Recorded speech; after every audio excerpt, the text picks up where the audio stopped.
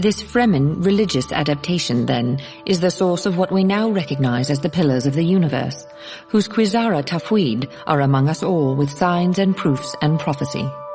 They bring us the Arakeen mystical fusion, whose profound beauty is typified by the stirring music built on the old forms, but stamped with the new awakening. Who has not heard and been deeply moved by the old man's hymn? I drove my feet through a desert, whose mirage fluttered like a host. Voracious for glory, greedy for danger, I roamed the horizons of Al-Kulab, watching time-level mountains in its search and its hunger for me. And I saw the sparrows swiftly approach, bolder than the onrushing wolf. They spread in the tree of my youth. I heard the flock in my branches, and was caught on their beaks and claws. From Arrakis Awakening by the Princess Irulan. The man crawled across a dune top. He was a mote caught in the glare of the noon sun. He was dressed only in torn remnants of a jubba cloak, his skin bare to the heat through the tatters. The hood had been ripped from the cloak, but the man had fashioned a turban from a torn strip of cloth. Wisps of sandy hair protruded from it, matched by a sparse beard and thick brows. Beneath the blue-within-blue eyes, remains of a dark stain spread down to his cheeks. A matted depression across moustache and beard showed where a still-suit tube had marked out its path from nose to catch pockets. The man stopped half across the dune crest, arms stretched down the slip face. Blood had clotted on his back and on his arms and legs. Patches of yellow-grey sand clung to the wounds. Slowly he brought his hands under him, pushed himself to his feet, stood there swaying. And even in this almost random action, there remained a trace of once precise movement. I am Liet Kynes. I am His Imperial Majesty's planetologist, planetary ecologist for Arrakis. I am steward of this land. He stumbled, fell sideways along the crusty surface of the windward face, his hands dug feebly into the sand. I am steward of this sand, he thought. He realized that he was semi-delirious, that he should dig himself into the sand, find the relatively cool underlayer and cover himself with it. But he could still smell the rank, semi-sweet esters of a pre-spice pocket somewhere underneath this sand. He knew the peril within this fact more certainly than any other Fremen. If he could smell the pre-spice mass, that meant the gases deep under the sand were nearing explosive pressure. He had to get away from here. His hands made weak, scrabbling motions along the dune face. A thought spread across his mind, clear, distinct. The real wealth of a planet is in its landscape, how we take part in that basic source of civilization, agriculture. And he thought how strange it was that the mind, long fixed on a single track, could not get off that track. The Harkonnen troopers had left him here without water or stillsuit, thinking a worm would get him if the desert didn't. They had thought it amusing to leave him alive, to die by inches at the impersonal hands of his planet. The Harkonnens always did find it difficult to kill Fremen, he thought. We won't die easily. I should be dead now. I will be dead soon. But I can't stop being an ecologist. The highest function of ecology is understanding consequences. The voice shocked him because he recognized it and knew the owner of it was dead. It was the voice of his father, who had been planetologist here before him, his father long dead, killed in the cave-in at Plaster Basin. Got yourself into quite a fix here, son. You should have known the consequences of trying to help the child of that duke. I'm delirious, Kynes thought.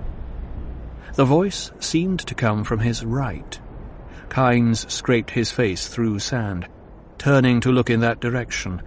Nothing except a curving stretch of dune dancing with heat devils in the full glare of the sun. The more life there is within a system, the more niches there are for life. The voice came now from his left, from behind him. Why does he keep moving around? Kynes asked himself. Doesn't he want me to see him? Life improves the capacity of the environment to sustain life. Life makes needed nutrients more readily available. It binds more energy into the system through the tremendous chemical interplay from organism to organism. Why does he keep harping on the same subject? Kynes asked himself. I knew that before I was 10. Desert hawks, carrion eaters in this land, as were most wild creatures, began to circle over him. Kynes saw a shadow pass near his hand, forced his head farther around to look upward. The birds were a blurred patch on silver-blue sky, distant flecks of soot floating above him. We are generalists. You can't draw neat lines around planet-wide problems. Planetology is a cut-and-fit science. What's he trying to tell me? Kynes wondered. Is there some consequence I failed to see? His cheek slumped back against the hot sand, and he smelled the burned rock odor beneath the pre-spice gases. From some corner of logic in his mind, a thought formed. Those are carrion-eater birds over me. Perhaps some of my Fremen will see them and come to investigate. To the working planetologist, his most important tool is human beings. You must cultivate ecological literacy among the people. That's why I've created this entirely new form of ecological notation. He's repeating things he said to me when I was a child, Kynes thought. He began to feel cool. But that corner of logic in his mind told him, the sun is overhead. You have no still suit, and you're hot. The sun is burning the moisture out of your body. His fingers clawed feebly at the sand. They couldn't even leave me a still suit. The presence of moisture in the air helps prevent too rapid evaporation from living bodies. Why does he keep repeating the obvious? Kynes wondered.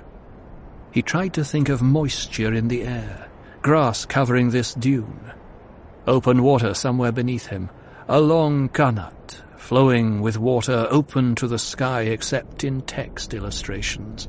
Open water, irrigation water. It took 5,000 cubic meters of water to irrigate 1 hectare of land per growing season, he remembered.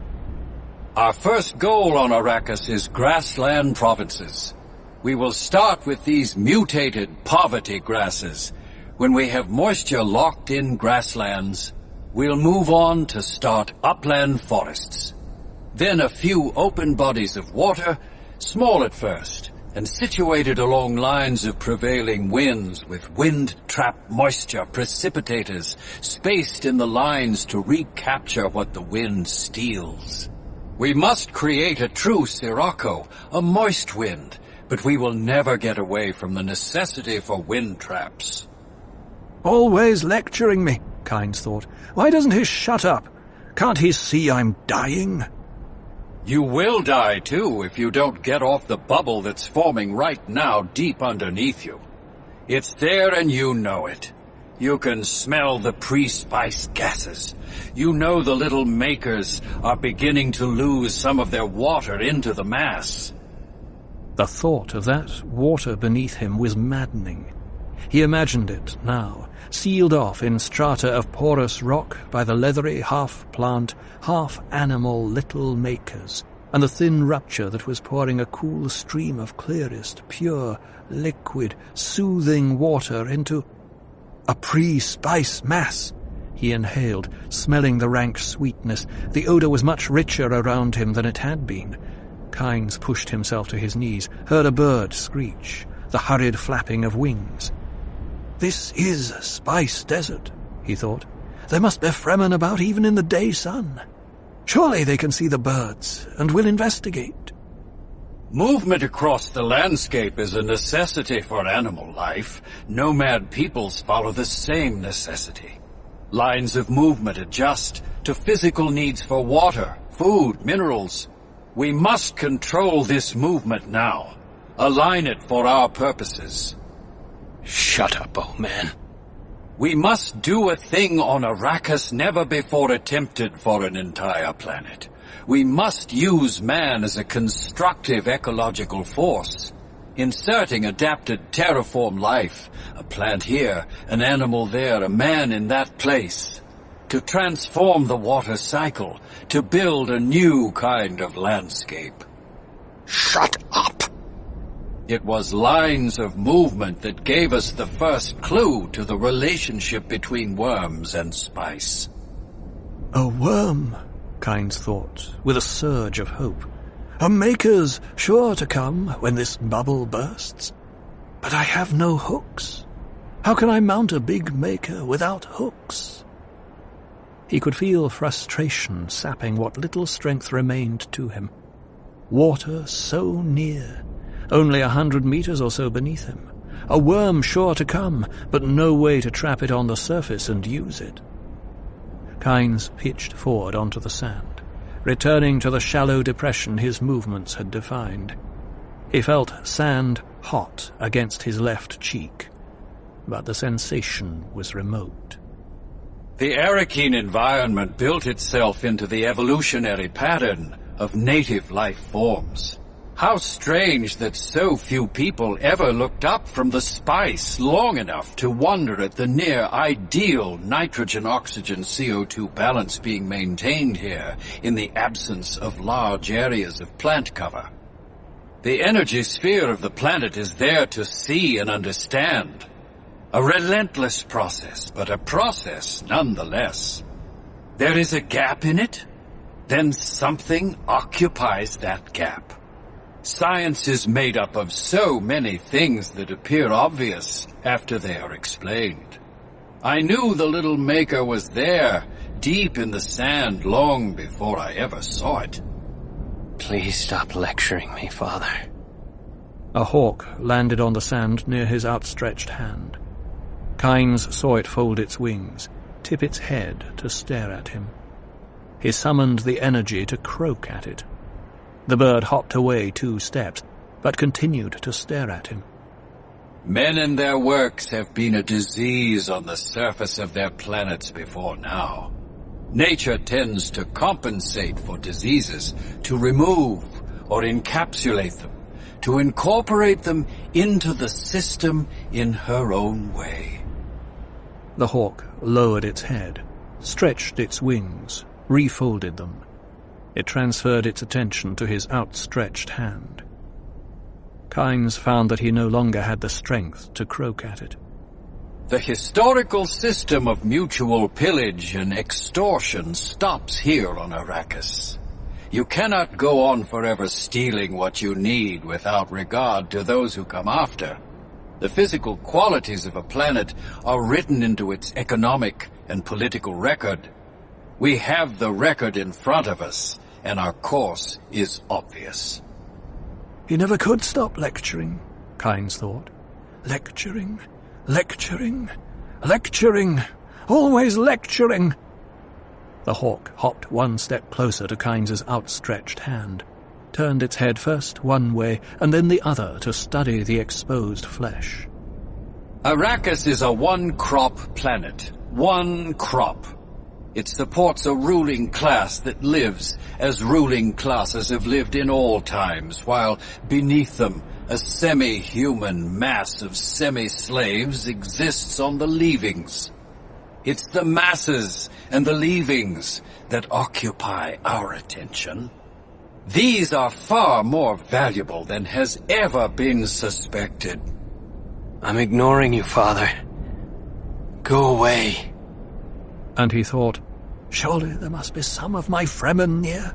They cannot help but see the birds over me. They will investigate, if only to see if there's moisture available. The masses of Arrakis will know that we work to make the land flow with water. Most of them, of course, will have only a semi-mystical understanding of how we intend to do this. Many, not understanding the prohibitive mass ratio problem, may even think we'll bring water from some other planet rich in it. Let them think anything they wish, as long as they believe in us. In a minute, I'll get up and tell him what I think of him, Kynes thought. Standing there lecturing me when he should be helping me. The bird took another hop closer to Kynes's outstretched hand. 2 more hawks drifted down to the sand behind it. Religion and law among our masses must be one and the same. An act of disobedience must be a sin and require religious penalties. This will have the dual benefit of bringing both greater obedience and greater bravery. We must depend not so much on the bravery of individuals, you see, as upon the bravery of a whole population. Where is my population now, when I need it most? Kynes thought. He summoned all his strength, moved his hand a finger's width toward the nearest hawk. It hopped backward among its companions, and all stood poised for flight. Our timetable will achieve the stature of a natural phenomenon. A planet's life is a vast, tightly interwoven fabric. Vegetation and animal changes will be determined, at first, by the raw physical forces we manipulate. As they establish themselves, though, our changes will become controlling influences in their own right, and we will have to deal with them, too. Keep in mind, though, that we need control only 3% of the energy's surface, only 3%, to tip the entire structure over into our self-sustaining system. Why aren't you helping me? Kynes wondered. Always the same. When I need you most, you fail me. He wanted to turn his head, to stare in the direction of his father's voice, stare the old man down. Muscles refused to answer his demand. Kynes saw the hawk move. It approached his hand, a cautious step at a time, while its companions waited in mock indifference. The hawk stopped only a hop away from his hand. A profound clarity filled Kynes's mind. He saw quite suddenly a potential for Arrakis that his father had never seen. The possibilities along that different path flooded through him. No more terrible disaster could befall your people than for them to fall into the hands of a hero. Reading my mind, Kynes thought. Well, let him. The messages already have been sent to my Sietch villages. Nothing can stop them. If the Duke's son is alive, they'll find him and protect him as I have commanded. They may discard the woman, his mother, but they'll save the boy. The hawk took one hop that brought it within slashing distance of his hand. It tipped its head to examine the supine flesh. Abruptly it straightened, stretched its head upward, and with a single screech leaped into the air and banked away overhead with its companions behind it. They've come, Kynes thought. My Fremen have found me. Then he heard the sand rumbling. Every Fremen knew the sound, could distinguish it immediately from the noises of worms or other desert life. Somewhere beneath him, the pre-spice mass had accumulated enough water and organic matter from the little makers, had reached the critical stage of wild growth. A gigantic bubble of carbon dioxide was forming deep in the sand, heaving upward in an enormous blow, with a dust whirlpool at its center. It would exchange what had been formed deep in the sand for whatever lay on the surface. The hawks circled overhead, screeching their frustration. They knew what was happening. Any desert creature would know. And I am a desert creature, Kynes thought. You see me, Father? I am a desert creature. He felt the bubble lift him, felt it break, and the dust whirlpool engulf him, dragging him down into cool darkness. For a moment the sensation of coolness and the moisture were blessed relief. Then, as his planet killed him, It occurred to Kynes that his father and all the other scientists were wrong, that the most persistent principles of the universe were accident and error. Even the hawks could appreciate these facts. Prophecy and prescience. How can they be put to the test in the face of the unanswered question? Consider, how much is actual prediction of the waveform, as Muad'Dib referred to his vision image, and how much is the prophet shaping the future to fit the prophecy? What of the harmonics inherent in the act of prophecy? Does the prophet see the future, or does he see a line of weakness, a fault, or cleavage that he may shatter with words or decisions, as a diamond cutter shatters his gem with the blow of a knife? Private Reflections on Muad'Dib by the Princess Irulan. "Get their water," the man calling out of the night had said, and Paul fought down his fear, glanced at his mother. His trained eyes saw her readiness for battle, the waiting whip-snap of her muscles. "It would be regrettable should we have to destroy you out of hand," the voice above them said. That's the one who spoke to us first, Jessica thought. There are at least two of them, one to our right and one on our left. "Signoro robosa sucaris in mange la chagavas, doi me camavas, na beslas lele padrobas." It was the man to their right, calling out across the basin. To Paul the words were gibberish, but out of her Bene Gesserit training Jessica recognized the speech. It was Chekhovsa, one of the ancient hunting languages, and the man above them was saying that perhaps these were the strangers they sought. In the sudden silence that followed the calling voice, the hoop-wheel face of the second moon, faintly ivory blue, rolled over the rocks across the basin, bright and peering. Scrambling sounds came from the rocks, above and to both sides, dark motions in the moonlight. Many figures flowed through the shadows. A whole troop, Paul thought with a sudden pang. A tall man in a mottled burnous stepped in front of Jessica. His mouth baffle was thrown aside for clear speech, revealing a heavy beard in the side light of the moon, but face and eyes were hidden in the overhang of his hood. "What have we here? Jinn or human?" he asked. When Jessica heard the true banter in his voice, she allowed herself a faint hope. This was the voice of command, the voice that had first shocked them with its intrusion from the night. "Human, I warrant," the man said. Jessica sensed rather than saw the knife hidden in a fold of the man's robe. She permitted herself one bitter regret that she and Paul had no shields. "Do you also speak?" the man asked. Jessica put all the royal arrogance at her command into her manner and voice. Reply was urgent, but she had not heard enough of this man to be certain she had a register on his culture and weaknesses. "Who comes on us like criminals out of the night?" she demanded. The burnous hooded head showed tension in a sudden twist, then slow relaxation that revealed much. The man had good control. Paul shifted away from his mother to separate them as targets and give each of them a clearer arena of action. The hooded head turned at Paul's movement, opening a wedge of face to moonlight. Jessica saw a sharp nose, one glinting eye, dark, so dark the eye, without any white in it, a heavy brown and upturned mustache. "A likely cub," the man said. "If you're fugitives from the Harkonnens, it may be your welcome among us. What is it, boy?" The possibilities flashed through Paul's mind. A trick? A fact? Immediate decision was needed.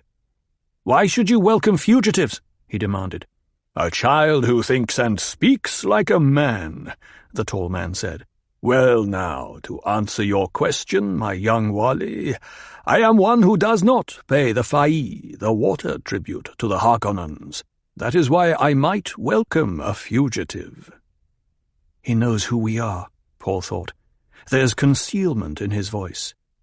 "I am Stilgar, the Fremen," the tall man said.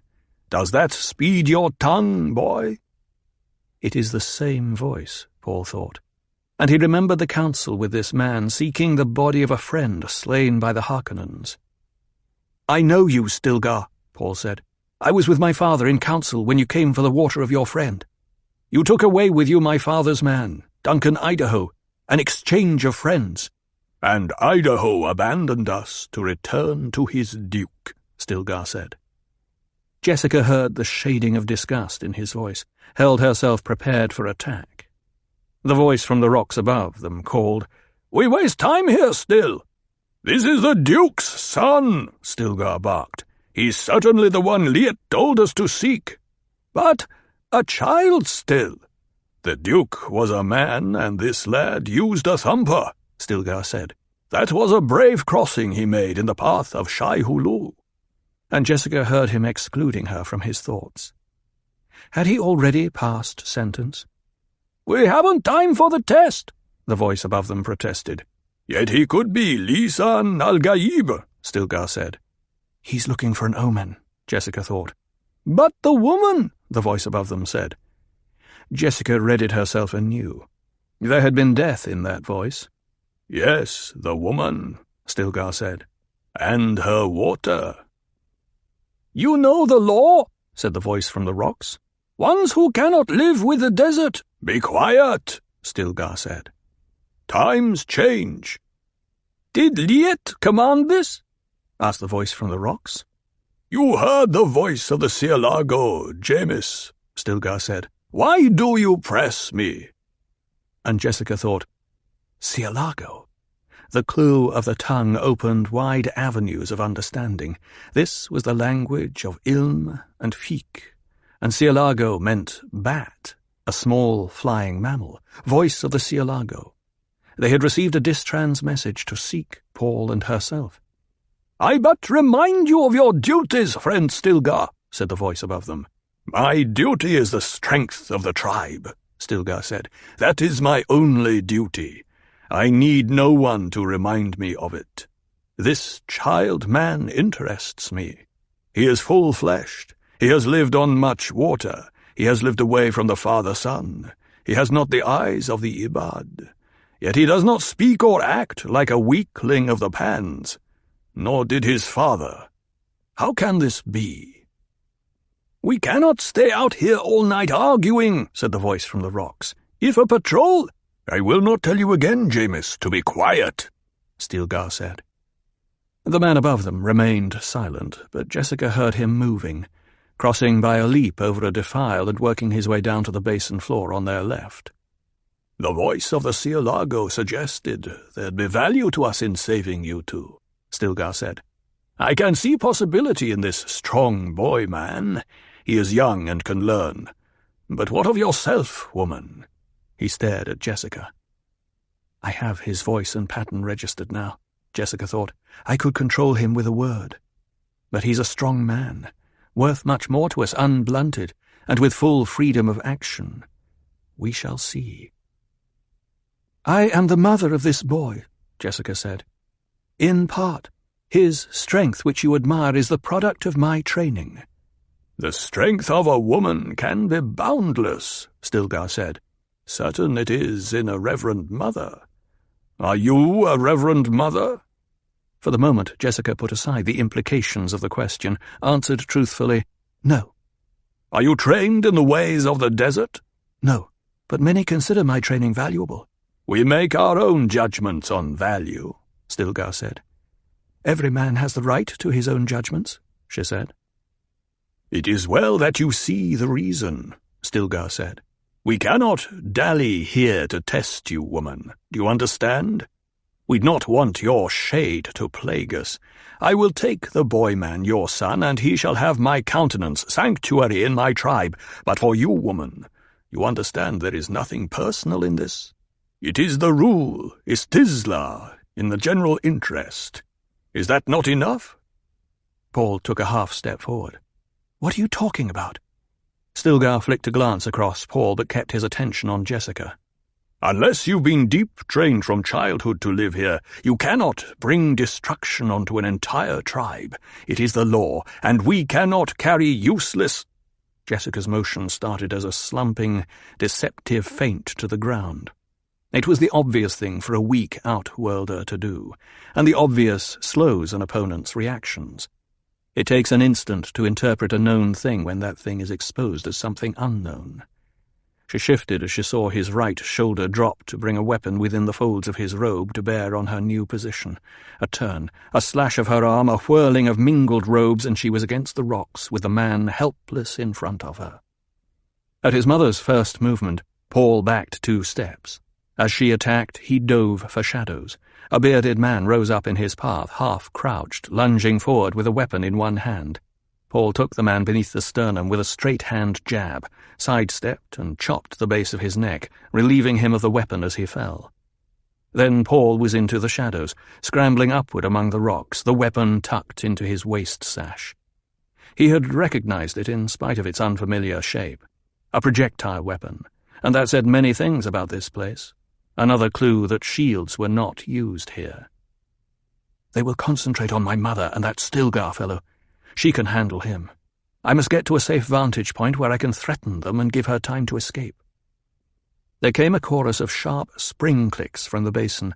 Projectiles whined off the rocks around him. One of them flicked his robe. He squeezed around a corner in the rocks, found himself in a narrow vertical crack, began inching upward, his back against one side, his feet against the other, slowly, as silently as he could. The roar of Stilgar's voice echoed up to him. "Get back, you worm-headed lice! She'll break my neck if you come near!" A voice out of the basin said, "The boy got away still. What are we—" "Of course he got away, you sand-brained— Ugh! Easy, woman!" "Tell them to stop hunting my son," Jessica said. "They've stopped, woman. He got away as you intended him to. Great gods below, why didn't you say you were a weirding woman and a fighter?" "Tell your men to fall back," Jessica said. "Tell them to go out into the basin where I can see them, and you'd better believe that I know how many of them there are." And she thought, this is the delicate moment. But if this man is as sharp-minded as I think him, we have a chance. Paul inched his way upward, found a narrow ledge on which he could rest, and looked down into the basin. Stilgar's voice came up to him. "And if I refuse, how can you— Leave be, woman! We mean no harm to you. Now, great gods, if you can do this to the strongest of us, you're worth 10 times your weight of water." Now the test of reason, Jessica thought. She said, "You ask after the Lisan al-Gaib." "You could be the folk of the legend," he said, "but I'll believe that when it's been tested. All I know now is that you came here with that stupid duke who— Aye, woman! I care not if you kill me. He was honourable and brave, but it was stupid to put himself in the way of the Harkonnen fist." Silence. Presently Jessica said, "He had no choice. But we'll not argue it. Now, tell that man of yours behind the bush over there to stop trying to bring his weapon to bear on me, or I'll rid the universe of you and take him next." "You there!" Stilgar roared. "Do as she says!" "But still, do as she says, you worm-faced, crawling, sand-brained piece of lizard turd! Do it, or I'll help her dismember you. Can't you see the worth of this woman?" The man at the bush straightened from his partial concealment, lowered his weapon. "He has obeyed," Stilgar said. "Now," Jessica said, "explain clearly to your people what it is you wish of me. I want no young hothead to make a foolish mistake." "When we slip into the villages and towns, we must mask our origin, blend with the Pan and Graben folk," Stilgar said. "We carry no weapons, for the crysknife is sacred. But you, woman, you have the weirding ability of battle. We'd only heard of it, and many doubted, but one cannot doubt what he sees with his own eyes. You mastered an armed Fremen. This is a weapon no search could expose." There was a stirring in the basin as Stilgar's words sank home. "And if I agree to teach you the weirding way?" "My countenance for you, as well as your son." "How can we be sure of the truth in your promise?" Stilgar's voice lost some of its subtle undertone of reasoning, took on an edge of bitterness. "Out here, woman, we carry no paper for contracts. We make no evening promises to be broken at dawn. When a man says a thing, that's the contract. As leader of my people, I've put them in bond to my word. Teach us this weirding way, and you have sanctuary with us as long as you wish. Your water shall mingle with our water." "Can you speak for all Fremen?" Jessica asked. "In time that may be, but only my brother Liet speaks for all Fremen. Here I promise only secrecy. My people will not speak of you to any other Sietch. The Harkonnens have returned to Dune in force, and your duke is dead. It is said that you two died in a mother storm. The hunter does not seek dead game." "There's a safety in that," Jessica thought. "But these people have good communications, and a message could be sent." "I presume there was a reward offered for us," she said. Stilgar remained silent, and she could almost see the thoughts turning over in his head, sensing the shifts of his muscles beneath her hands. Presently he said, "I will say it once more. I've given the tribe's word bond. My people know your worth to us now. What could the Harkonnens give us? Our freedom? Ha! No, you are the Tok'wa, that which buys us more than all the spice in the Harkonnen coffers." "Then I shall teach you my way of battle," Jessica said, and she sensed the unconscious, ritual intensity of her own words. "Now, will you release me?" "So be it," Jessica said. She released her hold on him, stepped aside in full view of the bank in the basin. "This is the test, Mashed," she thought. "But Paul must know about them, even if I die for his knowledge." In the waiting silence, Paul inched forward to get a better view of where his mother stood. As he moved, he heard heavy breathing suddenly stilled above him in the vertical crack of the rock, and sensed a faint shadow there outlined against the stars. Stilgar's voice came up from the basin. "You up there! Stop hunting the boy! He'll come down presently." The voice of a young boy or a girl sounded from the darkness above Paul. "But still, he can't be far from—" "I said leave him be, Cheney! You spawn of a lizard!" There came a whispered imprecation from above Paul and a low voice. "Call me spawn of a lizard!" But the shadow pulled back out of view. Paul returned his attention to the basin, picking out the grey-shadowed movement of Stilgar beside his mother. "Come in, all of you," Stilgar called. He turned to Jessica. "And now I'll ask you how we may be certain you'll fulfill your half of our bargain. You're the ones lived with papers and empty contracts and such as—" "We of the Bene Gesserit don't break our vows any more than you do," Jessica said. There was a protracted silence, then a multiple hissing of voices. "A Bene Gesserit witch!" Paul brought his captured weapon from his sash, trained it on the dark figure of Stilgar, but the man and his companions remained immobile, staring at Jessica. "It is the legend," someone said. "It was said that the Shadout Mapes gave this report on you," Stilgar said. "But a thing so important must be tested. If you are the Bene Gesserit of the legend whose son will lead us to paradise—" He shrugged. Jessica sighed, thinking, so our Missionaria Protectiva even planted religious safety valves all through this hellhole. Ah well, it'll help, and that's what it was meant to do. She said, "The Seeress who brought you the legend, she gave it under the binding of Karama and Ijaz, the miracle and the inimitability of the prophecy. This I know. Do you wish a sign?" His nostrils flared in the moonlight. "We cannot tarry for the rites," he whispered. Jessica recalled a chart Kynes had shown her while arranging emergency escape routes. How long ago it seemed.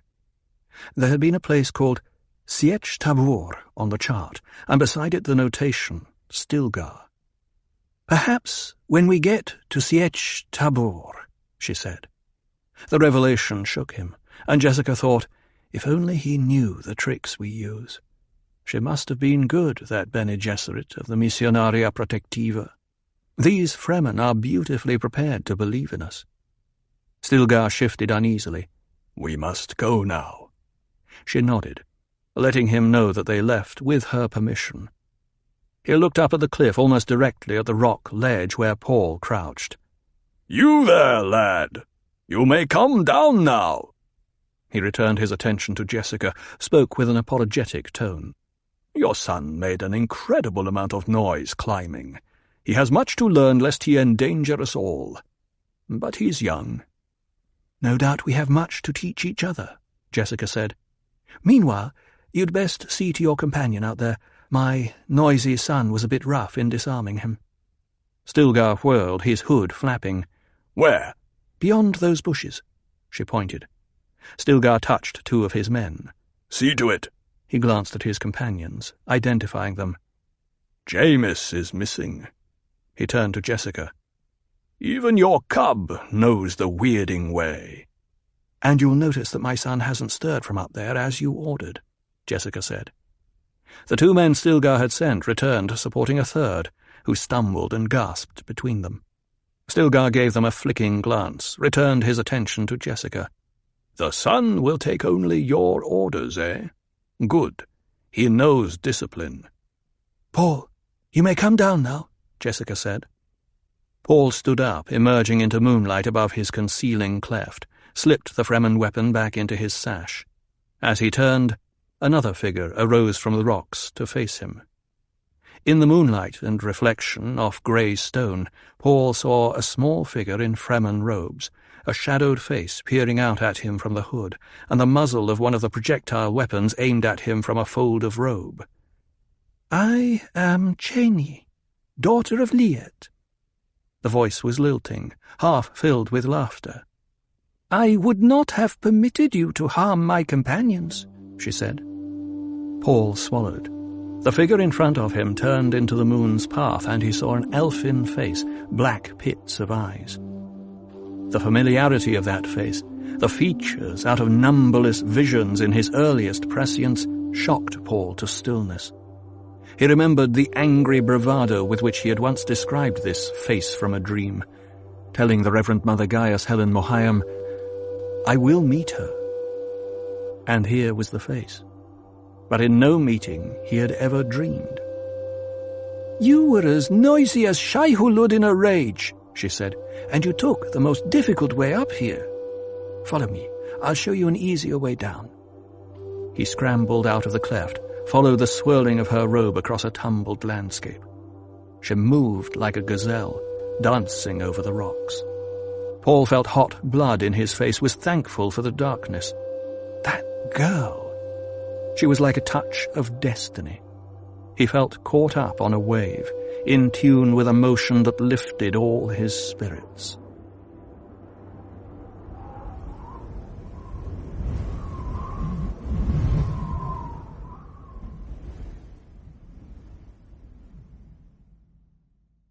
They stood presently amidst the Fremen on the basin floor.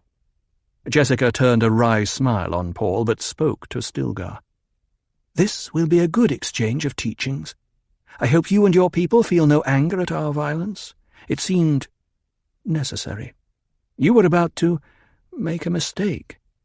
"To save one from a mistake is a gift of paradise," Stilgar said. He touched his lips with his left hand, lifted the weapon from Paul's waist with the other, tossed it to a companion. "You will have your own Mauler pistol, lad, when you've earned it."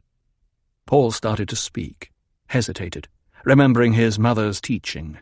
Beginnings are such delicate times. "My son has what weapons he needs," Jessica said. She stared at Stilgar, forcing him to think of how Paul had acquired the pistol. Stilgar glanced at the man Paul had subdued, Jamis. The man stood at one side, head lowered, breathing heavily. "You are a difficult woman," Stilgar said.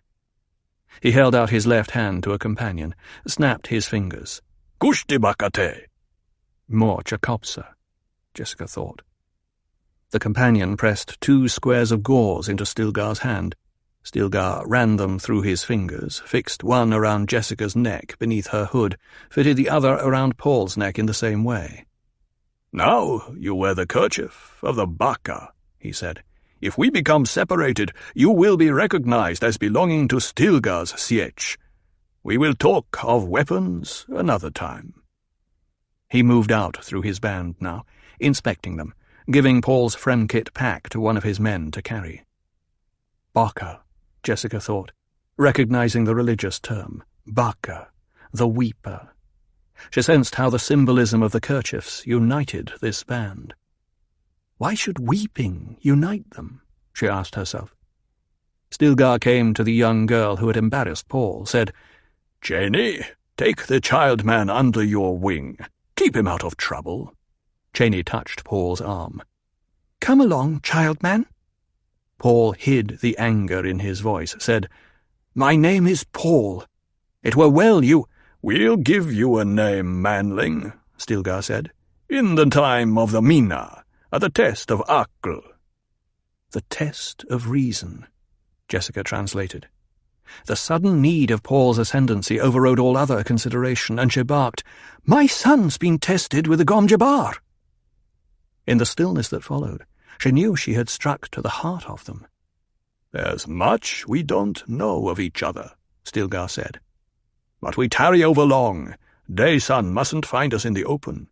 He crossed to the man Paul had struck down, said, "Jemis, can you travel?" A grunt answered him. "Surprised me he did. 'Twas an accident. I can travel." "No accident," Stilgar said. "I'll hold you responsible with Cheney for the lad's safety, Jemis. These people have my countenance." Jessica stared at the man Jemis. His was the voice that had argued with Stilgar from the rocks. His was the voice with death in it. And Stilgar had seen fit to reinforce his order with this Jemis. Stilgar flicked a testing glance across the group, motioned two men out. "Lerus and Farouk, you are to hide our tracks. See that we leave no trace. Extra care. We have two with us who've not been trained." He turned, hand upheld, and aimed across the basin. "In squad line with flankers. Move out. We must be at Cave of the Ridges before dawn." Jessica fell into step beside Stilgar, counting heads. There were 40 Fremen. She and Paul made it 42, and she thought, they travel as a military company. Even the girl, Cheney. Paul took a place in the line behind Cheney. He had put down the black feeling at being caught by the girl. In his mind now was the memory called up by his mother's barked reminder, "My son's been tested with a Gom Jabbar." He found that his hand tingled with remembered pain. "Watch where you go," Cheney hissed. "Do not brush against a bush, lest you leave a thread to show our passage." Paul swallowed, nodded. Jessica listened to the sounds of the troop, hearing her own footsteps and Paul's, marvelling at the way the Fremen moved.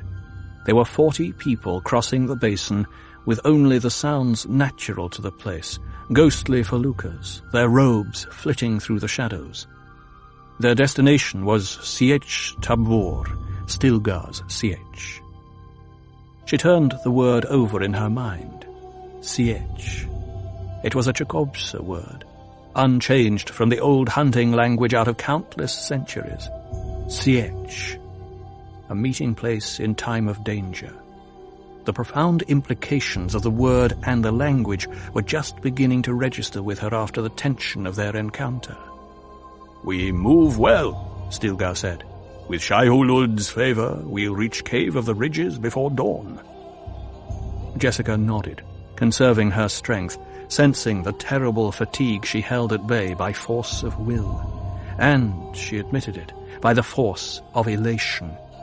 Her mind focused on the value of this troop, seeing what was revealed here about the Fremen culture. All of them, she thought, an entire culture trained to military order. What a priceless thing is here for an outcast duke. The Fremen were supreme in that quality the ancients called Spolensbogen, which is the self-imposed delay between desire for a thing and the act of reaching out to grasp that thing. From the wisdom of Muad'Dib by the Princess Irulan. They approached Cave of the Ridges at dawnbreak, moving through a split in the basin wall so narrow they had to turn sideways to negotiate it. Jessica saw Stilgar detach guards in the thin dawnlight, saw them for a moment as they began their scrambling climb up the cliff. Paul turned his head upward as he walked, seeing the tapestry of this planet cut in cross-section with a narrow cleft gaped toward grey-blue sky. Cheney pulled at his rope to hurry him, said, "Quickly, it is already light." "The men who climbed above us, where are they going?" Paul whispered. "The first day watch," she said. "Hurry now." A guard left outside, Paul thought. Wise. But it would have been wiser still for us to approach this place in separate bands, less chance of losing the whole troop. He paused in the thought, realizing that this was guerrilla thinking, and he remembered his father's fear that the Atreides might become a guerrilla house. "Faster," Cheney whispered. Paul sped his steps, heard the swish of robes behind, and he thought of the words of the Sirat from Yui's tiny OC Bible. "Paradise on my right, hell on my left, and the angel of death behind." He rolled the quotation in his mind. They rounded a corner where the passage widened. Stilgar stood at one side, motioning them into a low hole that opened at right angles. "Quickly," he hissed. "We're like rabbits in a cage if a patrol catches us here." Paul bent for the opening, followed Cheney into a cave illuminated by thin grey light from somewhere ahead. "You can stand up," she said. He straightened, studied the place. A deep and wide area with domed ceiling that curved away just out of a man's hand reach. The troop spread out through shadows. Paul saw his mother come up on one side, saw her examine their companions, and he noted how she failed to blend with the Fremen even though her garb was identical. The way she moved, such a sense of power and grace. "Find a place to rest and stay out of the way, child man," Cheney said. "Here's food." She pressed 2 leaf-wrapped morsels into his hand. They reeked of spice. Stilgar came up behind Jessica, called an order to a group on the left. "Get the door seal in place and see to moisture security." He turned to another Fremen. "Lemil, get glow globes." He took Jessica's arm. "I wish to show you something, weirding woman." He led her around a curve of rock toward the light source. Jessica found herself looking out across the wide lip of another opening to the cave, an opening high in a cliff wall looking out across another basin about 10 or 12 kilometers wide. The basin was shielded by high rock walls. Sparse clumps of plant growth were scattered around it.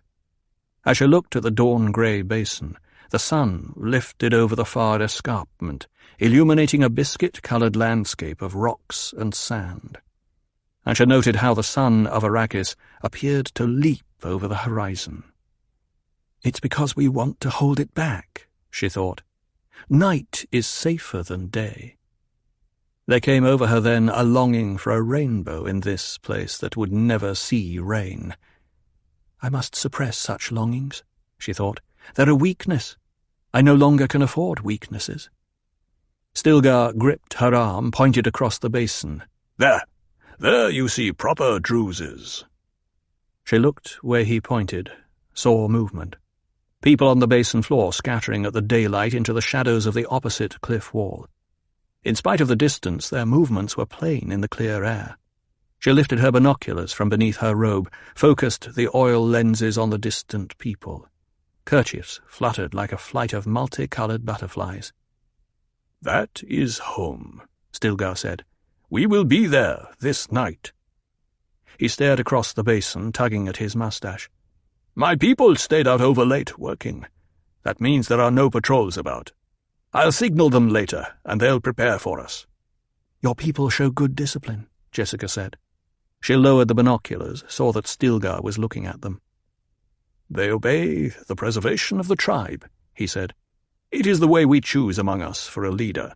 The leader is the one who is strongest, the one who brings water and security." He lifted his attention to her face. She returned his stare, noted the whiteless eyes, the stained eye pits, the dust-rimmed beard and mustache, the line of the catch tube curving down from his nostrils into his stillsuit. "Have I compromised your leadership by besting you, Stilgar?" she asked. "You did not call me out," he said. "It's important that the leader keep the respect of his troop," she said. "Isn't a one of those sand lice I cannot handle," Stilgar said. When you bested me, you bested us all. Now they hope to learn from you the weirding way, and some are curious to see if you intend to call me out." She weighed the implications. "By besting you in formal battle?" He nodded. "I'd advise you against this, because they'd not follow you. You're not of the sand. They saw this in our night's passage." "Practical people," she said. "True enough." He glanced at the basin. "We know our needs, but not many are thinking deep thoughts now, this close to home. We've been out overlong arranging to deliver our spice quota to the free traders for the cursed guild. May their faces be forever black." Jessica stopped in the act of turning away from him, looked back up into his face. "The guild? What has the guild to do with your spice?" "It's Liet's command," Stilgar said. "We know the reason, but the taste of it sours us. We bribe the guild with a monstrous payment in spice to keep our skies clear of satellites and such, that none may spy what we do to the face of Arrakis." She weighed out her words, remembering that Paul had said this must be the reason Arrakeen skies were clear of satellites. "And what is it you do to the face of Arrakis that must not be seen?" "We change it. Slowly, but with certainty, to make it fit for human life. Our generation will not see it, nor our children, nor our children's children, nor the grandchildren of their children, but it will come." He stared with veiled eyes out over the basin. "Open water, and tall green plants, and people walking freely without stillsuits." "So that's the dream of this Liet Kynes," she thought. And she said, "Bribes are dangerous. They have a way of growing larger and larger." "They grow," he said, "but the slow way is the safe way." Jessica turned, looked out over the basin, trying to see it the way Stilgar was seeing it in his imagination. She saw only the greyed mustard stain of distant rocks, and a sudden hazy motion in the sky above the cliffs. "Ah," Stilgar said. She thought at first it must be a patrol vehicle, then realized it was a mirage, another landscape hovering over the desert, sand and a distant wavering of greenery, and in the middle distance a long worm travelling the surface with what looked like Fremen robes fluttering on its back. The mirage faded. "It would be better to ride," Stilgar said, "but we cannot permit a maker into this basin. Thus we must walk again tonight." Maker, their word for worm, she thought. She measured the import of his words, the statement that they could not permit a worm into this basin. She knew what she had seen in the mirage, Fremen riding on the back of a giant worm. It took heavy control not to betray her shock at the implications. "We must be getting back to the others," Stilgar said, "else my people may suspect I dally with you. Some already are jealous that my hands tasted your loveliness when we struggled last night in Turno Basin." "That will be enough of that," Jessica snapped. "No offence," Stilgar said, and his voice was mild. "Women among us are not taken against their will. And with you," he shrugged, "even that convention isn't required." "You will keep in mind that I was a duke's lady," she said, but her voice was calmer. "As you wish," he said. "It's time to seal off this opening, to permit relaxation of still-suit discipline. My people need to rest in comfort this day. Their families will give them little rest on the morrow." Silence fell between them. Jessica stared out into the sunlight. She had heard what she had heard in Stilgar's voice, the unspoken offer of more than his countenance. Did he need a wife? She realized she could step into that place with him. It would be one way to end conflict over tribal leadership, female properly aligned with male. But what of Paul, then? Who could tell yet what rules of parenthood prevailed here? And what of the unborn daughter she had carried these few weeks? What of a dead duke's daughter? And she permitted herself to face fully the significance of this other child growing within her, to see her own motives in permitting the conception. She knew what it was, She had succumbed to that profound drive shared by all creatures who are faced with death, the drive to seek immortality through progeny. The fertility drive of the species had overpowered them. Jessica glanced at Stilgar, saw that he was studying her, waiting. A daughter born here to a woman wed to such a one as this man. What would be the fate of such a daughter? She asked herself. Would he try to limit the necessities that a Bene Gesserit must follow? Stilgar cleared his throat and revealed then that he understood some of the questions in her mind. What is important for a leader is that which makes him a leader. It is the needs of his people. If you teach me your powers, there may come a day when one of us must challenge the other. I would prefer some alternative. There are several alternatives? She asked. The Sayadina, he said. Our Reverend Mother is old. Their Reverend Mother? Before she could probe this, he said, I do not necessarily offer myself as mate. This is nothing personal, for you are beautiful and desirable. But should you become one of my women, that might lead some of my young men to believe that I'm too much concerned with pleasures of the flesh and not enough concerned with the tribe's needs. Even now they listen to us and watch us. A man who weighs his decisions, who thinks of consequences, she thought. There are those among my young men who have reached the age of wild spirits, he said. They must be eased through this period. I must leave no great reasons around for them to challenge me, because I would have to maim and kill among them. This is not the proper course for a leader if it can be avoided with honor. A leader, you see, is one of the things that distinguishes a mob from a people. He maintains the level of individuals. Too few individuals, and a people reverts to a mob. His words, the depth of their awareness, the fact that he spoke as much to her as to those who secretly listened, forced her to re-evaluate him. He has stature, she thought. Where did he learn such inner balance? The law that demands our form of choosing a leader is a just law, Stilgar said, but it does not follow that justice is always the thing a people needs. What we truly need now is time to grow and prosper, to spread our force over more land. What is his ancestry? She wondered. Whence comes such breeding? She said, Stilgar, I underestimated you. Such was my suspicion, he said. Each of us apparently underestimated the other, she said. I should like an end to this, he said. I should like friendship with you, and trust. I should like that respect for each other which grows in the breast without demand for the huddlings of sex. I understand, she said. Do you trust me? I hear your sincerity. Among us, he said, the Sayadina, when they are not the formal leaders, hold a special place of honor. They teach, they maintain the strength of God here. He touched his breast. Now I must probe this Reverend Mother mystery, she thought.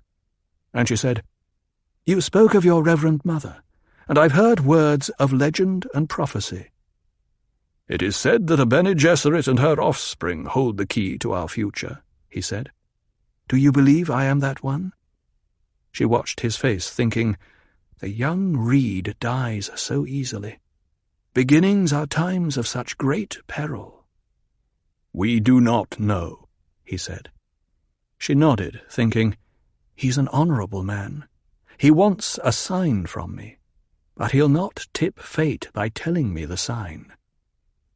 Jessica turned her head, stared down into the basin at the golden shadows, the purple shadows, the vibrations of dust-mote air across the lip of their cave. Her mind was filled suddenly with feline prudence. She knew the cant of the Missionaria Protectiva, knew how to adapt the techniques of legend and fear and hope to her emergency needs, but she sensed wild changes here, as though someone had been in among these Fremen and capitalized on the Missionaria Protectiva's imprint. Stilgar cleared his throat. She sensed his impatience, knew that the day moved ahead and men waited to seal off this opening. This was a time for boldness on her part. And she realized what she needed, some Dar al-Hikman, Some school of translation that would give her adab, she whispered. Her mind felt as though it had rolled over within her. She recognized the sensation with a quickening of pulse. Nothing in all the Bene Gesserit training carried such a signal of recognition. It could be only the adab, the demanding memory that comes upon you of itself. She gave herself up to it, allowing the words to flow from her. Ibn Kertaiba, she said, as far as the spoil where the dust ends. She reached out an arm from her robe, seeing Stilgar's eyes go wide. She heard a rustling of many robes in the background. I see a Fremen with a book of examples, she intoned. He reads to Alat, the son whom he defied and subjugated. He reads to the Sadus of the trial, and this is what he reads. Mine enemies are like green blades eaten down, that did stand in the path of the tempest. Hast thou not seen what our Lord did? He sent the pestilence among them that did lay schemes against us. They are like birds scattered by the huntsman. Their schemes are like pellets of poison that every mouth rejects. A trembling passed through her. She dropped her arm. Back to her from the inner cave's shadows came a whispered response of many voices. Their works have been overturned. The fire of God mount over thy heart, she said, and she thought, now it goes in the proper channel. The fire of God set alight, came the response. She nodded. Thine enemies shall fall, she said. Bilal Kaifa, they answered. In the sudden hush, Stilgar bowed to her. Sayadina, he said, if the Shai Hulud grant, then you may yet pass within to become a reverend mother. Pass within, she thought. An odd way of putting it. But the rest of it fitted into the cant well enough. And she felt a cynical bitterness at what she had done. Our missionaria protectiva seldom fails. A place was prepared for us in this wilderness. The prayer of the Salat has carved out our hiding place. Now I must play the part of Alia, the friend of God. Sayadina to rogue peoples who've been so heavily imprinted with our Bene Gesserit soothsay, they even call their chief priestesses reverend mothers. Paul stood beside Cheney in the shadows of the inner cave. He could still taste the morsel she had fed him, bird flesh and grain bound with spice honey and encased in a leaf. In tasting it he had realized he never before had eaten such a concentration of spice essence, and there had been a moment of fear. He knew what this essence could do to him, the spice change that pushed his mind into prescient awareness. Bilal Kaifa, Cheney whispered. He looked at her, seeing the awe with which the Fremen appeared to accept his mother's words. Only the man called Jamis seemed to stand aloof from the ceremony, holding himself apart with arms folded across his breast. Dui yakain manje, Cheney whispered. Dui pumain manje. I have 2 eyes. I have 2 feet. And she stared at Paul with a look of wonder. Paul took a deep breath, trying to still the tempest within him. His mother's words had locked onto the working of the spice essence, and he had felt her voice rise and fall within him like the shadows of an open fire. Through it all he had sensed the edge of cynicism in her. He knew her so well. But nothing could stop this thing that had begun with a morsel of food. Terrible purpose. He sensed it, the race consciousness that he could not escape. There was the sharpened clarity, the inflow of data, the cold precision of his awareness. He sank to the floor, sitting with his back against rock, giving himself up to it. Awareness flowed into that timeless stratum where he could view time, sensing the available paths, the winds of the future, the winds of the past. The one-eyed vision of the past, the one-eyed vision of the present, and the one-eyed vision of the future, all combined in a trinocular vision that permitted him to see time become space. There was danger, he felt, of overrunning himself, and he had to hold on to his awareness of the present, sensing the blurred deflection of experience, the flowing moment, the continual solidification of that which is into the perpetual was. In grasping the present, he felt for the first time the massive steadiness of time's movement, everywhere complicated by shifting currents, waves, surges and counter-surges, like surf against rocky cliffs. It gave him a new understanding of his prescience, and he saw the source of blind time, the source of error in it, with an immediate sensation of fear. The prescience, he realized, was an illumination that incorporated the limits of what it revealed, at once a source of accuracy and meaningful error. A kind of Heisenberg indeterminacy intervened. The expenditure of energy that revealed what he saw changed what he saw. And what he saw was a time nexus within this cave, a boiling of possibilities focused here, wherein the most minute action, the wink of an eye, a careless word, a misplaced grain of sand, moved a gigantic lever across the known universe. He saw violence with the outcomes subject to so many variables that his slightest movement created vast shiftings in the pattern. The vision made him want to freeze into immobility, but this, too, was action with its consequences. The countless consequences lines fanned out from this cave, and along most of these consequence lines he saw his own dead body, with blood flowing from a gaping knife wound. My father, the Padishah Emperor, was 72, yet looked no more than 35 the year he encompassed the death of Duke Leto and gave Arrakis back to the Harkonnens. He seldom appeared in public wearing other than a Sardaukar uniform and a Berserk's black helmet with the imperial lion in gold upon its crest. The uniform was an open reminder of where his power lay. He was not always that blatant, though. When he wanted, he could radiate charm and sincerity. But I often wonder in these later days if anything about him was as it seemed. I think now he was a man fighting constantly to escape the bars of an invisible cage. You must remember that he was an emperor, fatherhead of a dynasty that reached back into the dimmest history. But we denied him a legal son. Was this not the most terrible defeat a ruler ever suffered? My mother obeyed her sister superiors, whether Lady Jessica disobeyed. Which of them was the stronger? History already has answered. In my father's house, by the Princess Irulan. Jessica awakened in cave darkness, sensing the stir of Fremen around her, smelling the acrid still-suit odor. Her inner time sense told her it would soon be night outside, but the cave remained in blackness, shielded from the desert by the plastic hoods that trapped their body moisture within this space.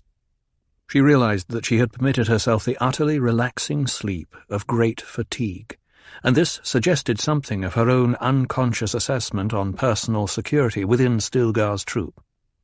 She turned in the hammock that had been fashioned of her robe, slipped her feet to the rock floor and into her desert boots. I must remember to fasten the boots slip fashion to help my still-suit's pumping action, she thought. There are so many things to remember. She could still taste their morning meal, the morsel of bird flesh and grain bound within a leaf with spice honey, and it came to her that the use of time was turned around here. Night was the day of activity, and day was the time of rest.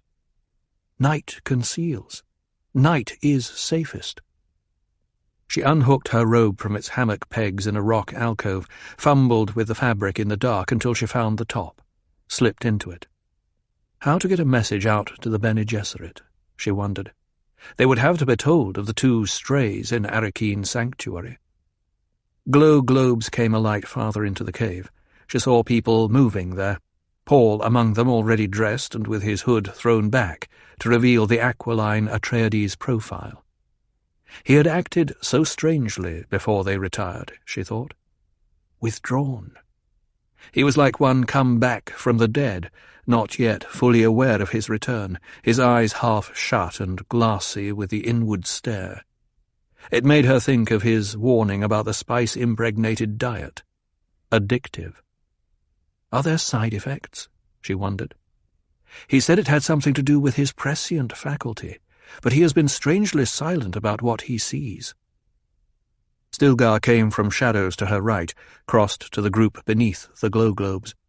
She marked how he fingered his beard, and the watchful, cat-stalking look of him. Abrupt fear shot through Jessica as her senses awakened to the tensions visible in the people gathered around Paul, the stiff movements, the ritual positions. "They have my countenance," Stilgar rumbled. Jessica recognized the man Stilgar confronted, Jameis. She saw then the rage in Jameis, the tight set of his shoulders. Jameis, the man Paul bested, she thought. "You know the rules, Stilgar," Jameis said. "Who knows it better?" Stilgar asked, and she heard the tone of placation in his voice, the attempt to smooth something over. "I choose the combat," Jameis growled. Jessica sped across the cave, grasped Stilgar's arm. "What is this?" she asked. "It's the Amtal rule," Stilgar said. "Jameis is demanding the right to test your part in the legend." "She must be championed," Jameis said. "If her champion wins, that's the truth in it. But it's said," he glanced across the press of people, "that she'd need no champion from the Fremen, which can mean only that she brings her own champion." He's talking of single combat with Paul, Jessica thought. She released Stilgar's arm, took a half-step forward. "I'm always my own champion," she said. "The meaning's simple enough for—" "You will not tell us our ways," Jameis snapped. "Not without more proof than I've seen. Stilgar could have told you what to say last morning. He could have filled your mind full of the coddle, and you could have bird-talked it to us, hoping to make a false way among us." I can take him, Jessica thought, but that might conflict with the way they interpret the legend. And again she wondered at the way the Missionaria Protectiva's work had been twisted on this planet. Stilgar looked at Jessica, spoke in a low voice, but one designed to carry to the crowd's fringe. "Jameis is one to hold a grudge, Sayadina. Your son bested him, and—" "It was an accident," Jameis roared. "There was rich force at Tuono Basin, and I'll prove it now." "And I've bested him myself," Stilgar continued. "He seeks by this Tahadi challenge to get back at me as well. There's too much of violence in Jameis for him ever to make a good leader. Too much Goffler, the distraction. He gives his mouth to the rules and his heart to the Safa, the turning away. No, he could never make a good leader. I've preserved him this long because he's useful in a fight as such, but when he gets this carving anger on him, he's dangerous to his own society." "Stilgar," Jameis rumbled. And Jessica saw what Stilgar was doing, trying to enrage Jameis, to take the challenge away from Paul. Stilgar faced Jameis, and again Jessica heard the soothing in the rumbling voice. "Jameis, he's but a boy. He's—" "You named him a man," Jameis said. "His mother says he's been through the Gom Jabbar. He's full-fleshed and with a surfeit of water. The ones who carried their pack say there's litre-johns of water in it. Litre-johns, and us sipping our catch-pockets the instant they show dew sparkle." Stilgar glanced at Jessica. "Is this true? Is there water in your pack?" "Yes." "Litre-johns of it?" 2 litre-johns. "What was intended with this wealth?" "Wealth?" she thought. She shook her head, feeling the coldness in his voice. "Where I was born, water fell from the sky and ran over the land in wide rivers," she said. "There were oceans of it so broad you could not see the other shore. I've not been trained to your water discipline. I've never before had to think of it this way." A sighing gasp arose from the people around them. "Water fell from the sky? It ran over the land?" "Did you know there are those among us who've lost from their catch-pockets by accident, and will be in sore trouble before we reach Tabor this night?" "How could I know?" Jessica shook her head. "If they're in need, give them water from our pack." "Is that what you intended with this wealth?" "I intended it to save life," she said. "Then we accept your blessing, Sayadina." "You'll not buy us off with water," Jamis growled. "Nor will you anger me against yourself, Stilgar. I see you trying to make me call you out before I've proved my words." Stilgar faced Jamis. "Are you determined to press this fight against a child, Jamis?" His voice was low, venomous. "She must be championed, even though she has my countenance.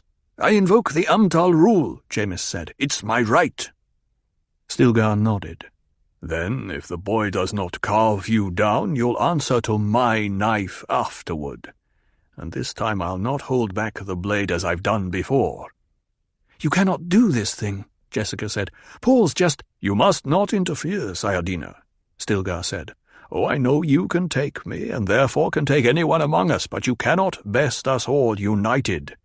This must be. It is the Umtal rule." Jessica fell silent, staring at him in the green light of the glow globes, seeing the demoniacal stiffness that had taken over his expression. She shifted her attention to Jamis, saw the brooding look to his brows, and thought, "I should have seen that before. He broods. He's the silent kind, one who works himself up inside. I should have been prepared." "If you harm my son," she said, "you'll have me to meet. I call you out now. I'll carve you into a joint of—" "Mother," Paul stepped forward, touched her sleeve. "Perhaps if I explain to Jamis how—" "Explain?" Jamis sneered. Paul fell silent, staring at the man. He felt no fear of him. Jamis appeared clumsy in his movements, and he had fallen so easily in their night encounter on the sand. But Paul still felt the nexus boiling of this cave, still remembered the prescient visions of himself, dead under a knife. There had been so few avenues of escape for him in that vision. Stilgar said, "Sayadina, you must step back now, where—" "Stop calling her Sayadina," Jamis said. "That's yet to be proved. So she knows the prayer. What's that? Every child among us knows it." "He has talked enough," Jessica thought. "I've the key to him. I could immobilize him with a word." She hesitated. "But I cannot stop them all." "You will answer to me, then," Jessica said, and she pitched her voice in a twisting tone with a little whine in it and a catch at the end. Jamis stared at her, fright visible on his face. "I'll teach you the agony," she said in the same tone. "Remember that as you fight. You'll have agony such as will make the Gom Jabbar a happy memory by comparison. You will writhe with your entire—" "She tries a spell on me," Jamis gasped. He put his clenched right fist beside his ear. "I invoke the silence on her." "So be it then," Stilgar said. He cast a warning glance at Jessica. "If you speak again, Sayadina, we'll know it's your witchcraft, and you'll be forfeit." He nodded for her to step back. Jessica felt hands pulling her, helping her back, and she sensed they were not unkindly. She saw Paul being separated from the throng, the elfin-faced Cheney whispering in his ear as she nodded toward Jamis. A ring formed within the troop. More glow globes were brought, and all of them tuned to the yellow band. Jamis stepped into the ring, slipped out of his robe, and tossed it to someone in the crowd. He stood there in a cloudy, grey slickness of stillsuit that was patched and marked by tucks and gathers. For a moment he bent, with his mouth to his shoulder, drinking from a catch-pocket tube. Presently he straightened, peeled off, and detached the suit, handed it carefully into the crowd. He stood waiting, clad in loincloth and some tight fabric over his feet, a crysknife in his right hand.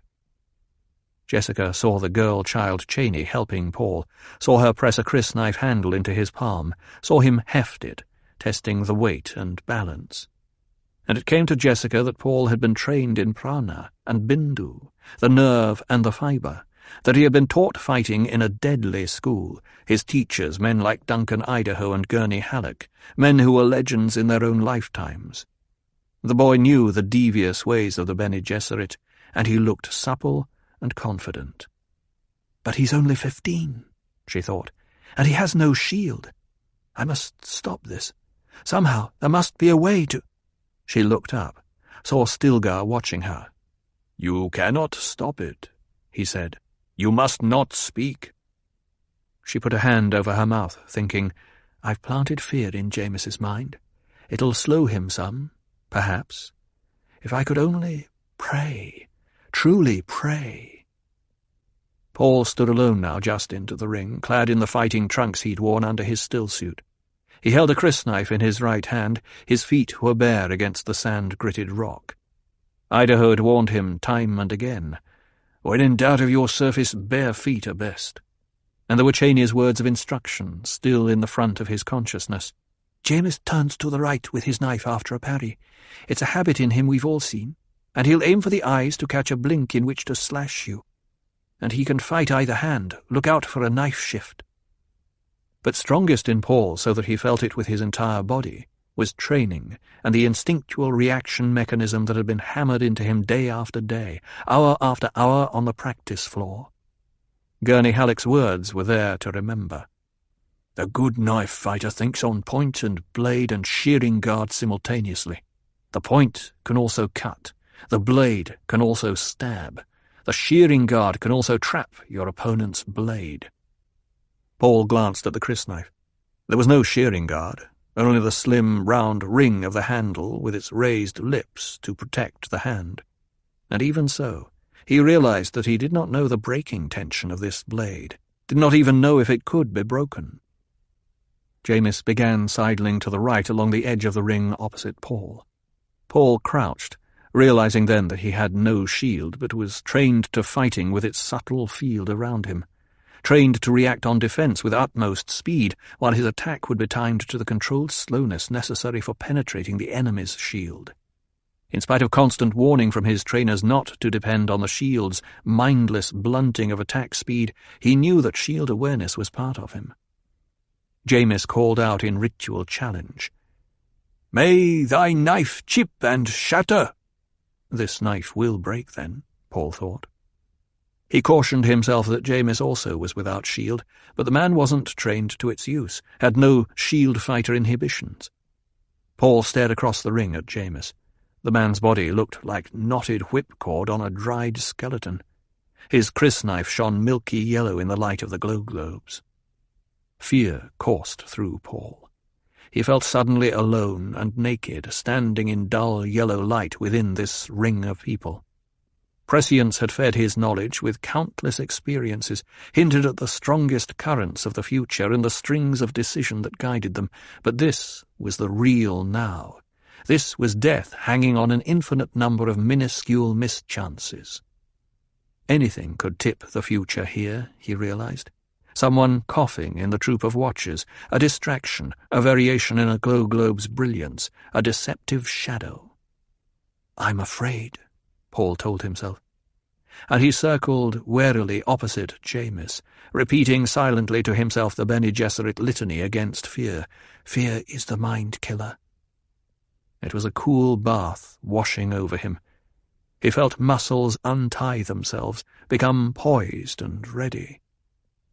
"I'll sheath my knife in your blood," Jameis snarled, and in the middle of the last word he pounced. Jessica saw the motion, stifled an outcry. Where the man struck there was only empty air, and Paul stood now behind Jameis with a clear shot at the exposed back. "Now, Paul, now!" Jessica screamed it in her mind. Paul's motion was slowly timed, beautifully fluid, but so slow it gave Jameis the margin to twist away, backing and turning to the right. Paul withdrew, crouching low. "First, you must find my blood," he said. Jessica recognized the shield-fighter timing in her son, and it came over her what a two-edged thing that was. The boy's reactions were those of youth, and trained to a peak these people had never seen. But the attack was trained too, and conditioned by the necessities of penetrating a shield barrier. A shield would repel too fast a blow, admit only the slowly deceptive counter. It needed control and trickery to get through a shield. Does Paul see it? She asked herself. He must. Again Jameis attacked, ink-dark eyes glaring, his body a yellow blur under the glow globes, and again Paul slipped away to return too slowly on the attack. And again. And again. Each time Paul's counterblow came an instant late. And Jessica saw a thing she hoped Jameis did not see. Paul's defensive reactions were blindingly fast, but they moved each time at the precisely correct angle they would take if a shield were helping deflect part of James's blow. "Is your son playing with that poor fool?" Stilgar asked. He waved her to silence before she could respond. "Sorry, you must remain silent." Now the two figures on the rock floor circled each other, James with knife hand held far forward and tipped up slightly, Paul crouched with knife held low. Again James pounced, and this time he twisted to the right, where Paul had been dodging. Instead of faking back and out, Paul met the man's knife hand on the point of his own blade. Then the boy was gone, twisting away to the left and thankful for Cheney's warning. James backed into the centre of the circle, rubbing his knife hand. Blood dripping from the injury for a moment, stopped. His eyes were wide and staring, two blue-black holes, studying Paul with a new wariness in the dull light of the glow globes. "Ah, that one hurt," Stilgar murmured. Paul crouched at the ready, and, as he had been trained to do after first blood, called out, "Do you yield?" "Ha!" James cried. An angry murmur arose from the troop. "Hold!" Stilgar called out. "The lad doesn't know our rule." Then, to Paul, "There can be no yielding in the Tahadi challenge. Death is the test of it." Jessica saw Paul swallow hard, and she thought, "He's never killed a man like this, in the hot blood of a knife fight. Can he do it?" Paul circled slowly right, forced by James's movement. The prescient knowledge of the time-boiling variables in this cave came back to plague him now. His new understanding told him there were too many swiftly compressed decisions in this fight for any clear channel ahead to show itself.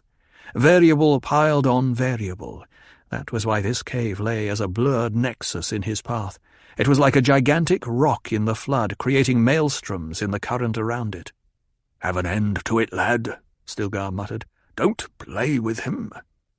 Paul crept farther into the ring, relying on his own edge in speed.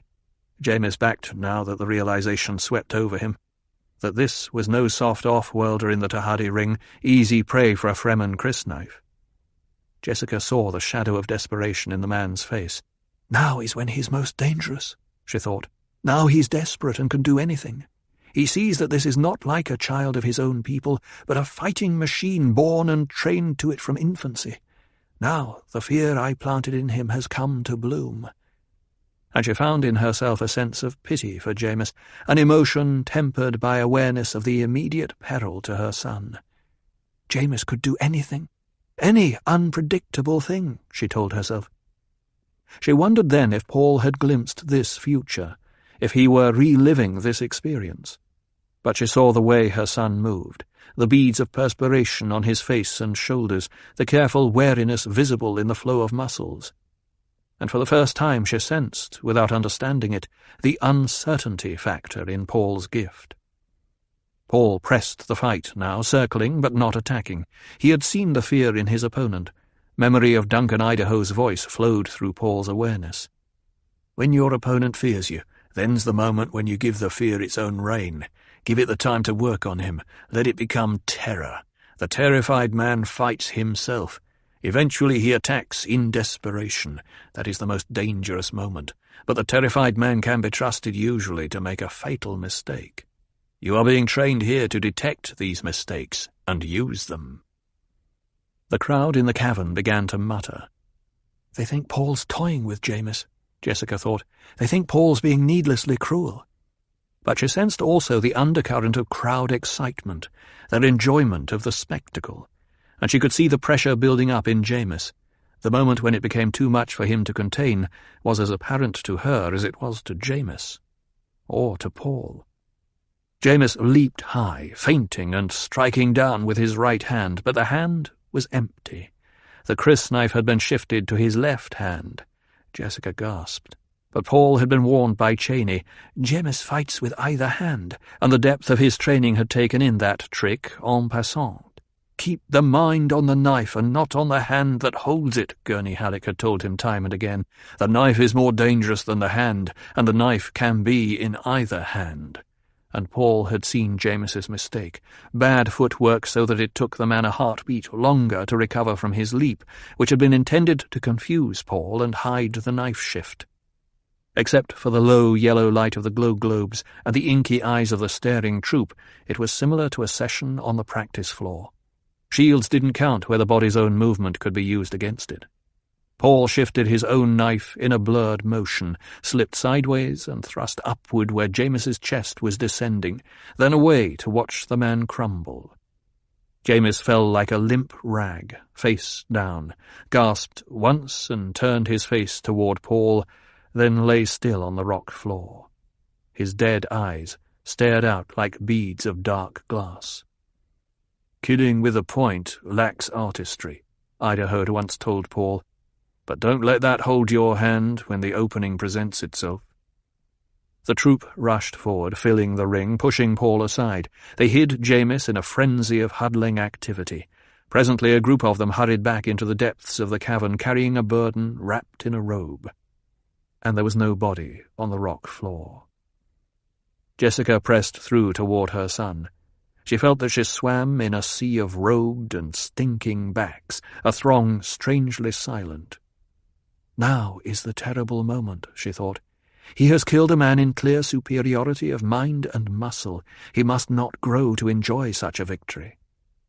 She forced herself through the last of the troop and into a small open space, where two bearded Fremen were helping Paul into his stillsuit. Jessica stared at her son. Paul's eyes were bright. He breathed heavily, permitting the ministrations to his body rather than helping them.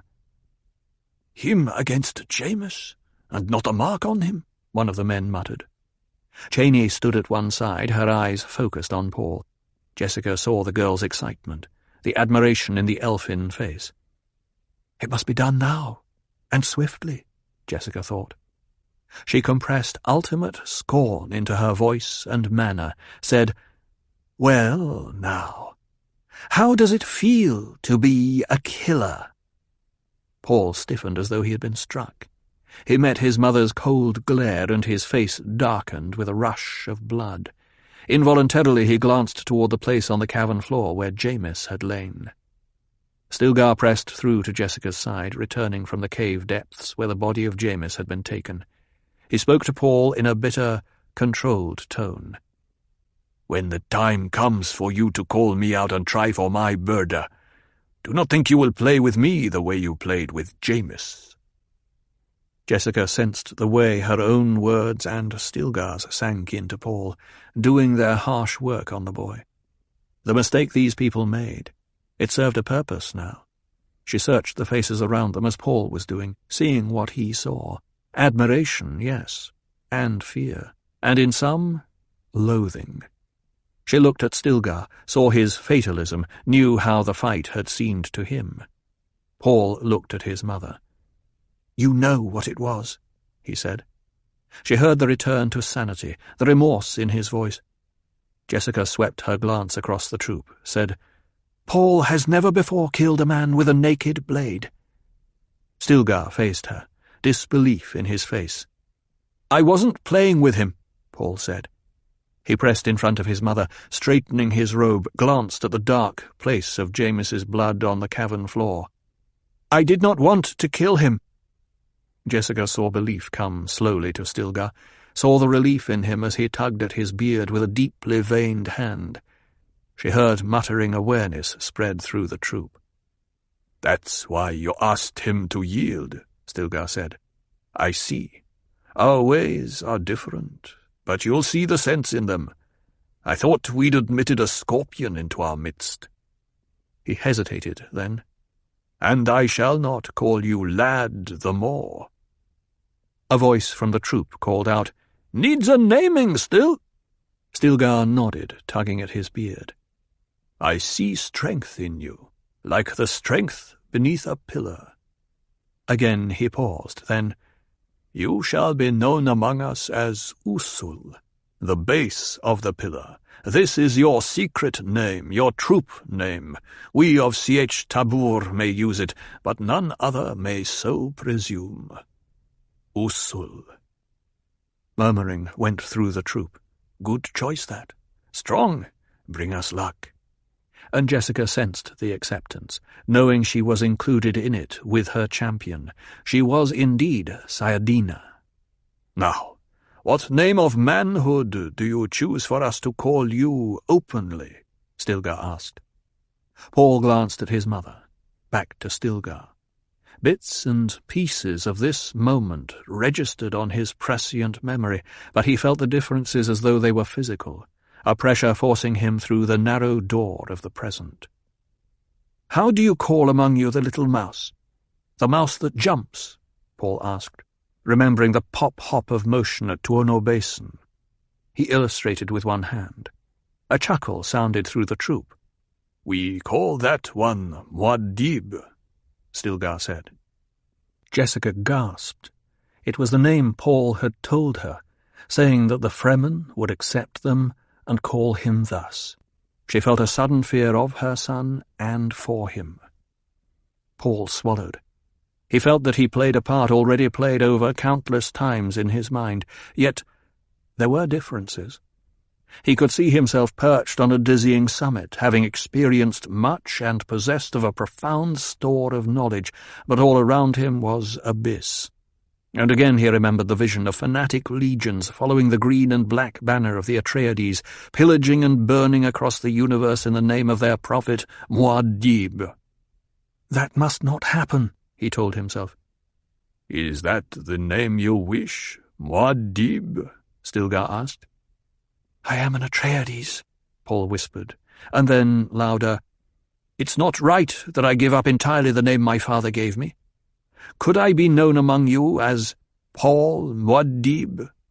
"You are Paul Muad'Dib," Stilgar said, and Paul thought, that was in no vision of mine. I did a different thing. But he felt that the abyss remained all around him. Again, a murmuring response went through the troop as man turned to man.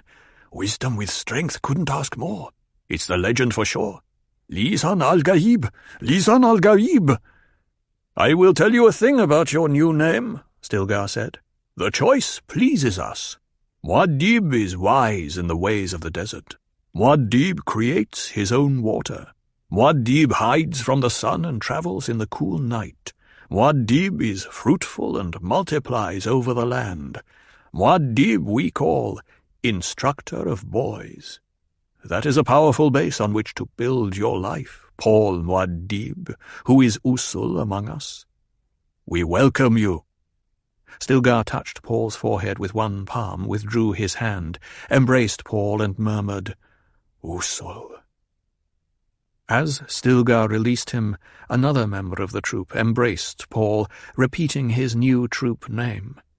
And Paul was passed from embrace to embrace through the troop, hearing the voices, the shadings of tone. Usul, Usul, Usul. Already he could place some of them by name. And there was Cheney, who pressed her cheek against his as she held him, and said his name. Presently Paul stood again before Stilgar, who said, "Now you are of the Ichwan Bedouin, our brother." His face hardened, and he spoke with command in his voice. "And now, Paul Muad'Dib, tighten up that still suit." He glanced at Cheney. "Cheney, Paul Muad'Dib's nose plugs are as poor a fit I've ever seen. I thought I ordered you to see after him." "I hadn't the makings still," she said. "There's James's, of course, but—" "Enough of that." "Then I'll share one of mine," she said. "I can make do with one until—" "You will not," Stilgar said. "I know there are spares among us. Where are the spares? Are we a troop together, or a band of savages?" Hands reached out from the troop, offering hard, fibrous objects. Stilgar selected 4, handed them to Cheney. "Fit these to Usul and the Sardina." A voice lifted from the back of the troop. "What of the water still? What of the Litajohns in their pack?" "I know your need, Farouk," Stilgar said. He glanced at Jessica. She nodded. "Broach 1 for those that need it," Stilgar said. "Watermaster, where is a watermaster? Ah, Shimum, care for the measuring of what is needed, the necessity and no more. This water is the dower property of the Sayadina, and will be repaid in the Sietch at field rates less pack fees." "What is the repayment at field rates?" Jessica asked. 10 for 1, Stilgar said. But it's a wise rule, as you'll come to see, Stilgar said. A rustling of robes marked movement at the back of the troop as men turned to get the water. Stilgar held up a hand and there was silence. "As to Jamis," he said, "I order the full ceremony. Jamis was our companion and brother of the each one Bedouin. There shall be no turning away without the respect due one who proved our fortune by his Tahadi challenge. I invoke the right at sunset, when the dark shall cover him." Paul, hearing these words, realized that he had plunged once more into the abyss. Blind time. There was no past occupying the future in his mind, except he could still sense the green and black Atreides banner waving somewhere ahead, still see the jihad's bloody swords and fanatic legions. "It will not be," he told himself. "I cannot let it be." God created Arrakis to train the faithful. From the Wisdom of Muad'Dib by the Princess Irulan. In the stillness of the cavern, Jessica heard the scrape of sand on rock as people moved, the distant bird calls that Stilgar had said were the signals of his watchmen. The great plastic hood seals had been removed from the cave's opening. She could see the march of evening shadows across the lip of rock in front of her and the open basin beyond. She sensed the daylight leaving them, sensed it in the dry heat as well as the shadows. She knew her trained awareness soon would give her what these Fremen obviously had, the ability to sense even the slightest change in the air's moisture. How they had scurried to tighten their stillsuits when the cave was opened. Deep within the cave, someone began chanting. "Ima trava okolo, ikorenja okolo." Jessica translated silently. "These are ashes, and these are roots." The funeral ceremony for Jamis was beginning. She looked out at the Arrakeen sunset, at the banked decks of colour in the sky. Night was beginning to utter its shadows along the distant rocks and the dunes. Yet the heat persisted. Heat forced her thoughts onto water, and the observed fact that this whole people could be trained to be thirsty only at given times. Thirst. She could remember moonlit waves on Caladan throwing white robes over rocks, and the wind heavy with dampness. Now the breeze that fingered her robes seared the patches of exposed skin at cheeks and forehead. The new nose plugs irritated her, and she found herself overly conscious of the tube that trailed down across her face into the suit, recovering her breath's moisture. The suit itself was a sweat box. "Your suit will be more comfortable when you've adjusted to a lower water content in your body," Stilgar had said. She knew he was right, but the knowledge made this moment no more comfortable. The unconscious preoccupation with water here weighed on her mind. No, she corrected herself. It was preoccupation with moisture, and that was a more subtle and profound matter. She heard approaching footsteps, turned to see Paul come out of the cave's depths, trailed by the elfin-faced Cheney. There's another thing, Jessica thought. Paul must be cautioned about their women. One of these desert women would not do as wife to a duke. As concubine, yes, but not as wife. Then she wondered at herself, thinking, have I been infected with his schemes? And she saw how well she had been conditioned. I can think of the marital needs of royalty without once weighing my own concubinage. Yet, I was more than concubine. Mother! Paul stopped in front of her. Cheney stood at his elbow. Mother, do you know what they're doing back there? Jessica looked at the dark patch of his eyes staring out from the hood. I think so. Cheney showed me, because I'm supposed to see it and give my permission for the weighing of the water. Jessica looked at Cheney. They're recovering Jamis's water, Cheney said, and her thin voice came out nasal past the nose plugs. It's the rule. Their flesh belongs to the person, but his water belongs to the tribe, except in the combat. They say the water's mine, Paul said. Jessica wondered why this should make her suddenly alert and cautious. "Combat water belongs to the winner," Cheney said. "It's because you have to fight in the open without still suits. The winner has to get his water back that he loses while fighting." "I don't want his water," Paul muttered. He felt that he was a part of many images moving simultaneously in a fragmenting way that was disconcerting to the inner eye. He could not be certain what he would do, but of one thing he was positive. He did not want the water distilled out of James's flesh. "It's water," Cheney said. Jessica marveled at the way she said it. Water. So much meaning in a simple sound. A Bene Gesserit axiom came to Jessica's mind. Survival is the ability to swim in strange water. And Jessica thought, Paul and we must find the currents and patterns in these strange waters, if we're to survive. "You will accept the water," Jessica said. She recognized the tone in her voice. She had used that same tone once with Leto, telling her lost duke that he would accept a large sum offered for his support in a questionable venture, because money maintained power for the Atreides. On Arrakis, water was money. She saw that clearly. Paul remained silent, knowing then that he would do as she ordered, not because she ordered it, but because her tone of voice had forced him to re-evaluate. To refuse the water would be to break with accepted Fremen practice. Presently, Paul recalled the words of 467 Kalima in Yui's O.C. Bible. He said, "From water does all life begin." Jessica stared at him. Where did he learn that quotation? She asked herself. He hasn't studied the mysteries. "Thus it is spoken," Cheney said. "Judicia Mantin. It is written in the Shahnameh that water was the first of all things created." For no reason she could explain, and this bothered her more than the sensation, Jessica suddenly shuddered. She turned away to hide her confusion and was just in time to see the sunset.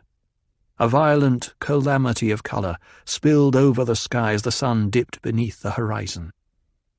"It is time!" The voice was Stilgar's, ringing in the cavern. "James's weapon has been killed. James has been called by him, by Shai Hulud, who has ordained the phases for the moons that daily wane and, in the end, appear as bent and withered twigs." Stilgar's voice lowered. "Thus it is with James." Silence fell like a blanket on the cavern. Jessica saw the grey shadow movement of Stilgar like a ghost figure within the dark inner reaches. She glanced back at the basin, sensing the coolness. "The friends of James will approach," Stilgar said. Men moved behind Jessica, dropping a curtain across the opening. A single glow globe was lighted overhead far back in the cave. Its yellow globe picked out an inflowing of human figures. Jessica heard the rustling of the robes. Cheney took a step away as though pulled by the light. Jessica bent close to Paul's ear, speaking in the family code. "Follow their lead. Do as they do. It will be a simple ceremony to placate the shade of Jamis." It will be more than that, Paul thought. And he felt a wrenching sensation within his awareness, as though he were trying to grasp something in motion and render it motionless. Cheney glided back to Jessica's side, took her hand. "Come, Saidina. We must sit apart." Paul watched them move off into the shadows, leaving him alone. He felt abandoned. The men who had fixed the curtain came up beside him. "Come, Usul." He allowed himself to be guided forward, to be pushed into a circle of people being formed around Stilgar, who stood beneath the glow globe and beside a bundled, curving and angular shape gathered beneath a robe on the rock floor. The troop crouched down at a gesture from Stilgar, their robes hissing with the movement. Paul settled with them, watching Stilgar, noting the way the overhead globe made pits of his eyes and brightened the touch of green fabric at his neck. Paul shifted his attention to the robe-covered mound at Stilgar's feet, recognized the handle of a balisette protruding from the fabric. "The spirit leaves the body's water when the first moon rises," Stilgar intoned. "Thus it is spoken. When we see the first moon rise this night, whom will it summon? "Jamis," the troop responded. Stilgar turned full circle on one heel, passing his gaze across the ring of faces. "I was a friend of Jamis," he said. "When the hawk plane stooped upon us at Hole in the Rock, it was Jamis pulled me to safety." He bent over the pile beside him, lifted away the robe. "I take this robe as a friend of Jamis's. Leader's right." He draped the robe over a shoulder, straightening. Now Paul saw the contents of the mound exposed, the pale, glistening grey of a stillsuit, a battered leiter-john, a kerchief with a small book in its centre, the bladeless handle of a crysknife, an empty sheath, a folded pack, a paracampus, a distrans, a thumper, a pile of fist-sized metallic hooks, an assortment of what looked like small rocks within a fold of cloth, a clump of bundled feathers, and the balisette exposed beside the folded pack. So Jamis played the balisette, Paul thought. The instrument reminded him of Gurney Halleck and all that was lost.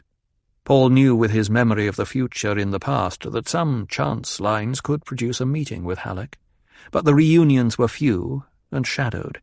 They puzzled him. The uncertainty factor touched him with wonder.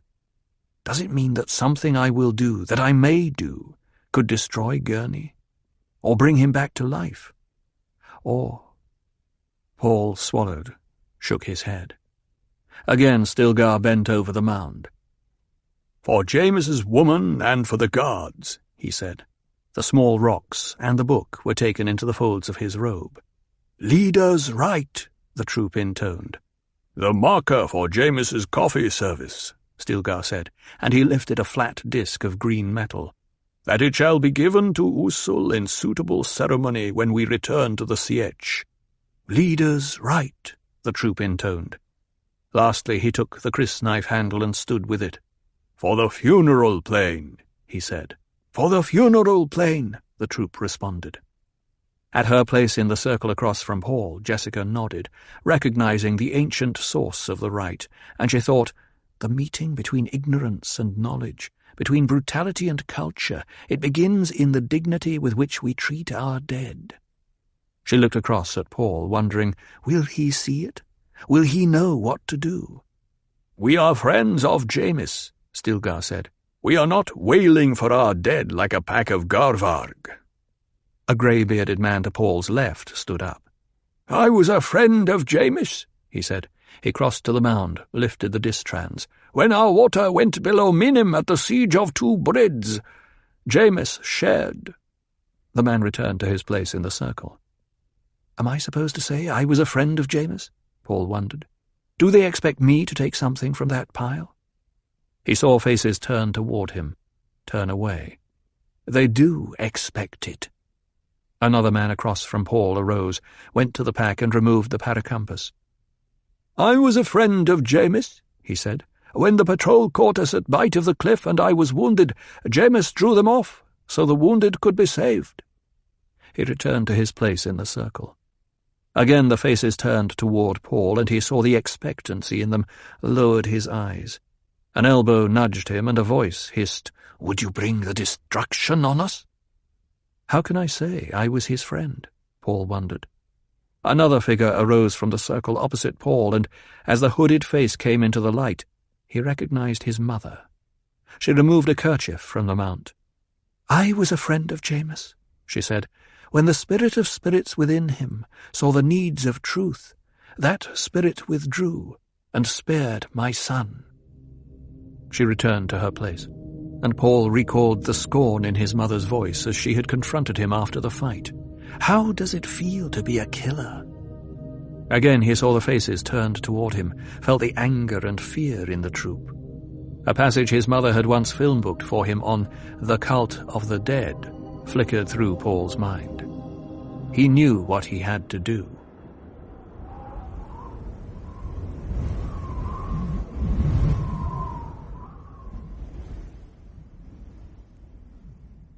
Slowly, Paul got to his feet. A sigh passed around the circle. Paul felt the diminishment of his self as he advanced into the center of the circle. It was as though he lost a fragment of himself and sought it here. He bent over the mound of belongings. lifted out the balisette. A string twanged softly as it struck against something in the pile. "I was a friend of Jamis," Paul whispered. He felt tears burning his eyes, forced more volume into his voice. "Jamis taught me that when you kill, you pay for it. I wish I'd known Jamis better." Blindly he groped his way back to his place in the circle, sank to the rock floor. A voice hissed, "He sheds tears." It was taken up around the ring. "Usul gives moisture to the dead." He felt fingers touch his damp cheek, heard the awed whispers. Jessica, hearing the voices, felt the depth of the experience, realized what terrible inhibitions there must be against shedding tears. She focused on the words, "He gives moisture to the dead." It was a gift to the shadow world. Tears. They would be sacred beyond a doubt. Nothing on this planet had so forcefully hammered into her the ultimate value of water. Not the water cellars, not the dried skins of the natives, not still suits or the rules of water discipline. Here there was a substance more precious than all others. It was life itself, and entwined all around with symbolism and ritual. Water. "I touched his cheek," someone whispered. "I felt the gift." At first, the fingers touching his face frightened Paul. He clutched the cold handle of the balisette, feeling the strings bite his palm. Then he saw the faces beyond the groping hands, the eyes wide and wondering. Presently the hands withdrew. The funeral ceremony resumed. But now there was a subtle space around Paul, a drawing back as the troop honored him by a respectful isolation. The ceremony ended with a low chant. "Full moon calls thee, Shai-Hulud shalt thou see, red the night, dusky sky, bloody death didst thou die. We pray to a moon, she is round, luck with us will then abound. What we seek for shall be found in the land of solid ground." A bulging sack remained at Stilgar's feet. He crouched, placed his palms against it. Someone came up beside him, crouched at his elbow, and Paul recognized Cheney's face in the hood shadow.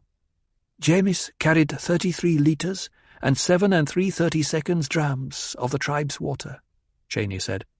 "I bless it now in the presence of a Saedina. Ekeri Akairi, this is the water. Philisin Falasi of Paul Muad'Dib. Kivi Akavi, never the more, Nagalas, Nakelas, to be measured and counted. Ukairan, by the heartbeats Jean, Jean, Jean, of our friend, Jamis." In an abrupt and profound silence, Cheney turned, stared at Paul. Presently she said, "Where I am flame, be thou the coals. Where I am dew, be thou the water." "Bilal Kaifa," intoned the troop. "To Paul Muad'Dib goes this portion," Cheney said. "May he guard it for the tribe, preserving it against careless loss. May he be generous with it in time of need. May he pass it on in his time for the good of the tribe."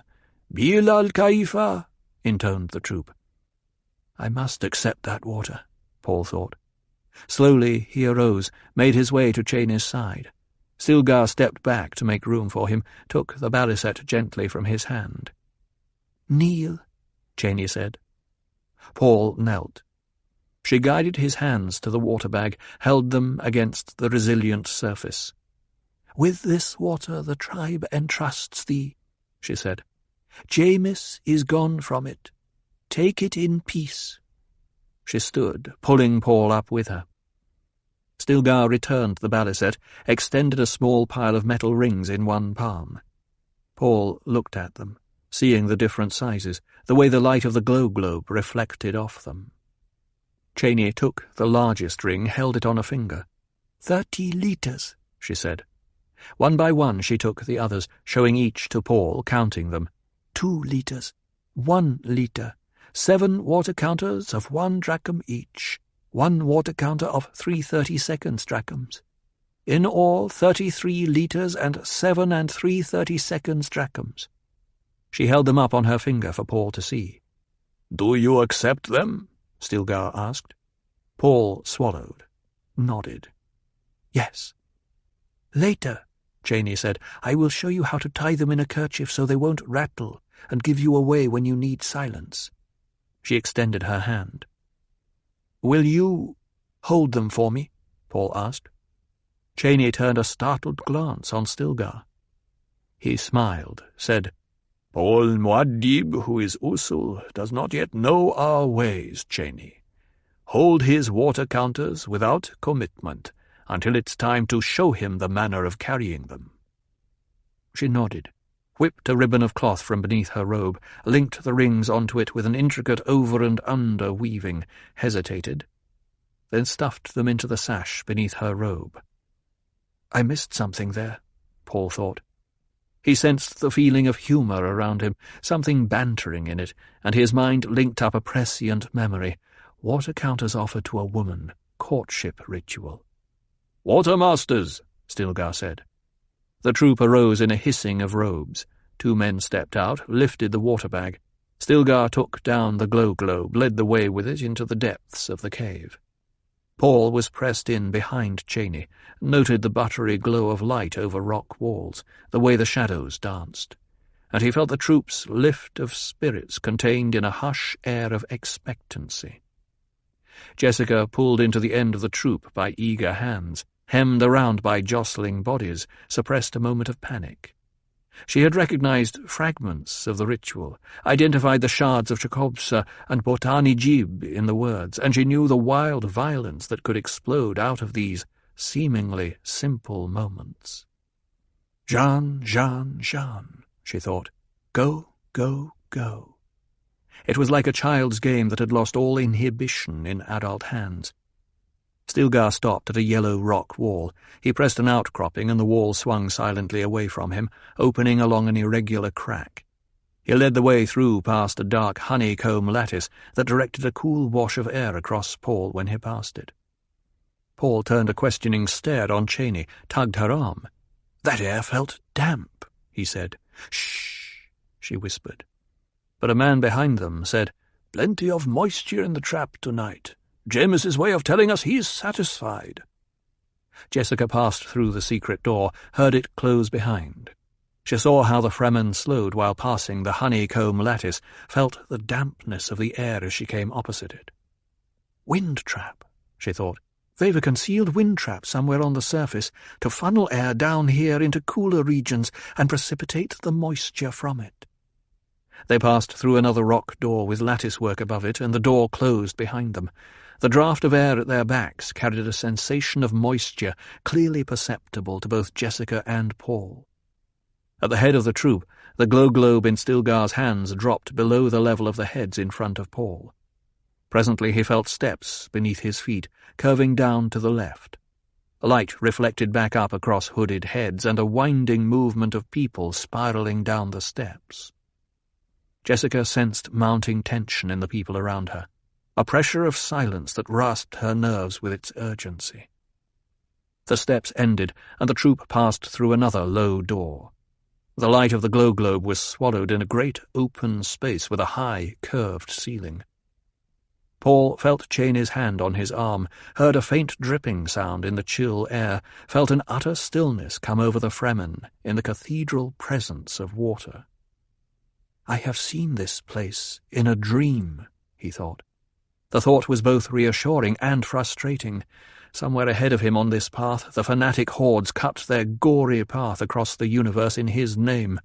The green and black Atreides banner would become a symbol of terror. Wild legions would charge into battle, screaming their war cry, Muad'Dib! It must not be, he thought. I cannot let it happen. But he could feel the demanding race consciousness within him, his own terrible purpose, and he knew that no small thing could deflect the juggernaut. It was gathering weight and momentum. If he died this instant, the thing would go on through his mother and his unborn sister. Nothing less than the deaths of all the troop gathered here, and now, himself and his mother included, could stop the thing. Paul stared around him, saw the troop spread out in a line. They pressed him forward against a low barrier carved from native rock. Beyond the barrier, in the glow of Stilgar's globe, Paul saw an unruffled dark surface of water. It stretched away into shadows, deep and black, the far wall only faintly visible, perhaps 100 meters away. Jessica felt the dry pulling of skin on her cheeks and forehead, relaxing in the presence of moisture. The water pool was deep. She could sense its deepness and resisted a desire to dip her hands into it. A splashing sounded on her left. She looked down the shadowy line of Fremen, saw Stilgar with Paul standing beside him and the watermasters emptying their load into the pool through a flow meter. The meter was a round grey eye above the pool's rim. She saw its glowing pointer move as the water flowed through it, saw the pointer stop at 33 litres, 7 3/30 drachms. Superb accuracy in water measurement, Jessica thought. And she noted that the walls of the meter trough held no trace of moisture after the water's passage. The water flowed off those walls without binding tension. She saw a profound clue to Fremen technology in the simple fact. They were perfectionists. Jessica worked her way down the barrier to Stilgar's side.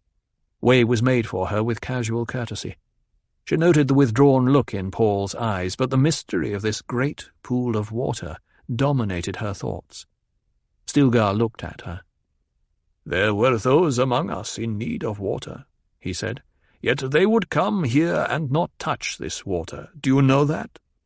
"I believe it," she said. He looked at the pool. "We have more than 38 million decaliters here," he said, "walled off from the little makers, hidden and preserved." "A treasure trove," she said. Stilgar lifted the globe to look into her eyes. "It is greater than treasure. We have thousands of such caches. Only a few of us know them all." He cocked his head to one side. The globe cast a yellow-shadowed glow across face and beard. "Hear that?" They listened. The dripping of water precipitated from the wind trap filled the room with its presence. Jessica saw that the entire troop was caught up in a rapture of listening. Only Paul seemed to stand remote from it. To Paul, the sound was like moments ticking away. He could feel time flowing through him, the instants never to be recaptured. He sensed a need for decision, but felt powerless to move. "It has been calculated with precision," Stilgar whispered.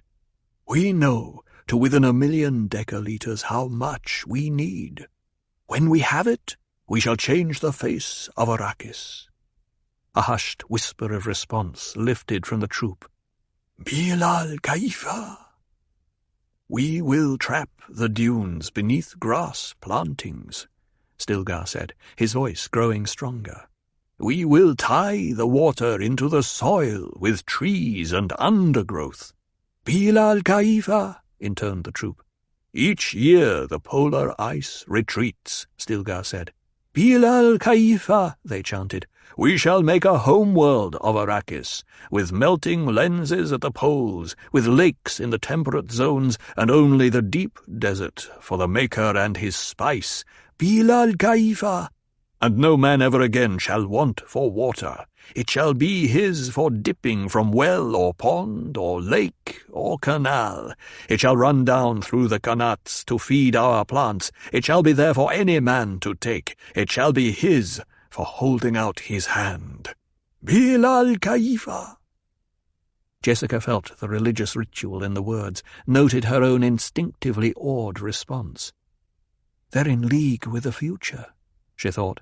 "They have their mountain to climb. This is the scientist's dream, and these simple people, these peasants, are filled with it." Her thoughts turned to Liet Kynes, the Emperor's planetary ecologist, the man who had gone native, and she wondered at him. This was a dream to capture men's souls, and she could sense the hand of the ecologist in it. This was a dream for which men would die willingly. It was another of the essential ingredients that she felt her son needed, people with a goal.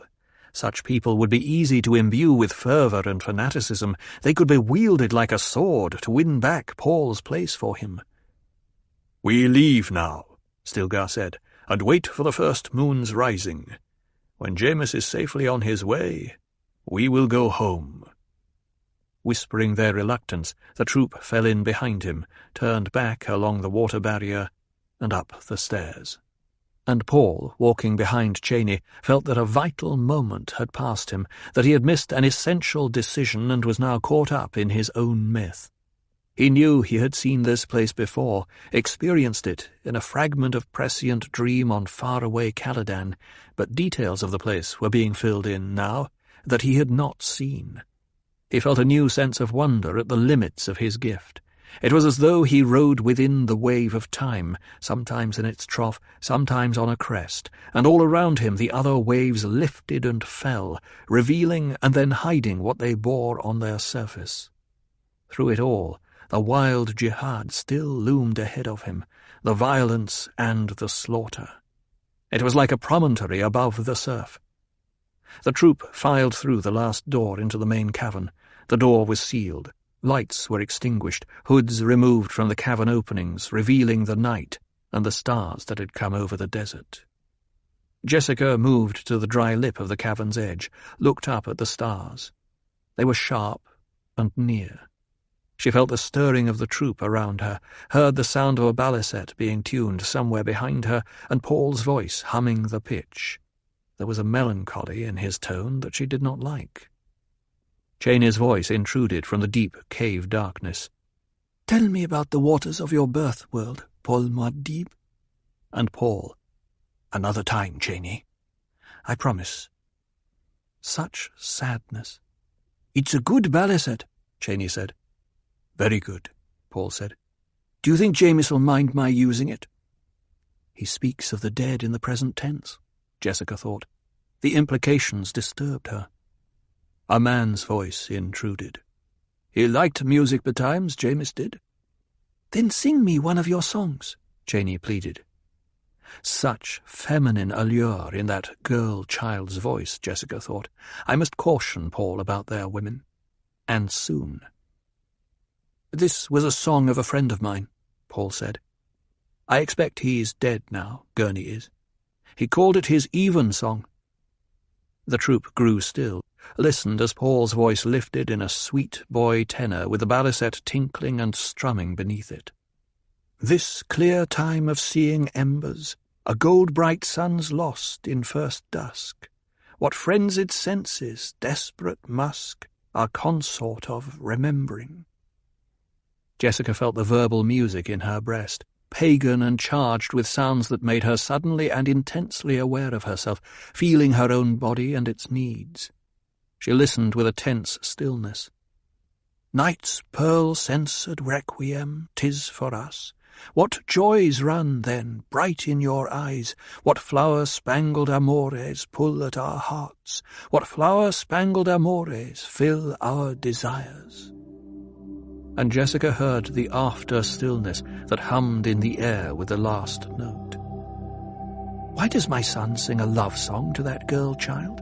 she asked herself. She felt an abrupt fear. She could sense life flowing around her, and she had no grasp on its reins. Why did he choose that song? She wondered. The instincts are true sometimes. Why did he do this? Paul sat silently in the darkness, a single stark thought dominating his awareness. My mother is my enemy. She does not know it, but she is. She is bringing the jihad. She bore me. She trained me. She is my enemy. The concept of progress acts as a protective mechanism to shield us from the terrors of the future. From Collected Sayings of Muad'Dib by the Princess Irulan. On his 17th birthday, Feyd Rautha Harkonnen killed his 100th slave gladiator in the family games.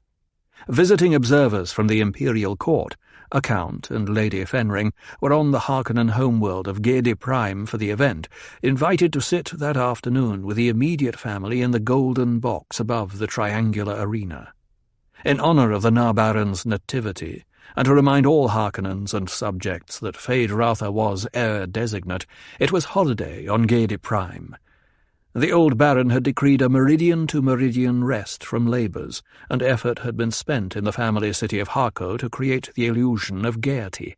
Banners flew from buildings, new paint had been splashed on the walls along Court Way. But off the main way, Count Fenring and his lady noted the rubbish heaps, the scabrous brown walls reflected in the dark puddles of the streets, and the furtive scurrying of the people. In the Baron's blue-walled keep there was fearful perfection, but the Count and his lady saw the price being paid, guards everywhere, and weapons with that special sheen that told a trained eye they were in regular use. There were checkpoints for routine passage from area to area, even within the keep. The servants revealed their military training in the way they walked, in the set of their shoulders, in the way their eyes watched and watched and watched. "The pressure's on," the Count hummed to his lady in their secret language. "The Baron is just beginning to see the price he really paid to rid himself of the Duke Leto." "Sometimes I must recount for you the legend of the Phoenix," she said. They were in the reception hall of the keep, waiting to go to the family games. It was not a large hall, perhaps 40 metres long and half that in width, but false pillars along the sides had been shaped with an abrupt taper, and the ceiling had a subtle arch, all giving the illusion of much greater space. "Ah, here comes the Baron," the Count said. The Baron moved down the length of the hall with that peculiar, waddling glide imparted by the necessities of guiding suspenser-hung weight. His jowls bobbed up and down, the suspensors jiggled and shifted beneath his orange robe. Rings glittered on his hands, and opal-fires shone where they had been woven into the robe. At the Baron's elbow walked Feyd-Rautha.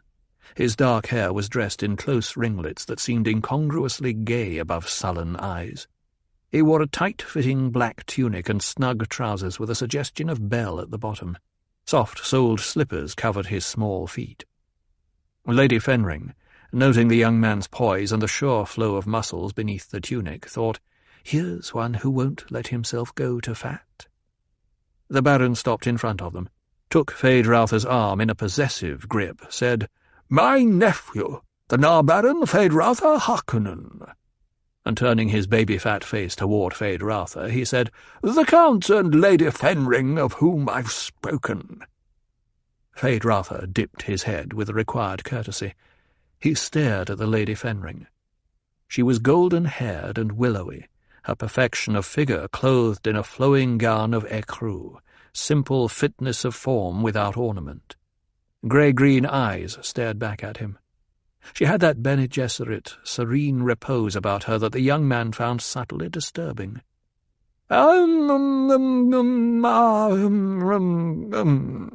Said the Count. He studied Feyd-Rautha. "The, precise young man, my, dear?" The Count glanced at the Baron. "My dear Baron, you say you've spoken of us to this precise young man. What did you say?" "I told my nephew of the great esteem our Emperor holds for you, Count Fenring," the Baron said, and he thought, "Mark him well, Feyd. A killer with the manners of a rabbit. This is the most dangerous kind." "Of course," said the Count, and he smiled at his lady. Feyd-Rautha found the man's actions and words almost insulting. They stopped just short of something overt that would require notice. The young man focused his attention on the Count, a small man, weak-looking. The face was weaselish, with overlarge dark eyes. There was grey at the temples, and his movements. He moved a hand or turned his head one way, then he spoke another way. It was difficult to follow. You come upon such preciseness so rarely," the Count said, addressing the Baron's shoulder. "I congratulate you on the perfection of your hair. In the light of the elder, one might say." "You are too kind," the Baron said. He bowed, but Feyd-Rautha noted that his uncle's eyes did not agree with the courtesy. When you're ironic, that suggests you're thinking deep thoughts, the Count said. There he goes again, Feyd-Rautha thought. It sounds like he's being insulting, but there's nothing you can call out for satisfaction. Listening to the man gave Feyd-Rautha the feeling his head was being pushed through mush. Feyd-Rautha turned his attention back to the Lady Fenring. "We're, taking up too much of this young man's time," she said. "I understand he is to appear in the arena today." "By the houris of the Imperial Harem, she's a lovely one," Feyd-Rautha thought. He said, "I shall make a kill for you this day, my lady. I shall make the dedication in the arena with your permission." She returned his stare serenely, but her voice carried whiplash as she said, "You do not have my permission." "Feyd," the Baron said, and he thought, that imp, does he want this deadly Count to call him out? But the Count only smiled and said, "You really must be getting ready for the arena, Feyd," the Baron said. "You must be rested, not take any foolish risks." Feyd-Rautha bowed, his face dark with resentment. "I'm sure everything will be as you wish, uncle." He nodded to Count Fenring. "Sir," to the lady. "My lady." And he turned, strode out of the hall, barely glancing at the knot of families minor near the double doors. "He's so young," the Baron sighed. Indeed, the Count said. And the Lady Fenring thought, can that be the young man the Reverend Mother meant? Is that a bloodline we must preserve? "We've more than an hour before going to the arena," the Baron said. "Perhaps we could have our little talk now, Count Fenring." He tipped his gross head to the right. "There's a considerable amount of progress to be discussed." And the Baron thought, let us see now how the Emperor's errand boy gets across whatever message he carries, without ever being so crass as to speak it right out. The Count spoke to his lady. You will excuse us, my dear." "Each day, sometime each hour, brings change," she said. And she smiled sweetly at the Baron before turning away. Her long skirts swished, and she walked with a straight-backed, regal stride toward the double doors at the end of the hall. The Baron noted how all conversation among the houses minor there stopped at her approach, how the eyes followed her. Bene Gesserit, the Baron thought. The universe would be better rid of them all. "There's a cone of silence between two of the pillars over here on our left," the Baron said. "We can talk there without fear of being overheard." He led the way with his waddling gait into the sound-deadening field, feeling the noises of the keep become dull and distant. The Count moved up beside the Baron, and they turned, facing the wall so their lips could not be read. We're not satisfied with the way you ordered the Sardaukar off Arrakis. Straight talk, the Baron thought. The Sardaukar could not stay longer without risking that others would find out how the Emperor helped me. But your nephew Raban does not appear to be pressing strongly enough toward a solution of the Fremen problem. What does the Emperor wish? There cannot be more than a handful of Fremen left on Arrakis. The southern desert is uninhabitable. The northern desert is swept regularly by our patrols. Who says the southern desert is uninhabitable? Your own planetologist said it, my dear Count. But Dr. Kynes is dead. Ah, yes. Unfortunate, that. We've word from an overflight across the southern reaches. There's evidence of plant life. Has the Guild then agreed to a watch from space?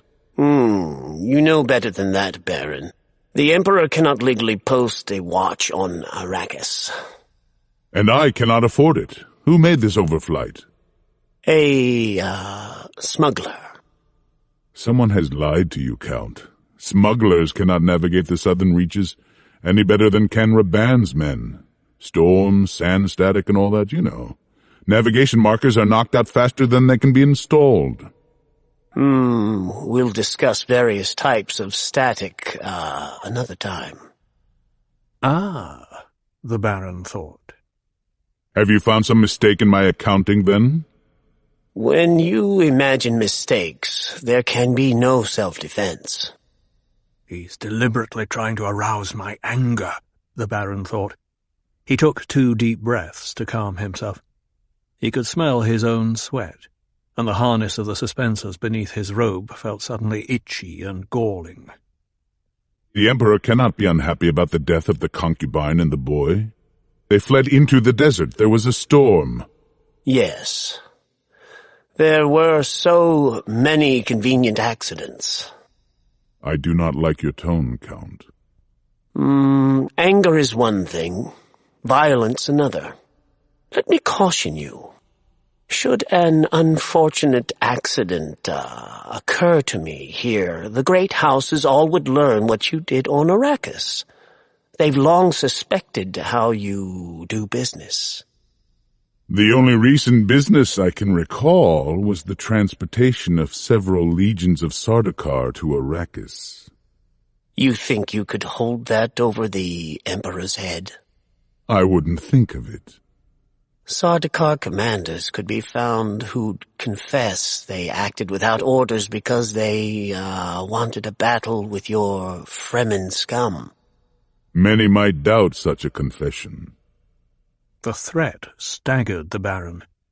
Are Sardaukar truly that disciplined? He wondered. The Emperor does wish to audit your books. Any time. You, have no objections? None. My Chom Company directorship will bear the closest scrutiny. And he thought, let him bring a false accusation against me and have it exposed. I shall stand there, Promethean, saying, Behold me, I am wronged. Then let him bring any other accusation against me, even a true one. The great houses will not believe a second attack from an accuser once proved wrong. No doubt your books will bear the closest scrutiny. Why is the Emperor so interested in exterminating the Fremen? You wish the subject to be changed, eh? It is the Sardaukar who wish it, not the Emperor. They needed practice in killing, and they hate to see a task left undone. Does he think to frighten me by reminding me that he is supported by bloodthirsty killers? The Baron wondered. A certain amount of killing has always been an arm of business. But a line has to be drawn somewhere. Someone must be left to work the spice. Ha! You think you can harness the Fremen? There never were enough of them for that. But the killing has made the rest of my population uneasy. It's reaching the point where I'm considering another solution to the Arakeen problem, my dear Fenring. And I must confess the Emperor deserves credit for the inspiration. Ah? You see, Count, I have the Emperor's prison planet, Salusa Secundus, to inspire me. The Count stared at him with glittering intensity. What possible connection is there between Arrakis and Salusa Secundus? The Baron felt the alertness in Fenring's eyes. No connection yet. Yet? You must admit, it'd be a way to develop a substantial workforce on Arrakis, use the place as a prison planet. You anticipate an increase in prisoners? There has been unrest. I've had to squeeze rather severely, Fenring. After all, you know the price I paid that damnable guild to transport our mutual force to Arrakis? That money has to come from somewhere. I suggest you not use Arrakis as a prison planet without the Emperor's permission, Baron. Of course not. Another matter. We learned that Duke Leto's mentat, Thufir Hawat, is not dead, but in your employ. I could not bring myself to waste him. You lied to our Sardaukar commander when you said Hawat was dead. Only a white lie, my dear Count. I hadn't the stomach for a long argument with the man. Was Hawat the real traitor? Oh, goodness, no. It was the false doctor. The Baron wiped at perspiration on his neck. You must understand, Fenring. I was without a mentat. You know that. I've never been without a mentat. It was most unsettling. How could you get Hawat to shift allegiance? His duke was dead. The Baron forced a smile. There is nothing to fear from Hawat, my dear Count. The mentat's flesh has been impregnated with a latent poison. We administer an antidote in his meals. Without the antidote, the poison is triggered. He'd die in a few days. Withdraw the antidote. But he's useful.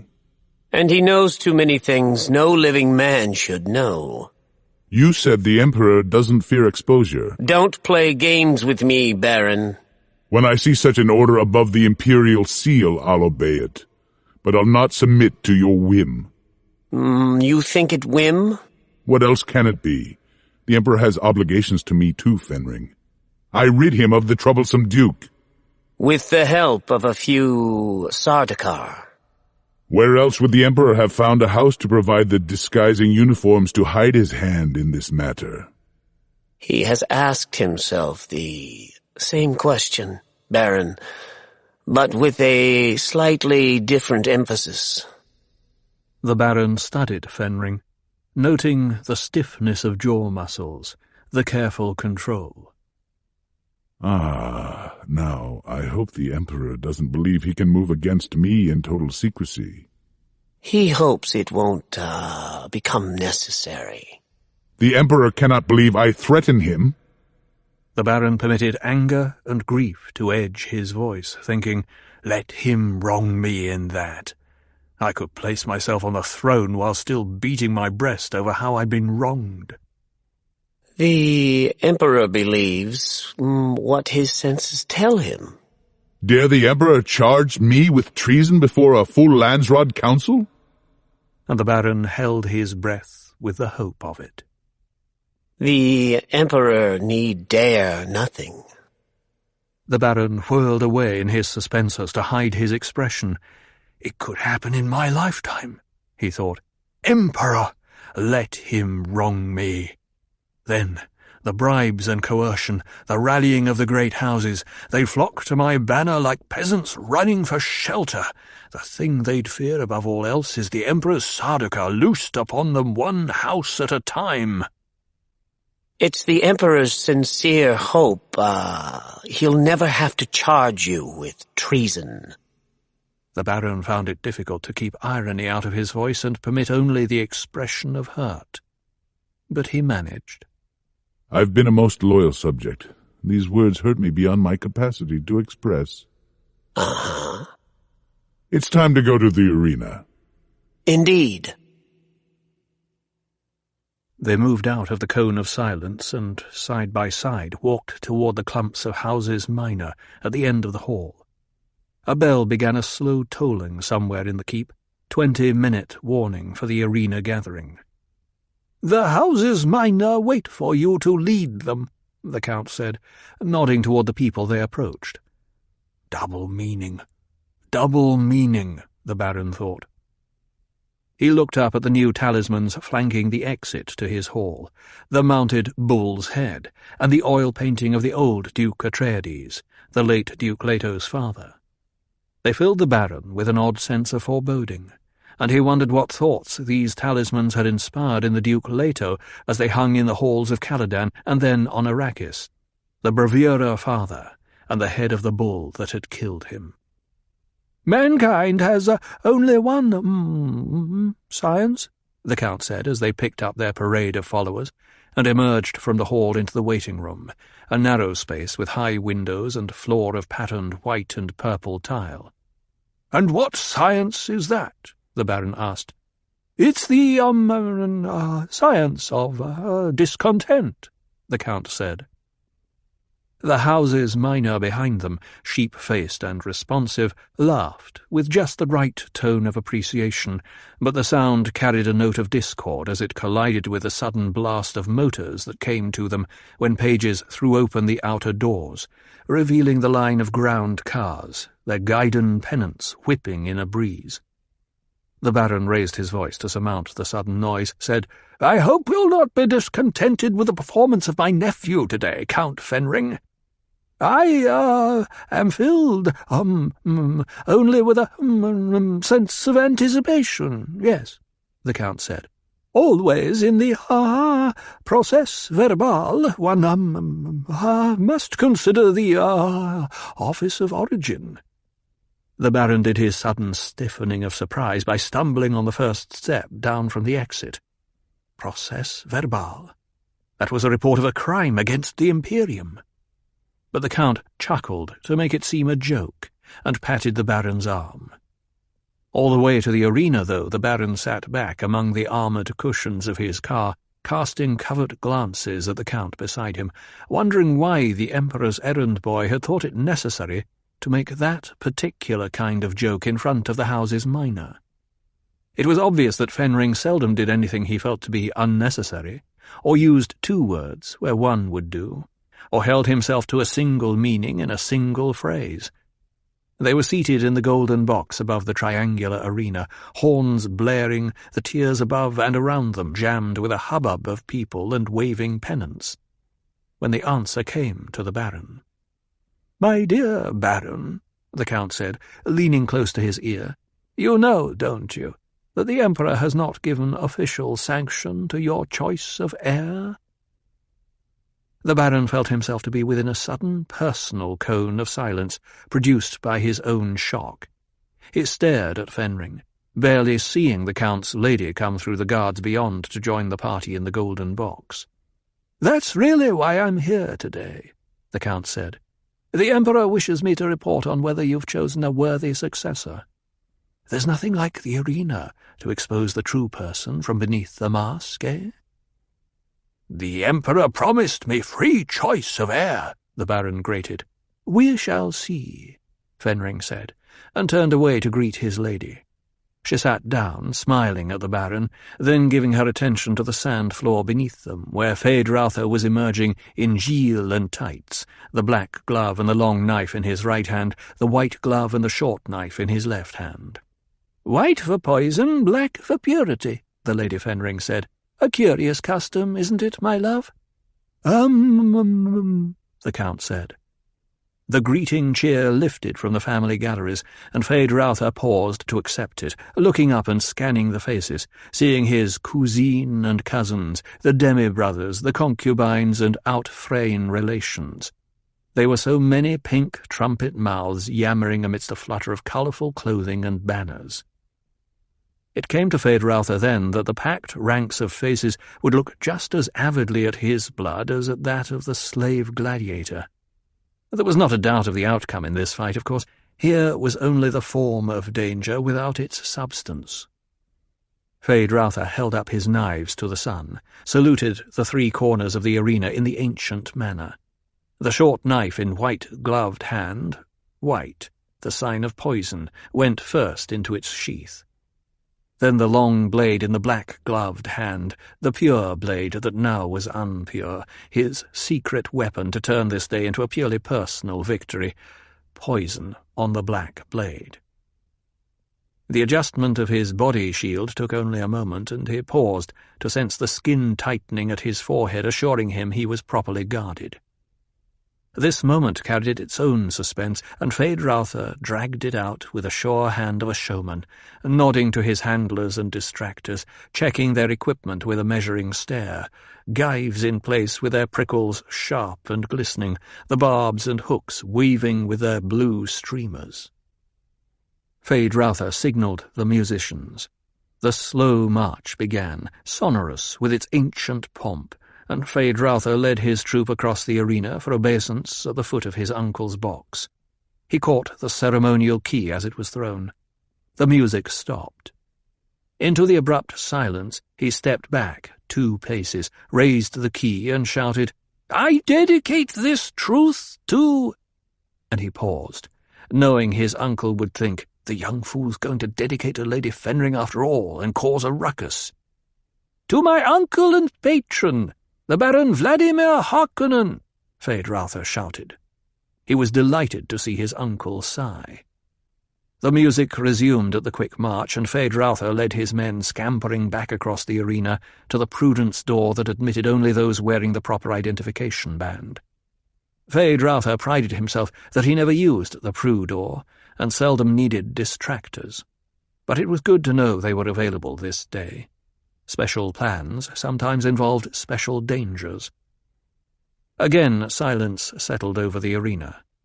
Feyd-Rautha turned, faced the big red door across from him through which the gladiator would emerge. The special gladiator. The plan Thufir Hawat had devised was admirably simple and direct, Feyd-Rautha thought. The slave would not be drugged. That was the danger. Instead, a key word had been drummed into the man's unconscious to immobilize his muscles at a critical instant. Feyd-Rautha rolled the vital word in his mind, mouthing it without sound. Scum. To the audience it would appear that an undrugged slave had been slipped into the arena to kill the Na-Baron, and all the carefully arranged evidence would point to the slave-master. A low humming arose from the red door's servo-motors as they were armed for opening. Feyd-Rautha focused all his awareness on the door. This first moment was the critical one. The appearance of the gladiator as he emerged told the trained eye much it needed to know. All gladiators were supposed to be hyped on Elaka drug to come out kill-ready in fighting stance, but you had to watch how they hefted the knife, which way they turned in defense, whether they were actually aware of the audience in the stands. The way a slave cocked his head could give the most vital clue to counter and feint. The red door slammed open. Out charged a tall, muscular man with shaved head and darkly pitted eyes. His skin was carrot-coloured, as it should be from the Elaka drug, but Feyd-Rautha knew the colour was paint. The slave wore green leotards and the red belt of a semi-shield, the belt's arrow pointing left, to indicate the slave's left side was shielded. He held his knife sword-fashion, cocked slightly outward in the stance of a trained fighter. Slowly he advanced into the arena, turning his shielded side toward Feyd-Rautha and the group at the Prue door. "I like not the look of this one," said one of Feyd-Rautha's barbmen. "Are you sure he's drugged, my lord?" "He has the colour," Feyd-Rautha said. "Yet he stands like a fighter," said another helper. Feyd-Rautha advanced 2 steps onto the sand, studied this slave. "What has he done to his arm?" asked one of the distractors. Feyd-Rautha's attention went to a bloody scratch on the man's left forearm, followed the arm down to the hand as it pointed to a design drawn in blood on the left hip of the green leotards, a wet shape there, the formalized outline of a hawk. Hawk! Feyd-Rautha looked up into the darkly pitted eyes, saw them glaring at him with uncommon alertness. "It's one of Duke Leto's fighting men we took on Arrakis," Feyd-Rautha thought. "No simple gladiator, this." A chill ran through him, and he wondered if Hawat had another plan for this arena, a feint within a feint within a feint, and only the slave-master prepared to take the blame. Feyd-Rautha's chief handler spoke at his ear. "I like not the look on that one, my lord. Let me set a barb or 2 in his knife arm to try him." "I'll set my own barbs," Feyd-Rautha said. He took a pair of the long, hooked shafts from the handler, hefted them, testing the balance. These barbs, too, were supposed to be drugged, but not this time, and the chief handler might die because of that. But it was all part of the plan. "You'll come out of this a hero," Hawat had said. "Killed your gladiator man to man and in spite of treachery. The slave-master will be executed, and your man will step into his spot." Feyd-Rautha advanced another 5 paces into the arena, playing out the moment, studying the slave. Already, he knew, the experts in the stands above him were aware that something was wrong. The gladiator had the correct skin colour for a drugged man, but he stood his ground and did not tremble. The aficionados would be whispering among themselves now, "See how he stands. He should be agitated, attacking or retreating. See how he conserves his strength, how he waits. He should not wait." Feyd-Rautha felt his own excitement kindle. "Let there be treachery in Hawat's mind," he thought. "I can handle this slave, and it's my long knife that carries the poison this time, not the short one. Even Hawat doesn't know that." "Hi, Harkonnen," the slave called. "Are you prepared to die?" Deathly stillness gripped the arena. Slaves did not issue the challenge. Now Feyd-Rautha had a clear view of the gladiator's eyes, saw the cold ferocity of despair in them. He marked the way the man stood, loose and ready, muscles prepared for victory. The slave grapevine had carried Hawat's message to this one. You'll get a true chance to kill the Na-Baron. That much of the scheme was as they'd planned it, then. A tight smile crossed Feyd-Rautha's mouth. He lifted the barbs, seeing success for his plans in the way the gladiator stood. "Hi! Hi!" the slave challenged, and crept forward 2 steps. No one in the galleries can mistake it now, Feyd-Rautha thought. This slave should have been partly crippled by drug-induced terror.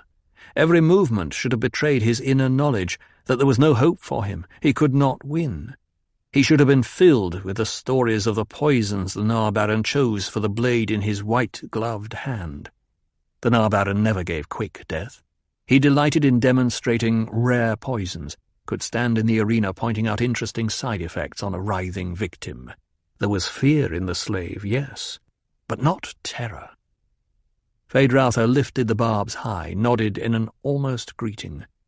The gladiator pounced. His feint and defensive counter were as good as any Feyd-Rautha had ever seen. A timed side blow missed by the barest fraction from severing the tendons of the Na-Baron's left leg. Feyd-Rautha danced away, leaving a barbed shaft in the slave's right forearm, the hooks completely buried in flesh where the man could not withdraw them without ripping tendons. A concerted gasp lifted from the galleries. The sound filled Feyd-Rautha with elation. He knew now what his uncle was experiencing, sitting up there with the Fenrings, the observers from the imperial court beside him. There could be no interference with this fight. The forms must be observed in front of witnesses, and the Baron would interpret the events in the arena only one way: threat to himself. The slave backed, holding knife in teeth, and lashing the barbed shaft to his arm with the pennant. "I do not feel your needle," he shouted. Again he crept forward, knife ready, left side presented, his body bent backward to give it the greatest surface of protection from the half-shield. That action, too, didn't escape the galleries. Sharp cries came from the family boxes. Feyd-Rautha's handlers were calling out to ask if he needed them. He waved them back to the Prue door. I'll give them a show such as they've never had before, Feyd-Rautha thought. No tame killing where they can sit back and admire the style. This'll be something to take them by the guts and twist them. When I'm Baron, they'll remember this day, and won't be a one of them can escape fear of me because of this day. Feyd-Rautha gave ground slowly before the gladiator's crab-like advance. Arena sand grated underfoot. He heard the slaves panting, smelled his own sweat and a faint odour of blood on the air. Steadily the Na-Baron moved backward, turning to the right, his second barb ready. The slave danced sideways. Feyd-Rautha appeared to stumble, heard the screams from the galleries. Again the slave pounced. Gods, what a fighting man, Feyd-Rautha thought, as he leaped aside. Only youth's quickness saved him, but he left the second barb buried in the deltoid muscle of the slave's right arm. Shrill cheers rained from the galleries. They cheer me now, Feyd-Rautha thought. He heard the wildness in the voices just as Hawat had said he would. They'd never cheered a family fighter that way before, and he thought with an edge of grimness on a thing Hawat had told him. It's easier to be terrified by an enemy you admire. Swiftly, Feyd-Rautha retreated to the centre of the arena where all could see clearly. He drew his long blade, crouched, and waited for the advancing slave. The man took only the time to lash the second barb tight to his arm, then sped in pursuit. Let the family see me do this thing, Feyd-Rautha thought. I am their enemy. Let them think of me as they see me now. He drew his short blade.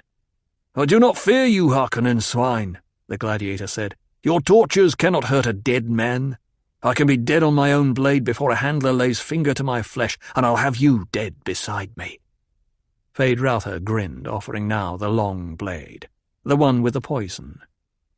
Try this on, he said, and feinted with the short blade in his other hand. The slave shifted knife hands, turned inside both parry and feint to grapple the Na-Baron's short blade, the one in the white-gloved hand that tradition said should carry the poison. "You will die, Harkonnen," the gladiator gasped. They struggled sideways across the sand. Where Feyd-Rautha's shield met the slave's half-shield, a blue glow marked the contact, the air around them filled with ozone from the field. "Die on your own poison!" the slave grated. He began forcing the white-gloved hand inward, turning the blade he thought carried the poison. "Let them see this," Feyd-Rautha thought. He brought down the long blade, felt it clang uselessly against the barbed shaft lashed to the slave's arm. Feyd-Rautha felt a moment of desperation. He had not thought the barbed shafts would be an advantage for the slave, but they gave the man another shield. And the strength of this gladiator! The short blade was being forced inward inexorably, and Feyd-Rautha focused on the fact that a man could also die on an unpoisoned blade. "Scum!" Feyd-Rautha gasped. At the key word, the gladiator's muscles obeyed with a momentary slackness. It was enough for Feyd-Rautha. He opened a space between them sufficient for the long blade. Its poisoned tip flicked out, drew a red line down the slave's chest. There was instant agony in the poison. The man disengaged himself, staggered backward. "Now let my dear family watch," Feyd-Rautha thought. "Let them think on this slave who tried to turn the knife he thought poisoned and use it against me. Let them wonder how a gladiator could come into this arena ready for such an attempt, and let them always be aware they cannot know for sure which of my hands carries the poison." Feyd-Rautha stood in silence, watching the slow motions of the slave. The man moved within a hesitation awareness. There was an orthographic thing on his face now for every watcher to recognize. The death was written there. The slave knew it had been done to him, and he knew how it had been done. The wrong blade had carried the poison. "You!" the man moaned. Feyd-Rautha drew back to give death its space. The paralyzing drug in the poison had yet to take full effect, but the man's slowness told of its advance. The slave staggered forward as though drawn by a string, one dragging step at a time. Each step was the only step in his universe. He still clutched his knife, but its point wavered. "One day, one of us will get you," he gasped. A sad little moue contorted his mouth. He sat, sagged, then stiffened and rolled away from Feyd-Rautha, face down. Feyd-Rautha advanced in the silent arena, put a toe under the gladiator and rolled him onto his back to give the galleries a clear view of the face when the poison began its twisting, wrenching work on the muscles. But the gladiator came over with his own knife protruding from his breast. In spite of frustration, there was for Feyd-Rautha a measure of admiration for the effort this slave had managed in overcoming the paralysis to do this thing to himself. With the admiration came the realization that here was truly a thing to fear. That which makes a man superhuman is terrifying. As he focused on this thought, Feyd-Rautha became conscious of the eruption of noise from the stands and galleries around him. They were cheering with utter abandon. Feyd-Rautha turned, looking up at them. All were cheering except the Baron, who sat with hand to chin in deep contemplation, and the Count and his lady, both of whom were staring down at him, their faces masked by smiles. Count Fenring turned to his lady, said, resourceful, young man, my dear. His, synaptic responses are very swift, she said. The Baron looked at her, at the Count, returned his attention to the arena, thinking, if someone could get that close to one of mine. Rage began to replace his fear. I'll have the slave-master dead over a slow fire this night, and if this Count and his lady had a hand in it— The conversation in the Baron's box was remote movement to Feyd-Rautha. The voices drowned in the foot-stamping chant that came now from all around. Head! Head! Head! Head! The Baron scowled, seeing the way Feyd-Rautha turned to him. Languidly, controlling his rage with difficulty, the Baron waved his hand toward the young man standing in the arena beside the sprawled body of the slave. Give the boy a head. He earned it by exposing the slave-master. Feyd-Rautha saw the signal of agreement, thought, they think they honour me. Let them see what I think. He saw his handlers approaching with a saw knife to do the honours, waved them back, repeated the gesture as they hesitated. They think they honour me with just a head, he thought. He bent and crossed the gladiator's hands around the protruding knife handle, then removed the knife and placed it in the limp hands. It was done in an instant, and he straightened, beckoned his handlers. "Bury this slave intact with his knife in his hands," he said. "The man earned it." In the golden box, Count Fenring leaned close to the Baron, said, "A grand gesture, that. True bravura. Your nephew has style as well as courage."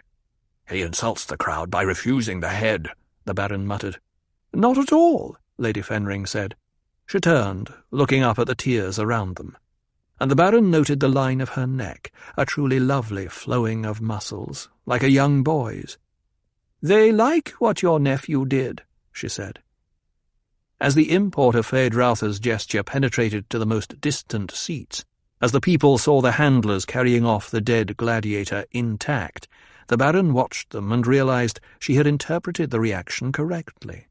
The people were going wild, beating on each other, screaming and stamping. The Baron spoke wearily. "I shall have to order a fete. You cannot send people home like this, their energies unspent. They must see that I share their elation."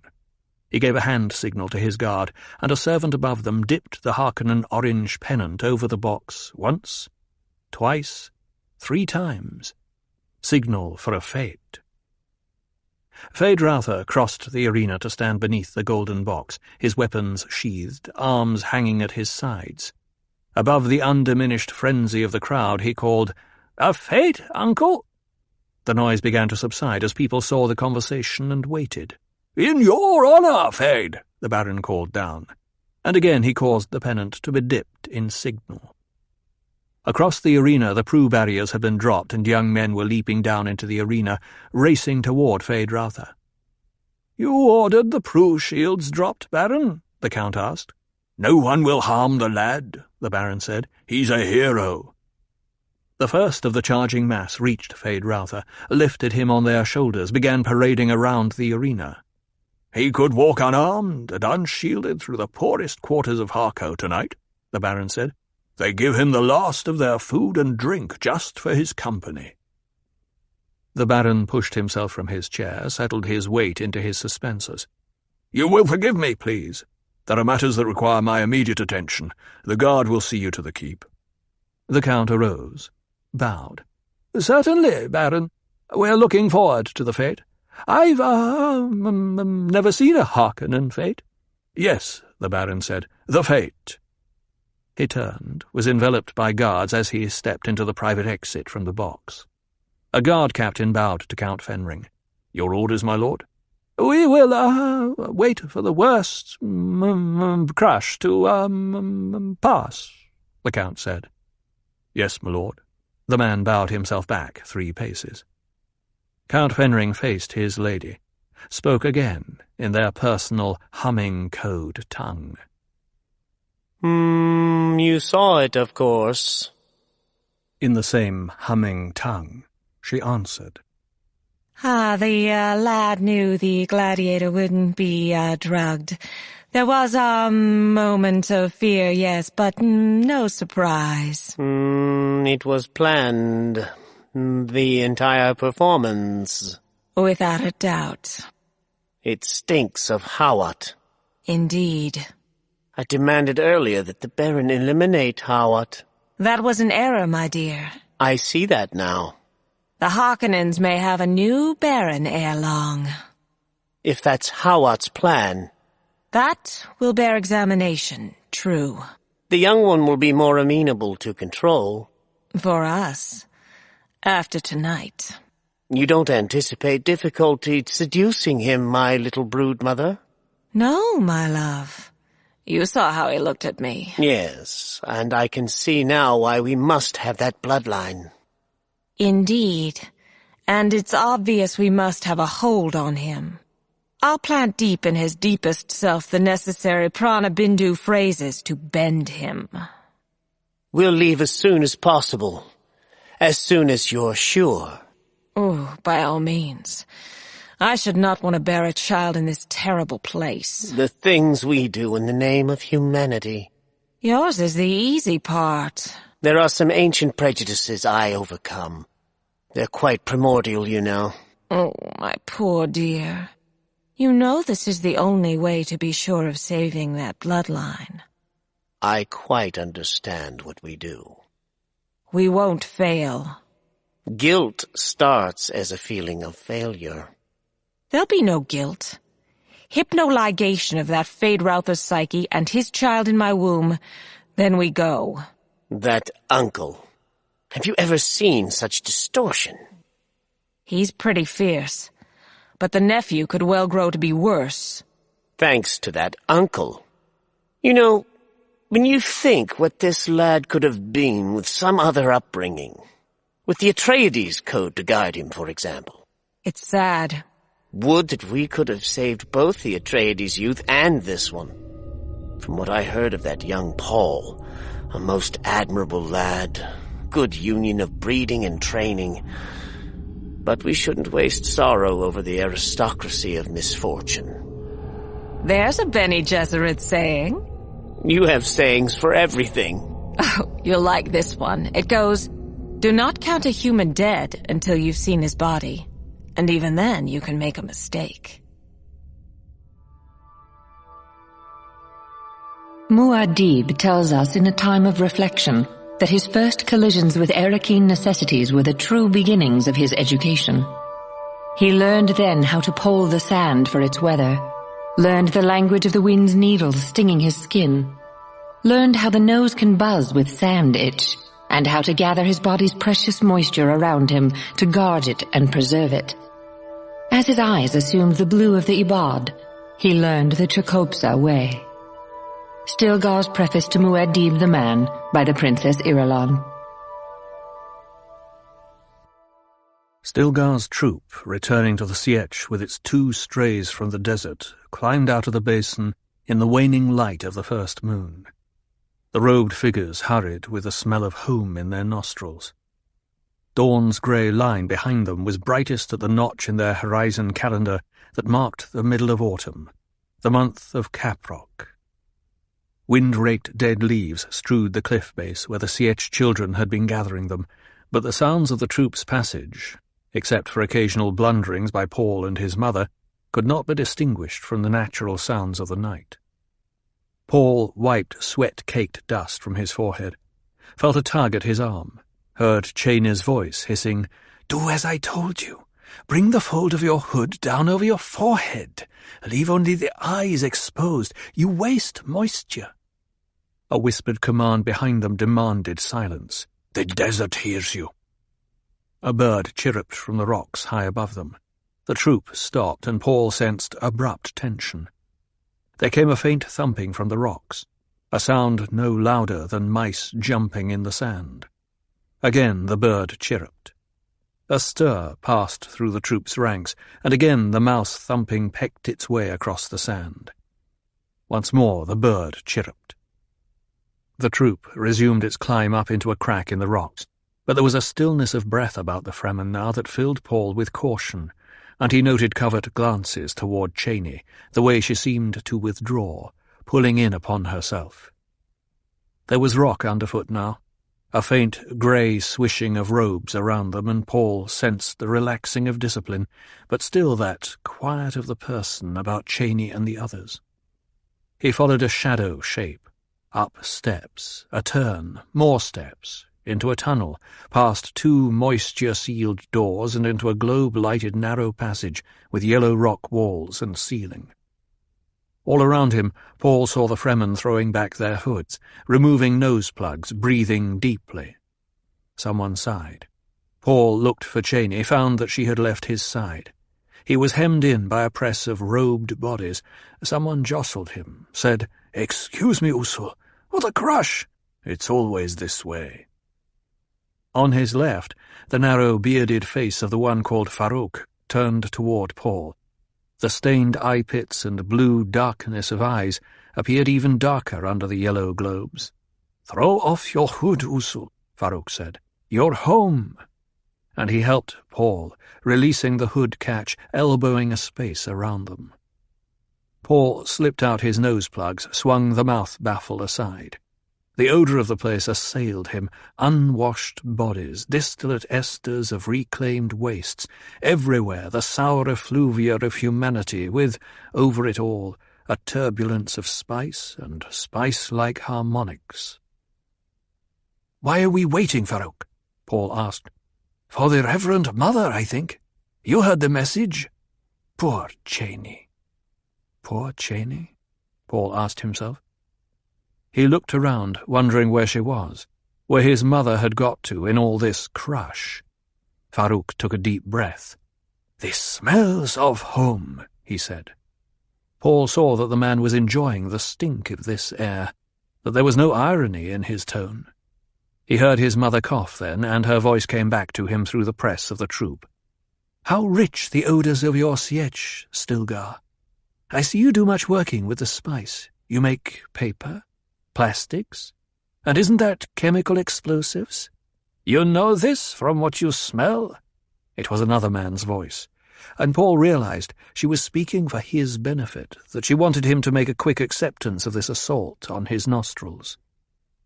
There came a buzz of activity at the head of the troop, and a prolonged indrawn breath that seemed to pass through the Fremen, and Paul heard hushed voices back down the line. "It's true, then. Liet is dead." Liet, Paul thought. Then Cheney, daughter of Liet. The pieces fell together in his mind. Liet was the Fremen name of the planetologist. Paul looked at Farouk, asked, "Is it the Liet known as Kynes?" "There is only one Liet," Farouk said. Paul turned, stared at the robed back of a Fremen in front of him. Then Liet Kynes is dead, he thought. "It was Harkonnen treachery," someone hissed. "They made it seem an accident, lost in the desert, a Thopter crash."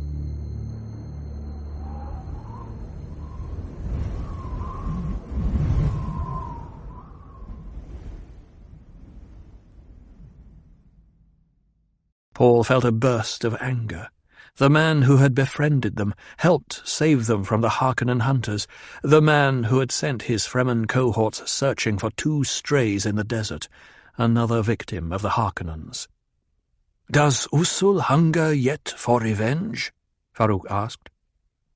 Before Paul could answer, there came a low call, and the troop swept forward into a wider chamber, carrying Paul with them. He found himself in an open space, confronted by Stilgar and a strange woman wearing a flowing, wrap-around garment of brilliant orange and green. Her arms were bare to the shoulders, and he could see she wore no stillsuit. Her skin was a pale olive. Dark hair swept back from her high forehead, throwing emphasis on sharp cheekbones and aquiline nose between the dense darkness of her eyes. She turned toward him, and Paul saw golden rings threaded with water tallies dangling from her ears. "This bested my James?" she demanded. "Be silent, Hera," Stilgar said. "It was James's doing. He invoked the Tahadi al-Burhan." "He's not but a boy," she said. She gave her head a sharp shake from side to side, setting the water tallies to jingling. "My children made fatherless by another child? Surely 'twas an accident." "Usul, how many years have you?" Stilgar asked. 15 standard, Paul said. Stilgar swept his eyes over the troop. "Is there one among you cares to challenge me?" Silence. Stilgar looked at the woman. "Until I've learned his weirding ways, I'd not challenge him." She returned his stare. "But you saw the stranger woman who went with Cheney to the Reverend Mother?" Stilgar asked. "She's an Outfrain Sayadina, mother to this lad.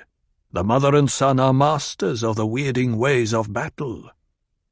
"Lisa Nalgaib," the woman whispered. Her eyes held awe as she turned them back toward Paul.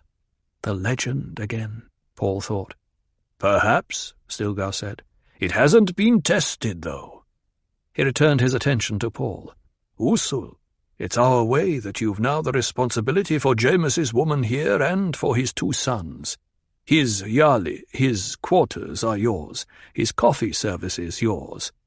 And this, his woman. Paul studied the woman, wondering, why isn't she mourning her man? Why does she show no hate for me? Abruptly he saw that the Fremen were staring at him, waiting.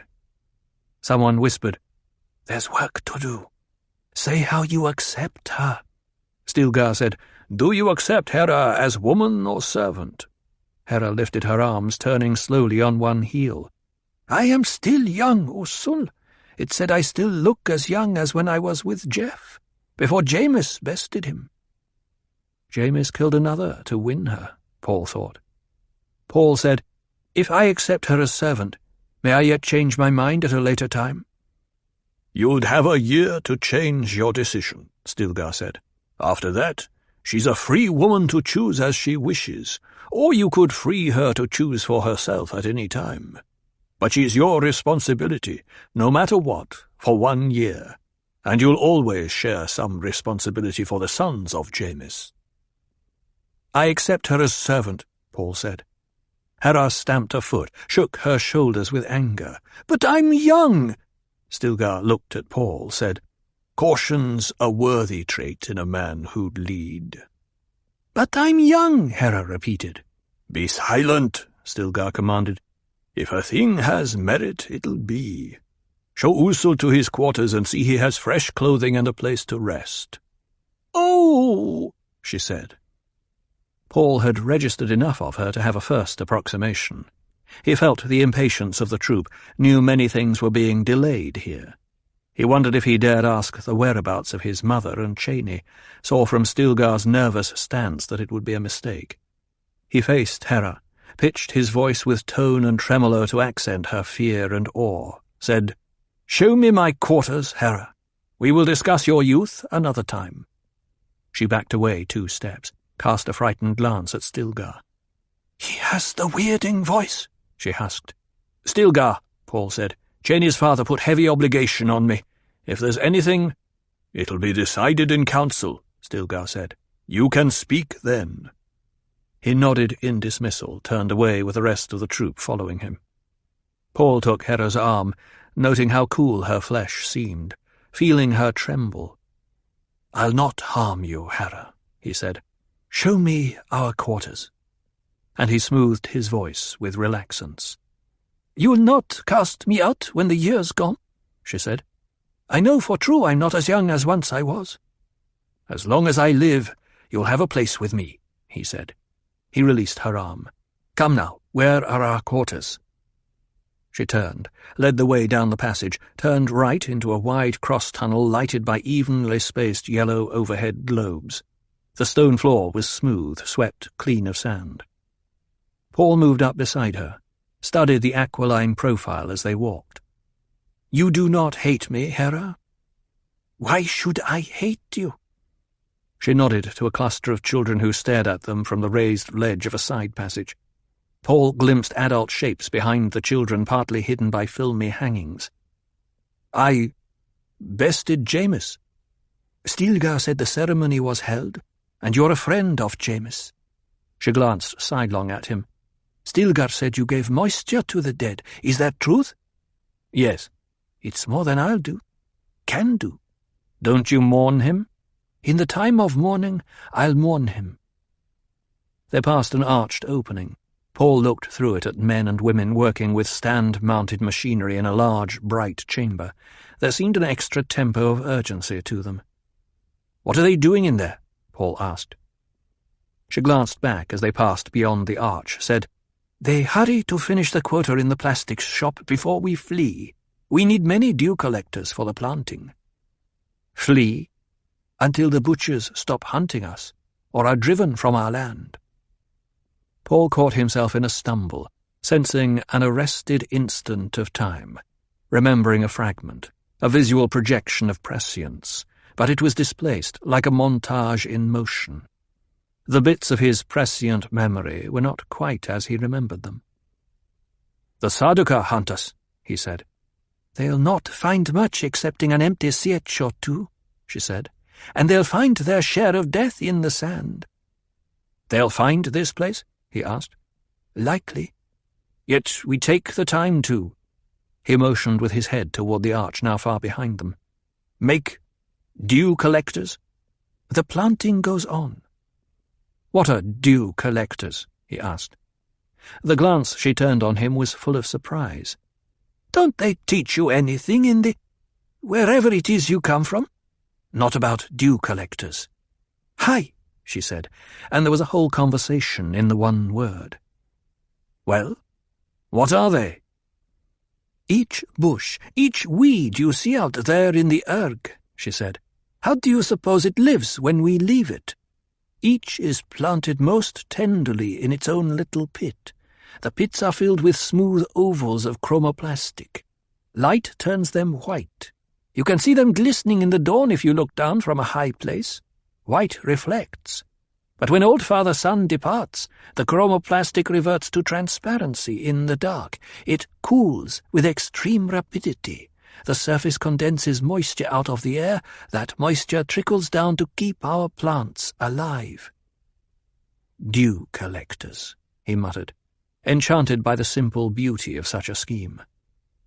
"I'll mourn Jameis in the proper time for it," she said, as though her mind had not left his other question. "He was a good man, Jameis, but quick to anger. A good provider, Jameis, and a wonder with the children. He made no separation between Jeff's boy, my firstborn, and his own true son. They were equal in his eyes." She turned a questing stare on Paul. "Would it be that way with you, Usul?" "We don't have that problem." "But if—" "Hera!" She recoiled at the harsh edge in his voice. They passed another brightly lighted room visible through an arch on their left. "What's made there?" he asked. "They repair the weaving machinery," she said, "but it must be dismantled by tonight." She gestured at a tunnel branching to their left. "Through there and beyond, that's food processing and still suit maintenance." She looked at Paul. "Your suit looks new. But if it needs work, I'm good with suits. I work in the factory in season." They began coming on knots of people now and thicker clusterings of openings in the tunnel's sides.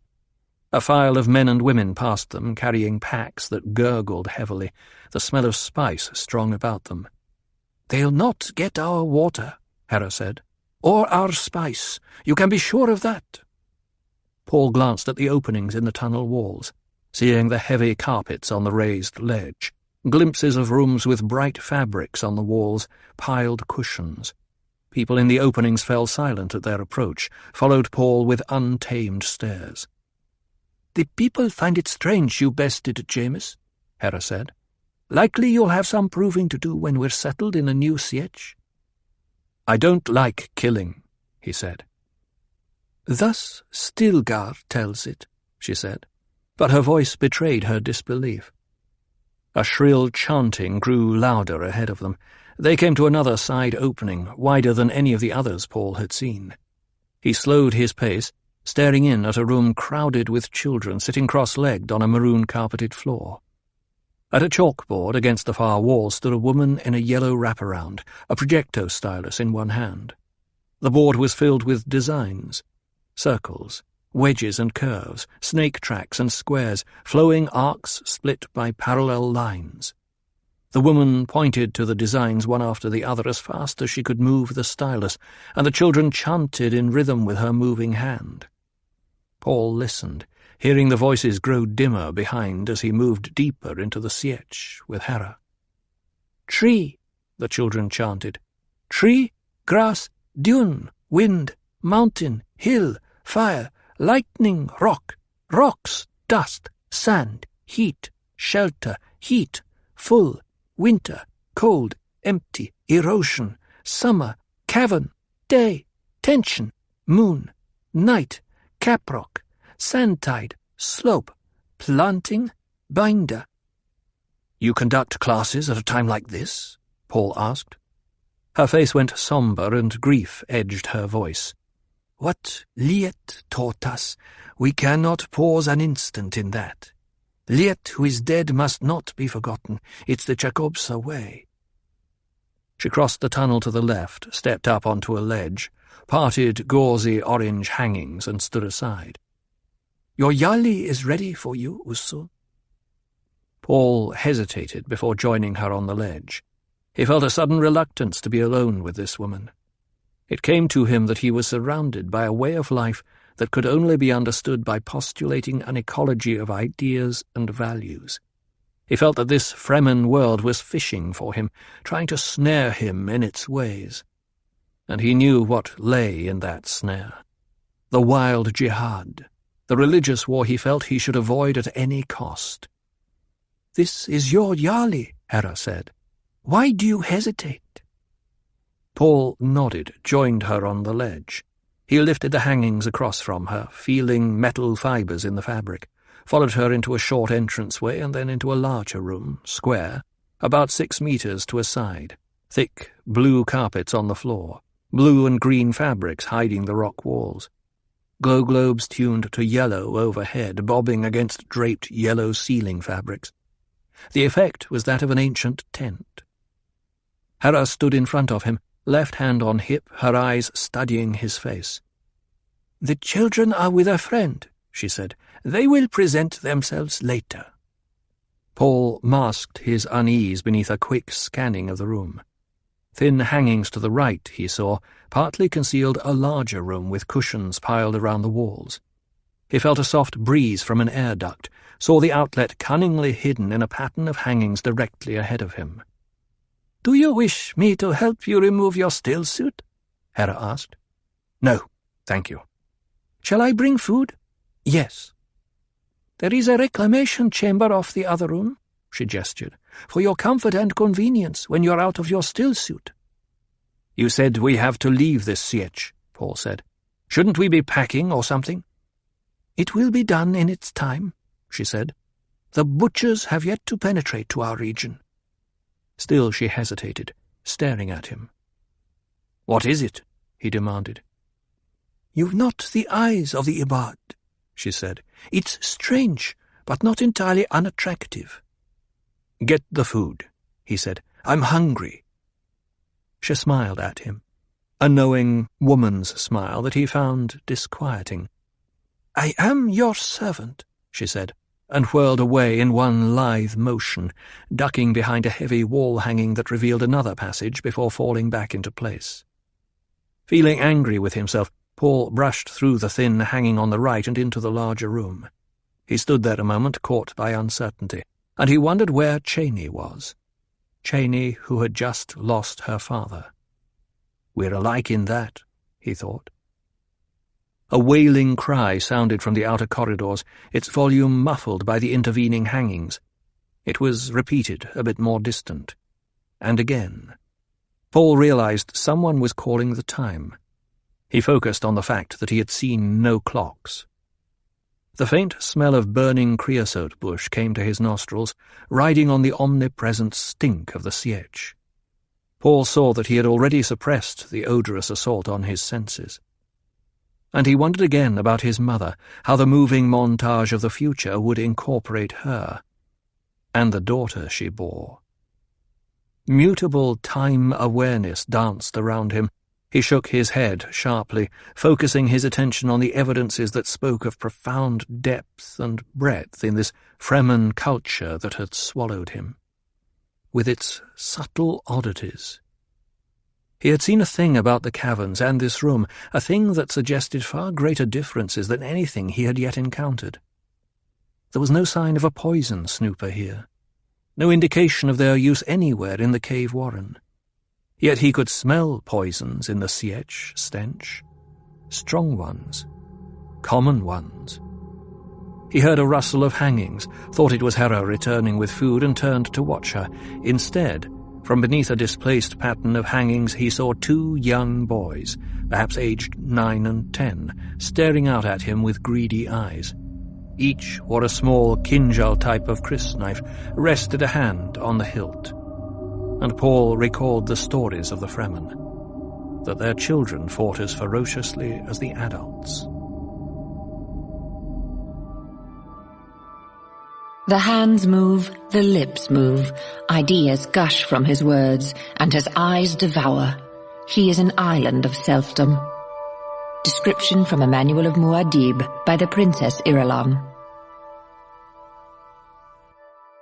Phosphor tubes in the faraway upper reaches of the cavern cast a dim light onto the thronged interior, hinting at the great size of this rock-enclosed space. Larger, Jessica saw, than even the gathering hall of her Bene Gesserit school.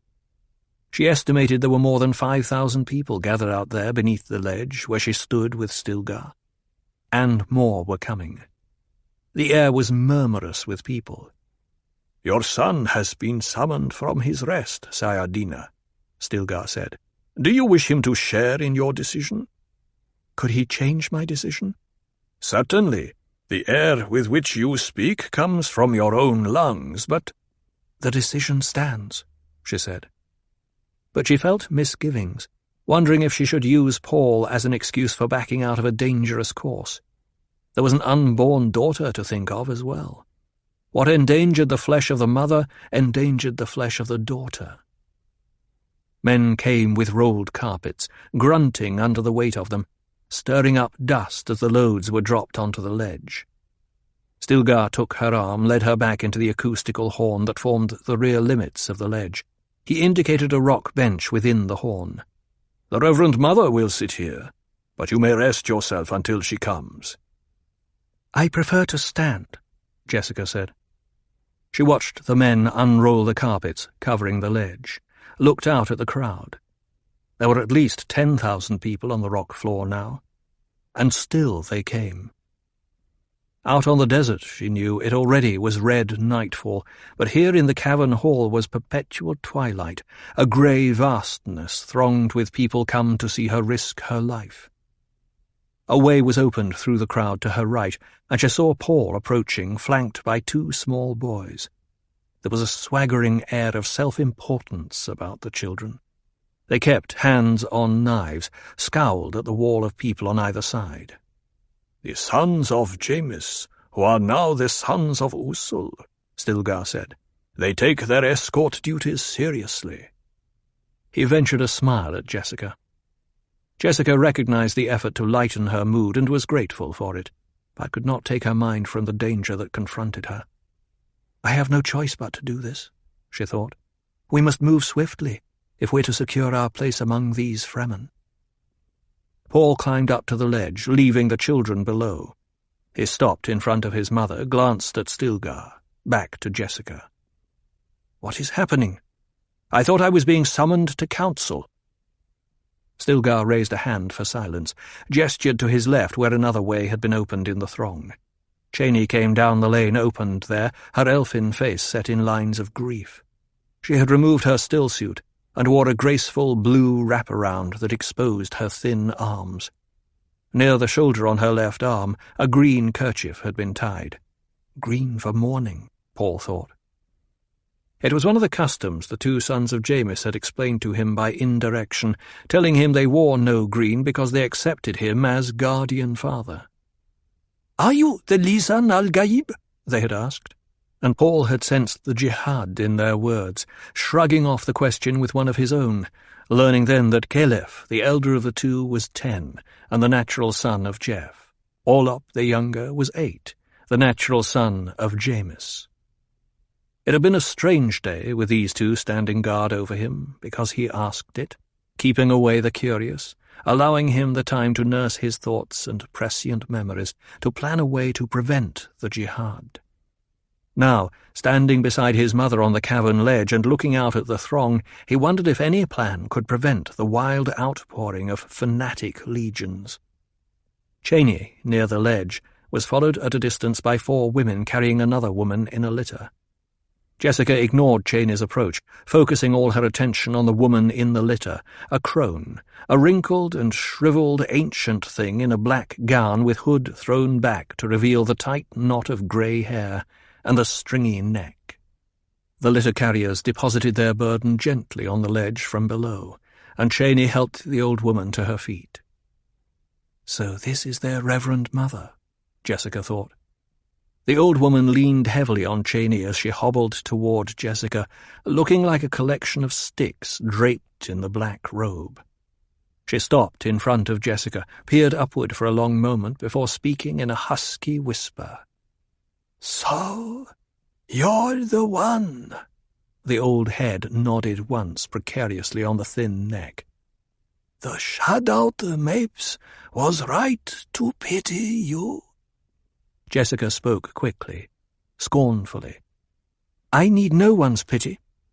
"That remains to be seen," husked the old woman. She turned with surprising quickness and faced the throng. "Tell them, Stilgar." "Must I?" he asked. "We are the people of Misr," the old woman rasped. "Since our Sunni ancestors fled from Nilotek al-Uruba, we have known flight and death.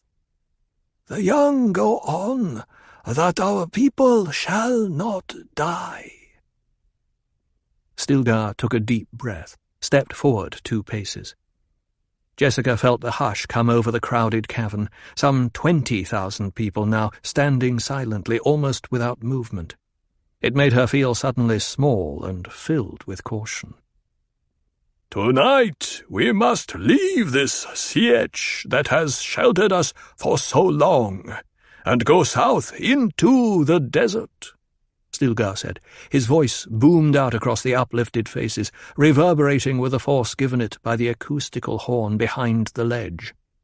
Still the throng remained silent. "The Reverend Mother tells me she cannot survive another Hajra," Stilgar said. "We have lived before without a Reverend Mother, but it is not good for people to seek a new home in such straits." Now the throng stirred, rippling with whispers and currents of disquiet. "That this may not come to pass," Stilgar said, "our new Sayadina Jessica of the Weirding has consented to enter the rite at this time. She will attempt to pass within, that we not lose the strength of our Reverend Mother." Jessica of the Weirding, Jessica thought. She saw Paul staring at her, his eyes filled with questions, but his mouth held silent by all the strangeness around them. "If I die in the attempt, what will become of him?" Jessica asked herself. Again she felt the misgivings fill her mind. Cheney led the old Reverend Mother to a rock bench deep in the acoustical horn, returned to stand beside Stilgar. "That we may not lose all if Jessica of the Weirding should fail," Stilgar said. "Cheney, daughter of Liet, will be consecrated in the Sayadina at this time." He stepped 1 pace to the side. From deep in the acoustical horn, the old woman's voice came out to them, an amplified whisper, harsh and penetrating. "Cheney has returned from her Hajra. Cheney has seen the waters." A susurrant response arose from the crowd. "She has seen the waters." "I consecrate the daughter of Liet in the Sayadina," husked the old woman. "She is accepted," the crowd responded. Paul barely heard the ceremony, his attention still centered on what had been said of his mother. If she should fail? He turned and looked back at the one they called Reverend Mother, studying the dried crone features, the fathomless blue fixation of her eyes. She looked as though a breeze would blow her away, yet there was that about her which suggested she might stand untouched in the path of a Coriolis storm. She carried the same aura of power that he remembered from the Reverend Mother Gaius Helen Mohayam, who had tested him with agony in the way of the Gom Jabbar. "I, the Reverend Mother Ramallo, whose voice speaks as a multitude, say this to you," the old woman said. "It is fitting that Cheney enter the Sayadina." "It is fitting," the crowd responded. The old woman nodded, whispered, "I give her the silver skies The golden desert and its shining rocks, the green fields that will be, I give these to Sayadina Cheney. And lest she forget that she's servant of us all, to her fall the menial tasks in this ceremony of the seed. Let it be as Shai Hulud will have it." She lifted a brown stick arm, dropped it. Jessica, feeling the ceremony close around her with a current that swept her beyond all turning back, glanced once at Paul's question-filled face, then prepared herself for the ordeal. "Let the water masters come forward," Cheney said, with only the slightest quaver of uncertainty in her girl-child voice. Now Jessica felt herself at the focus of danger, knowing its presence in the watchfulness of the throng, in the silence. A band of men made its way through a serpentine path opened in the crowd, moving up from the back in pairs. Each pair carried a small skin sack, perhaps twice the size of a human head. The sacks sloshed heavily. The two leaders deposited their load at Cheney's feet on the ledge and stepped back. Jessica looked at the sack, then at the men. They had their hoods thrown back, exposing long hair tied in a roll at the base of the neck. The black pits of their eyes stared back at her without wavering. A furry redolence of cinnamon arose from the sack, wafted across Jessica. The spice? She wondered. "Is there water?" Cheney asked. The watermaster on the left, a man with a purple scar line across the bridge of his nose, nodded once. "There is water, Sayadina," he said, "but we cannot drink of it." "Is there seed?" Cheney asked. "There is seed," the man said. Cheney knelt and put her hands to the sloshing sack. "Blessed is the water and its seed." There was familiarity to the right, and Jessica looked back at the Reverend Mother Amalo. The old woman's eyes were closed, and she sat hunched over as though asleep. "Sayadina Jessica," Cheney said. Jessica turned to see the girl staring up at her. "Have you tasted the blessed water?" Cheney asked. Before Jessica could answer, Cheney said, "It is not possible that you have tasted the blessed water. You are outworlder and unprivileged." A sigh passed through the crowd, a susurration of robes that made the nape hairs creep on Jessica's neck. "The crop was large, and the maker has been destroyed," Cheney said. She began unfastening a coiled spout fixed to the top of the sloshing bag. Now Jessica felt the sense of danger boiling around her. She glanced at Paul, saw that he was caught up in the mystery of the ritual, and had eyes only for Cheney. Has he seen this moment in time? Jessica wondered. She rested a hand on her abdomen, thinking of the unborn daughter there, asking herself, do I have the right to risk us both? Cheney lifted the spout toward Jessica, said, "Here is the water of life, the water that is greater than Water Khan, the water that frees the soul. If you be a Reverend Mother, it opens the universe to you. Let Shai Hulud judge now." Jessica felt herself torn between duty to her unborn child and duty to Paul. For Paul, she knew, she should take that spout and drink of the sack's contents, but as she bent to the proffered spout, her senses told her its peril. The stuff in the sack had a bitter smell, subtly akin to many poisons that she knew, but unlike them, too. "You must drink it now," Cheney said. "There's no turning back," Jessica reminded herself. But nothing in all her Bene Gesserit training came into her mind to help her through this instant. What is it? Jessica asked herself. A liquor? A drug? She bent over the spout, smelling the esters of cinnamon, remembering then the drunkenness of Duncan, Idaho. Spice liquor? She asked herself. She took the siphon tube in her mouth, pulled up only the most minuscule sip. It tasted of the spice, a faint bite acrid on the tongue. Cheney pressed down on the skin bag. A great gulp of the stuff surged into Jessica's mouth, and before she could help herself, she swallowed it, fighting to retain her calmness and dignity. "To accept a little death is worse than death itself," Cheney said. She stared at Jessica, waiting. And Jessica stared back, still holding the spout in her mouth. She tasted the sack's contents in her nostrils, in the roof of her mouth, in her cheeks, in her eyes, a biting sweetness now. Cool. Again Cheney sent the liquid gushing into Jessica's mouth. Delicate. Jessica studied Cheney's face, elfin features, seeing the traces of liet-kynes there as yet unfixed by time. This is a drug they feed me, Jessica told herself. But it was unlike any other drug of her experience, and Bene Gesserit training included the taste of many drugs. Cheney's features were so clear, as though outlined in light. A drug. Whirling silence settled around Jessica. Every fibre of her body accepted the fact that something profound had happened to it. She felt that she was a conscious mote, smaller than any subatomic particle, yet capable of motion and of sensing her surroundings. Like an abrupt revelation, the curtains whipped away, she realized she had become aware of a psychokinesthetic extension of herself. She was the mote, yet not the mote. The cavern remained around her. The people. She sensed them. Paul, Cheney, Stilgar, the Reverend Mother Amalo. Reverend Mother!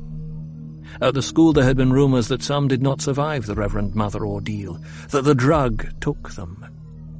Jessica focused her attention on the Reverend Mother Amalo, aware now that all this was happening in a frozen instant of time, suspended time for her alone. Why is time suspended? She asked herself. She stared at the frozen expressions around her, seeing a dust mote above Cheney's head, stopped there, waiting. The answer to this instant came like an explosion in her consciousness. Her personal time was suspended to save her life. She focused on the psychokinesthetic extension of herself, looking within, and was confronted immediately with a cellular core, a pit of blackness from which she recoiled. That is the place where we cannot look, she thought. There is the place the Reverend Mothers are so reluctant to mention. The place where only a Kwisatz Haderach may look. This realization returned a small measure of confidence, and again she ventured to focus on the psychokinesthetic extension, becoming a mote self that searched within her for danger. She found it within the drug she had swallowed. The stuff was dancing particles within her, its motions so rapid that even frozen time could not stop them. Dancing particles. She began recognizing familiar structures. Atomic linkages, a carbon atom here, helical wavering, a glucose molecule. An entire chain of molecules confronted her, and she recognized a protein, a methyl protein configuration. Ah! It was a soundless mental sigh within her as she saw the nature of the poison. With her psychokinesthetic probing, she moved into it, shifted an oxygen mote, allowed another carbon mote to link, reattached a linkage of oxygen, hydrogen. The change spread, faster and faster as the catalyzed reaction opened its surface of contact. The suspension of time relaxed its hold upon her, and she sensed motion. The tube spout from the sac was touched to her mouth gently, collecting a drop of moisture. Cheney's taking the catalyst from my body to change the poison in that sac, Jessica thought. Why? Someone eased her to a sitting position. She saw the old Reverend Mother Amalo being brought to sit beside her on the carpeted ledge. A dry hand touched her neck. And there was another psychokinesthetic mote within her awareness. Jessica tried to reject it, but the mote swept closer, closer. They touched. It was like an ultimate simpatico, being two people at once, not telepathy, but mutual awareness, with the old Reverend Mother. But Jessica saw that the Reverend Mother didn't think of herself as old. An image unfolded before the mutual mind's eye, a young girl with a dancing spirit and tender humor. Within the mutual awareness, the young girl spoke. Yes, that is how I am. Jessica could only accept the words, not respond to them. You'll have it all soon, Jessica. This is hallucination, Jessica told herself.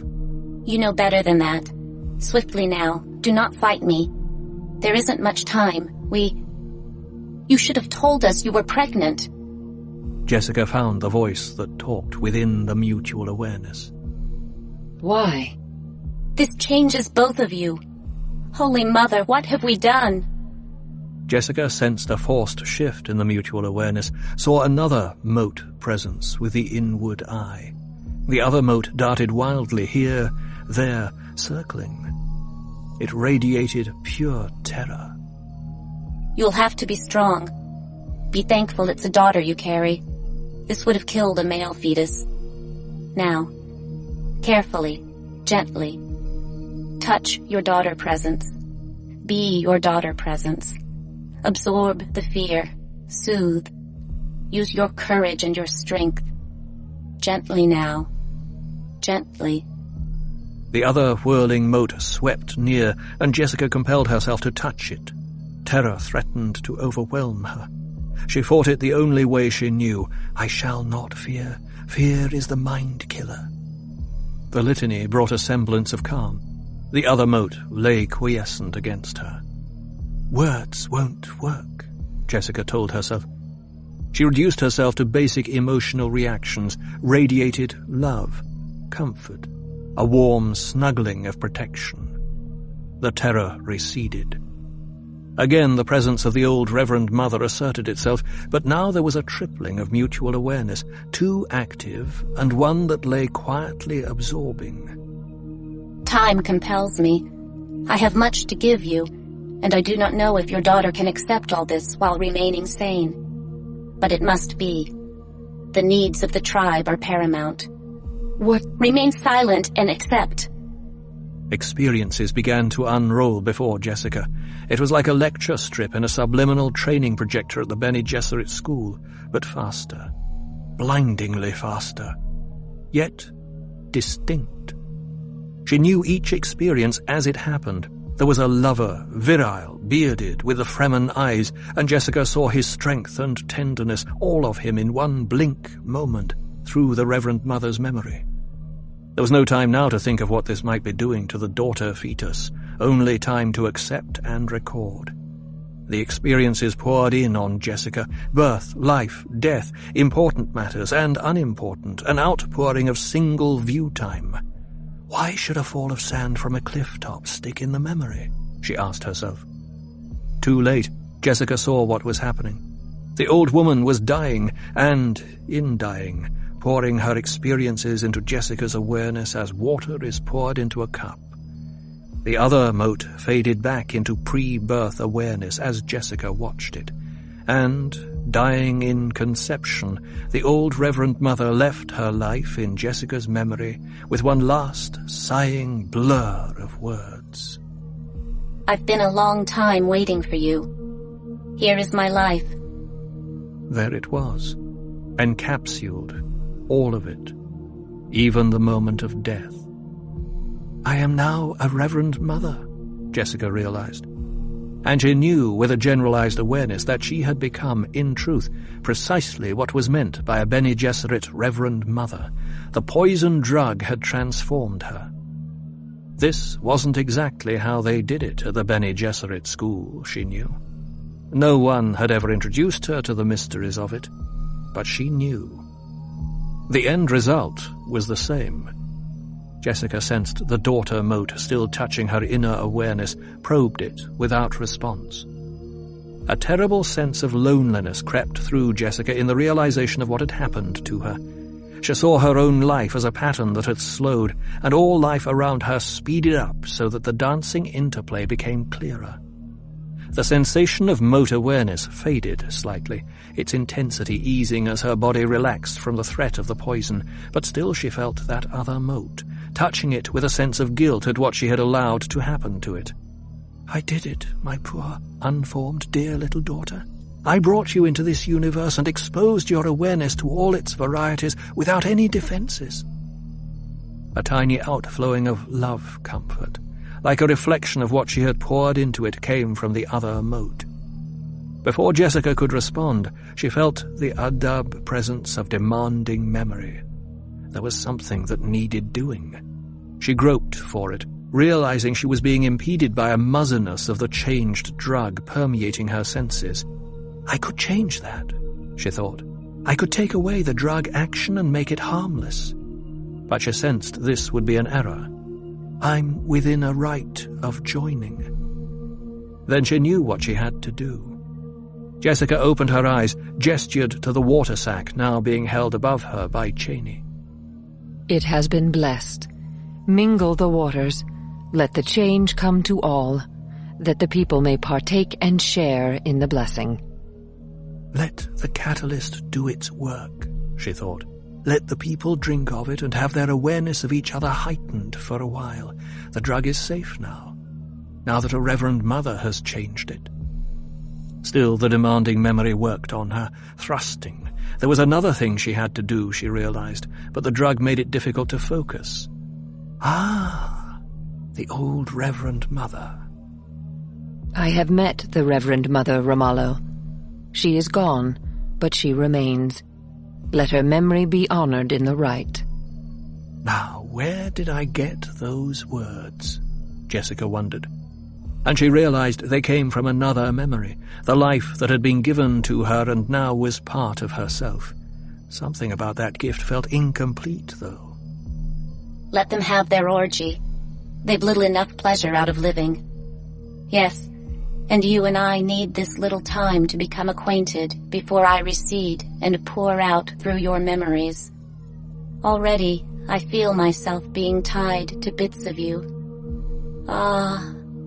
You've a mind filled with interesting things. So many things I'd never imagined. And the memory mind encapsulated within her opened itself to Jessica, permitting a view down a wide corridor to other Reverend Mothers until there seemed no end to them. Jessica recoiled, fearing she would become lost in an ocean of oneness. Still, the corridor remained, revealing to Jessica that the Fremen culture was far older than she had suspected. There had been Fremen on Poratrin, she saw, a people grown soft with an easy planet, fair game for Imperial raiders to harvest and plant human colonies on Bela Teguz and Salusa Secundus. Oh, the wailing Jessica sensed in that parting. Far down the corridor, an image voice screamed, "They denied us the Hajj!" Jessica saw the slave cribs on Bela Teguz down that inner corridor, saw the weeding out and the selecting that spread men to Rossak and Harmonthep. Scenes of brutal ferocity opened to her like the petals of a terrible flower, and she saw the thread of the past carried by Sayadina after Sayadina, first by word of mouth hidden in the sand shanties, then refined through their own Reverend Mothers with the discovery of the poison drug on Rossak, and now developed to subtle strength on Arrakis, in the discovery of the water of life. Far down the inner corridor, another voice screamed, "Never to forgive! Never to forget!" But Jessica's attention was focused on the revelation of the water of life, seeing its source, the liquid exhalation of a dying sandworm, a maker. And as she saw the killing of it in her new memory, she suppressed a gasp. The creature was drowned. "Mother, are you all right?" Paul's voice intruded on her, and Jessica struggled out of the inner awareness to stare up at him, conscious of duty to him but resenting his presence. I'm like a person whose hands were kept numb, without sensation from the first moment of awareness, until one day the ability to feel is forced into them. The thought hung in her mind, an enclosing awareness, and I say, "Look, I have no hands." But the people all around me say, "What are hands?" "Are you all right? Yes. Is this all right for me to drink?" He gestured to the sack in Cheney's hands. "They want me to drink it." She heard the hidden meaning in his words, realized he had detected the poison in the original unchanged substance, that he was concerned for her. It occurred to Jessica then to wonder about the limits of Paul's prescience. His question revealed much to her. You may drink it. It has been changed. And she looked beyond him to see Stilgar staring down at her, the dark, dark eyes studying. Now we know you cannot be false. She sensed hidden meaning here, too, but the muzziness of the drug was overpowering her senses. How warm it was, and soothing. How beneficent these Fremen to bring her into the fold of such companionship. Paul saw the drug take hold of his mother. He searched his memory, the fixed past, the flux lines of the possible futures. It was like scanning through arrested instants of time, disconcerting to the lens of the inner eye. The fragments were difficult to understand when snatched out of the flux. This drug, he could assemble knowledge about it, understand what it was doing to his mother, but the knowledge lacked a natural rhythm, lacked a system of mutual reflection. He realized suddenly that it was one thing to see the past occupying the present, but the true test of prescience was to see the past in the future. Things persisted in not being what they seemed. Drink it. Cheney waved the horn spout of a water sack under his nose. Paul straightened, staring at Cheney. He felt carnival excitement in the air. He knew what would happen if he drank this spice drug with its quintessence of the substance that brought the change onto him. He would return to the vision of pure time, of time become space. It would perch him on the dizzying summit and defy him to understand. From behind Cheney, Stilgar spoke. Drink it, lad. You delay the right. Paul listened to the crowd then, hearing the wildness in their voices. Lisan al-Gaib, they said. Muad'Dib. He looked down at his mother. She appeared peacefully asleep, in a sitting position, her breathing even and deep. A phrase out of the future that was his lonely past came into his mind. She sleeps in the waters of life. Cheney tugged at his sleeve. Paul took the horn spout into his mouth, heard the people shout. He felt the liquid gush into his throat as Cheney pressed the sack, sensed giddiness in the fumes. Cheney removed the spout, handed the sack into hands that reached for it from the floor of the cavern. His eyes focused on her arm, the green band of mourning there. As she straightened, Cheney saw the direction of his gaze.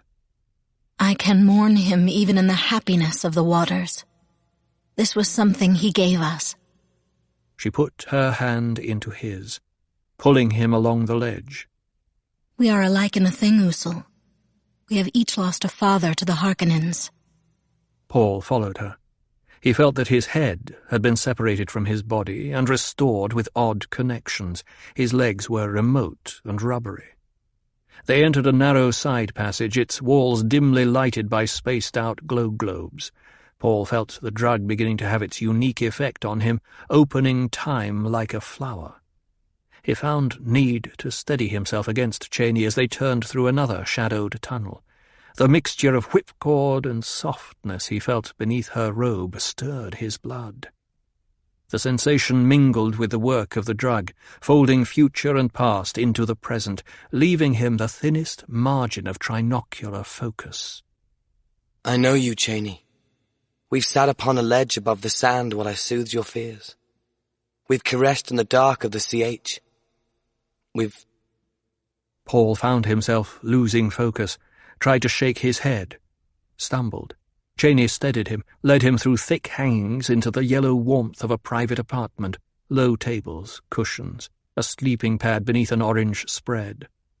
Paul grew aware that they had stopped, that Cheney stood facing him, and that her eyes betrayed a look of quiet terror. You must tell me. You are Sihaya, the desert spring. When the tribe shares the water, we're together. All of us. We share.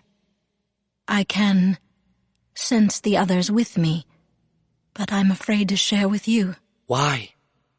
He tried to focus on her, but past and future were merging into the present, blurring her image.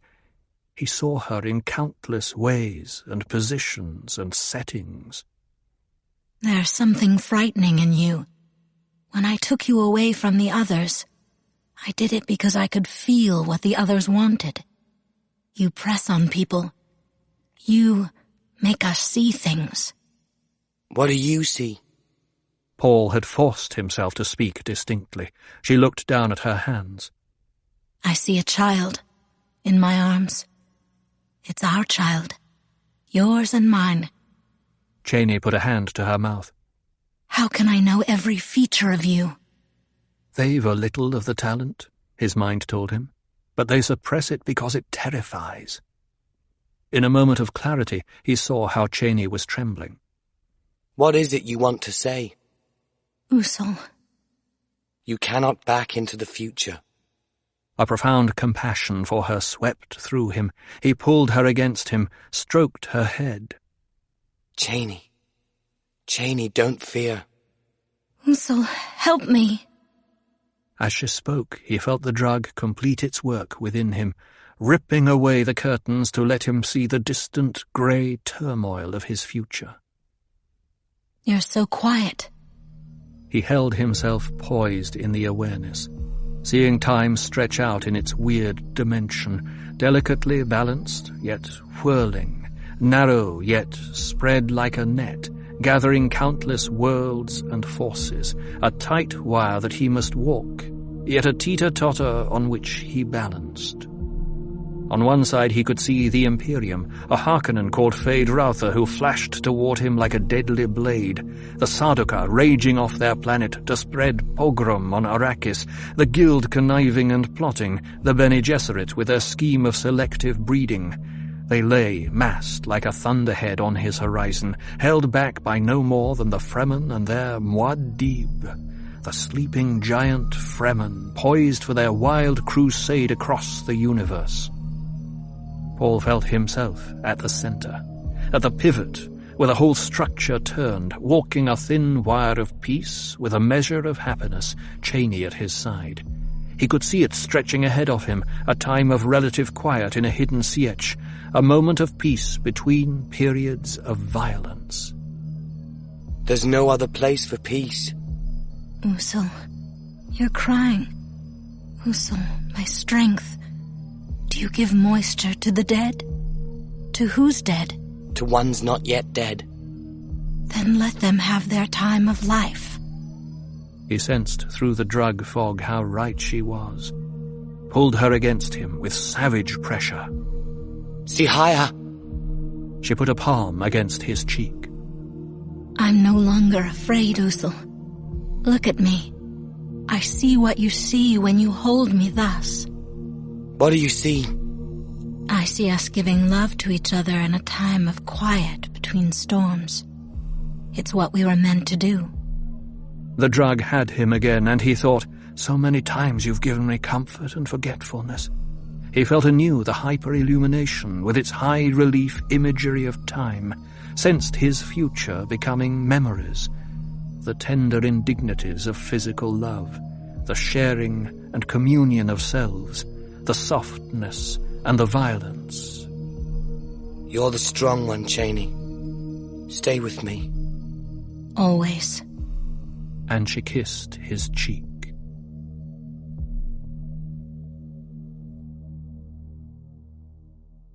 Book 3. The Prophet.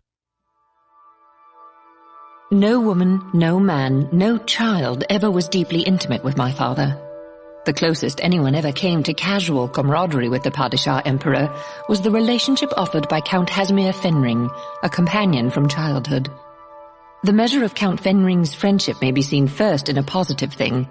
He allayed the Landsraad's suspicions after the Arrakis affair.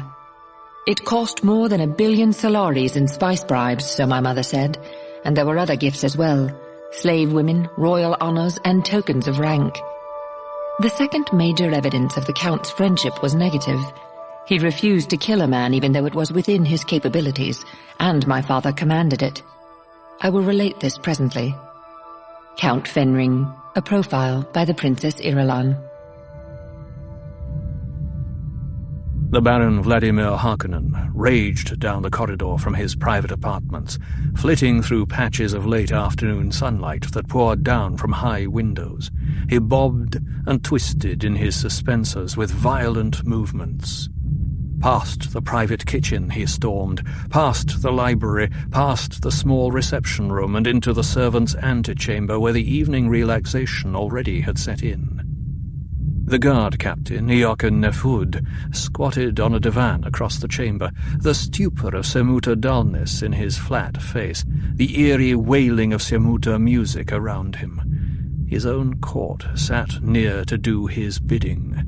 "Nefud!" the Baron roared. Men scrambled. Nefud stood, his face composed by the narcotic but with an overlay of paleness that told of his fear. The Semuta music had stopped. "My Lord Baron," Nefud said. Only the drug kept the trembling out of his voice. The Baron scanned the faces around him, seeing the looks of frantic quiet in them. He returned his attention to Nefud and spoke in a silken tone. "How long have you been my guard, Captain Nefud?" Nefud swallowed. "Since Arrakis, my lord. Almost 2 years." "And have you always anticipated dangers to my person?" "Such has been my only desire, my lord." "Then where is Feyd-Rautha?" the Baron roared. Nefud recoiled. "My lord, you do not consider Feyd-Rautha a danger to my person?" Again the voice was silken. Nefud wet his lips with his tongue. Some of the Semuta dullness left his eyes. "Feyd-Rautha's in the slave quarters, my lord." "With the women again, eh?" The Baron trembled with the effort of suppressing anger. "Sire, it could be he's—" "Silence!" The Baron advanced another step into the antechamber, noting how the men moved back, clearing a subtle space around Nefud, dissociating themselves from the object of wrath. "Did I not command you to know precisely where the Baron was at all times?" the Baron asked. He moved a step closer. "Did I not say to you that you were to know precisely what the Baron was saying at all times? And to whom?" Another step. "Did I not say to you that you were to tell me whenever he went into the quarters of the slave women?" Nefud swallowed. Perspiration stood out on his forehead. The Baron held his voice flat, almost devoid of emphasis. "Did I not say these things to you?" Nefud nodded. "And did I not say to you that you were to check all slave boys sent to me, and that you were to do this yourself, personally?" Again Nefud nodded. "Did you, perchance, not see the blemish on the thigh of the one sent me this evening?" the Baron asked. "Is it possible you—" "Uncle!" The Baron whirled, stared at Feyd-Rautha standing in the doorway. The presence of his nephew here, now, the look of hurry that the young man could not quite conceal, all revealed much. Feyd-Rautha had his own spy system focused on the Baron. "There is a body in my chambers that I wish removed," the Baron said, and he kept his hand at the projectile weapon beneath his robes, thankful that his shield was the best. Feyd-Rautha glanced at 2 guardsmen against the right wall, nodded. The 2 detached themselves, scurried out the door and down the hall toward the Baron's apartments. "Those 2, eh?" the Baron thought. This young monster has much to learn yet about conspiracy." "I presume you left matters peaceful in the slave quarters, Feyd?" the Baron said. "I've been playing Cheops with a slave master," Feyd-Rautha said, and he thought, what has gone wrong? The boy we sent to my uncle has obviously been killed. But he was perfect for the job. Even Howarth couldn't have made a better choice. The boy was perfect. "Playing pyramid chess," the Baron said. "How nice. Did you win?" Yes, uncle." And Feyd-Rautha strove to contain his disquiet. The Baron snapped his fingers. "Nefud, you wish to be restored to my good graces?" "Sire, what have I done?" Nefud quavered. "That's unimportant now," the Baron said. "Feyd has beaten the slave master at Cheops. Did you hear that?" Yes, sire. I wish you to take 3 men and go to the slave master, the Baron said. Garrot, the slave master. Bring his body to me when you've finished, that I may see it was done properly. We cannot have such inept chess players in our employ. Feyd-Rautha went pale, took a step forward. But, uncle, Later, Feyd, the Baron said, and waved a hand. Later. The 2 guards who had gone to the Baron's quarters for the slave boy's body staggered past the antechamber door with their load sagging between them, arms trailing. The Baron watched until they were out of sight. Nefud stepped up beside the Baron. You wish me to kill the slave master now, my lord? Now, the Baron said, and when you've finished, add those 2 who just passed to your list. I don't like the way they carried that body. One should do such things neatly. I'll wish to see their carcasses, too. Nefud said, My lord, is it anything that I've... Do as your master has ordered, Feyd-Rautha said, and he thought, all I can hope for now is to save my own skin. Good, the Baron thought. He yet knows how to cut his losses.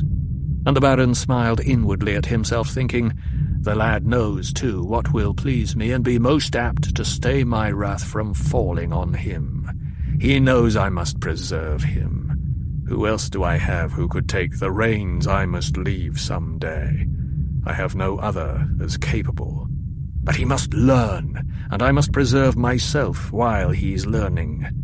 Nefud signalled men to assist him, led them out the door. Would you accompany me to my chambers, Feyd? The Baron asked. I am yours to command, Feyd-Rautha said. He bowed, thinking, I'm caught. After you, the Baron said, and he gestured to the door. Feyd-Rautha indicated his fear by only the barest hesitation. Have I failed utterly? He asked himself. Will he slip a poisoned blade into my back, slowly, through the shield? Does he have an alternative successor? Let him experience this moment of terror, the Baron thought, as he walked along behind his nephew. He will succeed me, but at a time of my choosing. I'll not have him throwing away what I've built. Feyd-Rautha tried not to walk too swiftly. He felt the skin crawling on his back, as though his body itself wondered when the blow could come. His muscles alternately tensed and relaxed. Have you heard the latest word from Arrakis? The Baron asked. No, uncle. Feyd-Rautha forced himself not to look back. He turned down the hall out of the servants' wing. They've a new prophet or religious leader of some kind among the Fremen, the Baron said. They call him Muad'Dib. Very funny, really. It means the mouse. I've told Raban to let them have their religion. It'll keep them occupied. That's very interesting, uncle, Feyd-Rautha said. He turned into the private corridor to his uncle's quarters, wondering, why does he talk about religion? Is it some subtle hint to me? Yes, isn't it? The Baron said.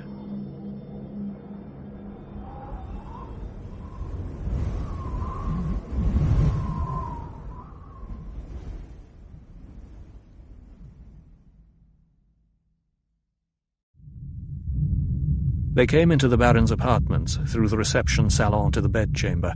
Subtle signs of a struggle greeted them here, a suspensor lamp displaced, a bed cushion on the floor, a soother reel spilled open across a bedstand. It was a clever plan. The Baron kept his body shield tuned to maximum, stopped, facing his nephew. But not clever enough. Tell me, Feyd, why didn't you strike me down yourself? You've had opportunity enough. Feyd-Rautha found a suspensor chair, accomplished a mental shrug as he sat down in it, without being asked. I must be bold now, he thought. You taught me that my own hands must remain clean. Ah, yes.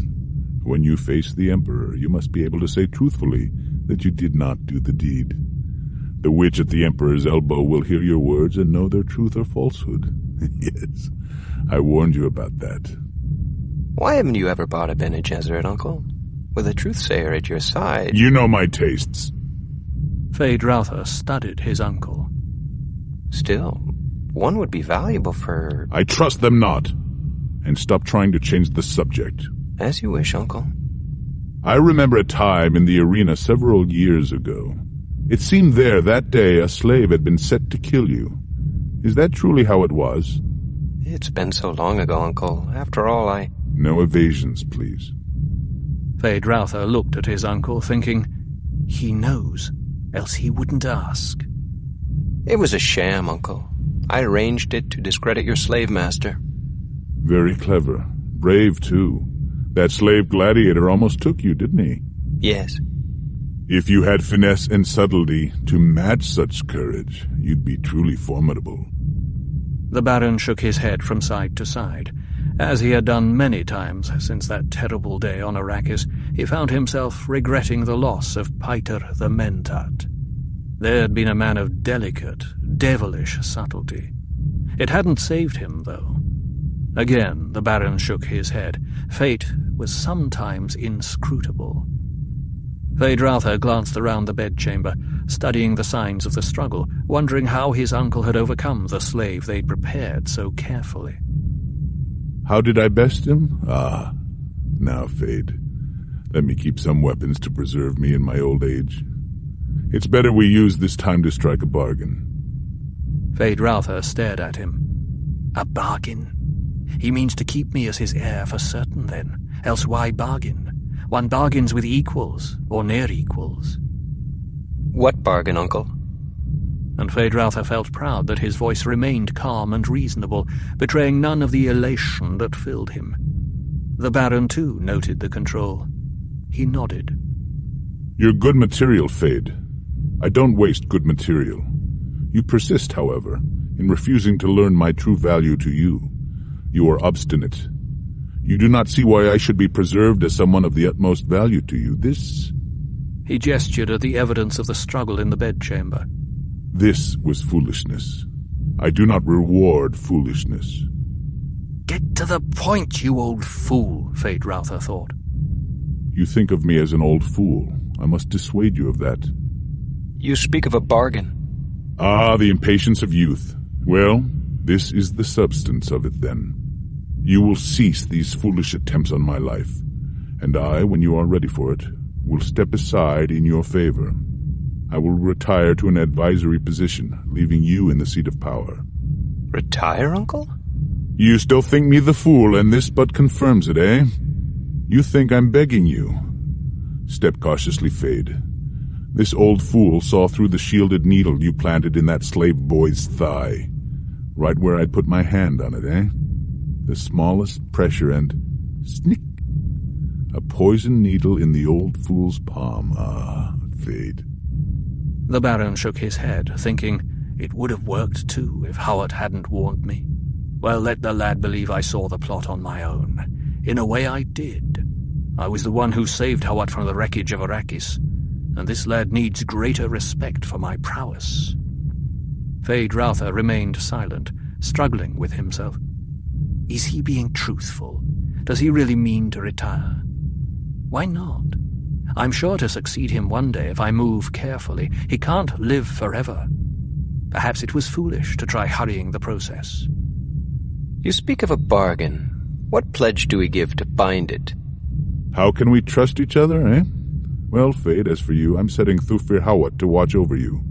I trust Hawat's Mentat capabilities in this. Do you understand me? And as for me, you'll have to take me on faith. But I can't live forever, can I, Feyd? And perhaps you should begin to suspect now that there are things I know which you should know. I give you my pledge. And what do you give me? I let you go on living. Again, Feyd-Rautha studied his uncle. He sets Hawat over me. What would he say if I told him Hawat planned the trick with the gladiator that cost him his slave master? He'd likely say I was lying in the attempt to discredit Hawat. No, the good Thufir is a Mentat, and has anticipated this moment. Well, what do you say? What can I say? I accept, of course. And Feyd-Rautha thought, Hawat, he plays both ends against the middle. Is that it? Has he moved to my uncle's camp because I didn't counsel with him over the slave boy attempt? You haven't said anything about my setting Hawat to watch you. Feyd-Rautha betrayed anger by a flaring of nostrils. The name of Hawat had been a danger signal in the Harkonnen family for so many years, and now it had a new meaning. Still dangerous. Hawat's a dangerous toy. Toy? Don't be stupid. I know what I have in Hawat, and how to control it. Hawat has deep emotions, Feyd. The man without emotions is the one to fear, but deep emotions, now those can be bent to your needs. Uncle, I don't understand you. Yes, that's plain enough. Only a flicker of eyelids betrayed the passage of resentment through Feyd-Rautha. And you do not understand Hawat. Nor do you, Feyd-Rautha thought. Who does Hawat blame for his present circumstances? Me? Certainly. But he was an Atreides tool and bested me for years until the Imperium took a hand. That's how he sees it. His hate for me is a casual thing now. He believes he can best me any time. Believing this, he is bested. For I direct his attention where I want it, against the Imperium. Tensions of a new understanding drew tight lines across Feyd-Rautha's forehead, thinned his mouth. Against the Emperor? Let my dear nephew try the taste of that, the Baron thought. Let him say to himself, the Emperor Feyd-Rautha Harkonnen. Let him ask himself how much that's worth. Surely it must be worth the life of one old uncle who could make that dream come to pass. Slowly Feyd-Rautha wet his lips with his tongue. Could it be true what the old fool was saying? There was more here than there seemed to be. And what has Hawat to do with this? He thinks he uses us to wreak his revenge upon the Emperor. And when that's accomplished? He does not think beyond his revenge. Hawat's a man who must serve others, and doesn't even know this about himself. I've learned much from Hawat. Feyd-Rautha felt the truth of the words as he spoke them. But the more I learn, the more I feel we should dispose of him, and soon. You don't like the idea of his watching you? Hawat watches everybody. And he may put you on a throne. Hawat is subtle, he is dangerous, devious. But I'll not yet withhold the antidote from him. A sword is dangerous too, Feyd. We have the scabbard for this one, though. The poison's in him. When we withdraw the antidote, death will sheathe him. In a way, it's like the arena. Feints within feints within feints.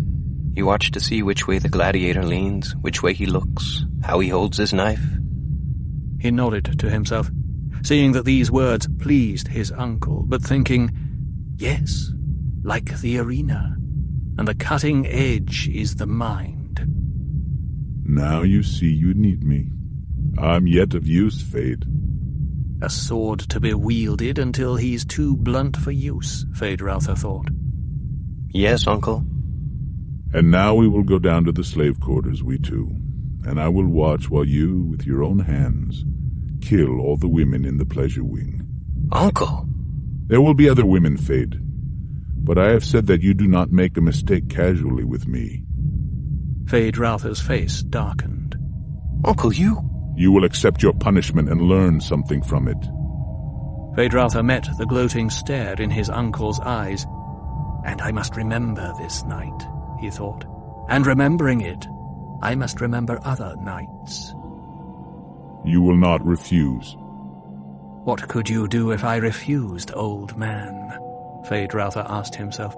But he knew there might be some other punishment, perhaps a more subtle one, a more brutal lever to bend him.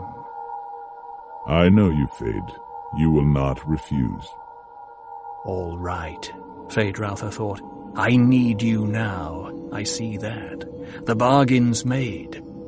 But I'll not always need you. And someday...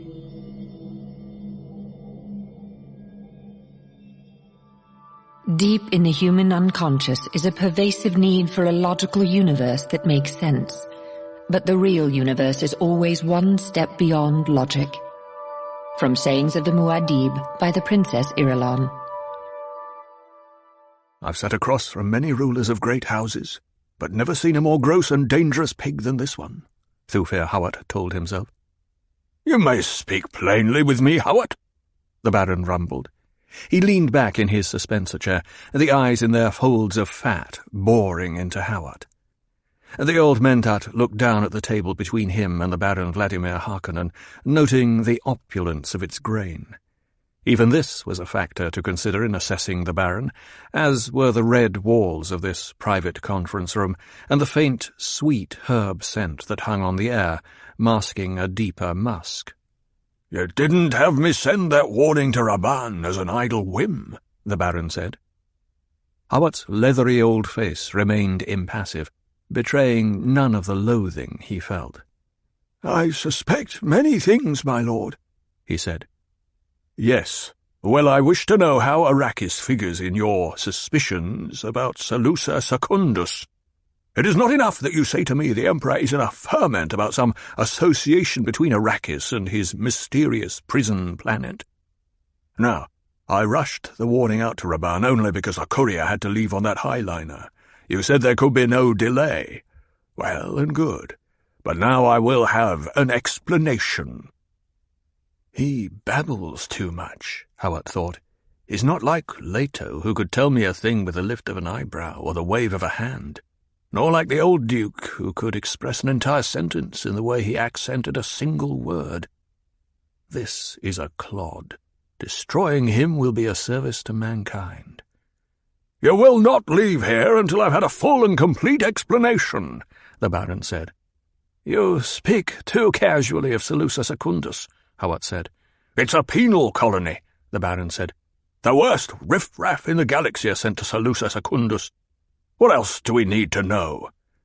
"That conditions on the prison planet are more oppressive than anywhere else," Howard said.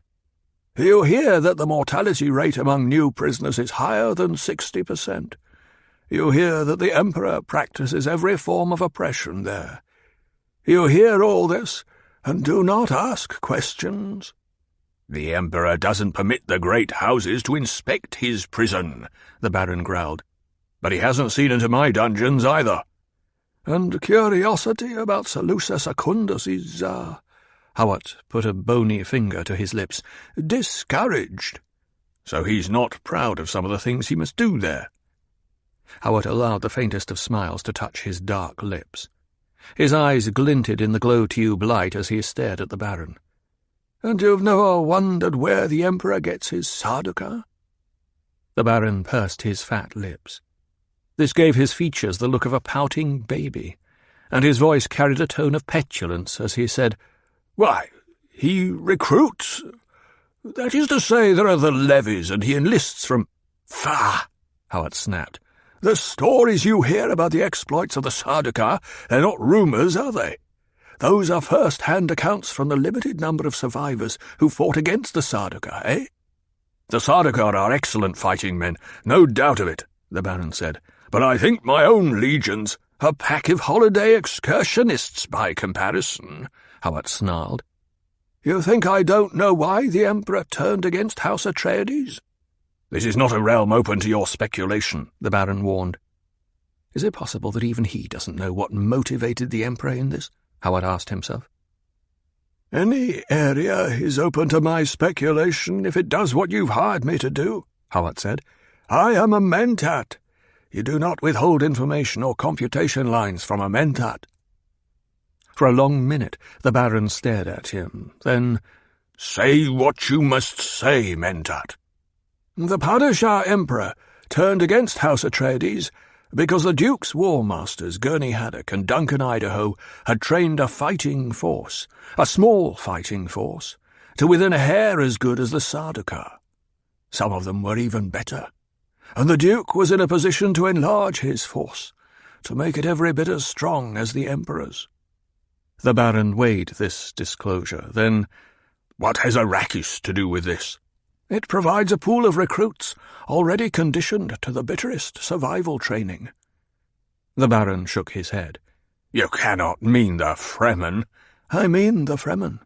"Ha! Then why warn Raban? There cannot be more than a handful of Fremen left after the Sardaukar pogrom and Raban's oppression." Hawat continued to stare at him silently. "Not more than a handful," the Baron repeated. "Raban killed 6,000 of them last year alone. Still, Howard stared at him. "And the year before it was 9,000, the Baron said. "And before they left, the Sardaukar must have accounted for at least 20,000. "What are Raban's troop losses for the past 2 years?" Howard asked. The Baron rubbed his jowls. "Well, he has been recruiting rather heavily, to be sure. His agents make rather extravagant promises, and shall we say 30,000 in round numbers?" Howard asked. "That would seem a little high," the Baron said. "Quite the contrary," Howard said. "I can read between the lines of Raban's reports as well as you can, and you certainly must have understood my reports from our agents." "Arrakis is a fierce planet," the Baron said. "Storm losses can—" "We both know the figure for storm accretion," Howard said. "What if he has lost 30,000? the Baron demanded, and blood darkened his face. "By your own count," Howard said, "he killed 15,000 over 2 years, while losing twice that number." "You say the Sardaukar accounted for another 20,000, possibly a few more, and I've seen the transportation manifests for their return from Arrakis. If they killed 20,000, they lost almost 5-1. Why won't you face these figures, Baron, and understand what they mean?" The Baron spoke in a coldly measured cadence. "This is your job, Mentat. What do they mean?" "I gave you Duncan Idaho's head count on the Sietch he visited," Howard said. "It all fits. If they had just 250 such Sietch communities, their population would be about 5 million. My best estimate is that they had at least twice that many communities. You scatter your population on such a planet." 10 million? The Baron's jowls quivered with amazement. "At least." The Baron pursed his fat lips. The beady eyes stared without wavering at Howard. Is this true Mentat computation? He wondered. How could this be and no one suspect? "We haven't even cut heavily into their birth rate growth figure," Howard said. "We've just weeded out some of their less successful specimens, leaving the strong to grow stronger, just like on Salusa Secundus." "Salusa Secundus," the Baron barked. "What has this to do with the Emperor's prison planet?" "The man who survives Salusa Secundus starts out being tougher than most others," Howard said. "When you add the very best of military training—" "Nonsense! By your argument, I could recruit from among the Fremen after the way they've been oppressed by my nephew." Howard spoke in a mild voice. "Don't you oppress any of your troops?" "Well, but oppression is a relative thing," Howard said. "Your fighting men are much better off than those around them, hey? They see unpleasant alternative to being soldiers of the Baron, hey?" The Baron fell silent, eyes unfocused. The possibilities. Had Raban unwittingly given House Harkonnen its ultimate weapon? Presently he said, "How could you be sure of the loyalty of such recruits?" "I would take them in small groups, not larger than platoon strength," Howard said. "I'd remove them from their oppressive situation and isolate them with a training cadre of people who understood their background. Preferably people who had preceded them from the same oppressive situation. Then I'd fill them with the mystique that their planet had really been a secret training ground to produce just such superior beings as themselves. And all the while I'd show them what such superior beings could earn. Rich living, beautiful women, fine mansions, whatever they desired." The Baron began to nod. "The way the Sardaukar live at home." "The recruits come to believe in time that such a place as Salusa Secundus is justified because it produced them, the elite. The commonest Sardaukar trooper lives a life in many respects as exalted as that of any member of a great house." "Such an idea," the Baron whispered. "You begin to share my suspicions," Howard said. "Where did such a thing start?" the Baron asked. "Ah, yes. Where did House Corino originate? Were there people on Salusa Secundus before the Emperor sent his first contingents of prisoners there? Even the Duke Leto, a cousin on the Distaff side, never knew for sure. Such questions are not encouraged." The Baron's eyes glazed with thought. "Yes, a very carefully kept secret. They'd used every device of—" "Besides, what's there to conceal?" Howard asked. that the Padishah Emperor has a prison planet? Everyone knows this. That he has— Count Fenring, the Baron blurted. Howard broke off, studied the Baron with a puzzled frown. What of Count Fenring? At my nephew's birthday, several years ago, the Baron said. This imperial popinjay, Count Fenring, came as official observer and to conclude a business arrangement between the Emperor and myself. So, during one of our conversations, I believe I said something about making a prison planet of Arrakis. Fenring— What did you say exactly? Howard asked. Exactly? That was quite a while ago, and— My Lord Baron, if you wish to make the best use of my services, you must give me adequate information. Wasn't this conversation recorded? The Baron's face darkened with anger. You're as bad as Piter. I don't like these— Piter is no longer with you, my lord, Howard said. As to that, whatever did happen to Piter? He became too familiar, too demanding of me, the Baron said. You assure me you don't waste a useful man, Howard said. Will you waste me by threats and quibbling? We were discussing what you said to Count Fenring. Slowly the Baron composed his features. When the time comes, he thought, I'll remember his manner with me. Yes, I will remember. One moment, the Baron said, and he thought back to the meeting in his great hall.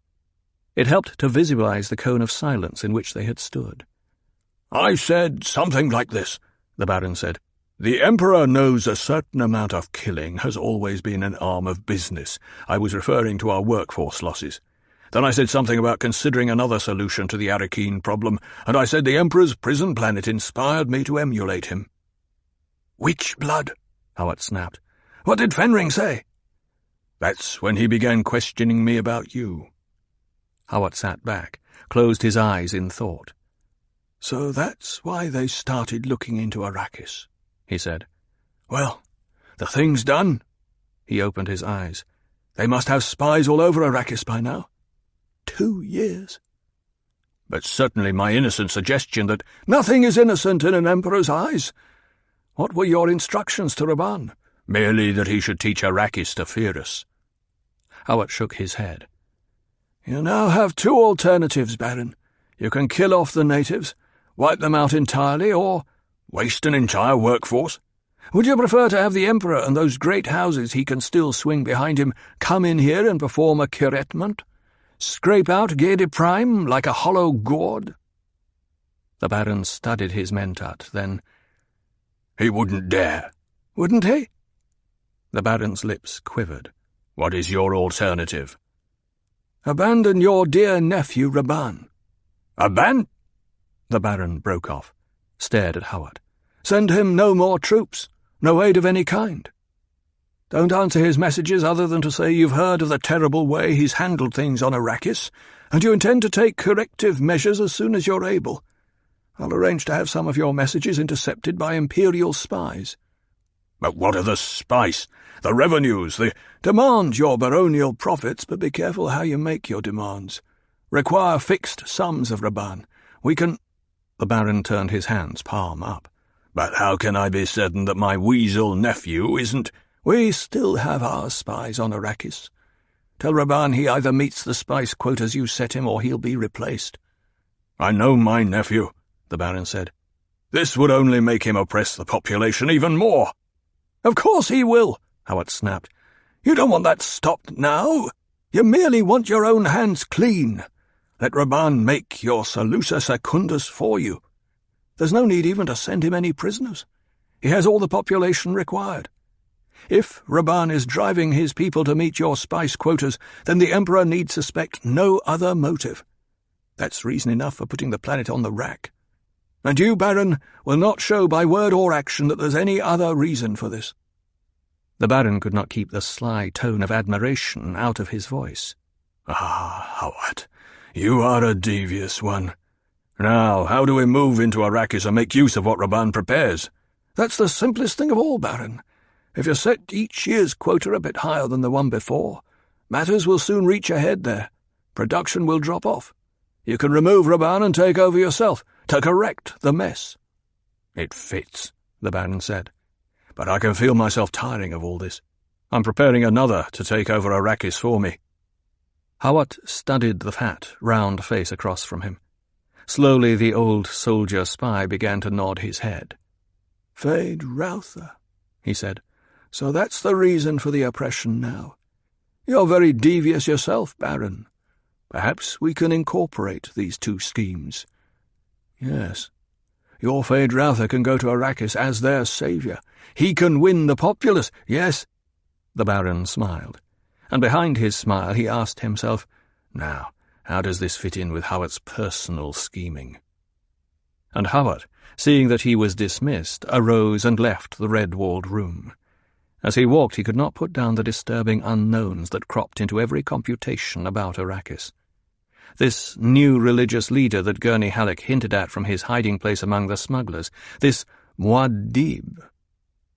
Perhaps I should not have told the Baron to let this religion flourish where it will, even among the folk of Pan and Graben, he told himself. But it's well known that repression makes a religion flourish. And he thought about Halleck's reports on Fremen battle tactics. The tactics smacked of Halleck himself, and Idaho, and even of Hawat. Did Idaho survive? He asked himself. But this was a futile question. He did not yet ask himself if it was possible that Paul had survived. He knew the Baron was convinced that all Atreides were dead. The Bene Gesserit witch had been his weapon, the Baron admitted, and that could only mean an end to all, even to the woman's own son. What a poisonous hate she must have had for the Atreides, he thought. Something like the hate I hold for this Baron. Will my blow be as final and complete as hers?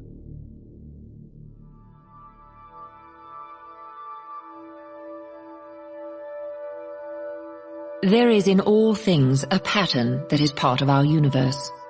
It has symmetry, elegance, and grace. Those qualities you find always in that which the true artist captures. You can find it in the turning of the seasons, in the way sand trails along a ridge, in the branched clusters of the creosote bush, or the pattern of its leaves. We try to copy these patterns in our lives and our society, seeking the rhythms, the dances, the forms that comfort. Yet it is possible to see peril in the finding of ultimate perfection. It is clear that the ultimate pattern contains its own fixity. In such perfection, all things move toward death. From the collected sayings of Muad'Dib by the Princess Irulan. Paul Muad'Dib remembered that there had been a meal heavy with spice essence. He clung to this memory because it was an anchor point, and he could tell himself from this vantage that his immediate experience must be a dream. "I am a theatre of processes," he told himself. "I am a prey to the imperfect vision, to the race consciousness and its terrible purpose." Yet he could not escape the fear that he had somehow overrun himself, lost his position in time, so that past and future and present mingled without distinction. It was a kind of visual fatigue, and it came, he knew, from the constant necessity of holding the prescient future as a kind of memory that was in itself a thing intrinsically of the past.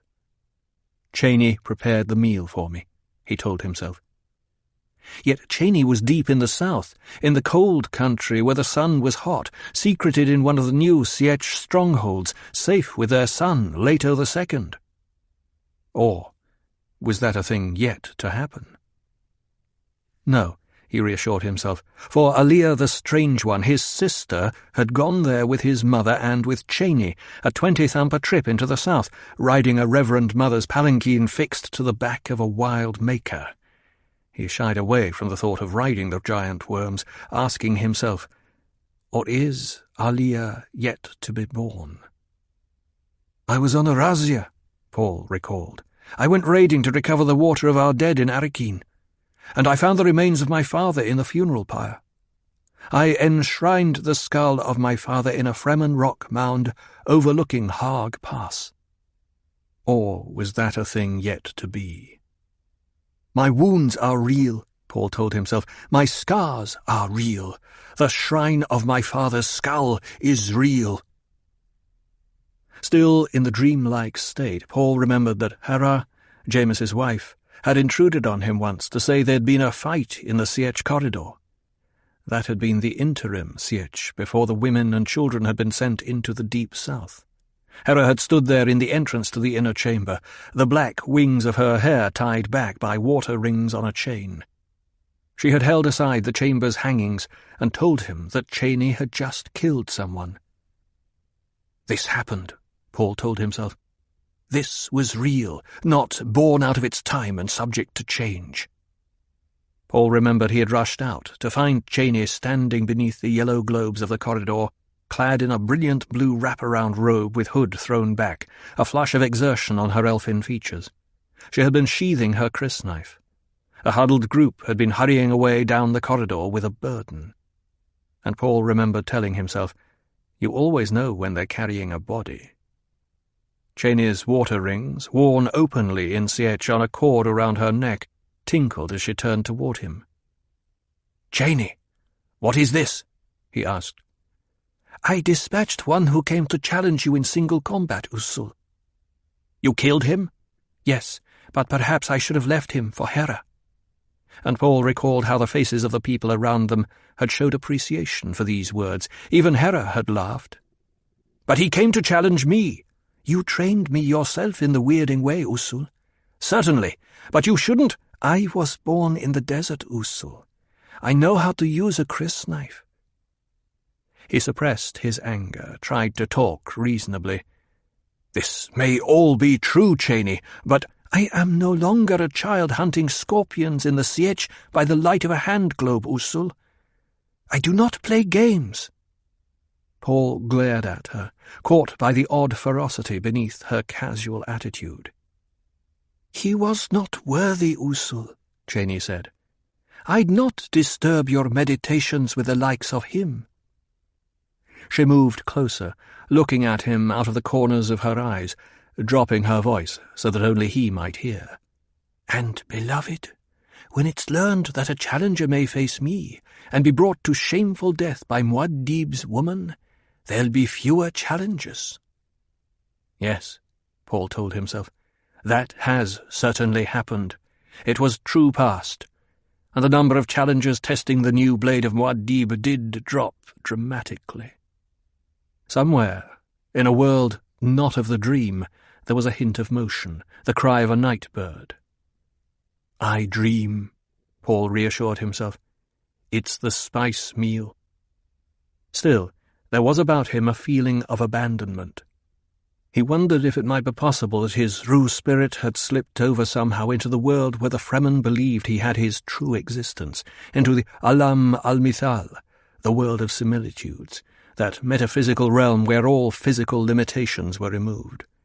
And he knew fear at the thought of such a place, because removal of all limitations meant removal of all points of reference. In the landscape of a myth he could not orient himself and say, "I am I, because I am here." His mother had once said, "The people are divided, some of them, in how they think of you." I must be waking from the dream, Paul told himself. For this had happened. These words from his mother, the Lady Jessica, who was now a reverend mother of the Fremen, these words had passed through reality. Jessica was fearful of the religious relationship between himself and the Fremen, Paul knew. She didn't like the fact that people of both Sietch and Graben referred to Muad'Dib as him, and she went questioning among the tribes, sending out her Sayadina spies, collecting their answers and brooding on them. She had quoted a Bene Gesserit proverb to him. "When religion and politics travel in the same cart, the riders believe nothing can stand in their way. Their movement becomes headlong, faster and faster and faster. They put aside all thought of obstacles and forget that a precipice does not show itself to a man in a blind rush until it's too late." Paul recalled that he had sat there in his mother's quarters in the inner chamber, shrouded by dark hangings with their surfaces covered by woven patterns out of Fremen mythology. He had sat there, hearing her out, noting the way she was always observing, even when her eyes were lowered. Her oval face had new lines in it at the corners of the mouth, but the hair was still like polished bronze. The wide-set green eyes, though, hid beneath their overcasting of spice-imbued blue. "The Fremen have a simple, practical religion," he said. "Nothing about religion is simple," she warned. But Paul, seeing the clouded future that still hung over them, found himself swayed by anger.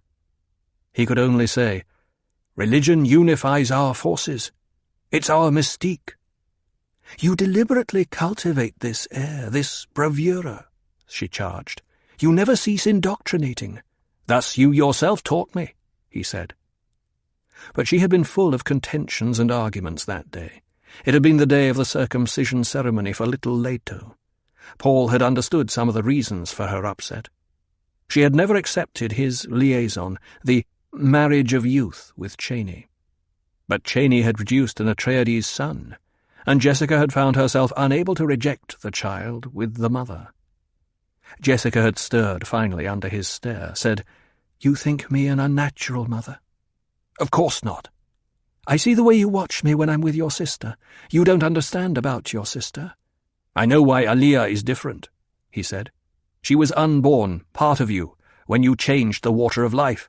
She—" "You know nothing of it!"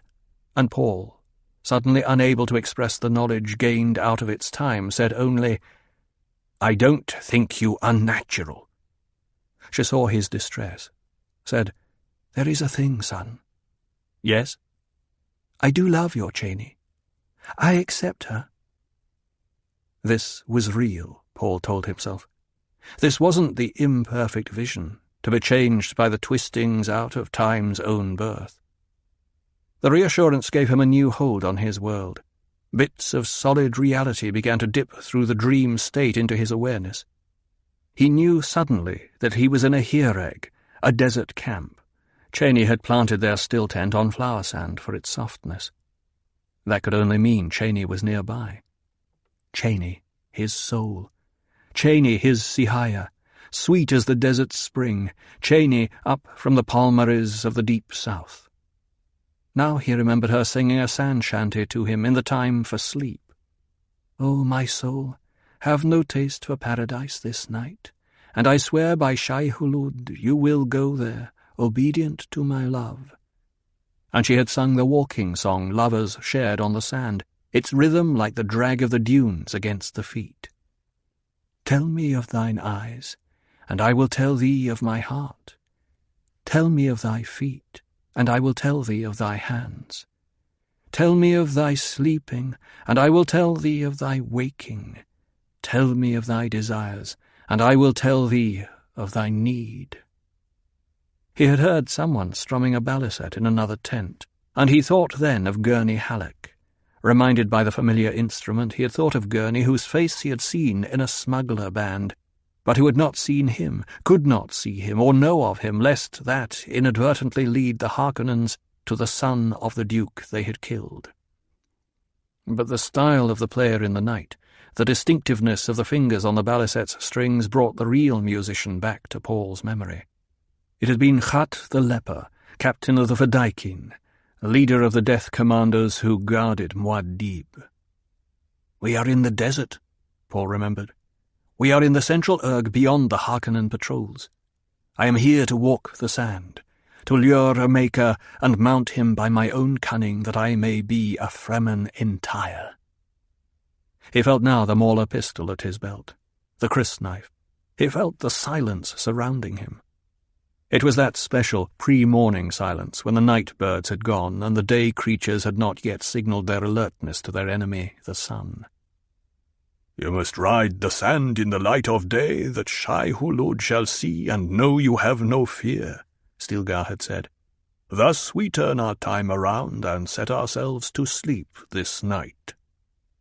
Quietly, Paul sat up, feeling the looseness of a slacked stillsuit around his body, the shadowed still tent beyond. So softly he moved. Yet Cheney heard him. She spoke from the tent's gloom, another shadow there.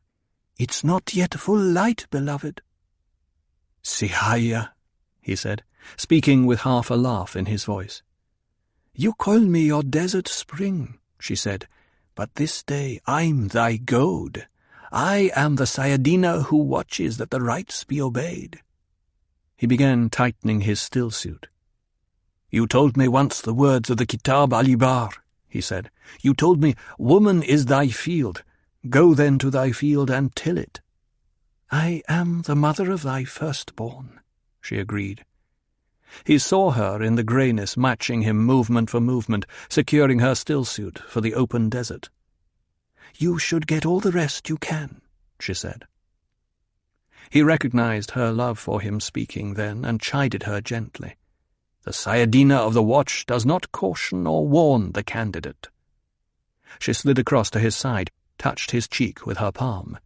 "Today I am both the Watcher and the woman." "You should have left this duty to another," he said. "Waiting is bad enough at best," she said. "I'd sooner be at thy side." He kissed her palm before securing the face flap of his suit, then turned and cracked the seal of the tent. The air that came into them held the chill, not quite dryness that would precipitate trace dew in the dawn. With it came the smell of a pre-spice mass, the mass they had detected off to the northeast, and that told them there would be a maker nearby. Paul crawled through the sphincter opening, stood on the sand and stretched the sleep from his muscles. A faint green-pearl luminescence etched the eastern horizon. The tents of his troop were small, false dunes around him in the gloom. He saw movement off to the left, the guard, and knew they had seen him. They knew the peril he faced this day. Each Fremen had faced it. They gave him this last few moments of isolation now that he might prepare himself. "It must be done today," he told himself. He thought of the power he wielded in the face of the pogrom, the old men who sent their sons to him to be trained in the weirding way of battle, the old men who listened to him now in council and followed his plans, the men who returned to pay him that highest Fremen compliment, "Your plan worked, Muad'Dib." Yet the meanest and smallest of the Fremen warriors could do a thing that he had never done, and Paul knew his leadership suffered from the omnipresent knowledge of this difference between them. He had not ridden the Maker. Oh, he'd gone up with the others for training trips and raids, but he had not made his own voyage. Until he did, his world was bounded by the abilities of others. No true Fremen could permit this.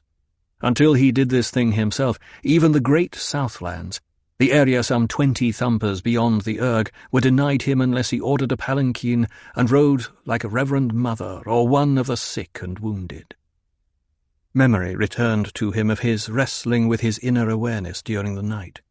He saw a strange parallel here. If he mastered the Maker, his rule was strengthened. If he mastered the inward eye, this carried its own measure of command. But beyond them both lay the clouded area, the great unrest where all the universe seemed embroiled. The differences in the ways he comprehended the universe haunted him, accuracy matched with inaccuracy. He saw it in situ. Yet, when it was born, when it came into the pressures of reality, the now had its own life and grew with its own subtle differences. Terrible purpose remained. Race consciousness remained.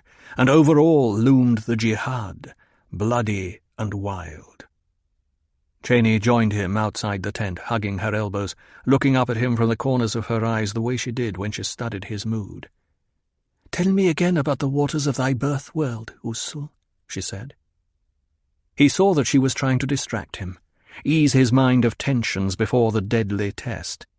It was growing lighter, and he noted that some of his Fedaykin were already striking their tents.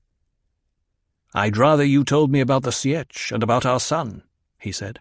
"Does our Leto yet hold my mother in his palm?" "It's Aliyah he holds as well," she said, "and he grows rapidly. He'll be a big man." "What's it like in the south?" he asked. "When you ride the Maker, you'll see for yourself," she said. "But I wish to see it first through your eyes." "It's powerfully lonely," she said.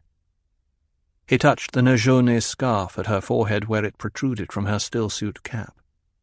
"Why will you not talk about the Sietch?" "I have talked about it. The Sietch is a lonely place without our men. It's a place of work. We labor in the factories and the potting rooms. There are weapons to be made, poles to plant that we may forecast the weather, spice to collect for the bribes. There are dunes to be planted to make them grow and to anchor them. There are fabrics and rugs to make, fuel cells to charge. There are children to train, that the tribe's strength may never be lost." "Is nothing, then, pleasant in the sietch?" he asked. "The children are pleasant. We observe the rites. We have sufficient food. Sometimes one of us may come north to be with her man. Life must go on." "My sister, Aliyah, is she accepted yet by the people?" Cheney turned toward him in the growing dawn light.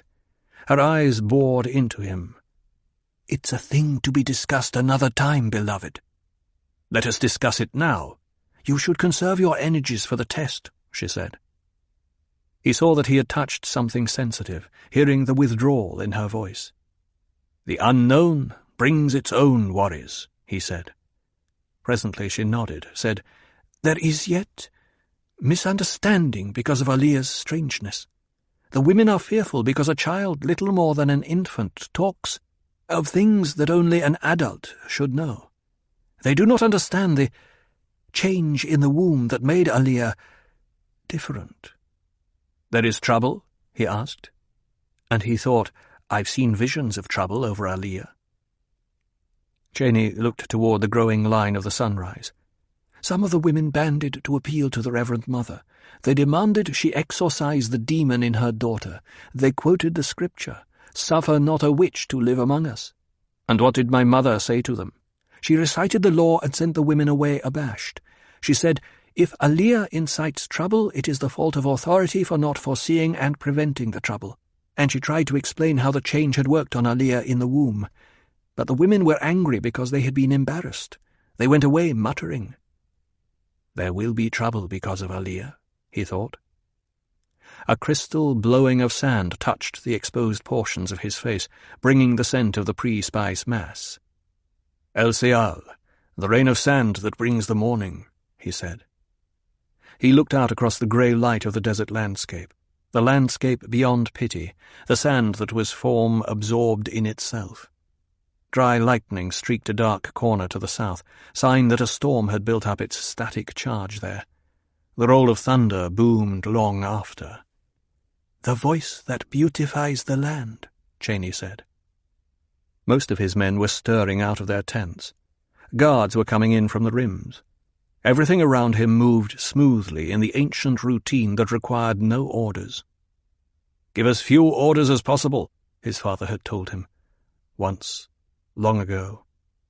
"Once you've given orders on a subject, you must always give orders on that subject." The Fremen knew this rule instinctively. The troop's watermaster began the morning shanty, adding to it now the call for the right to initiate a sand rider. "The world is a carcass," the man chanted, his voice wailing across the dunes. "Who can turn away the angel of death?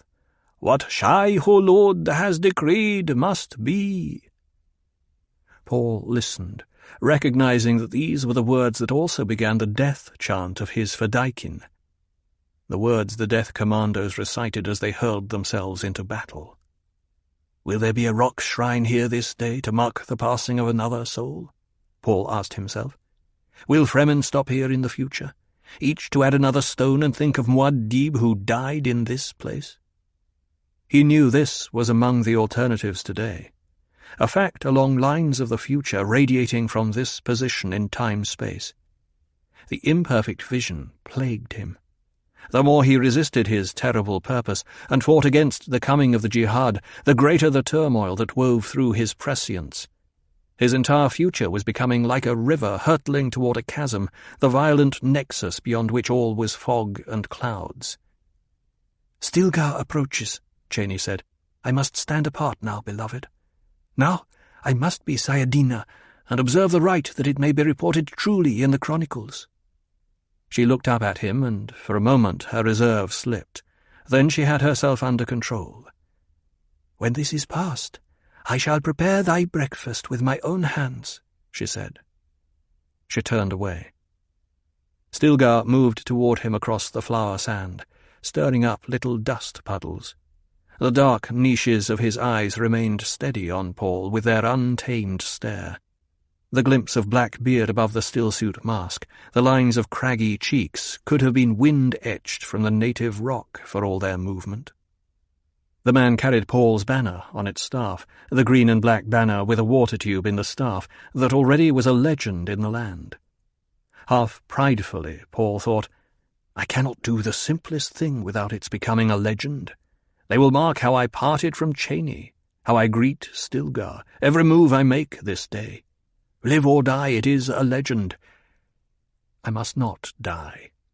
Then it will be only legend, and nothing to stop the jihad. Stilgar planted the staff in the sand beside Paul, dropped his hands to his sides. The blue within blue eyes remained level and intent, and Paul thought how his own eyes already were assuming this mask of colour from the spice. "They denied us the Hajj," Stilgar said with ritual solemnity. As Cheney had taught him, Paul responded, "Who can deny a Fremen the right to walk or ride where he wills?" "I am a Naib," Stilgar said, "never to be taken alive. I am a leg of the death tripod that will destroy our foes." Silence settled over them. Paul glanced at the other Fremen scattered over the sand beyond Stilgar, at the way they stood without moving for this moment of personal prayer, and he thought of how the Fremen were a people whose living consisted of killing, an entire people who had lived with rage and grief all of their days, never once considering what might take the place of either, except for a dream with which Liet Kynes had infused them before his death. "Where is the Lord who led us through the land of desert and of pits?" Stilgar asked. "He is ever with us," the Fremen chanted. Stilgar squared his shoulders, stepped closer to Paul and lowered his voice. "Now, remember what I told you. Do it simply and directly, nothing fancy. Among our people we ride the Maker at the age of 12. You are more than 6 years beyond that age and not born to this life. You don't have to impress anyone with your courage. We know you are brave. All you must do is call the Maker and ride him." "I will remember," Paul said. "See that you do. I'll not have you shame my teaching." Stilgar pulled a plastic rod about a metre long from beneath his robe. The thing was pointed at one end, had a spring-wound clapper at the other end. "I prepared this thumper myself. It's a good one. Take it." Paul felt the warm smoothness of the plastic as he accepted the thumper. "Shishakli has your hooks," Stilgar said. "He'll hand them to you as you step out onto that dune over there." He pointed to his right. "Call a big Maker, Usul. Show us the way." Paul marked the tone of Stilgar's voice, half ritual and half that of a worried friend. In that instant the sun seemed to bound above the horizon. The sky took on the silvered grey-blue that warned this day would be a day of extreme heat and dryness even for Arrakis. "It is the time of the scalding day," Stilgar said, and now his voice was entirely ritual. "Go, Usul, and ride the Maker. Travel the sand as a leader of men." Paul saluted his banner, noting how the green and black flag hung limply now that the dawn wind had died. He turned toward the dune Stilgar had indicated, a dirty tan slope with an S-track crest. Already most of the troop was moving out in the opposite direction, climbing the other dune that had sheltered their camp. One robed figure remained in Paul's path. Shishakli, a squad leader of the Vadaikin, only his slope-lidded eyes visible between stillsuit cap and mask. Shishakli presented 2 thin, whip-like shafts as Paul approached. The shafts were about 1.5 meters long, with glistening plasteel hooks at one end, roughened at the other end for a firm grip. Paul accepted them both in his left hand as required by the ritual. "They are my own hooks," Shishakli said in a husky voice. "They never have failed." Paul nodded, maintaining the necessary silence, moved past the men and up the dune slope. At the crest he glanced back, saw the troop scattering like a flight of insects, their robes fluttering. He stood alone now on the sandy ridge, with only the horizon in front of him, the flat and unmoving horizon. This was a good dune Stilgar had chosen, higher than its companions for the viewpoint vantage. Stooping, Paul planted the thumper deep into the windward face, where the sand was compacted, and would give maximum transmission to the drumming. Then he hesitated, reviewing the lessons, reviewing the life-and-death necessities that faced him. When he threw the latch, the thumper would begin its summons. Across the sand, a giant worm, a maker, would hear and come to the drumming. With a whip-like hook-staffs, Paul knew, he could mount the maker's high, curving back. For as long as a forward edge of a worm's ring segment was held open by a hook, open to admit abrasive sand into the more sensitive interior, the creature would not retreat beneath the desert. It would, in fact, roll its gigantic body to bring the opened segment as far away from the desert surface as possible. "I am a sand rider," Paul told himself. He glanced down at the hooks in his left hand, thinking that he had only to shift those hooks down the curve of a maker's immense side to make the creature roll and turn, guiding it where he willed. He had seen it done. He had been helped up the side of a worm for a short ride in training. The captive worm could be ridden until it lay exhausted and quiescent upon the desert surface, and a new maker must be summoned. Once he was past this test, Paul knew, he was qualified to make the 20-thumper journey into the Southland, to rest and restore himself, into the South, where the women and the families had been hidden from the pogrom among the new Palmerys and Sietch warrens. He lifted his head and looked to the south, reminding himself that the maker summoned wild from the Urg was an unknown quantity, and the one who summoned it was equally unknown to this test. "You must gauge the approaching maker carefully," Stilgar had explained. "You must stand close enough that you can mount it as it passes, yet not so close that it engulfs you." With abrupt decision, Paul released the thumper's latch. The clapper began revolving, and the summons drummed through the sand, a measured lump, lump, lump. He straightened, scanning the horizon, remembering Stilgar's words, "Judge the line of approach carefully. Remember, a worm seldom makes an unseen approach to a thumper. Listen all the same. You may often hear it before you see it." And Cheney's words of caution, whispered at night when her fear for him overcame her, filled his mind. "When you take your stand along the Maker's path, you must remain utterly still. You must think like a patch of sand. Hide beneath your cloak and become a little dune in your very essence." Slowly he scanned the horizon, listening, watching for the signs he had been taught. It came from the southeast, a distant hissing, a sand whisper. Presently he saw the faraway outline of the creature's track against the dawn light, and realized he had never before seen a maker this large, never heard of one this size. It appeared to be more than half a league long, and the rise of the sand wave at its cresting head was like the approach of a mountain. "This is nothing I have seen by vision or in life," Paul cautioned himself. He hurried across the path of the thing to take his stand, caught up entirely by the rushing needs of this moment.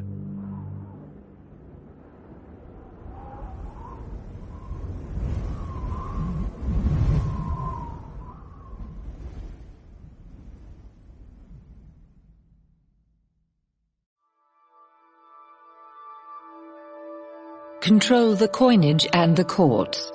Let the rabble have the rest. Thus the Padishah Emperor advised you, and he tells you, if you want profits, you must rule. There is truth in these words, but I ask myself, who are the rabble and who are the ruled?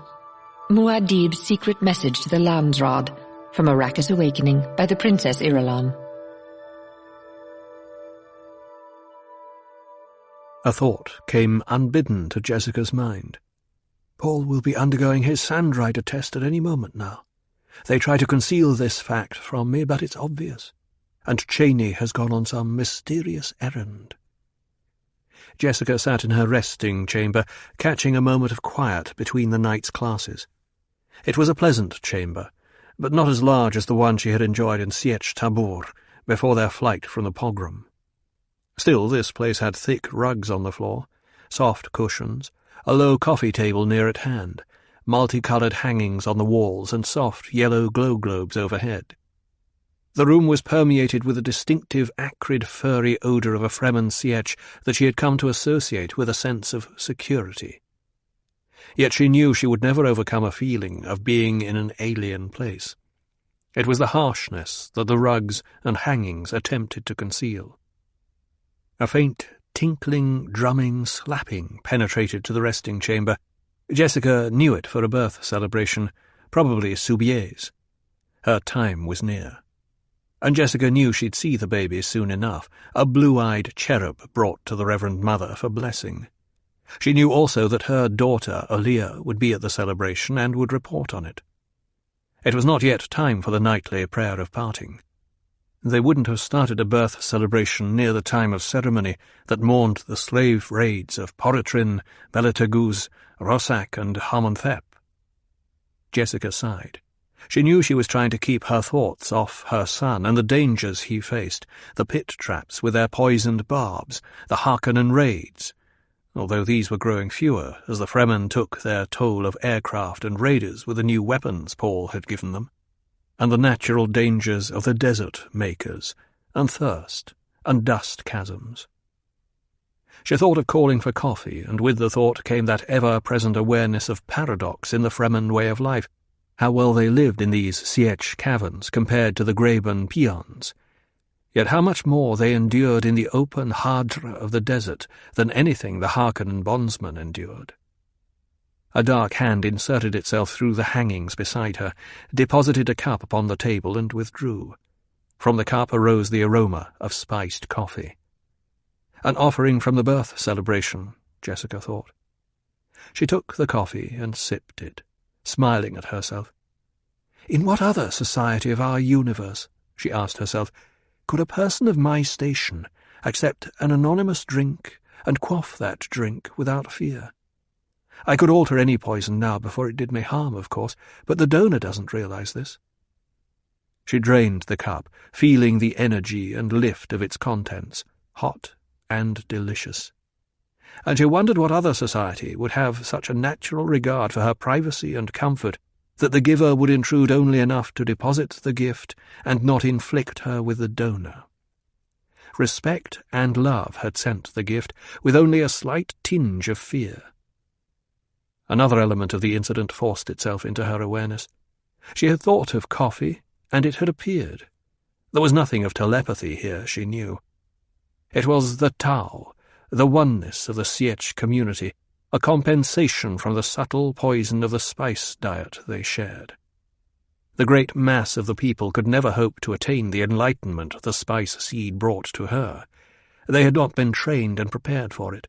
Their minds rejected what they could not understand or encompass. Still, they felt and reacted sometimes like a single organism, and the thought of coincidence never entered their minds. Has Paul passed his test on the sand? Jessica asked herself. He's capable, but accident can strike down even the most capable. The waiting. It's the dreariness, she thought. You can wait just so long, then the dreariness of the waiting overcomes you. There was all manner of waiting in their lives. More than 2 years we've been here, she thought, and twice that number at least to go before we can even hope to think of trying to wrest Arrakis from the Harkonnen governor, the Mudir Naya, the beast Rabban. Reverend Mother? The voice from outside the hangings at her door was that of Hera, the other woman in Paul's menage. Yes, Hera? The hangings parted, and Hera seemed to glide through them. She wore sietch sandals, a red-yellow wraparound that exposed her arms almost to the shoulders. Her black hair was parted in the middle and swept back like the wings of an insect, flat and oily against her head. The jutting, predatory features were drawn into an intense frown. Behind Hera came Aaliyah, a girl-child of about 2 years. Seeing her daughter, Jessica was caught, as she frequently was, by Aaliyah's resemblance to Paul at that age, the same wide-eyed solemnity to her questing look, the dark hair and firmness of mouth. But there were subtle differences, too, and it was in these that most adults found Aaliyah disquieting. The child, little more than a toddler, carried herself with a calmness and awareness beyond her years. Adults were shocked to find her laughing at a subtle play of words between the sexes, or they'd catch themselves listening to her half-lisping voice, still blurred as it was by an unformed soft palate, and discover in her words sly remarks that could only be based on experiences no 2-year-old had ever encountered. Hera sank to a cushion with an exasperated sigh, frowned at the child. "Alia?" Jessica motioned to her daughter. The child crossed to a cushion beside her mother, sank to it and clasped her mother's hand. The contact of flesh restored that mutual awareness they had shared since before Alia's birth. It wasn't a matter of shared thoughts, although there were bursts of that if they touched while Jessica was changing the spice poison for a ceremony. It was something larger, an immediate awareness of another living spark, a sharp and poignant thing, a nerve simpatico that made them emotionally one.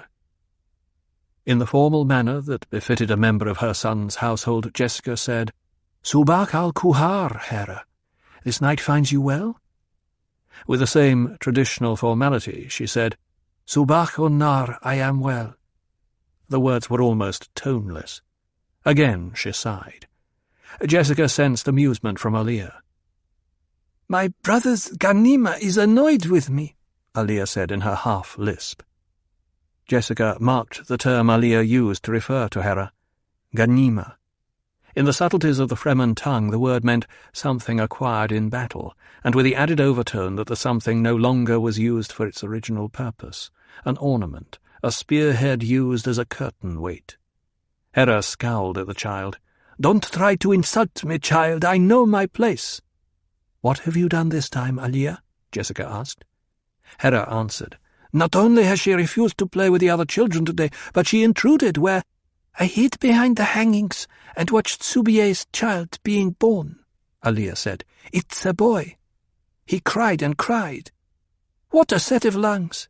When he cried long enough, she came out and touched him," Hera said, "and he stopped crying.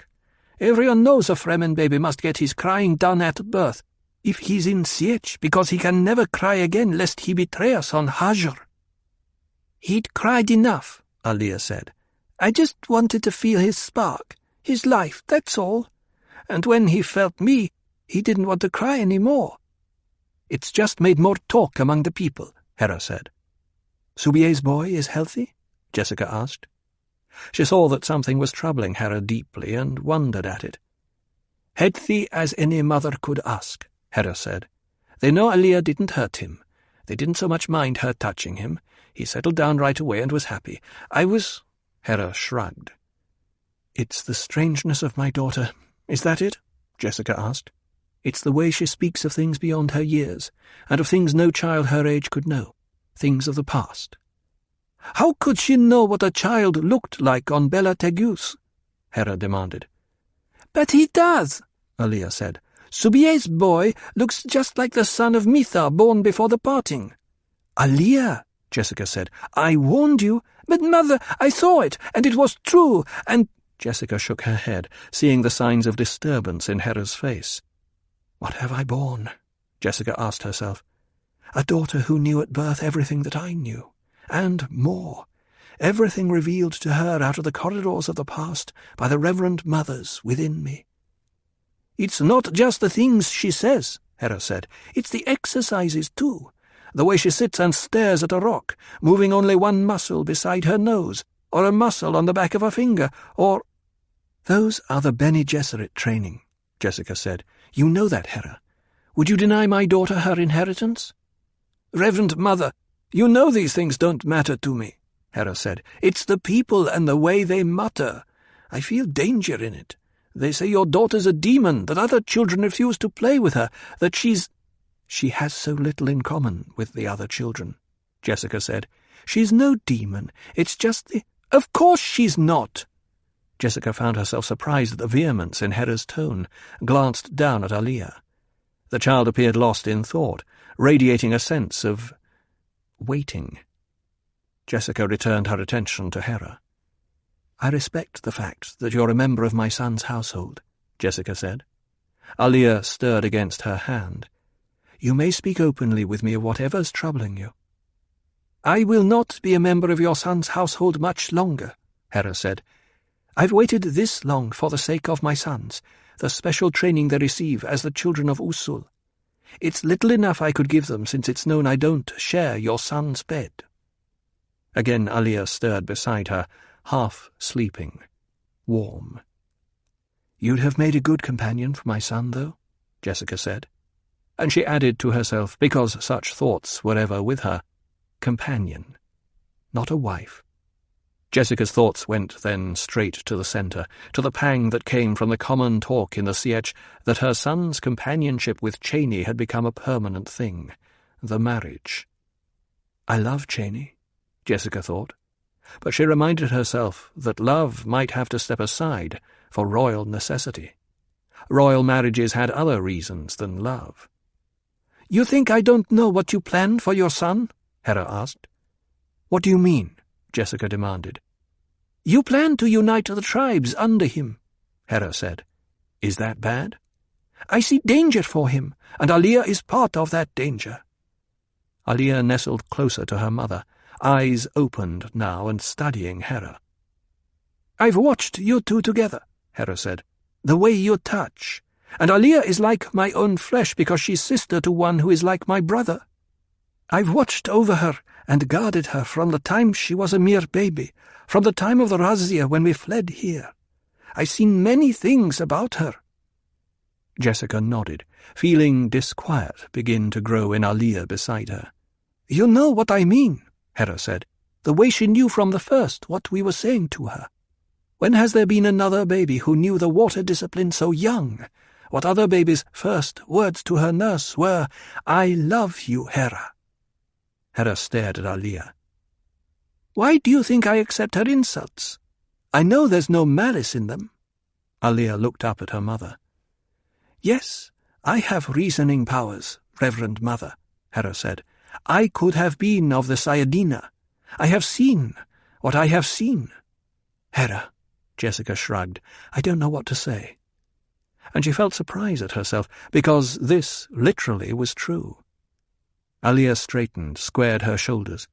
Jessica felt the sense of waiting ended, an emotion compounded of decisions and sadness. "We made a mistake," Alia said. "Now we need Hera." "It was the ceremony of the seed," Hera said, "when you changed the water of life, Reverend Mother, when Alia was yet unborn within you." "Need Hera?" Jessica asked herself. "Who else can talk among the people and make them begin to understand me?" Alia asked. "What would you have her do?" Jessica asked. "She already knows what to do," Alia said. "I will tell them the truth," Hera said. Her face seemed suddenly old and sad, with its olive skin drawn into frown wrinkles, a witchery in the sharp features. "I will tell them that Alia only pretends to be a little girl, that she has never been a little girl." Alia shook her head. Tears ran down her cheeks, and Jessica felt the wave of sadness from her daughter as though the emotion were her own. "I know I'm a freak," Alia whispered. The adult summation coming from the child mouth was like a bitter confirmation. "You're not a freak," Hera snapped. "Who dared say you're a freak?" Again, Jessica marvelled at the fierce note of protectiveness in Hera's voice. Jessica saw then that Alia had judged correctly. They did need Hera. The tribe would understand Hera, both her words and her emotions, for it was obvious she loved Alia as though this were her own child. "Who said it?" Hera repeated. "Nobody." Alia used a corner of Jessica's abba to wipe the tears from her face. She smoothed the robe where she had dampened and crumpled it. "Then don't you say it," Hera ordered. "Yes, Hera." "Now," Hera said, "you may tell me what it was like so that I may tell the others.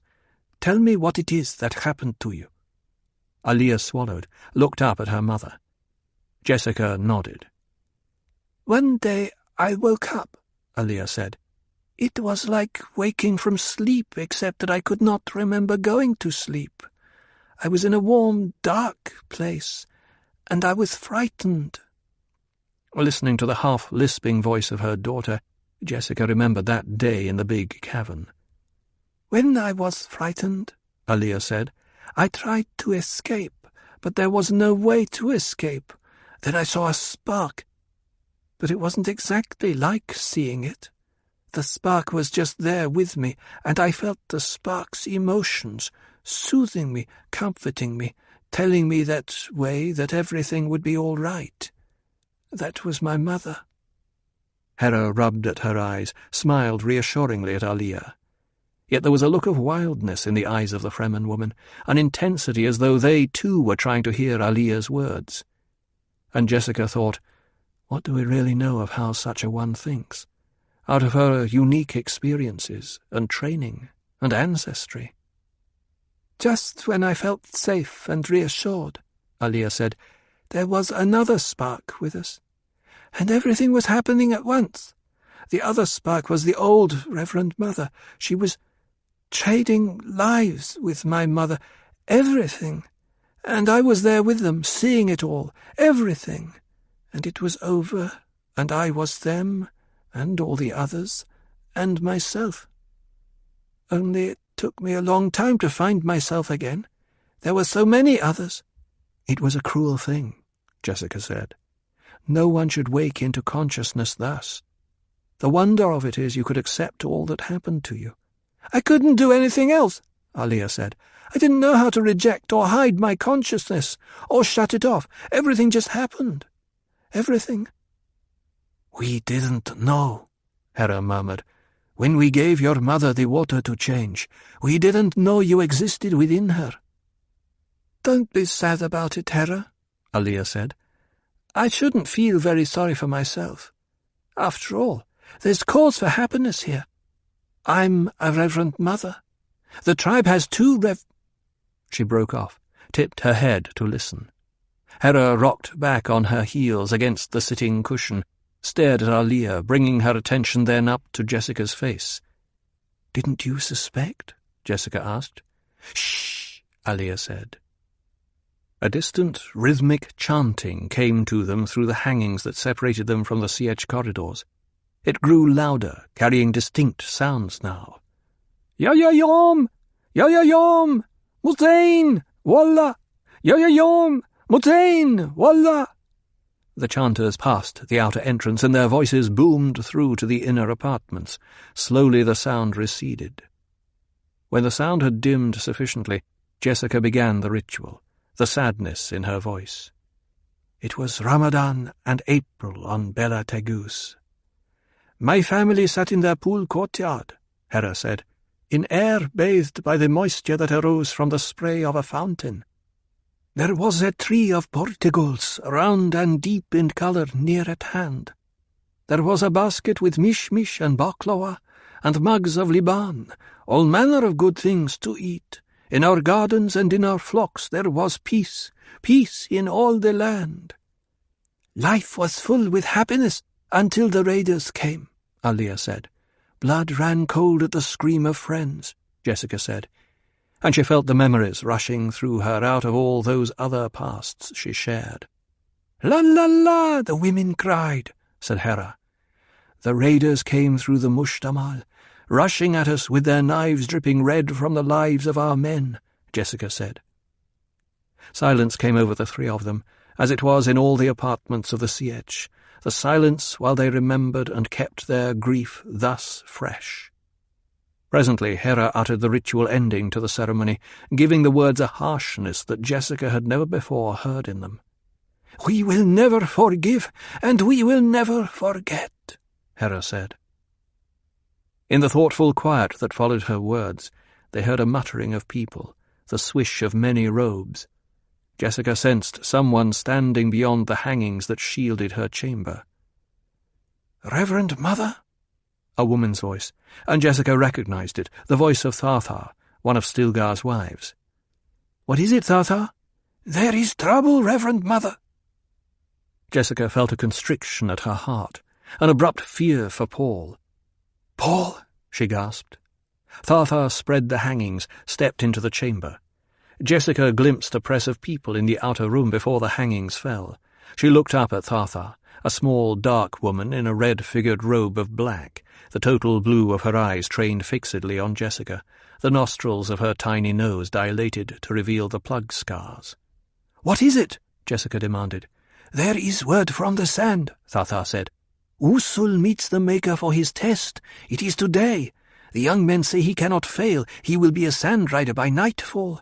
The young men are banding for a razzia. They will raid in the north and meet Usul there.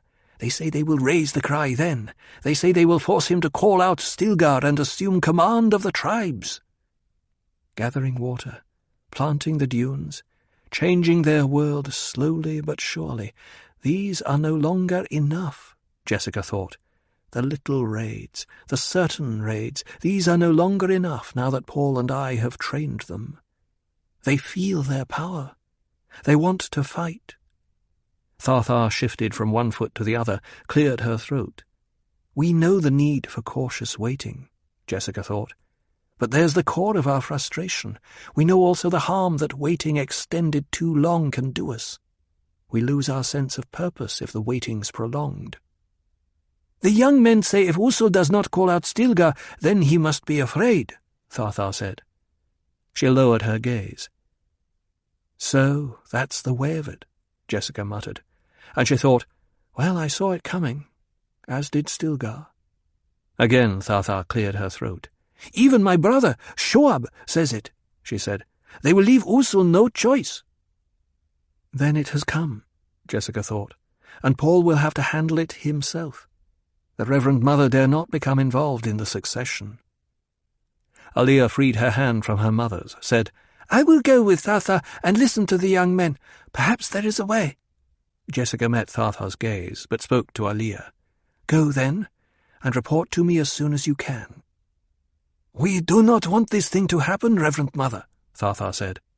"We do not want it," Jessica agreed. "The tribe needs all its strength." She glanced at Hera. "Will you go with them?" Hera answered the unspoken part of the question. "Tharthar will allow no harm to befall Aliyah. She knows we will soon be wives together, she and I, to share the same man.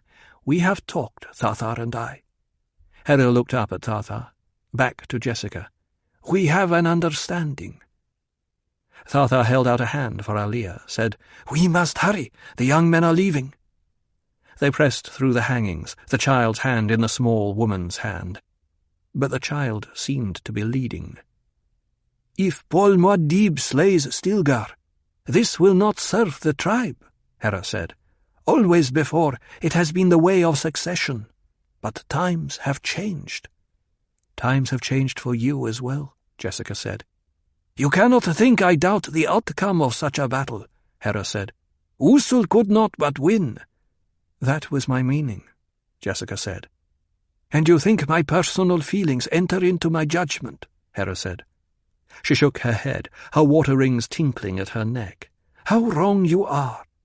Perhaps you think as well that I regret not being the chosen of Usul, that I am jealous of Cheney." "You make your own choice as you are able," Jessica said. "I pity Cheney," Hera said. Jessica stiffened. "What do you mean?" "I know what you think of Cheney," Hera said. "You think she is not the wife for your son." Jessica settled back, relaxed on her cushions. She shrugged. "Perhaps." "You could be right," Hera said. "If you are, you may find a surprising ally, Cheney herself. She wants whatever is best for him." Jessica swallowed past a sudden tightening in her throat. "Cheney's very dear to me," she said. "She could be no—" "Your rugs are very dirty in here," Hera said. She swept her gaze around the floor, avoiding Jessica's eyes. "So many people tramping through here all the time. You really should have them cleaned more often." You cannot avoid the interplay of politics within an Orthodox religion. This power struggle permeates the training, educating and disciplining of the Orthodox community. Because of this pressure, the leaders of such a community inevitably must face that ultimate internal question. To succumb to complete opportunism as the price of maintaining their rule, or risk sacrificing themselves for the sake of the Orthodox ethic. From Muad'Dib, The Religious Issues, by the Princess Irulan. Paul waited on the sand outside the gigantic Maker's line of approach. I must not wait like a smuggler, impatient and jittering, he reminded himself. I must be part of the desert. The thing was only minutes away now, filling the morning with a friction hissing of its passage. Its great teeth within the cavern circle of its mouth spread like some enormous flower. The spice odour from it dominated the air. Paul's stillsuit rode easily on his body, and he was only distantly aware of his nose plugs, the breathing mask. Stilgar's teaching, the painstaking hours on the sand, overshadowed all else. "How far outside the Maker's radius must you stand in P-sand?" Stilgar had asked him, and he had answered correctly, 1/2 meter for every meter of the Maker's diameter. Why? To avoid the vortex of its passage and still have time to run in and mount it. "You've ridden the little ones, bred for the seed and the water of life," Stilgar had said. "But what you'll summon for your test is a wild Maker, an old man of the desert. You must have proper respect for such a one." Now the thumper's deep drumming blended with the hiss of the approaching worm.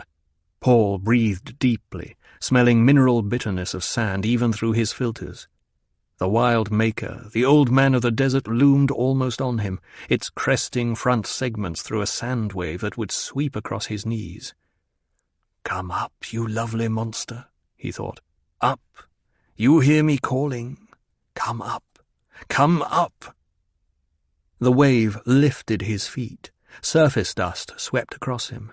He steadied himself, his world dominated by the passage of that sand-clouded curving wall, that segmented cliff, the ring lines sharply defined in it.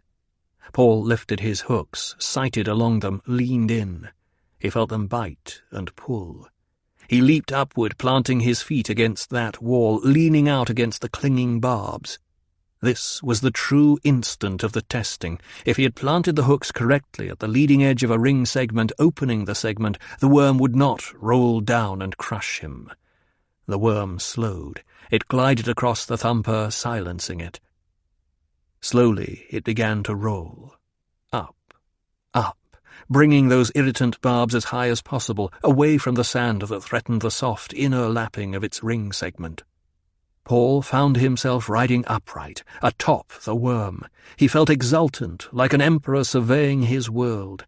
He suppressed a sudden urge to cavort there, to turn the worm, to show off his mastery of this creature. Suddenly he understood why Stilgar had warned him once about brash young men who danced and played with these monsters, doing handstands on their backs, removing both hooks and replanting them before the worm could spill them. Leaving one hook in place, Paul released the other and planted it lower down the side. When the second hook was firm and tested, he brought down the first one, thus worked his way down the side. The Maker rolled, and as it rolled, it turned, coming around the sweep of flower sand where the others waited.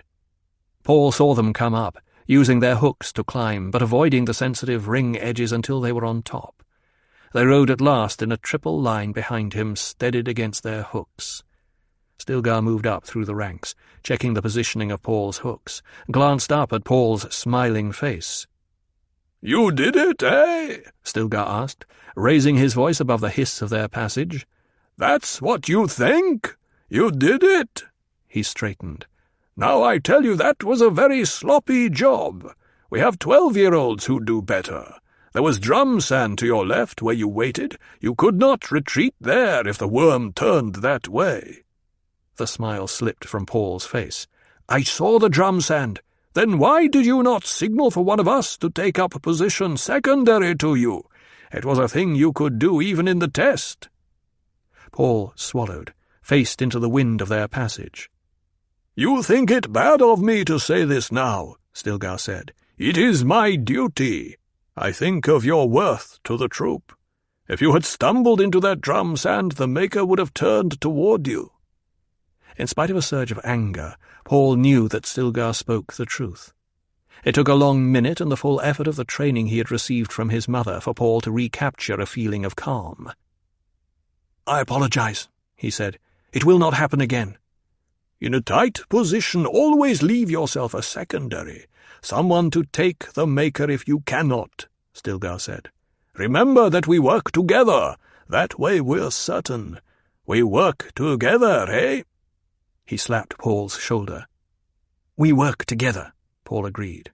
Now, Stilgar said, and his voice was harsh, show me you know how to handle a Maker. Which side are we on? Paul glanced down at the scaled ring surface on which they stood, noted the character and size of the scales, the way they grew larger off to his right, smaller to his left. Every worm, he knew, moved characteristically with one side up more frequently.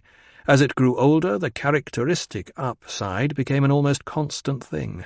Bottom scales grew larger, heavier, smoother. Top scales could be told by size alone on a big worm. Shifting his hooks, Paul moved to the left. He motioned flankers down to open segments along the side and keep the worm on a straight course as it rolled.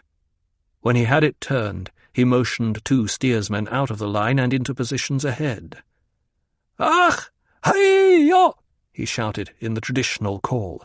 The left side steersman opened a ring segment there. In a majestic circle the Maker turned to protect its opened segment. Full around it came, and when it was headed back to the south, Paul shouted, "Gero!" The steersman released his hook. The Maker lined out in a straight course. Stilgar said, "Very good, Paul Muad'Dib. With plenty of practice you may yet become a sand rider." Paul frowned, thinking, was I not first up? From behind him there came sudden laughter. The troop began chanting, flinging his name against the sky. "Muad'Dib! Muad'Dib! Muad'Dib! Muad'Dib!" And far to the rear along the worm's surface Paul heard the beat of the goaders pounding the tail segments. The worm began picking up speed. Their robes flapped in the wind. The abrasive sound of their passage increased. Paul looked back through the troop, found Cheney's face among them. He looked at her as he spoke to Stilgar. "Then I am a sand rider still?" "Halyom! You are a sand rider this day." "Then I may choose our destination?" "That's the way of it." "And I am a Fremen born this day here in the Habanya Erg? I have had no life before this day. I was as a child until this day." "Not quite a child," Stilgar said. He fastened a corner of his hood where the wind was whipping it. "But there was a cork sealing off my world, and that cork has been pulled." "There is no cork." "I would go south, Stilgar, 20 thumpers. I would see this land we make, this land that I've only seen through the eyes of others. And I would see my son and my family," he thought. "I need time now to consider the future that is a past within my mind. The turmoil comes, and if I'm not where I can unravel it, the thing will run wild." Stilgar looked at him with a steady, measuring gaze. Paul kept his attention on Cheney, seeing the interest quicken in her face, noting also the excitement his words had kindled in the troop. "The men are eager to raid with you in the Harkonnen Sinks," Stilgar said. "The Sinks are only a thumper away." "The Vadaikin have raided with me," Paul said. "They'll raid with me again until no Harkonnen breathes Arakeen air." Stilgar studied him as they rode, and Paul realized that the man was seeing this moment through the memory of how he had risen to command of the Tabor Sietch and to leadership of the Council of Leaders now that Liet Kynes was dead. He has heard the reports of unrest among the young Fremen, Paul thought. "Do you wish a gathering of the leaders?" Stilgar asked. Eyes blazed among the young men of the troop. They swayed as they rode, and they watched, and Paul saw the look of unrest in Cheney's glance, the way she looked from Stilgar, who was her uncle, to Paul Muad'Dib, who was her mate. "You cannot guess what I want," Paul said. And he thought, I cannot back down. I must hold control over these people. "You are Mudir of the Sandride this day," Stilgar said. Cold formality rang in his voice. "How do you use this power?" "We need time to relax, time for cool reflection," Paul thought. "We shall go south," Paul said. "Even if I say we shall turn back to the north when this day is over?" "We shall go south," Paul repeated. A sense of inevitable dignity enfolded Stilgar as he pulled his robe tightly around him. "There will be a gathering," he said. "I will send the messages." He thinks I will call him out, Paul thought, and he knows he cannot stand against me. Paul faced south, feeling the wind against his exposed cheeks, thinking of the necessities that went into his decisions. They do not know how it is, he thought. But he knew he could not let any consideration deflect him. He had to remain on the central line of the time storm he could see in the future. There would come an instant when it could be unravelled, but only if he were where he could cut the central knot of it. I will not call him out if it can be helped, he thought. If there's another way to prevent the jihad. We'll camp for the evening meal and prayer at Cave of Birds beneath Habanya Ridge, Stilgar said. He steadied himself with one hook against the swaying of the maker, gestured ahead at a low rock barrier rising out of the desert. Paul studied the cliff, the great streaks of rock crossing it like waves. No green, no blossom softened that rigid horizon. Beyond it stretched the way to the southern desert, a course of at least 10 days and nights, as fast as they could goad the makers. 20 thumpers. The way led far beyond the Harkonnen patrols. He knew how it would be. The dreams had shown him. One day, as they went, there'd be a faint change of colour on the far horizon, such a slight change that he might feel he was imagining it out of his hopes. And there would be the new Sietch. "Does my decision suit Muad'Dib?" Stilgar asked. Only the faintest touch of sarcasm tinged his voice, but Fremen ears around them, alert to every tone in a bird's cry or a Cielago's piping message, heard the sarcasm and watched Paul to see what he would do. "Stilgar heard me swear my loyalty to him when we consecrated the Fedaykin," Paul said. "My death commandos know I spoke with honour. Does Stilgar doubt it?" Real pain exposed itself in Paul's voice. Stilgar heard it and lowered his gaze.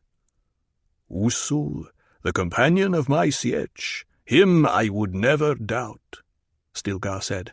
"But you are Paul Muad'Dib, the Atreides Duke, and you are the Lisan al-Gaib, the voice from the outer world. These men I don't even know." Paul turned away to watch the Habanya Ridge climb out of the desert. The maker beneath them still felt strong and willing. It could carry them almost twice the distance of any other in Fremen experience. He knew it. There was nothing outside the stories told to children that could match this old man of the desert. It was the stuff of a new legend, Paul realized. A hand gripped his shoulder. Paul looked at it, followed the arm to the face beyond it, the dark eyes of Stilgar exposed between filter mask and stillsuit hood. "The one who led Tabur Sietch before me," Stilgar said. "He was my friend. We shared dangers. He owed me his life many a time, and I owed him mine." "I am your friend, Stilgar," Paul said.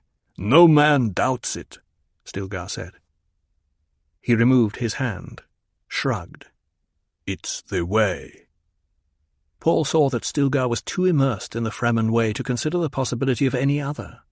Here a leader took the reins from the dead hands of his predecessor, or slew among the strongest of his tribe if a leader died in the desert. Stilgar had risen to be a naib in that way. "We should leave this maker in deep sand," Paul said. "Yes," Stilgar agreed. "We could walk to the cave from here." "We've ridden him far enough that he'll bury himself and sulk for a day or so," Paul said. "You're the mudir of the sand ride," Stilgar said. "Say when we—" He broke off, stared at the eastern sky. Paul whirled. The spice-blue overcast of his eyes made the sky appear dark, a richly filtered azure against which a distant rhythmic flashing stood out in sharp contrast. "Ornithopter." "One small thopter," Stilgar said. "Could be a scout," Paul said. "Do you think they've seen us?" "At this distance we're just a worm on the surface," Stilgar said. He motioned with his left hand. "Off! Scatter on the sand!" The troop began working down the worm's sides, dropping off, blending with the sand beneath their cloaks. Paul marked where Cheney dropped. Presently only he and Stilgar remained. "First up, last off," Paul said. Stilgar nodded, dropping down the side on his hooks, leaping onto the sand. Paul waited until the maker was safely clear of the scatter area, then released his hooks. This was the tricky moment, with the worm not completely exhausted. Freed of its goads and hooks, the big worm began burrowing into the sand. Paul ran lightly back along its broad surface, judged his moment carefully, and leaped off. He landed running, lunged against the slip face of a dune the way he had been taught, and hid himself beneath the cascade of sand over his robe. Now the waiting.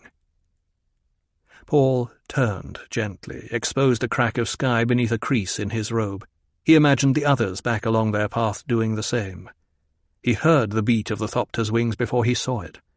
There was a whisper of jet pods, and it came over his patch of desert, turned in a broad arc toward the ridge.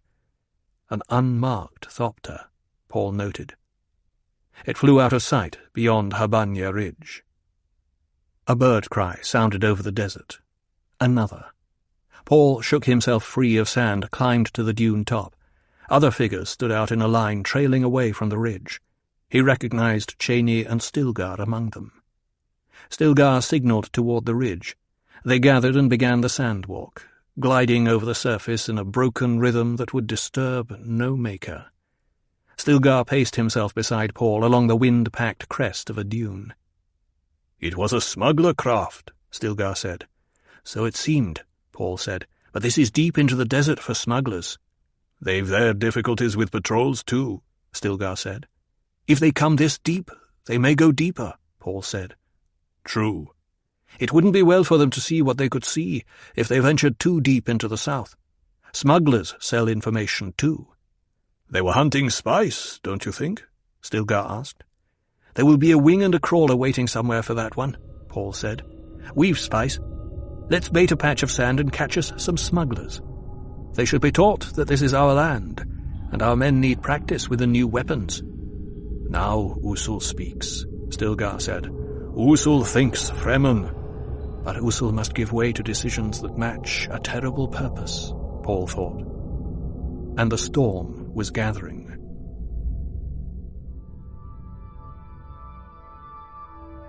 When law and duty are one, united by religion, you never become fully conscious, fully aware of yourself. You are always a little less than an individual. From Muad'Dib, The 99 Wonders of the Universe, by Princess Irulan. The smuggler's spice factory, with its parent carrier and ring of drone ornithopters, came over a lifting of dunes like a swarm of insects following its queen. Ahead of the swarm lay one of the low rock ridges that lifted from the desert floor like small imitations of the shield wall. The dry beaches of the ridge were swept clean by a recent storm. In the con bubble of the factory, Gurney Halleck leaned forward, adjusted the oil lenses of his binoculars and examined the landscape. Beyond the ridge, he could see a dark patch that might be a spice blow, and he gave the signal to a hovering ornithopter that sent it to investigate. The thopter waggled its wings to indicate it had the signal. It broke away from the swarm, sped down toward the darkened sand, circled the area with its detectors dangling close to the surface. Almost immediately, it went through the wing-tucked dip and circle that told the waiting factory that spice had been found. Gurney sheathed his binoculars, knowing the others had seen the signal. He liked this spot. The ridge offered some shielding and protection. This was deep in the desert, an unlikely place for an ambush. Still, Gurney signaled for a crew to hover over the ridge, to scan it, sent reserves to take up station in pattern around the area, not too high, because then they could be seen from afar by Harkonnen detectors. He doubted, though, that Harkonnen patrols would be this far south. This was still Fremen country. Gurney checked his weapons, damning the fate that made shields useless out here. Anything that summoned a worm had to be avoided at all costs. He rubbed the ink vine scar along his jaw, studying the scene, decided it would be safest to lead a ground party through the ridge. Inspection on foot was still the most certain. You couldn't be too careful when Fremen and Harkonnen were at each other's throats. It was Fremen that worried him here. They didn't mind trading for all the spice you could afford, but they were devils on the warpath if you stepped foot where they forbade you to go, and they were so devilishly cunning of late. It annoyed Gurney, the cunning and adroitness in battle of these natives. They displayed a sophistication in warfare as good as anything he had ever encountered, and he had been trained by the best fighters in the universe, then seasoned in battles where only the superior few survived. Again Gurney scanned the landscape, wondering why he felt uneasy. Perhaps it was the worm they had seen. But that was on the other side of the ridge. A head popped up into the con bubble beside Gurney, the factory commander, a one-eyed old pirate with full beard, the blue eyes and milky teeth of a spice diet. Looks like a rich patch, sir. Shall I take her in? Come down at the edge of that ridge. Let me disembark with my men. You can track her out to the spice from there. We'll have a look at that rock. Aye. In case of trouble, save the factory. We'll lift in the thopters. The factory commander saluted. Aye, sir. He popped back down through the hatch. Again Gurney scanned the horizon. He had to respect the possibility that there were Fremen here and he was trespassing. Fremen worried him, their toughness and unpredictability. Many things about this business worried him, but the rewards were great. The fact that he couldn't send spotters high overhead worried him too. The necessity of radio silence added to his uneasiness. The factory crawler turned, began to descend. Gently it glided down to the dry beach at the foot of the ridge. Treads touched sand. Gurney opened the bubble dome, released his safety straps. The instant the factory stopped, he was out, slamming the bubble closed behind him, scrambling out over the tread guards to swing down to the sand beyond the emergency netting. The 5 men of his personal guard were out with him, emerging from the nose hatch. Others released the factory's carrier wing. It detached, lifted away to fly in a parking circle low overhead. Immediately the big factory crawler lurched off, swinging away from the ridge toward the dark patch of spice out on the sand. A thopter swooped down nearby, skidded to a stop. Another followed, and another. They disgorged Gurney's platoon and lifted to hover flight. Gurney tested his muscles in his stillsuit, stretching. He left the filter mask off his face, losing moisture for the sake of a greater need, the carrying power of his voice if he had to shout commands. He began climbing up into the rocks, checking the terrain, pebbles and pea sand underfoot, the smell of spice. Good site for an emergency base, he thought. Might be sensible to bury a few supplies here. He glanced back, watching his men spread out as they followed him. Good men. Even the new ones he hadn't had time to test. Good men. Didn't have to be told every time what to do. Not a shield glimmer showed on any of them. No cowards in this bunch, carrying shields into the desert where a worm could sense the field and come to rob them of the spice they found. From this slight elevation in the rocks, Gurney could see the spice patch about half a kilometre away and the crawler just reaching the near edge. He glanced up at the cover flight, noting the altitude, not too high. He nodded to himself, turned to resume his climb up the ridge. In that instant, the ridge erupted. 12 roaring paths of flame streaked upward to the hovering thopters and carrier wing. There came a blasting of metal from the factory crawler, and the rocks around Gurney were full of hooded, fighting men. Gurney had time to think, by the horns of the Great Mother, rockets! They dare to use rockets! Then he was face to face with a hooded figure who crouched low, Chris knife at the ready. 2 more men stood waiting on the rocks above, to left and right. Only the eyes of the fighting man ahead of him were visible to Gurney, between hood and veil of a sand-coloured burnous, but the crouch and readiness warned him that here was a trained fighting man. The eyes were the blue-in-blue of the deep desert Fremen. Gurney moved one hand toward his own knife, kept his eyes fixed on the other's knife. If they dared use rockets, they'd have other projectile weapons. This moment argued extreme caution. He could tell by sound alone that at least part of his sky cover had been knocked out. There were gruntings, too, the noise of several struggles behind him. The eyes of the fighting man ahead of Gurney followed the motion of hand toward knife, came back to glare into Gurney's eyes. Leave the knife in its sheath, Gurney Halleck. Gurney hesitated. That voice sounded oddly familiar, even through a still-suit filter. You know my name? You've no need of a knife with me, Gurney. The man straightened, slipped his crysknife into its sheath back beneath his robe. Tell your men to stop their useless resistance. The man threw his hood back, swung the filter aside.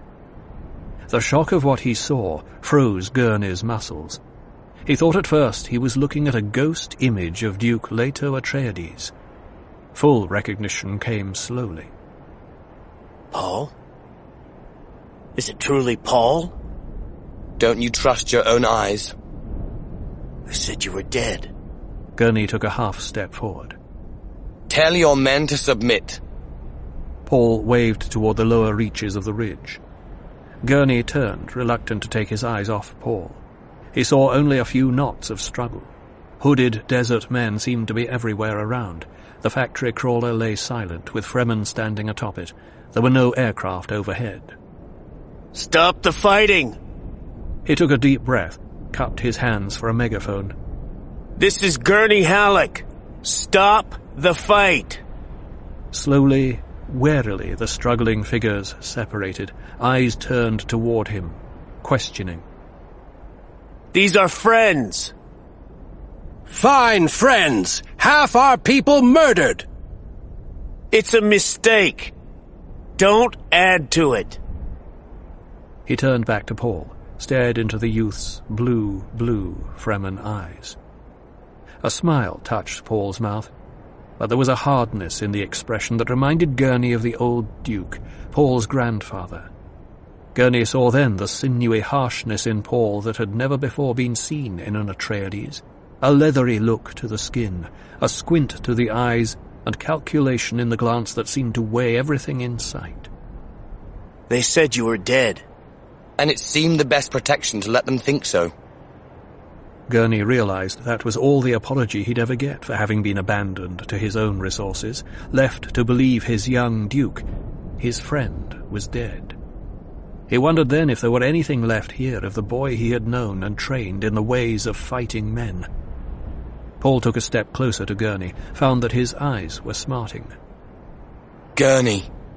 It seemed to happen of itself, and they were embracing, pounding each other on the back, feeling the reassurance of solid flesh. You young pup. You young pup. Gurney man. Gurney man. Presently they stepped apart, looked at each other. Gurney took a deep breath. So you're why the Fremen have grown so wise in battle tactics. I might have known. They keep doing things I could have planned myself, if I'd only known. He shook his head. If you'd only got word to me, lad, nothing would have stopped me. I'd have come running and... A look in Paul's eyes stopped him. The hard, weighing stare. Sure. And there'd have been those who wondered why Gurney Halleck went a-running, and some would have done more than question. They'd have gone hunting for answers. Paul nodded, glanced to the waiting Fremen around them, the looks of curious appraisal on the faces of the Fedaykin. He turned from the Death Commandos back to Gurney. Finding his former swordmaster filled him with elation. He saw it as a good omen, a sign that he was on the course of the future where all was well, with Gurney at my side. Paul glanced down the ridge past the Fedaykin, studied the smuggler crew who had come with Halleck. How do your men stand, Gurney? They're smugglers all. They stand where the profit is. Little enough profit in our venture. Paul noted the subtle finger signal flashed to him by Gurney's right hand, the old hand code out of their past. There were men to fear and distrust in the smuggler crew. Paul pulled at his lip to indicate he understood, looked up at the men standing guard above them on the rocks. He saw Stilgar there. Memory of the unsolved problem with Stilgar cooled some of Paul's elation. Stilgar, this is Gurney Halleck of whom you've heard me speak. My father's master of arms. One of the sword masters who instructed me. An old friend. He can be trusted in any venture. I hear. You are his duke. Paul stared at the dark visage above him, wondering at the reasons which had impelled Stilgar to say just that. His duke. There had been a strange, subtle intonation in Stilgar's voice, as though he would rather have said something else. And that wasn't like Stilgar, who was a leader of Fremen, a man who spoke his mind. My Duke, Gurney thought. He looked anew at Paul. Yes, with Leto dead, the title fell on Paul's shoulders. The pattern of the Fremen war on Arrakis began to take on new shape in Gurney's mind. My Duke. A place that had been dead within him began coming alive. Only part of his awareness focused on Paul's ordering the smuggler crew disarmed until they could be questioned. Gurney's mind returned to the command when he heard some of his men protesting. He shook his head, whirled. Are you men deaf? This is the rightful Duke of Arrakis. Do as he commands. Grumbling, the smugglers submitted. Paul moved up beside Gurney, spoke in a low voice. I'd not have expected you to walk into this trap, Gurney. I'm properly chastened. I'll wager yon patch of spice is little more than a sand grain's thickness. A bait to lure us. That's a wager you'd win. Paul looked down at the men being disarmed. Are there any more of my father's men among your crew? None. We're spread thin. There are a few among the free traders. Most have spent their profits to leave this place. But you stayed. I stayed. Because Rabban is here. I thought I had nothing left but revenge. An oddly chopped cry sounded from the ridgetop. Gurney looked up to see a Fremen waving his handkerchief. A maker comes. Paul moved out to a point of rock with Gurney following, looked off to the southwest. A burrow mound of a worm could be seen in the middle distance, a dust-crowned track that cut directly through the dunes on a course toward the ridge. He's big enough. A clattering sound lifted from the factory crawler below them. It turned on its treads like a giant insect, lumbered toward the rocks. Too bad we couldn't have saved the carry-all. Gurney glanced at him, looked back to the patches of smoke and debris out on the desert where carry-all and ornithopters had been brought down by Fremen rockets. He felt a sudden pang for the men lost there. His men. Your father would have been more concerned for the men he couldn't save. Paul shot a hard stare at him, lowered his gaze. They were your friends, Gurney. I understand. To us, though, they were trespassers who might see things they shouldn't see. You must understand that. I understand it well enough. Now I'm curious to see what I shouldn't. Paul looked up to see the old and well-remembered wolfish grin on Halleck's face, the ripple of the ink-vine scar along the man's jaw. Gurney nodded toward the desert below them. Fremen were going about their business all over the landscape. It struck him that none of them appeared worried by the approach of the worm. A thumping sounded from the open dunes beyond the baited patch of spice, a deep drumming that seemed to be heard through their feet. Gurney saw Fremen spread out across the sand there in the path of the worm. The worm came on like some great sandfish, cresting the surface, its rings rippling and twisting. In a moment, from his vantage point above the desert, Gurney saw the taking of a worm, the daring leap of the first hookman, the turning of the creature, the way an entire band of men went up the scaly, glistening curve of the worm's side. There's one of the things you shouldn't have seen. There's been stories and rumors. But it's not a thing easy to believe without seeing it. The creature all men on Arrakis fear, you treat it like a riding animal. You heard my father speak of desert power. There it is. The surface of this planet is ours. No storm, nor creature, nor condition can stop us. Us, Gurney thought. He means the Fremen. He speaks of himself as one of them. Again Gurney looked at the spice blue in Paul's eyes. His own eyes, he knew, had a touch of the colour, but smugglers could get off-world foods, and there was a subtle caste implication in the tone of the eyes among them. They spoke of the touch of the spice brush, to mean a man had gone too native, and there was always a hint of distrust in the idea. There was a time when we did not ride the Maker in the light of day in these latitudes. But Rabban has little enough air cover left that he can waste it looking for a few specks in the sand. Your aircraft were a shock to us here. He looked at Gurney. To us. To us.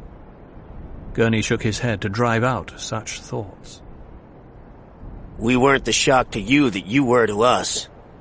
What's the talk of Raban in the sinks and villages? They say they fortified the Graben villages to the point where you cannot harm them. They say they need only sit inside their defenses while you wear yourselves out in futile attack. In a word, they're immobilized. Well, you can go where you will. It's a tactic I learned from you. They've lost the initiative, which means they've lost the war. Gurney smiled, a slow, knowing expression. Our enemy is exactly where I want him to be. Paul glanced at Gurney. Well, Gurney, do you enlist with me for the finish of this campaign? Gurney stared at him. Enlist? My lord, I've never left your service. You're the only one left me. To think you dead. And I, being cast adrift, made what shrift I could, waiting for the moment I might sell my life for what it's worth. The death of Raban. An embarrassed silence settled over Paul. A woman came climbing up the rocks toward them, her eyes between stillsuit hood and face mask flicking between Paul and his companion. She stopped in front of Paul. Gurney noted the possessive air about her, the way she stood close to Paul. Cheney, this is Gurney Halleck. You've heard me speak of him. She looked at Halleck. Back to Paul. I have heard. Where did the men go on the Maker? They but diverted it, to give us time to save the equipment. Well then. Paul broke off, sniffed the air. There's wind coming. A voice called out from the ridgetop above them. Ho there! The wind! Gurney saw a quickening of motion among the Fremen now, a rushing about and sense of hurry. A thing the worm had not ignited was brought about by fear of the wind. The factory crawler lumbered up onto the dry beach below them, and a way was opened for it among the rocks. And the rocks closed behind it so neatly that the passage escaped his eyes. Have you many such hiding places? Many times many, Paul said. He looked at Cheney. Find Korba. Tell him that Gurney has warned me there are men among the smuggler crew who are not to be trusted.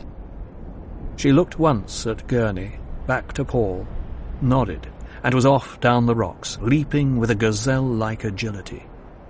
She is your woman? The mother of my firstborn. There's another later among the Atreides. Gurney accepted this with only a widening of the eyes. Paul watched the action around them with a critical eye. A curry colour dominated the southern sky now, and there came fitful bursts and gusts of wind that whipped dust around their heads. Seal your suit.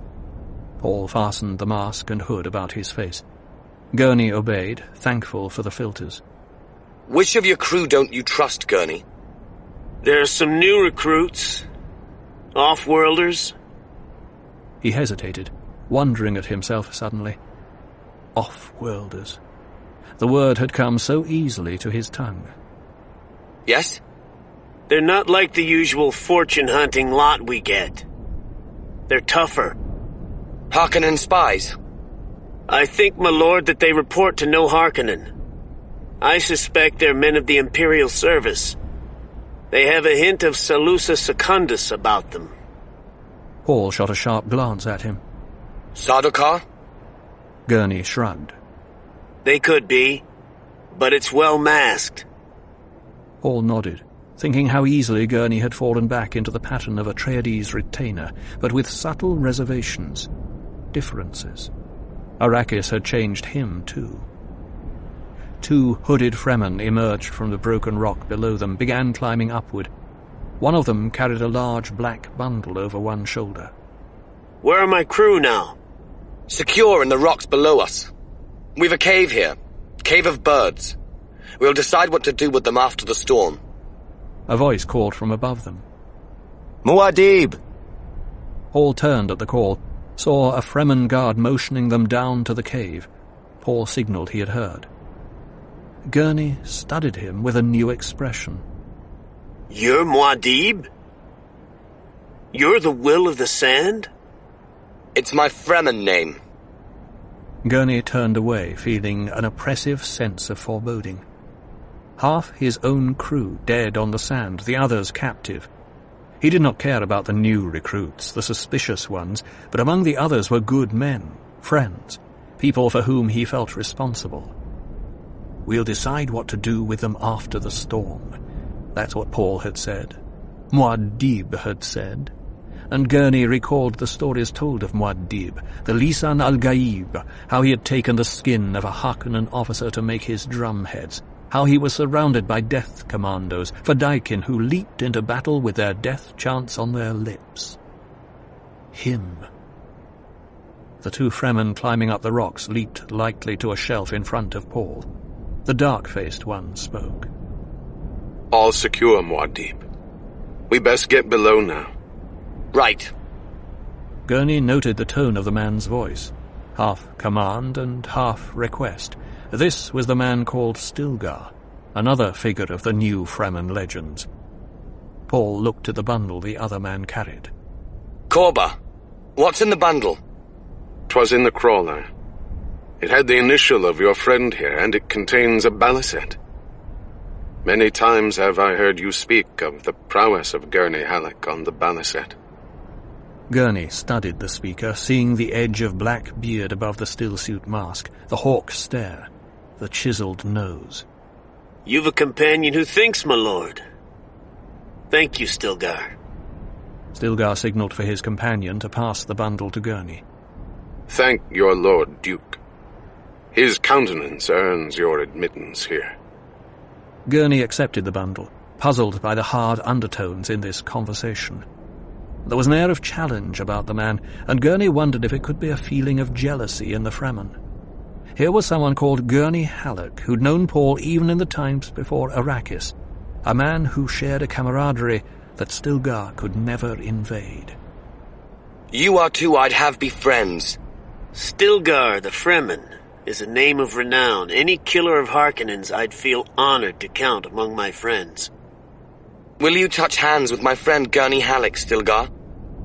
Slowly, Stilgar extended his hand, gripped the heavy calluses of Gurney's sword hand. "There are few who haven't heard the name of Gurney Halleck." He released his grip and turned to Paul. "The storm comes rushing." "At once."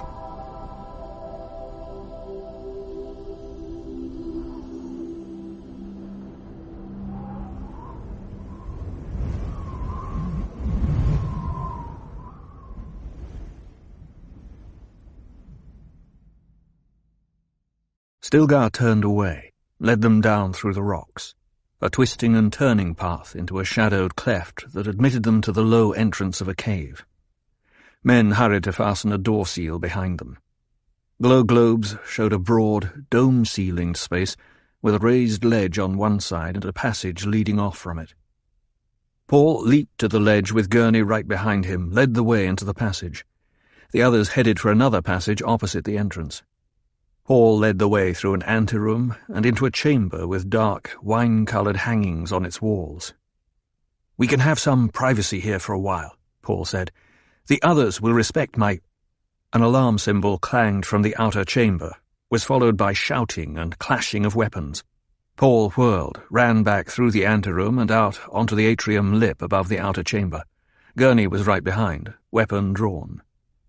Beneath them, on the floor of the cave, swirled a melee of struggling figures. Paul stood an instant assessing the scene, separating the Fremen robes and burkas from the costumes of those they opposed. Senses that his mother had trained to detect the most subtle clues picked out a significant face. The Fremen fought against men wearing smuggler robes, but the smugglers were crouched in trios, backed into triangles where pressed. That habit of close fighting was a trademark of the Imperial Sardaukar. A Fedaykin in the crowd saw Paul, and his battle cry was lifted to echo in the chamber. "Muad'Dib! Muad'Dib! Muad'Dib!" Another eye had also picked Paul out. A black knife came hurtling toward him. Paul dodged, heard the knife clatter against stone behind him, glanced to see Gurney retrieve it. The triangular knots were being pressed back now.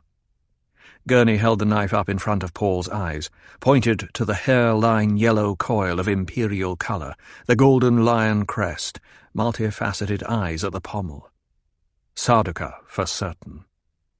Paul stepped out to the lip of the ledge. Only 3 of the Sardaukar remained. Bloody rag mounds of Sardaukar and Fremen lay in a twisted pattern across the chamber. "Hold!" Paul shouted. "The Duke Paul Atreides commands you to hold!" The fighting wavered, hesitated. "You Sardaukar!" Paul called the remaining group. "By whose orders do you threaten a ruling duke?" And quickly, as his men started to press in around the Sardaukar, "Hold, I say!" One of the cornered trio straightened. "Who says we're Sardaukar?" he demanded. Paul took the knife from Gurney, held it aloft. "This says you're Sardaukar." "Then who says you're a ruling duke?" the man demanded. Paul gestured to the Vidaikin. "These men say I'm a ruling duke. Your own emperor bestowed Arrakis on House Atreides. I am House Atreides." The Sardaukar stood silent, fidgeting. Paul studied the man, tall, flat-featured, with a pale scar across half his left cheek. Anger and confusion were betrayed in his manner, but still there was that pride about him without which a Sardaukar appeared undressed, and with which he could appear fully clothed, though naked. Paul glanced to one of his Vidaikin lieutenants, said, "Korba, how came they to have weapons?" "They held back knives concealed in cunning pockets within their stillsuits," the lieutenant said. Paul surveyed the dead and wounded across the chamber, brought his attention back to the lieutenant. There was no need for words. The lieutenant lowered his eyes. "Where is Cheney?" Paul asked, and waited, breath held, for the answer. "Stilgar spirited her aside." He nodded toward the other passage, glanced at the dead and wounded. "I hold myself responsible for this mistake, Muad'Dib." "How many of these Sardaukar were there, Gurney?" Paul asked. 10. Paul leaped lightly to the floor of the chamber, strode across to stand within striking distance of the Sardaukar spokesman. A tense air came over the Vidaikin. They did not like him thus exposed to danger. This was the thing they were pledged to prevent, because the Fremen wished to preserve the wisdom of Muad'Dib. Without turning, Paul spoke to his lieutenant. "How many are our casualties?" 4 wounded, 2 dead, Muad'Dib." Paul saw motion beyond the Sardaukar. Cheney and Stilgar were standing in the other passage. He returned his attention to the Sardaukar, staring into the off-world whites of the spokesman's eyes. "You, what is your name?" Paul demanded. The man stiffened, glanced left and right. "Don't try it," Paul said. "It's obvious to me that you were ordered to seek out and destroy Muad'Dib. I'll warrant you were the ones suggested seeking spice in the deep desert."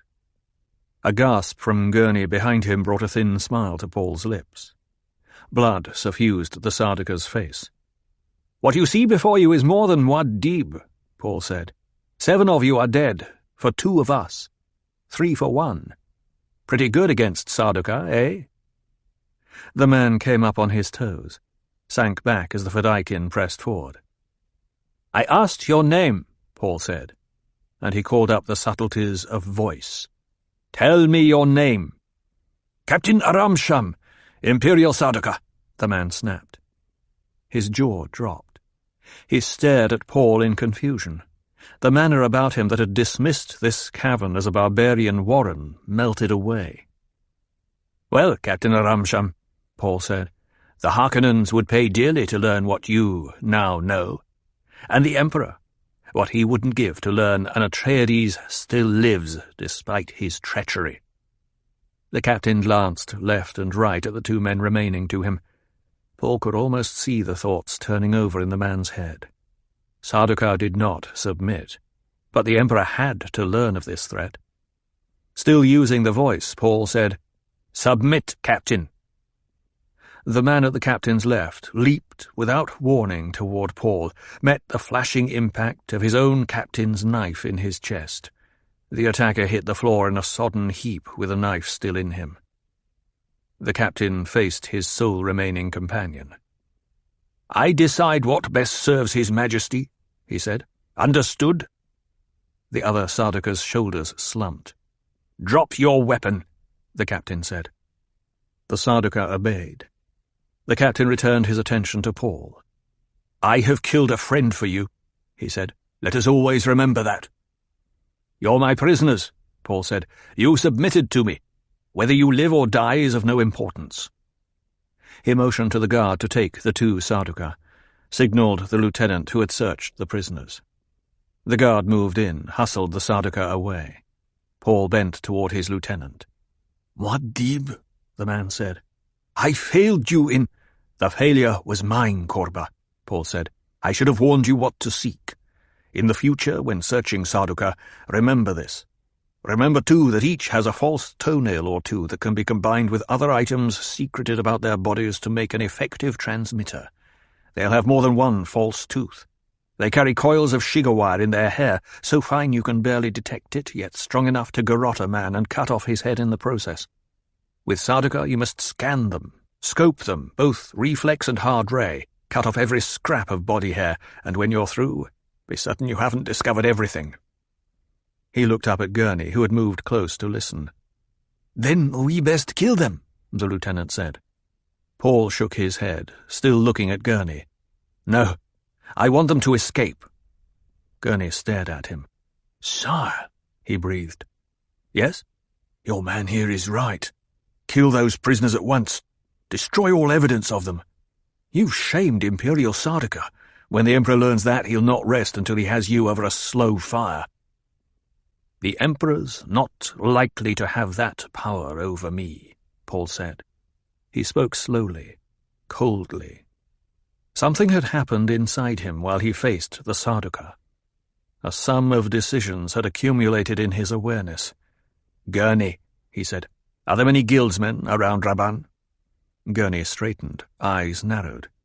"Your question makes no—" "Are there?" Paul barked. "Arrakis is crawling with guild agents. They're buying spice as though it were the most precious thing in the universe. Why else do you think we ventured this far into—" "It is the most precious thing in the universe," Paul said. "To them." He looked towards Stilgar and Cheney, who were now crossing the chamber toward him. "And we control it, Gurney." "The Harkonnens control it," Gurney protested. "The people who can destroy a thing, they control it," Paul said. He waved a hand to silence further remarks from Gurney, nodded to Stilgar, who stopped in front of Paul, Cheney beside him. Paul took the Sardaukar knife in his left hand, presented it to Stilgar. "You live for the good of the tribe," Paul said. "Could you draw my life's blood with that knife?" "For the good of the tribe," Stilgar growled. "Then use that knife," Paul said. "Are you calling me out?" Stilgar demanded. "If I do," Paul said, "I shall stand there without weapon and let you slay me." Stilgar drew in a quick, sharp breath. Cheney said, "Usul," then glanced at Gurney, back to Paul. While Stilgar was still weighing his words, Paul said, "You are Stilgar, a fighting man. When the Sardaukar began fighting here, you were not in the front of battle. Your first thought was to protect Cheney." "She's my niece," Stilgar said. "If there'd been any doubt of your Fedayk in handling those scum—" "Why was your first thought of Cheney?" Paul demanded. "It wasn't." "Oh?" "It was of you," Stilgar admitted. "Do you think you could lift your hand against me?" Paul asked. Stilgar began to tremble. "It's the way," he muttered. "It's the way to kill off-world strangers found in the desert and take their water as a gift from Shai Hulud," Paul said. "Yet you permitted 2 such to live one night, my mother and myself." As Stilgar remained silent, trembling, staring at him, Paul said, "Ways change, Still. You have changed them yourself." Stilgar looked down at the yellow emblem on the knife he held. "When I am Duke in Arrakeen, with Cheney by my side, do you think I'll have time to concern myself with every detail of governing Tabur Sietch?" Paul asked. "Do you concern yourself with the internal problems of every family?" Stilgar continued staring at the knife. "Do you think I wish to cut off my right arm?" Paul demanded. Slowly, Stilgar looked up at him. "You," Paul said, Do you think I wish to deprive myself or the tribe of your wisdom and strength?" In a low voice, Stilgar said, "The young man of my tribe, whose name is known to me. This young man I could kill on the challenge floor, Shai Hulud willing. The Lisan al-Gaib, him I could not harm. You knew this when you handed me this knife."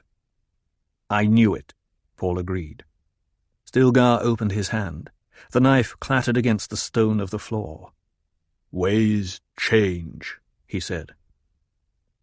"Cheney," Paul said, "go to my mother. Send her here that her counsel will be available in—" "But you said we would go to the south," she protested. "I was wrong," he said. "The Harkonnens are not there. The war is not there." She took a deep breath, accepting this as a desert woman accepted all necessities in the midst of a life involved with death. "You will give my mother a message for her ears alone," Paul said. "Tell her that Stilgar acknowledges me, Duke of Arrakis, but a way must be found to make the young men accept this without combat." Cheney glanced at Stilgar. "Do as he says," Stilgar growled. "We both know he could overcome me, and I could not raise my hand against him, for the good of the tribe." "I shall return with your mother," Cheney said. "Send her," Paul said. "Stilgar's instinct was right. I am stronger when you are safe. You will remain in the Sietch." She started to protest, swallowed it. "Sihaya," Paul said, using his intimate name for her. He whirled away to the right, met Gurney's glaring eyes. The interchange between Paul and the older Fremen had passed as though in a cloud around Gurney since Paul's reference to his mother. "Your mother," Gurney said. "Idaho saved us the night of the raid," Paul said, distracted by the parting with Cheney. "Right now we've—" "What of Duncan Idaho, my lord?" Gurney asked. "He's dead, buying us a bit of time to escape." "The she-witch alive?" Gurney thought. "The one I swore vengeance against alive?" And it's obvious Duke Paul doesn't know what manner of creature gave him birth. The evil one. Betrayed his own father to the Harkonnens. Paul pressed past him, jumped up to the ledge. He glanced back, noted that the wounded and dead had been removed, and he thought bitterly that here was another chapter in the legend of Paul Muad'Dib. "I didn't even draw my knife, but it'll be said of this day that I slew 20 Sardaukar by my own hand." Gurney followed with Stilgar, stepping on ground that he did not even feel. The cavern with its yellow light of glow globes was forced out of his thoughts by rage. The she-witch alive, while those she betrayed are bones in lonesome graves. I must contrive it that Paul learns the truth about her before I slay her.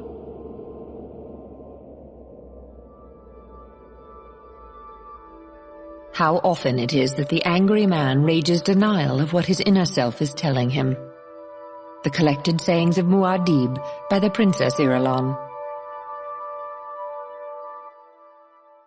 The crowd in the cavern assembly chamber radiated that pack feeling Jessica had sensed the day Paul killed Jamis.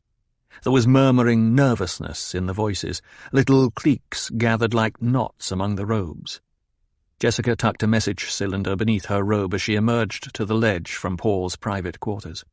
She felt rested after the long journey up from the south, but still rankled that Paul would not yet permit them to use the captured ornithopters. "We do not have full control of the air," he had said, "and we must not become dependent upon off-world fuel.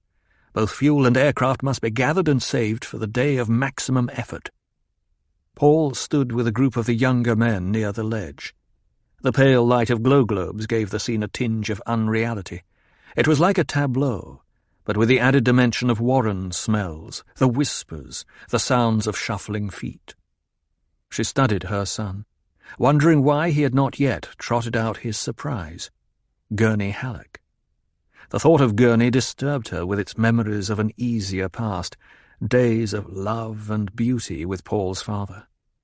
Stilgar waited with a small group of his own at the other end of the ledge.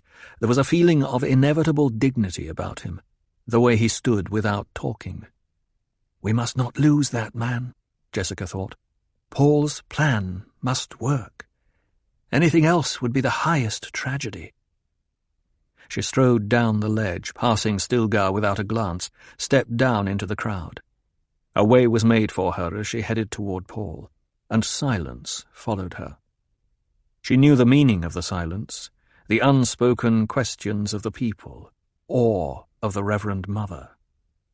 The young men drew back from Paul as she came up to him, and she found herself momentarily dismayed by the new deference they paid him. All men beneath your position covet your station, went the Bene Gesserit axiom. But she found no covetousness in these faces. They were held at a distance by the religious ferment around Paul's leadership, and she recalled another Bene Gesserit saying, "Prophets have a way of dying by violence." Paul looked at her. "It's time," she said, and passed the message cylinder to him. One of Paul's companions, bolder than the others, glanced across at Stilgar, said, "Are you going to call him out, Muad'Dib? Now's the time for sure. They'll think you a coward if you—" "Who dares call me coward?" Paul demanded. His hand flashed to his crysknife hilt. Bated silence came over the group, spreading out into the crowd. "There's work to do," Paul said, as the man drew back from him. Paul turned away, shouldered through the crowd to the ledge, leaped lightly up to it and faced the people. "Do it!" someone shrieked. Murmurs and whispers arose behind the shriek. Paul waited for silence. It came slowly amidst scattered shufflings and coughs. When it was quiet in the cavern, Paul lifted his chin, spoke in a voice that carried to the farthest corners. "You are tired of waiting," Paul said. Again he waited while the cries of response died out. Indeed they are tired of waiting, Paul thought. He hefted the message cylinder, thinking of what it contained. His mother had showed it to him, explaining how it had been taken from a Harkonnen courier. The message was explicit. Rabban was being abandoned to his own resources here on Arrakis. He could not call for help or reinforcements. Again Paul raised his voice. "You think it's time I called out Stilgar and challenged the leadership of the troops?" Before they could respond, Paul hurled his voice at them in anger. "Do you think the Lisan al-Gaib that stupid?" There was a stunned silence. "He's accepting the religious mantle," Jessica thought. "He must not do it." "It's the way," someone shouted. Paul spoke dryly, probing the emotional undercurrents. "Ways change." An angry voice lifted from a corner of the cavern. "We'll say what's to change." There were scattered shouts of agreement through the throng. "As you wish," Paul said. And Jessica heard the subtle intonations as he used the powers of voice she had taught him. "You will say," he agreed, "but first you will hear my say." Stilgar moved along the ledge, his bearded face impassive. "That is the way, too," he said. "The voice of any Fremen may be heard in council. Paul Muad'Dib is a Fremen." "The good of the tribe, that is the most important thing, eh?" Paul asked. Still with that flat-voiced dignity, Stilgar said, "Thus our steps are guided." "All right," Paul said. "Then, who rules this troop of our tribe? And who rules all the tribes and troops through the fighting instructors we've trained in the Weirding way?"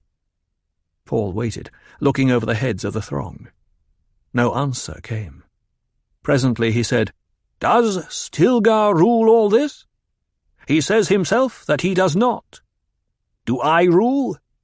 Even Stilgar does my bidding on occasion, and the sages, the wisest of the wise, listen to me and honor me in council." There was shuffling silence among the crowd. "So," Paul said, "does my mother rule?" He pointed down to Jessica in her black robes of office among them. "Stilgar and all the other troop leaders ask her advice in almost every major decision. You know this. But does a Reverend Mother walk the sand, or lead a razzia against the Harkonnens?" Frowns creased the foreheads of those Paul could see, but still there were angry murmurs.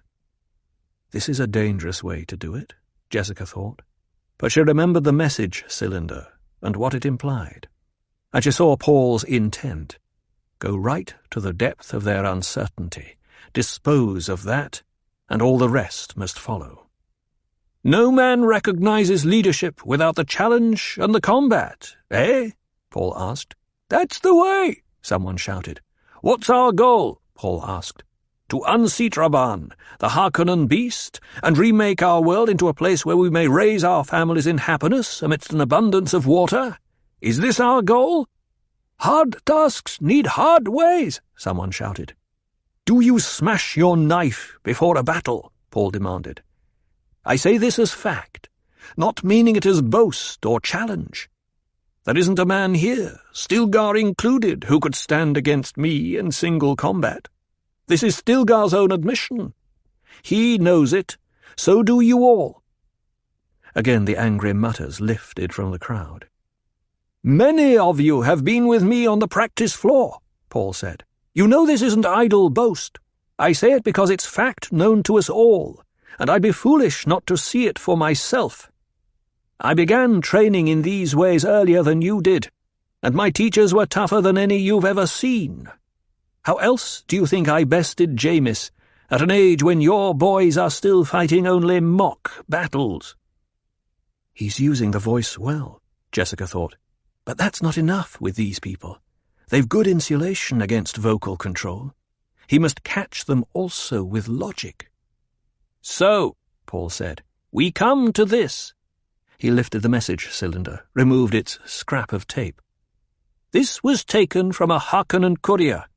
Its authenticity is beyond question. It is addressed to Raban. It tells him that his request for new troops is denied, that his spice harvest is far below quota, that he must wring more spice from Arrakis with the people he has. Stilgar moved up beside Paul. How many of you see what this means? Paul asked. Stilgar saw it immediately. They're cut off, someone shouted. Paul pushed message and cylinder into his sash. From his neck he took a braided Shiga-wire cord and removed a ring from the cord, holding the ring aloft. This was my father's ducal signet, he said. I swore never to wear it again until I was ready to lead my troops over all of Arrakis and claim it as my rightful fief. He put the ring on his finger, clenched his fist. Utter stillness gripped the cavern. Who rules here? Paul asked. He raised his fist. I rule here. I rule on every square inch of Arrakis. This is my ducal fief, whether the Emperor says yea or nay. He gave it to my father, and it comes to me through my father. Paul lifted himself onto his toes, settled back to his heels. He studied the crowd, feeling their temper. Almost, he thought. There are men here who will hold positions of importance on Arrakis when I claim those imperial rights which are mine, Paul said. Stilgar is one of those men, not because I wish to bribe him, not out of gratitude, though I'm one of many here who owe him life for life, no, but because he's wise and strong, because he governs this troop by his own intelligence and not just by rules. Do you think me stupid? Do you think I'll cut off my right arm and leave it bloody on the floor of this cavern just to provide you with a circus? Paul swept a hard gaze across the throng. Who is there here to say I'm not the rightful ruler of Arrakis? Must I prove it by leaving every Fremen tribe in the Urg without a leader? Beside Paul, Stilgar stirred, looked at him questioningly.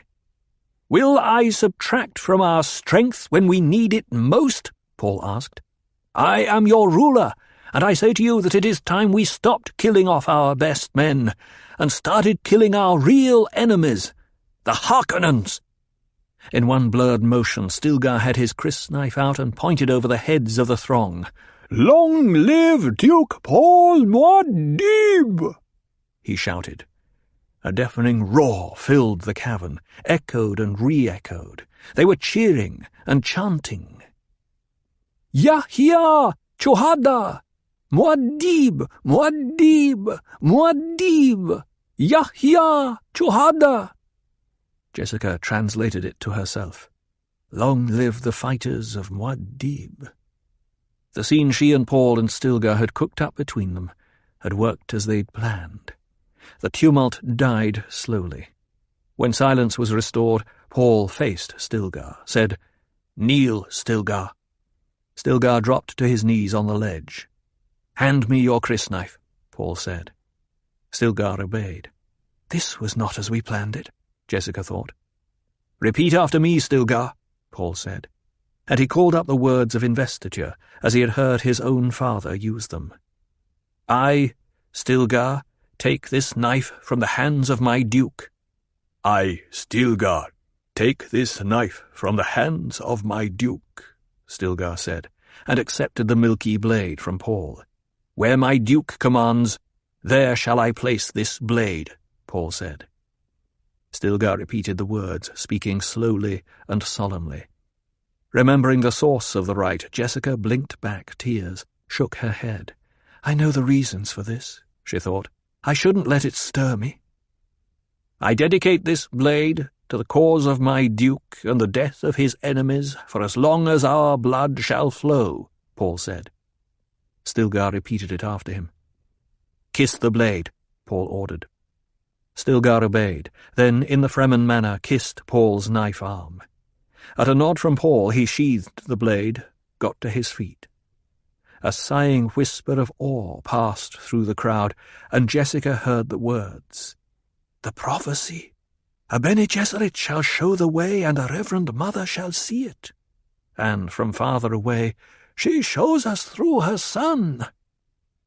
"Stilgar leads this tribe," Paul said. "Let no man mistake that. He commands with my voice. What he tells you, it is as though I told you." Wise, Jessica thought. The tribal commander must lose no face among those who should obey him. Paul lowered his voice, said, "Stilgar, I want sandwalkers out this night, and Cielagos sent to summon a council gathering. When you've sent them, bring Khat, Korba, and Otheim and 2 other lieutenants of your own choosing. Bring them to my quarters for battle planning. We must have a victory to show the council of leaders when they arrive." Paul nodded for his mother to accompany him, led the way down off the ledge and through the throng toward the central passage and the living chambers that had been prepared there. As Paul pressed through the crowd, hands reached out to touch him. Voices called out to him.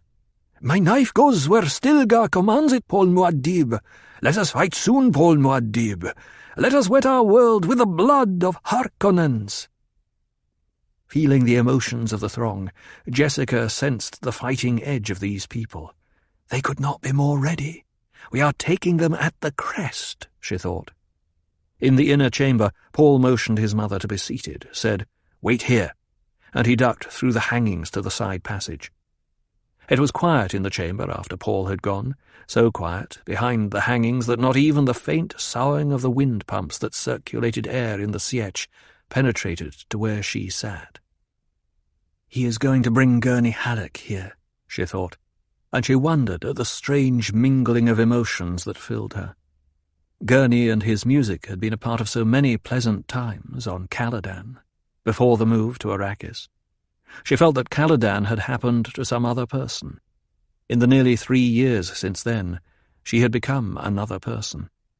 Having to confront Gurney forced a reassessment of the changes. Paul's coffee service, the fluted alloy of silver and jasmium that he had inherited from Jamis, rested on a low table to her right. She stared at it, thinking of how many hands had touched that metal. Chaney had served Paul from it within the month. What can his desert woman do for a duke except serve him coffee? She asked herself. She brings him no power, no family. Paul has only one major chance, to ally himself with a powerful great house, perhaps even with the imperial family. There are marriageable princesses, after all, and every one of them Bene Gesserit trained. Jessica imagined herself leaving the rigours of Arrakis for the life of power and security she could know as mother of a royal consort. She glanced at the thick hangings that obscured the rock of this cavern cell, thinking of how she had come here, riding amidst a host of worms, the palanquins and pack platforms piled high with necessities for the coming campaign. As long as Cheney lives, Paul will not see his duty, Jessica thought. She has given him a son, and that is enough. A sudden longing to see her grandson, the child whose likeness carried so much of the grandfather's features, so like Leto, swept through her. Jessica placed her palms against her cheeks, began the ritual breathing that stilled emotion and clarified the mind, then bent forward from the waist in the devotional exercise that prepared the body for the mind's demands. Paul's choice of this cave of birds as his command post could not be questioned, she knew. It was ideal, and to the north lay Wind Pass, opening onto a protected village in a cliff-walled sink. It was a key village, home of artisans and technicians, maintenance centre for an entire Harkonnen defensive sector. A cough sounded outside the chamber hangings. Jessica straightened, took a deep breath, exhaled slowly. "Enter," she said. Draperies were flung aside, and Gurney Halleck bounded into the room. She had only time for a glimpse of his face with its odd grimace, then he was behind her, lifting her to her feet with one brawny arm beneath her chin. "Gurney, you fool, what are you doing?" she demanded. Then she felt the touch of the knife tip against her back. Chill awareness spread out from that knife tip. She knew in that instant that Gurney meant to kill her. Why? She could think of no reason, for he wasn't the kind to turn traitor, but she felt certain of his intention. Knowing it, her mind churned. Here was no man to be overcome easily. Here was a killer, wary of the voice, wary of every combat stratagem, wary of every trick of death and violence. Here was an instrument she herself had helped train with subtle hints and suggestions. "You thought you had escaped, eh, witch?" Gurney snarled. Before she could turn the question over in her mind or try to answer, the curtains parted, and Paul entered. "Here he is, Paul broke off, taking in the tensions of the scene. "You will stand where you are, my lord," Gurney said. "What?" Paul shook his head. Jessica started to speak, felt the arm tighten against her throat. "You will speak only when I permit it, witch," Gurney said. "I want only one thing from you, for your son to hear it, and I am prepared to send this knife into your heart by reflex at the first sign of a counter against me. Your voice will remain in a monotone. Certain muscles you will not tense or move. You will act with the most extreme caution to gain yourself a few more seconds of life, and I assure you, these are all you have." Paul took a step forward. "Gurney, man, what is— Stop right where you are!" Gurney snapped. "One more step and she's dead." Paul's hand slipped to his knife hilt. He spoke in a deadly quiet. "You had best explain yourself, Gurney." "I swore an oath to slay the betrayer of your father," Gurney said. "Do you think I can forget the man who rescued me from a Harkonnen slave pit, gave me freedom, life, and honor, gave me friendship, a thing I prized above all else? I have his betrayer under my knife. No one can stop me from—" "You couldn't be more wrong, Gurney," Paul said. And Jessica thought, so that's it. What irony. "Wrong, am I?" Gurney demanded. "Let us hear it from the woman herself, and let her remember that I have bribed and spied and cheated to confirm this charge. I've even pushed Samuta on a Harkonnen guard captain to get part of the story." Jessica felt the arm at her throat ease slightly, but before she could speak, Paul said, "The betrayer was Yui. I tell you this once, Gurney. The evidence is complete, cannot be controverted. It was Yui. I do not care how you came by your suspicion, for it can be nothing else, but if you harm my mother—" Paul lifted his crysknife from its scabbard, held the blade in front of him. "I'll have your blood." "Yui was a conditioned medic, fit for a royal house," Gurney snarled. "He could not turn traitor." "I know a way to remove that conditioning," Paul said. "Evidence," Gurney insisted. "The evidence is not here," Paul said. "It's in Tabor Sietch, far to the south. But if—" "This is a trick," Gurney snarled, and his arm tightened on Jessica's throat. "No trick, Gurney," Paul said, and his voice carried such a note of terrible sadness that the sound tore at Jessica's heart. "I saw the message captured from the Harkonnen agent," Gurney said. "The note pointed directly at—" I saw it too, Paul said. My father showed it to me the night he explained why it had to be a Harkonnen trick aimed at making him suspect the woman he loved. "Aya," Gurney said.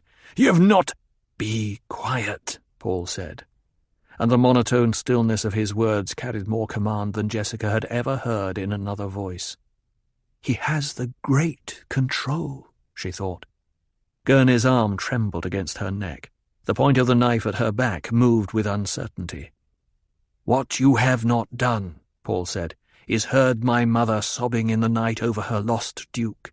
You have not seen her eyes stab flame when she speaks of killing Harkonnens." So he has listened, she thought. Tears blinded her eyes. "What you have not done," Paul went on, "is remembered the lessons you learned in a Harkonnen slave pit. You speak of pride in my father's friendship. Didn't you learn the difference between Harkonnen and Atreides so that you could smell a Harkonnen trick by the stink they left on it? Didn't you learn that Atreides' loyalty is bought with love, while the Harkonnen coin is hate? Couldn't you see through to the very nature of this betrayal?" "But Yueh," Gurney muttered. "The evidence we have is Yueh's own message to us, admitting his treachery," Paul said. "I swear this to you by the love I hold for you, a love I will still hold, even after I leave you dead on this floor." Hearing her son, Jessica marveled at the awareness in him, the penetrating insight of his intelligence. "My father had an instinct for his friends," Paul said. "He gave his love sparingly, but with never an error. His weakness lay in misunderstanding, hatred. He thought anyone who hated Harkonnens could not betray him." He glanced at his mother. "She knows this. I've given her my father's message, that he never distrusted her." Jessica felt herself losing control, bit at her lower lip. Seeing the stiff formality in Paul, she realized what these words were costing him. She wanted to run to him, cradle his head against her breast as she never had done. But the arm against her throat had ceased its trembling. The knife point at her back, pressed still and sharp. "One of the most terrible moments in a boy's life," Paul said, "is when he discovers his father and mother are human beings who share a love that he can never quite taste. It's a loss, an awakening to the fact that the world is there and here, and we are in it alone. The moment carries its own truth. You can't evade it. I heard my father when he spoke of my mother. She's not the betrayer, Gurney." Jessica found her voice, said, "Gurney, release me." There was no special command in the words, no trick to play on his weaknesses, but Gurney's hand fell away. She crossed to Paul, stood in front of him, not touching him. "Paul," she said, "there are other awakenings in this universe. I suddenly see how I've used you, and twisted you, and manipulated you to set you on a course of my choosing, a course I had to choose, if that's any excuse, because of my own training." She swallowed past a lump in her throat, looked up into her son's eyes. "Paul, I want you to do something for me. Choose the course of happiness. Your desert woman. Marry her if that's your wish. Defy everyone and everything to do this, but choose your own course. She broke off, stopped by the low sound of muttering behind her. "Gurney." She saw Paul's eyes directed beyond her. Turned. Gurney stood in the same spot, but had sheathed his knife, pulled the robe away from his breast to expose the slick greyness of an issue still suit, the type the smugglers traded for among the Sietch warrens. "Put your knife right here in my breast," Gurney muttered. "I say kill me and have done with it. I've besmirched my name. I've betrayed my own duke. The finest beast still," Paul said.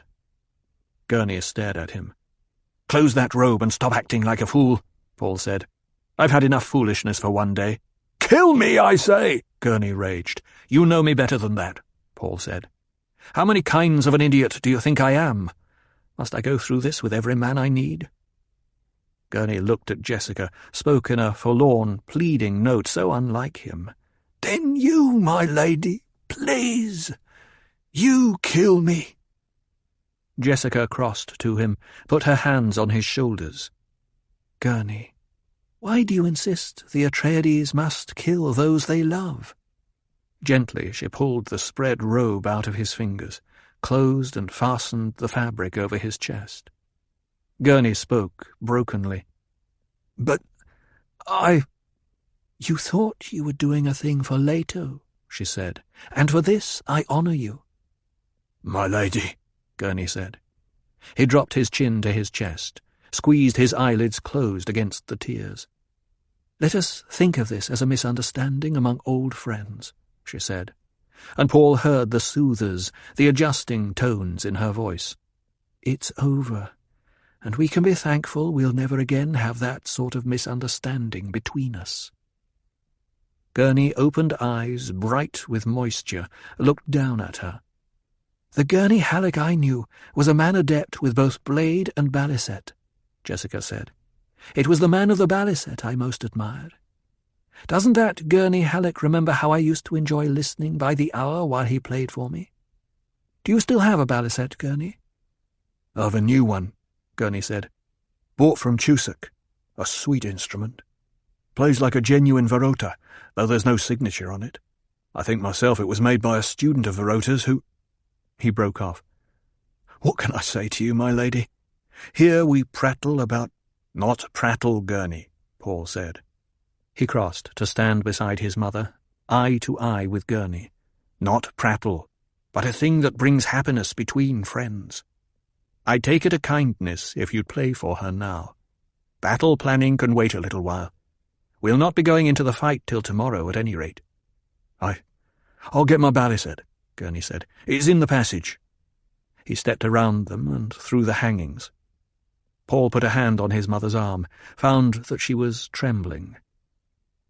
"It's over, Mother," he said. Without turning her head, she looked up at him from the corners of her eyes. "Over?" "Of course. Gurney's—" "Gurney? Oh, yes." She lowered her gaze. The hangings rustled as Gurney returned with his balisette. He began tuning it, avoiding their eyes. The hangings on the walls dulled the echoes, making the instrument sound small and intimate. Paul led his mother to a cushion, seated her there with her back to the thick draperies of the wall. He was suddenly struck by how old she seemed to him, with the beginnings of desert-dried lines in her face, the stretching at the corners of her blue-veiled eyes. "She's tired," he thought. "We must find some way to ease her burdens." Gurney strummed a chord. Paul glanced at him, said, "I've things that need my attention. Wait here for me." Gurney nodded. His mind seemed far away, as though he dwelled for this moment beneath the open skies of Caladan, with cloud fleece on the horizon promising rain. Paul forced himself to turn away, let himself out through the heavy hangings over the side passage. He heard Gurney take up a tune behind him, and paused a moment outside the room to listen to the muted music. "Orchards and vineyards, and full-breasted houris, and a cup overflowing before me. Why do I babble of battles, and mountains reduced to dust? Why do I feel these tears? Heavens stand open and scatter their riches. My hands need but gather their wealth. Why do I think of an ambush, and poison in molten cup? Why do I feel my years? Love's arms beckon with their naked delights, and Eden's promise of ecstasies. Why do I remember the scars, dream of old transgressions? And why do I sleep with fears?" A robed Fedaykin courier appeared from a corner of the passage ahead of Paul. The man had hood thrown back and fastenings of his still-suit hanging loose about his neck, proof that he had come just now from the open desert. Paul motioned for him to stop, left the hangings of the door, and moved down the passage to the courier. The man bowed, hands clasped in front of him the way he might greet a reverend mother or Sayadina of the rites. He said, "Muad'Dib, leaders are beginning to arrive for the council." "So soon? These are the ones Stilgar sent for earlier when it was thought—" He shrugged. "I see." Paul glanced back toward the faint sound of the balisette. thinking of the old song that his mother favoured, an odd stretching of happy tune and sad words. Stilgar will come here soon with others. Show them where my mother waits. I will wait here, Muad'Dib, the courier said. Yes, do that. Paul pressed past the man toward the depths of the cavern, headed for the place that each such cavern had, a place near its water-holding basin. There would be a small Shai-Hulud in this place, a creature no more than 9 meters long, kept stunted and trapped by surrounding water ditches.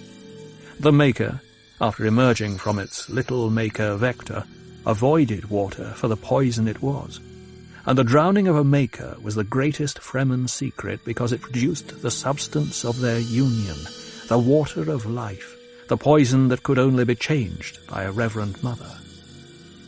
The decision had come to Paul while he faced the tension of danger to his mother. No line of the future he had ever seen carried that moment of peril from Gurney Halleck. The future, the grey cloud future, with its feeling that the entire universe rolled toward a boiling nexus, hung around him like a phantom world. I must see it, he thought. His body had slowly acquired a certain spice tolerance that made prescient visions fewer and fewer, dimmer and dimmer. The solution appeared obvious to him. I will drown the Maker. We will see now whether I'm the Kwisatz Haderach, who can survive the test that the Reverend Mothers have survived.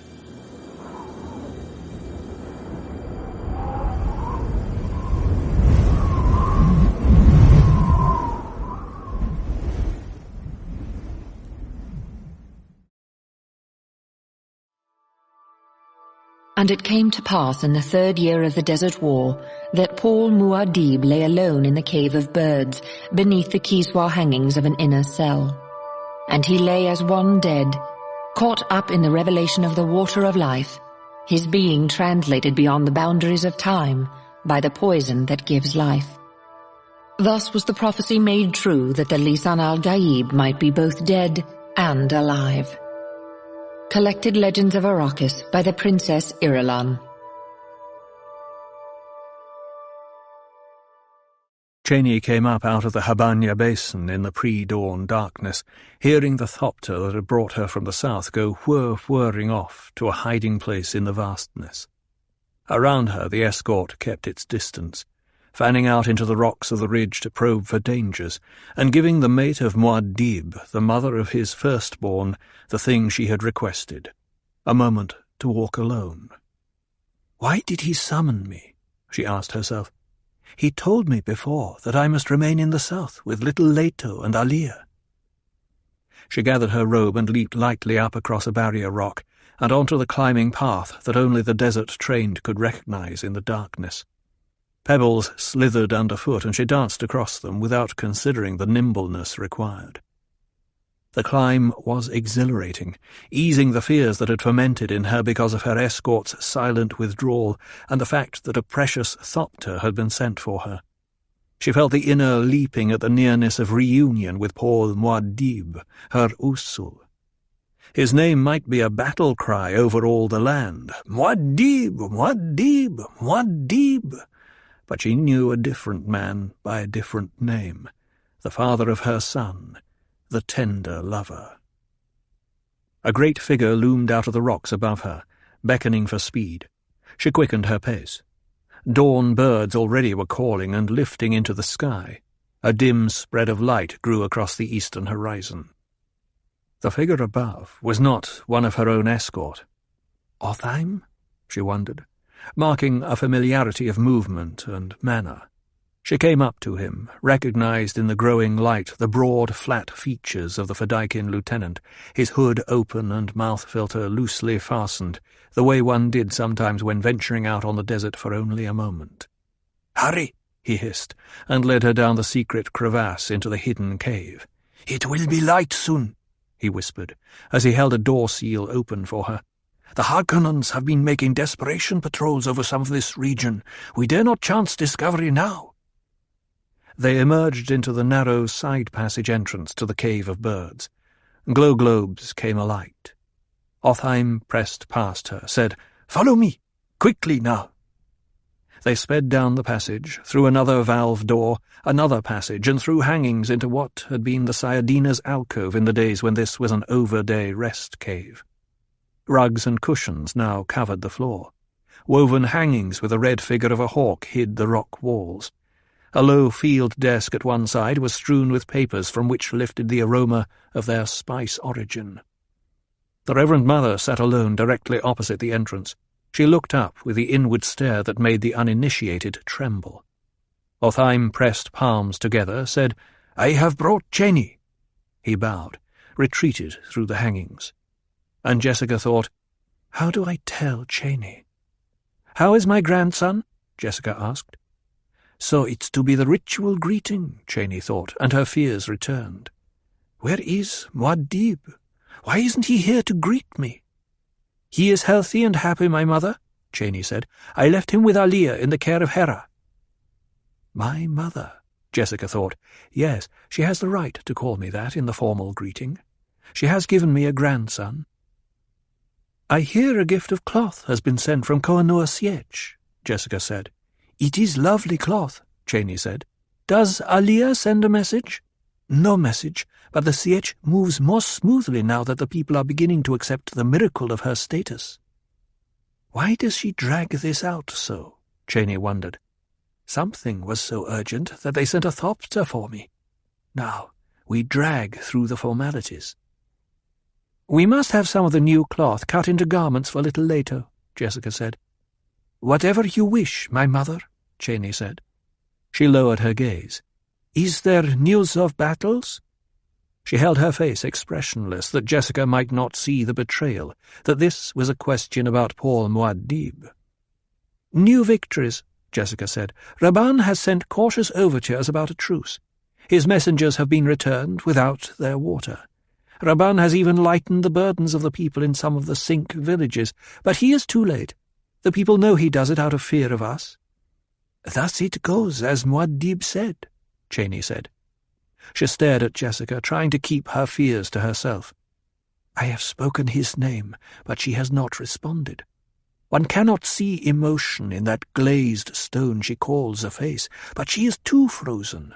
Why is she so still? What has happened to my Usul? "I wish we were in the south," Jessica said. "The oases were so beautiful when we left. Do you not long for the day when the whole land may blossom thus?" "The land is beautiful, true," Cheney said, "but there is much grief in it." "Grief is the price of victory," Jessica said. Is she preparing me for grief? Cheney asked herself. She said, "There are so many women without men. There was jealousy when it was learned that I'd been summoned north." "I summoned you," Jessica said. Cheney felt her heart hammering. She wanted to clap her hands to her ears, fearful of what they might hear. Still, she kept her voice even. "The message was signed Muad'Dib." "I signed it thus in the presence of his lieutenants," Jessica said. "It was a subterfuge of necessity." And Jessica thought, this is a brave woman, my Pauls.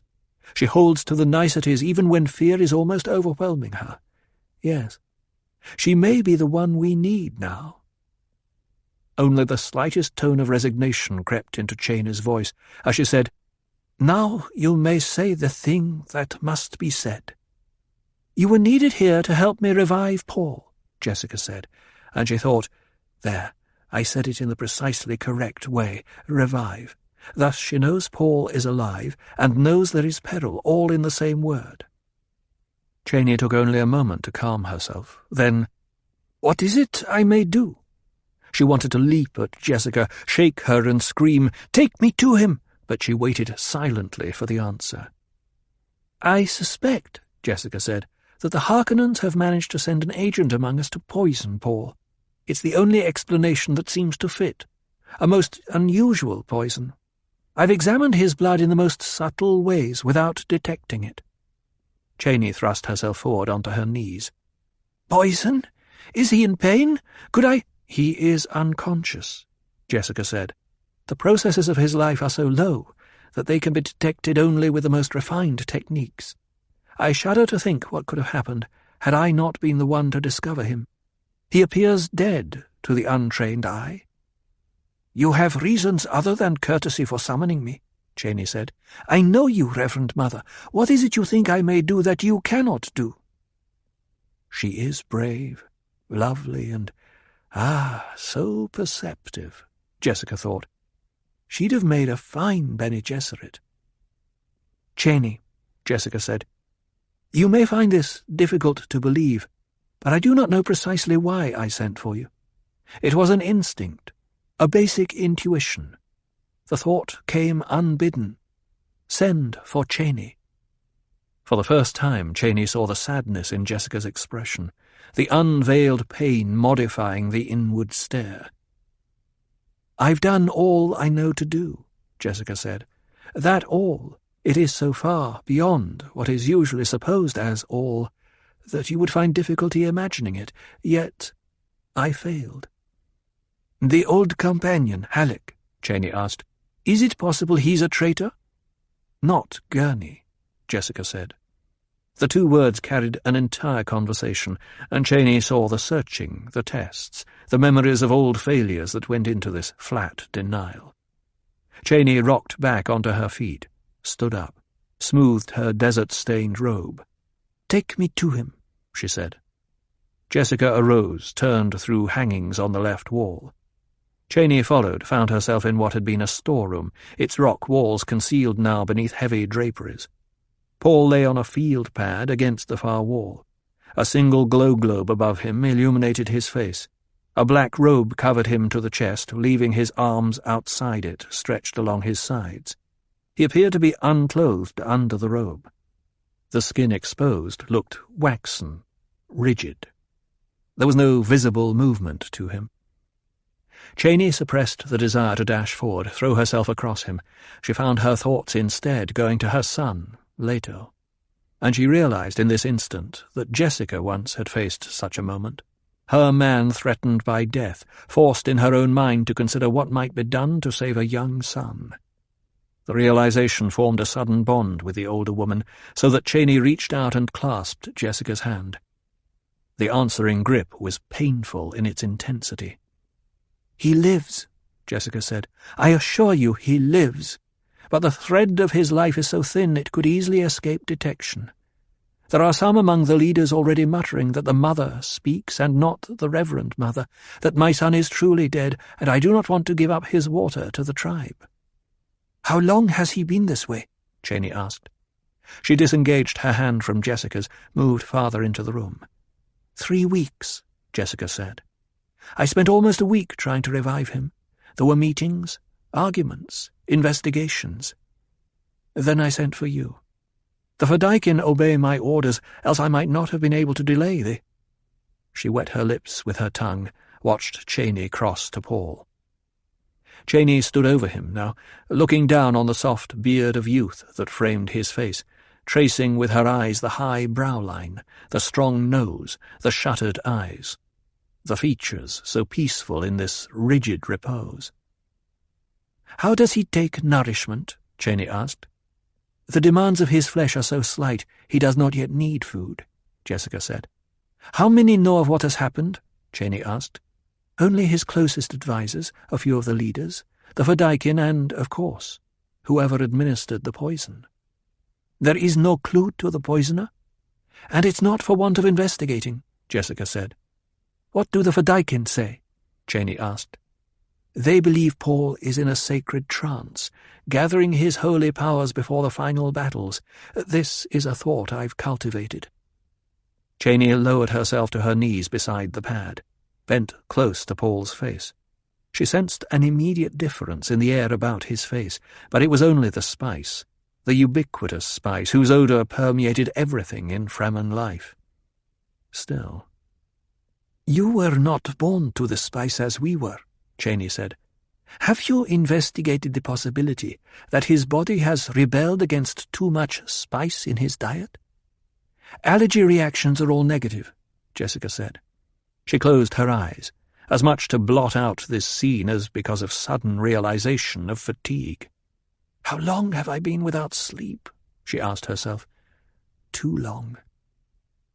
"When you change the water of life," Cheney said, "you do it within yourself by the inward awareness. Have you used this awareness to test his blood? Normal Fremen blood, Jessica said, completely adapted to the diet and the life here. Cheney sat back on her heels, submerging her fears in thought as she studied Paul's face. This was a trick she had learned from watching the Reverend Mothers. Time could be made to serve the mind. One concentrated the entire attention. Presently, Cheney said, "Is there a maker here?" "There are several," Jessica said, with a touch of weariness. "We are never without them these days. Each victory requires its blessing, each ceremony before a raid. But Paul Muad'Dib has held himself aloof from these ceremonies," Cheney said. Jessica nodded to herself, remembering her son's ambivalent feelings toward the spice drug and the prescient awareness it precipitated. "How did you know this?" Jessica asked. "It is spoken." "Too much is spoken," Jessica said bitterly. "Get me the raw water of the Maker," Cheney said. Jessica stiffened at the tone of command in Cheney's voice, then observed the intense concentration in the younger woman and said, "At once." She went out through the hangings to send a waterman. Cheney sat staring at Paul. "If he has tried to do this," she thought, "and it's the sort of thing he might try." Jessica knelt beside Cheney, holding out a plain camp ewer. The charged odour of the poison was sharp in Cheney's nostrils. She dipped a finger in the fluid, held the finger close to Paul's nose. The skin along the bridge of his nose wrinkled slightly. Slowly, the nostrils flared. Jessica gasped. Cheney touched the dampened finger to Paul's upper lip. He drew in a long, sobbing breath. "What is this?" Jessica demanded. "Be still," Cheney said. "You must convert a small amount of the sacred water, quickly." Without questioning, because she recognized the tone of awareness in Cheney's voice, Jessica lifted the ewer to her mouth, drew in a small sip. Paul's eyes flew open. He stared upward at Cheney. "It is not necessary for her to change the water," he said. His voice was weak, but steady. Jessica, a sip of the fluid on her tongue, found her body rallying, converting the poison almost automatically. In the light elevation the ceremony always imparted, she sensed the life glow from Paul, a radiation there registering on her senses.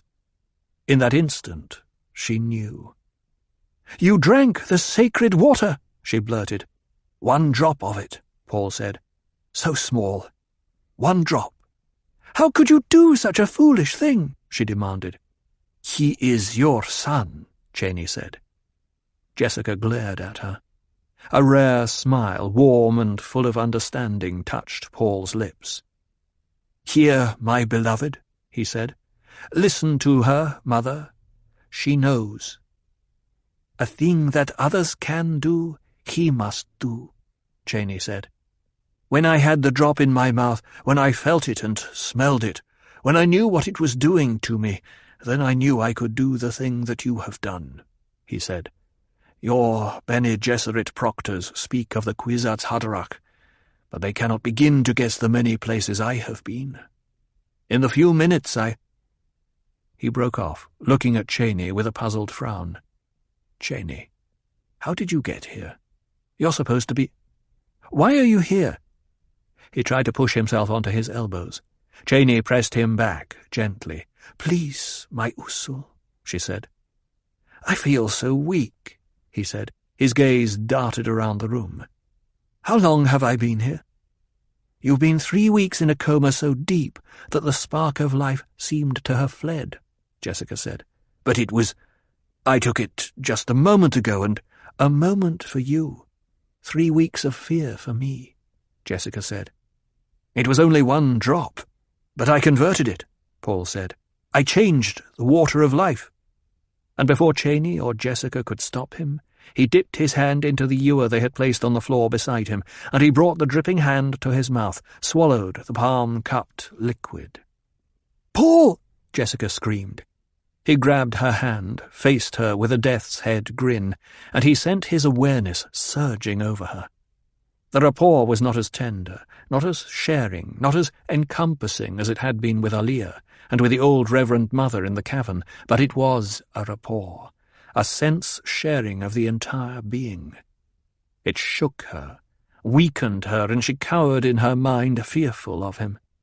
Aloud he said, "You speak of a place where you cannot enter? This place which the Reverend Mother cannot face. Show it to me." She shook her head, terrified by the very thought. "Show it to me," he commanded. "No!" But she could not escape him. Bludgeoned by the terrible force of him, she closed her eyes and focused inward the direction that is dark. Paul's consciousness flowed through and around her and into the darkness. She glimpsed the place dimly before her mind blanked itself away from the terror. Without knowing why, her whole being trembled at what she had seen, a region where a wind blew and sparks glared, where rings of light expanded and contracted, where rows of tumescent white shapes flowed over and under and around the lights, driven by darkness and a wind out of nowhere. Presently she opened her eyes, saw Paul staring up at her. He still held her hand, but the terrible rapport was gone. She quieted her trembling. Paul released her hand. It was as though some crutch had been removed. She staggered up and back, would have fallen had not Cheney jumped to support her. "Reverend Mother," Cheney said, "what is wrong?"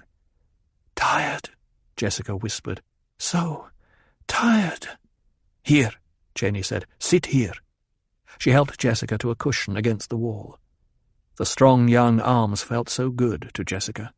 She clung to Cheney. "He has, in truth, seen the water of life?" Cheney asked. She disengaged herself from Jessica's grip. "He has seen," Jessica whispered. Her mind still rolled and surged from the contact. It was like stepping to solid land after weeks on a heaving sea. She sensed the old Reverend Mother within her, and all the others awakened and questioning. What was that? What happened? Where was that place? Through it all threaded the realization that her son was the Kwisatz Haderach, the one who could be many places at once. He was the fact out of the Bene Gesserit dream, and the fact gave her no peace. "What happened?" Cheney demanded. Jessica shook her head. Paul said, "There is in each of us an ancient force that takes and an ancient force that gives. A man finds little difficulty facing that place within himself where the taking force dwells. But it's almost impossible for him to see into the giving force without changing into something other than man. For a woman, the situation is reversed." Jessica looked up, found Cheney was staring at her while listening to Paul. "Do you understand me, Mother?" Paul asked. She could only nod. "These things are so ancient within us," Paul said, "that they're ground into each separate cell of our bodies. We are shaped by such forces. You can say to yourself, yes, I see how such a thing may be. But when you look inward and confront the raw force of your own life unshielded, you see your peril. You see that this could overwhelm you. And the greatest peril to the giver is the force that takes. The greatest peril to the taker is the force that gives. It's as easy to be overwhelmed by giving as by taking." "And you, my son?" Jessica asked. "Are you one who gives, or one who takes?" "I'm at the fulcrum," he said. "I cannot give without taking, and I cannot take without—" He broke off, looking to the wall at his right. Cheney felt a draught against her cheek, turned to see the hangings close. "It was Otheim," Paul said. "He was listening." Accepting the words, Cheney was touched by some of the prescience that haunted Paul, and she knew a thing yet to be as though it already had occurred. Otheim would speak of what he had seen and heard. Others would spread the story until it was a fire over the land. "Paul Muad'Dib is not as other men," they would say. "There can be no more doubt. He is a man, yet he sees through to the water of life in the way of a Reverend Mother. He is indeed the Lisan al-Gaib." "You have seen the future, Paul," Jessica said. "Will you say what you've seen?" "Not the future," he said. "I've seen the now." He forced himself to a sitting position, waved Cheney aside as she moved to help him. "The space above Arrakis is filled with the ships of the Guild." Jessica trembled at the certainty in his voice. "The Padishah Emperor himself is there," Paul said. He looked at the rock ceiling of his cell, "with his favourite truth-sayer, and 5 legions of Sardaukar. The old Baron Vladimir Harkonnen is there, with Thulfir Hawat beside him, and 7 ships jammed with every conscript he could muster. Every great house has its raiders above us, waiting." Cheney shook her head, unable to look away from Paul. His strangeness, the flat tone of voice, the way he looked through her, filled her with awe. Jessica tried to swallow in a dry throat, said, "For what are they waiting?" Paul looked at her. "For the Guild's permission to land. The Guild will strand on Arrakis any force that lands without permission." "The Guild's protecting us?" Jessica asked. "Protecting us. The Guild itself caused this by spreading tales about what we do here and by reducing troop transport fares to a point where even the poorest houses are up there now waiting to loot us." Jessica noted the lack of bitterness in his tone, wondered at it. She couldn't doubt his words. They had that same intensity she'd seen in him the night he'd revealed the path of the future that had taken them among the Fremen. Paul took a deep breath, said, "Mother, you must change a quantity of the water for us. We need the catalyst. Cheney, have a scout force sent out to find a pre-spice mass. If we plant a quantity of the water of life above a pre-spice mass, do you know what will happen?" Jessica weighed his words, suddenly saw through his meaning. "Paul!" she gasped. "The water of death," he said. "It'll be a chain reaction." He pointed to the floor. "Spreading death among the little makers, killing a vector of the life cycle that includes the spice and the makers. Arrakis will become a true desolation without spice or maker." Cheney put a hand to her mouth, shocked to numb silence by the blasphemy pouring from Paul's lips. "He who can destroy a thing has the real control of it," Paul said. "We can destroy the spice." "What stays the Guild's hand?" Jessica whispered. "They're searching for me," Paul said. "Think of that. The finest Guild navigators, men who can quest ahead through time to find the safest course for the fastest highliners, all of them seeking me and unable to find me. How they tremble. They know I have their secret here." Paul held out his cupped hand. "Without the spice, they're blind." Cheney found her voice. "You said you see the now." Paul lay back, searching the spread-out present, its limits extended into the future and into the past, holding onto the awareness with difficulty as the spice illumination began to fade. "Go do as I commanded," he said. "The future's becoming as muddled for the Guild as it is for me. The lines of vision are narrowing. Everything focuses here, where the spice is, where they've dared not interfere before, because to interfere was to lose what they must have. But now they're desperate. All paths lead into darkness."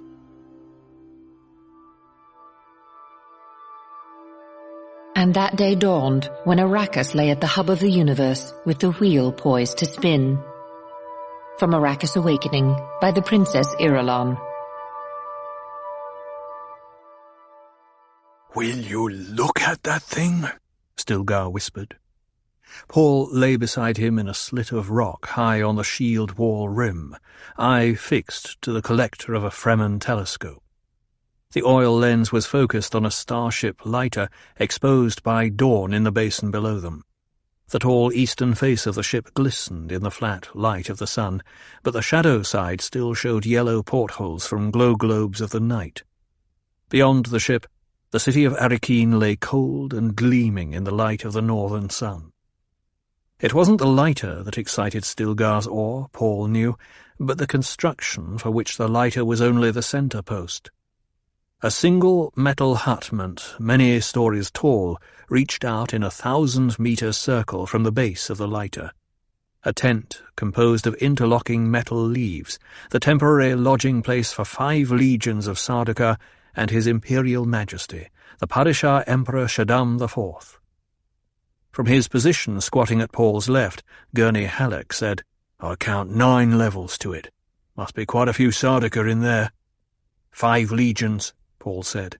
"It grows light," Stilgar hissed. "We like it not. You're exposing yourself, Muad'Dib. Let us go back into the rocks now." "I'm perfectly safe here," Paul said. "That ship mounts projectile weapons," Gurney said. "They believe us protected by shields," Paul said. "They wouldn't waste a shot on an unidentified trio even if they saw us."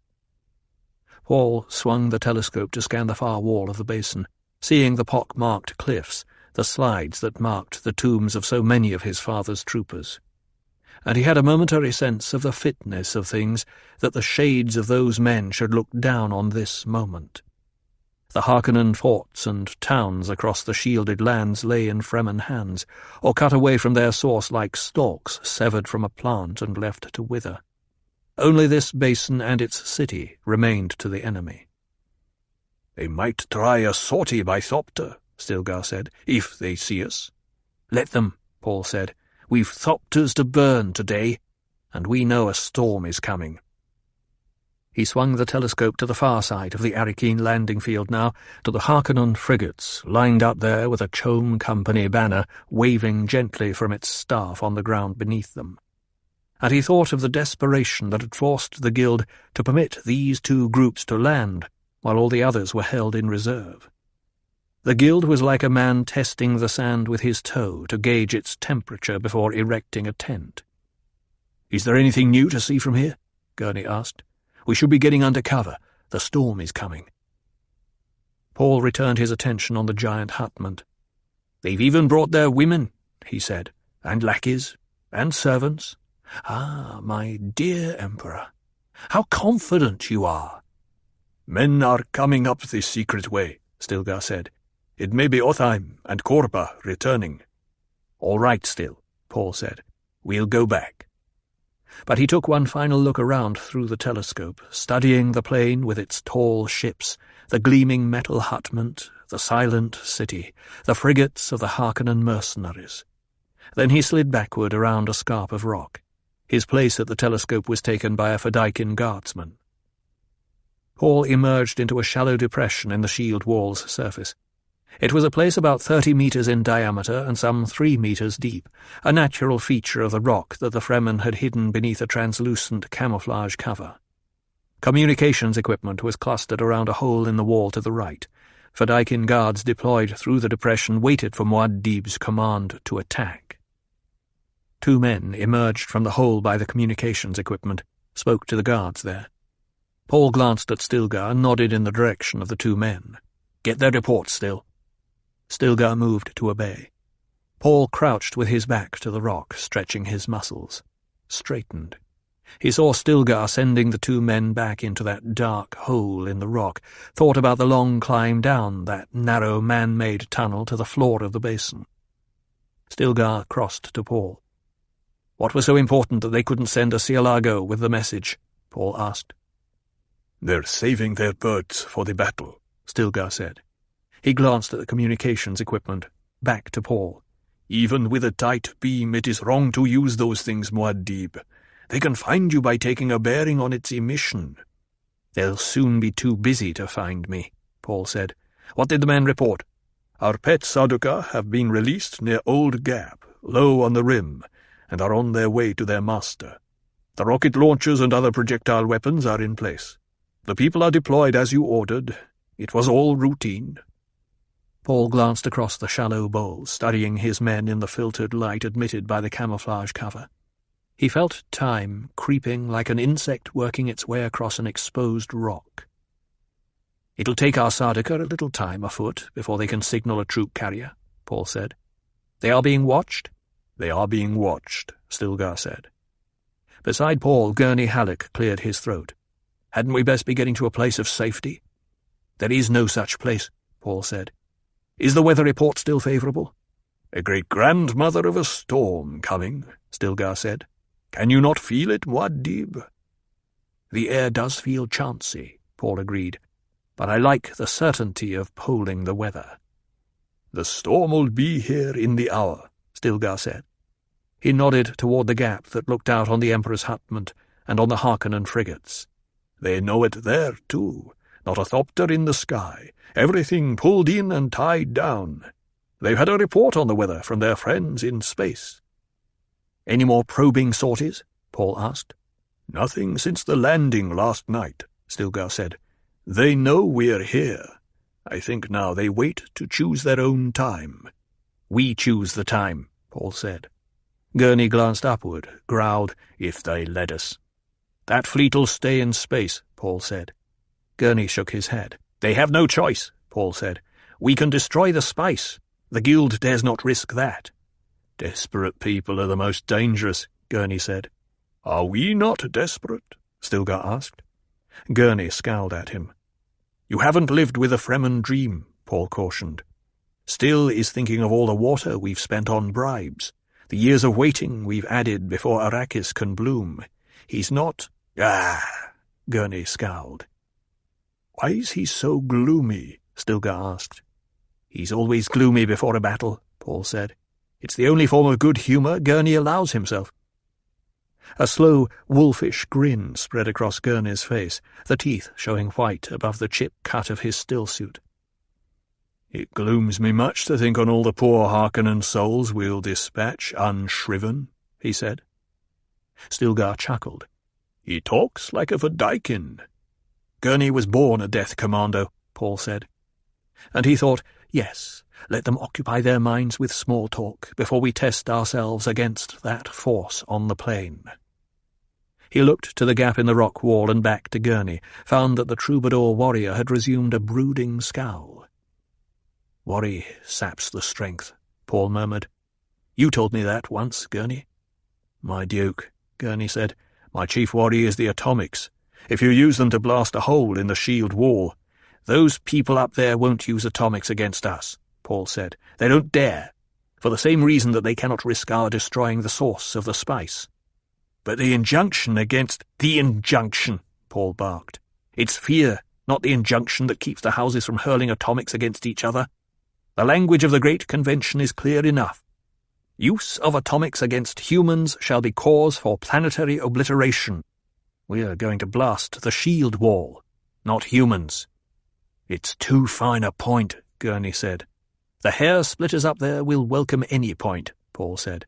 Let's talk no more about it. He turned away, wishing he actually felt that confident. Presently he said, What about the city people? Are they in position yet? Yes, Stilgar muttered. Paul looked at him. What's eating you? I never knew the city man could be trusted completely, Stilgar said. I was a city man myself once, Paul said. Stilgar stiffened.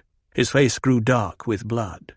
Muad'Dib knows I did not mean— I know what you meant still, but the test of a man isn't what you think he'll do, it's what he actually does. These city people have Fremen blood. It's just that they haven't yet learned how to escape their bondage. We'll teach them. Stilgar nodded, spoke in a rueful tone.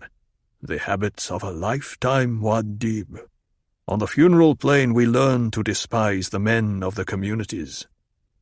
Paul glanced at Gurney, saw him studying Stilgar. Tell us, Gurney, why were the city folk down there driven from their homes by the Sardaukar? An old trick, my duke. They thought to burden us with refugees.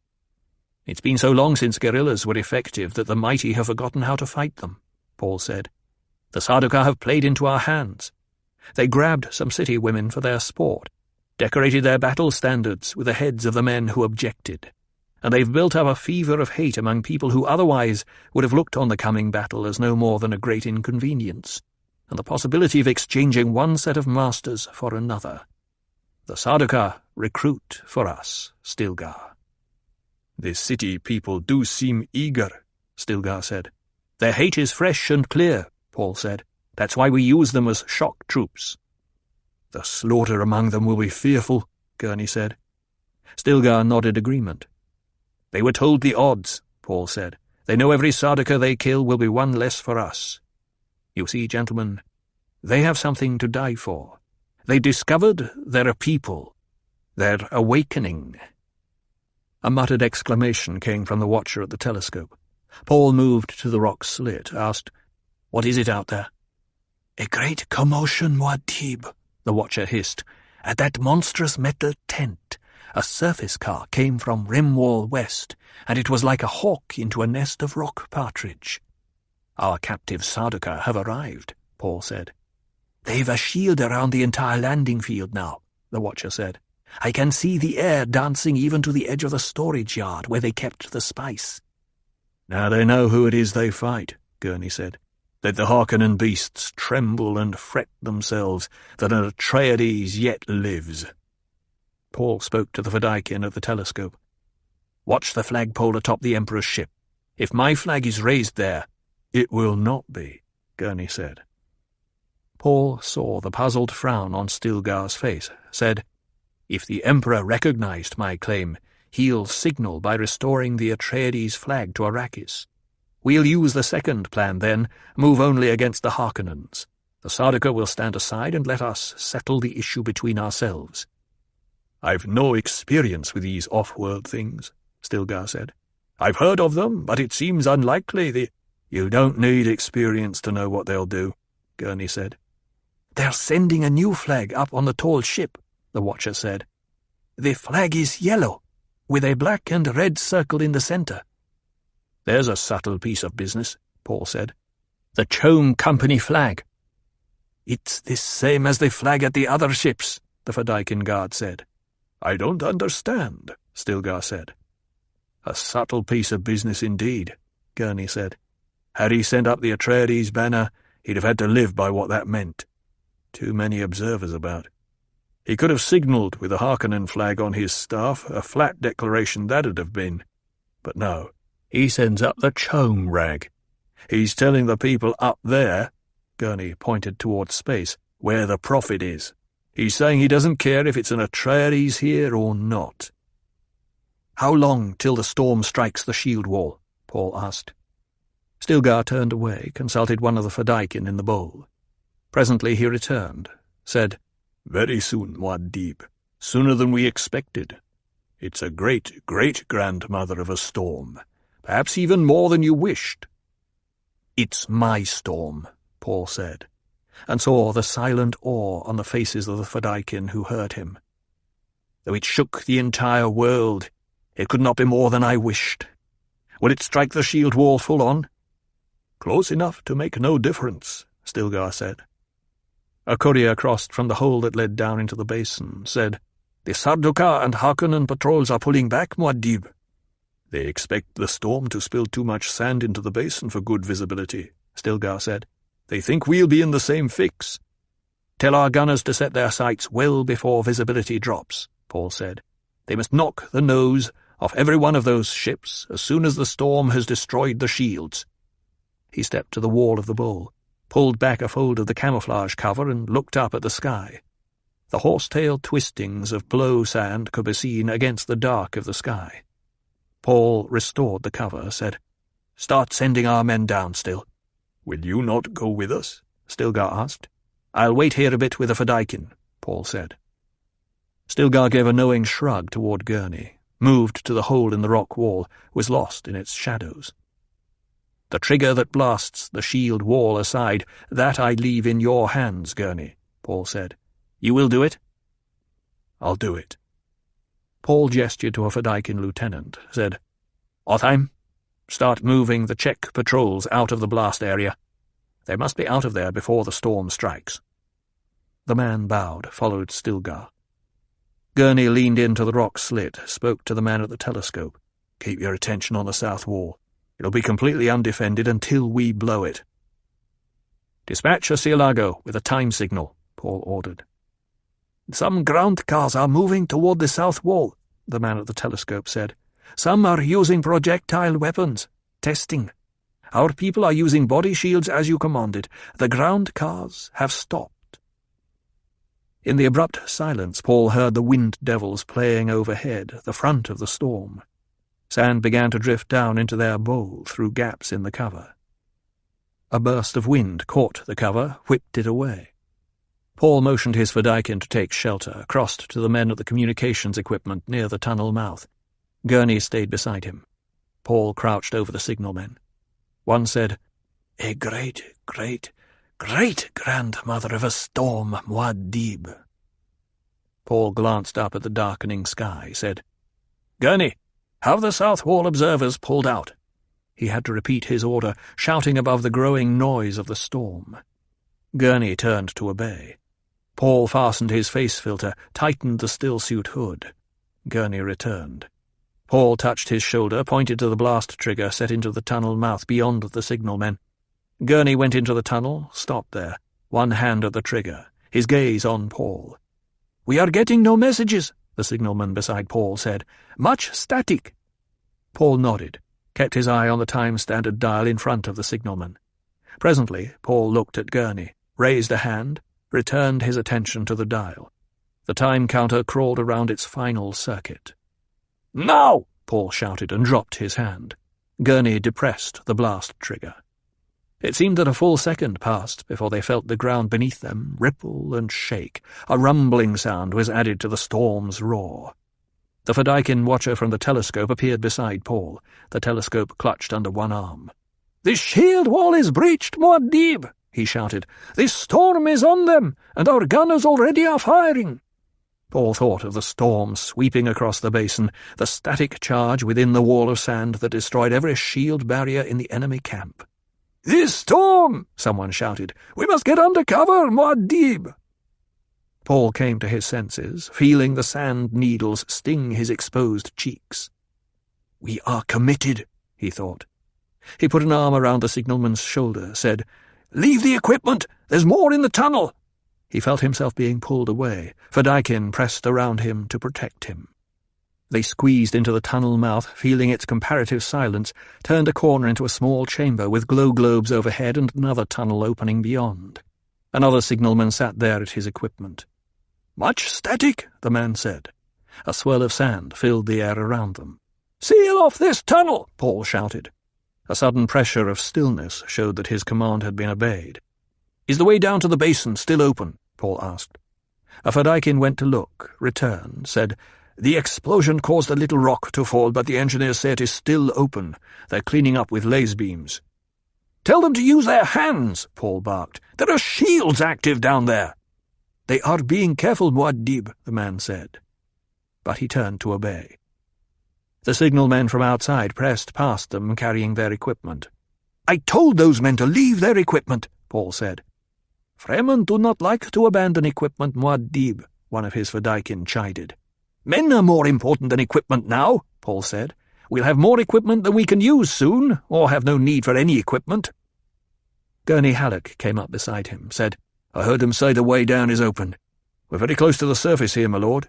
Should the Harkonnens try to retaliate in kind?" "They're in no position to retaliate," Paul said. "They're just now finding out that they have no shields, and are unable to get off Arrakis."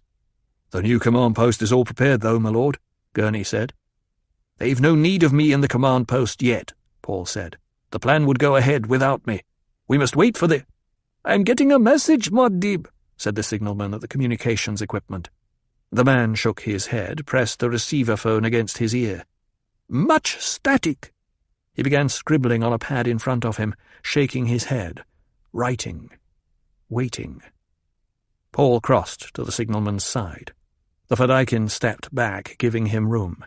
He looked down at what the man had written, read, "Raid on Sietch Tabor, captives, Aliyah, families of dead are they, son of Muad'Dib."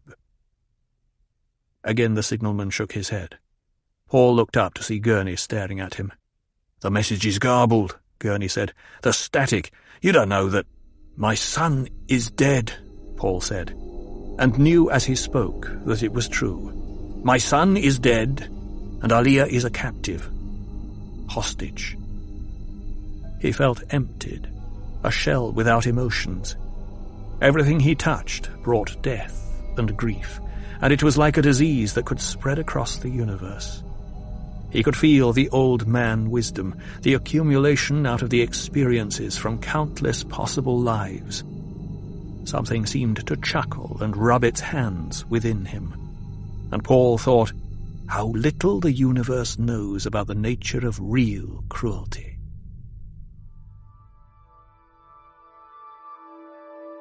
And Muad'Dib stood before them, and he said, though we deem the captive dead, yet does she live. For her seed is my seed, and her voice is my voice. And she sees unto the farthest reaches of possibility. Yea, unto the veil of the unknowable does she see because of me. From Arrakis Awakening, by the Princess Irulan. The Baron Vladimir Harkonnen stood with eyes downcast in the Imperial Audience Chamber, the oval Selamlik within the Padishah Emperor's hutment. With covert glances, the Baron had studied the metal-walled room and its occupants, the Nolkurs, the pages, the guards, the troop of House Sardaukar drawn up around the walls, standing at ease there beneath the bloody and tattered captured battle flags that were the room's only decoration. Voices sounded from the right of the chamber, echoing out of a high passage. Make way! Make way for the royal person! The Padishah Emperor Shaddam IV came out of the passage into the audience chamber, followed by his suite. He stood waiting while his throne was brought, ignoring the Baron, seemingly ignoring every person in the room. The Baron found that he could not ignore the royal person, and studied the Emperor for a sign, any clue to the purpose of this audience. The Emperor stood poised, waiting, a slim, elegant figure in a grey Sardaukar uniform with silver and gold trim. His thin face and cold eyes reminded the Baron of the Duke Leto, long dead. There was that same look of the predatory bird. But the Emperor's hair was red, not black, and most of that hair was concealed by a Burseg's ebon helmet with the imperial crest in gold upon its crown. Pages brought the throne. It was a massive chair carved from a single piece of Hagel quartz, blue-green translucency shot through with streaks of yellow fire. They placed it on the dais, and the Emperor mounted, seated himself.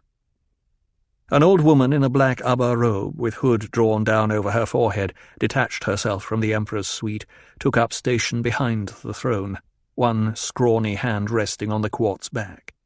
Her face peered out of the hood like a witch caricature, sunken cheeks and eyes, an overlong nose, skin mottled and with protruding veins. The Baron stilled his trembling at sight of her. The presence of the Reverend Mother Gaius Helen Mohayam, the Emperor's truth-sayer, betrayed the importance of this audience. The Baron looked away from her, studied the suite for a clue. There were two of the guild agents, one tall and fat, one short and fat, both with bland grey eyes. And among the lackeys stood one of the Emperor's daughters, the Princess Irulan, a woman they said was being trained in the deepest of the Bene Gesserit ways, destined to be a reverend mother. She was tall, blonde, face of chiselled beauty, green eyes that looked past and through him. "My dear Baron," the Emperor had deigned to notice him. The voice was baritone and with exquisite control. It managed to dismiss him while greeting him. The Baron bowed low, advanced to the required position 10 paces from the dais. "I came at your summons, Majesty." "Summons?" the old witch cackled. "Now, Reverend Mother," the Emperor chided, but he smiled at the Baron's discomfiture, said, "First, you will tell me where you've sent your minion, Thufir Hawat." The Baron darted his gaze left and right, reviled himself for coming here without his own guards, not that they'd be much use against Sardaukar, still. "Well," the Emperor said. "He has been gone these 5 days, Majesty." The Baron shot a glance at the guild agents, back to the Emperor. "He was to land at a smuggler base and attempt infiltrating the camp of the Fremen fanatic, this Muad'Dib." "Incredible," the Emperor said. One of the witch's claw-like hands tapped the Emperor's shoulder. She leaned forward, whispered in his ear. The Emperor nodded, said, 5 days, Baron. Tell me, why aren't you worried about his absence? "But I am worried, Majesty." The Emperor continued to stare at him, waiting. The Reverend Mother emitted a cackling laugh. "What I mean, Majesty," the Baron said, "is that Hawat will be dead within another few hours anyway." And he explained about the latent poison and need for an antidote. "How clever of you, Baron," the Emperor said. "And where are your nephews, Raban, and the young Feyd-Rautha?" "The storm comes, Majesty. I sent them to inspect our perimeter lest the Fremen attack under cover of the sand." "Perimeter," the Emperor said. The word came out as though it puckered his mouth. "The storm won't be much here in the basin, and that Fremen rabble won't attack while I'm here with 5 legions of Sardaukar." "Surely not, Majesty," the Baron said. "But error on the side of caution cannot be censured." "Ah," the Emperor said, "censure. Then I'm not to speak of how much time this Arrakis nonsense has taken from me, nor the Chome Company profits pouring down this rat-hole, nor the court functions and affairs of state I've had to delay, even cancel because of this stupid affair." The Baron lowered his gaze, frightened by the imperial anger. The delicacy of his position here, alone and dependent upon the convention and the dictum familia of the great houses, fretted him. "Does he mean to kill me?" the Baron asked himself. "He couldn't. Not with the other great houses waiting up there, aching for any excuse to gain from this upset on Arrakis." "Have you taken hostages?" the Emperor asked. "It's useless, Majesty," the Baron said. "These mad Fremen hold a burial ceremony for every captive and act as though such a one were already dead." "So?" the Emperor said. And the Baron waited, glancing left and right at the metal walls of the Selamlik, thinking of the monstrous fan-metal tent around him. Such unlimited wealth it represented that even the Baron was awed. "He brings pages," the Baron thought, "and useless court lackeys. His women and their companions, hairdressers, designers, everything, all the fringe parasites of the court, all here, fawning, slyly plotting, roughing it with the Emperor. Here to watch him put an end to this affair, to make epigrams over the battles and idolize the wounded." "Perhaps you've never sought the right kind of hostages," the Emperor said. "He knows something," the Baron thought. Fear sat like a stone in his stomach until he could hardly bear the thought of eating. Yet the feeling was like hunger, and he poised himself several times in his suspenses on the point of ordering food brought to him. But there was no one here to obey his summons. "Do you have any idea who this Muad'Dib could be?" the Emperor asked. "One of the Ummah, surely," the Baron said. "A Fremen fanatic, a religious adventurer. They crop up regularly on the fringes of civilization. Your Majesty knows this." The Emperor glanced at his truthsayer, turned back to scowl at the Baron. "And you have no other knowledge of this Muad'Dib?" "A madman," the Baron said. "But all Fremen are a little mad." "Mad?" "His people scream his name as they leap into battle. The women throw their babies at us and hurl themselves onto our knives to open a wedge for their men to attack us. They have no decency." "As bad as that," the Emperor murmured, and his tone of derision did not escape the Baron. "Tell me, my dear Baron, have you investigated the southern polar regions of Arrakis?" The Baron stared up at the Emperor, shocked by the change of subject. "But, well, you know, Your Majesty, the entire region is uninhabitable, open to wind and worm. There's not even any spice in those latitudes." "You had no reports from spice lighters that patches of greenery appear there?" "There've always been such reports. Some were investigated long ago. A few plants were seen. Many thopters were lost. Much too costly, Your Majesty. It's a place where men cannot survive for long." "So," the Emperor said. He snapped his fingers, and a door opened at his left behind the throne. Through the door came 2 Sardaukar, herding a girl child who appeared to be about 4 years old. She wore a black abba, the hood thrown back to reveal the attachments of a stillsuit hanging free at her throat. Her eyes were Fremen blue, staring out of a soft, round face. She appeared completely unafraid, and there was a look to her stare that made the Baron feel uneasy for no reason he could explain. Even the old Bene Gesserit truthsayer drew back as the child passed and made a warding sign in her direction. The old witch obviously was shaken by the child's presence. The Emperor cleared his throat to speak, but the child spoke first. A thin voice with traces of a soft-palate lisp, but clear nonetheless. "So, here he is," she said. She advanced to the edge of the dais. "He doesn't appear much, does he?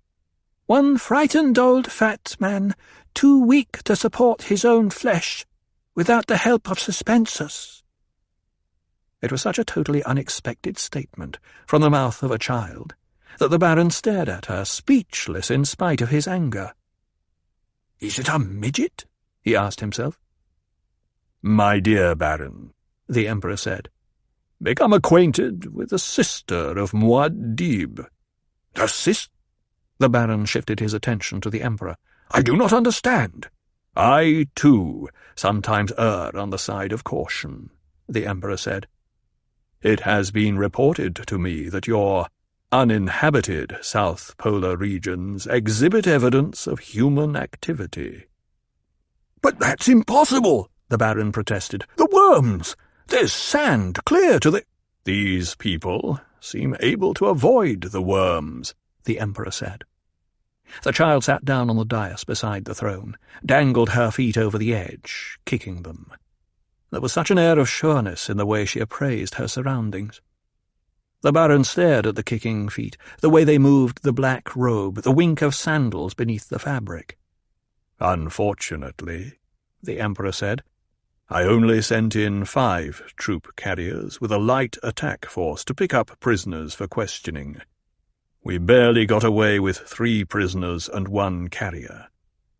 Mind you, Baron, my Sardaukar were almost overwhelmed by a force composed mostly of women, children, and old men. This child here was in command of one of the attacking groups." "You see, Your Majesty," the Baron said. "You see how they are." "I allowed myself to be captured," the child said. "I did not want to face my brother and have to tell him that his son had been killed." "Only a handful of our men got away," the Emperor said. "Got away! You hear that?" "We'd have had them too," the child said, "except for the flames." "My Sardaukar used the attitudinal jets on their carrier as flamethrowers," the Emperor said. "A move of desperation, and the only thing that got them away with their 3 prisoners. Mark that, my dear Baron. Sardaukar forced to retreat in confusion from women and children and old men." "We must attack in force," the Baron rasped. "We must destroy every last vestige of—" "Silence!" the Emperor roared. He pushed himself forward on his throne. "Do not abuse my intelligence any longer. You stand there in your foolish innocence and—" "Majesty?" the old truthsayer said. He waved her to silence. "You say you don't know about the activity we found, nor the fighting qualities of these superb people." The Emperor lifted himself half off his throne. "What do you take me for, Baron?" The Baron took 2 backward steps, thinking, "It was Raban. He has done this to me. Raban has—" "And this fake dispute with Duke Leto," the Emperor purred, sitting back into his throne. "How beautifully you maneuvered it." "Majesty," the Baron pleaded, "What are you—" "Silence!" The old Bene Gesserit put a hand on the Emperor's shoulder, leaned close to whisper in his ear. The child, seated on the dais, stopped kicking her feet, said, "Make him afraid some more, Shaddam. I shouldn't enjoy this, but I find the pleasure impossible to suppress." "Quiet, child," the Emperor said. He leaned forward, put a hand on her head, stared at the Baron. "Is it possible, Baron? Could you be as simple-minded as my truthsayer suggests? Do you not recognize this child? Daughter of your ally, Duke Leto? My father was never his ally, the child said. My father is dead, and this old Harkonnen beast has never seen me before. The Baron was reduced to stupefied glaring. When he found his voice, it was only to rasp. Who? I am Alia, daughter of Duke Leto and the Lady Jessica, sister of Duke Paul Muad'Dib, the child said.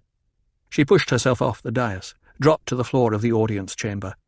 My brother has promised to have your head atop his battle standard, and I think he shall. Be hush, child, the Emperor said, and he sank back into his throne, hand to chin, studying the Baron. I do not take the Emperor's orders, Alia said. She turned, looked up at the old Reverend Mother. She knows. The Emperor glanced up at his truth-sayer. What does she mean? That child is an abomination, the old woman said. Her mother deserves a punishment greater than anything in history. Death. It cannot come too quickly for that child or for the one who spawned her. The old woman pointed a finger at Alia. Get out of my mind! TP? The Emperor whispered. He snapped his attention back to Alia.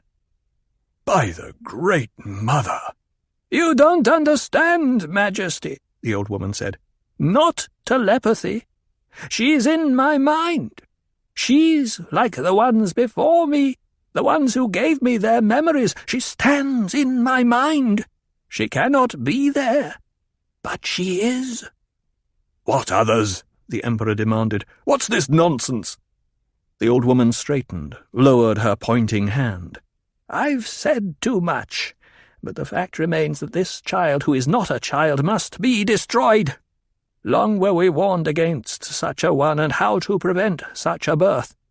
But one of our own has betrayed us.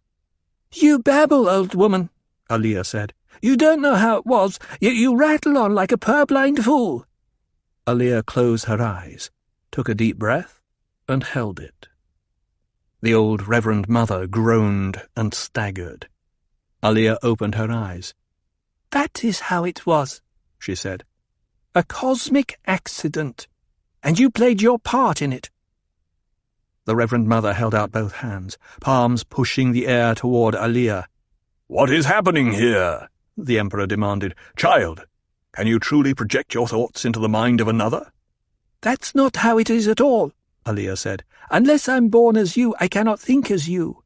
Kill her, the old woman muttered, and clutched the back of the throne for support. Kill her!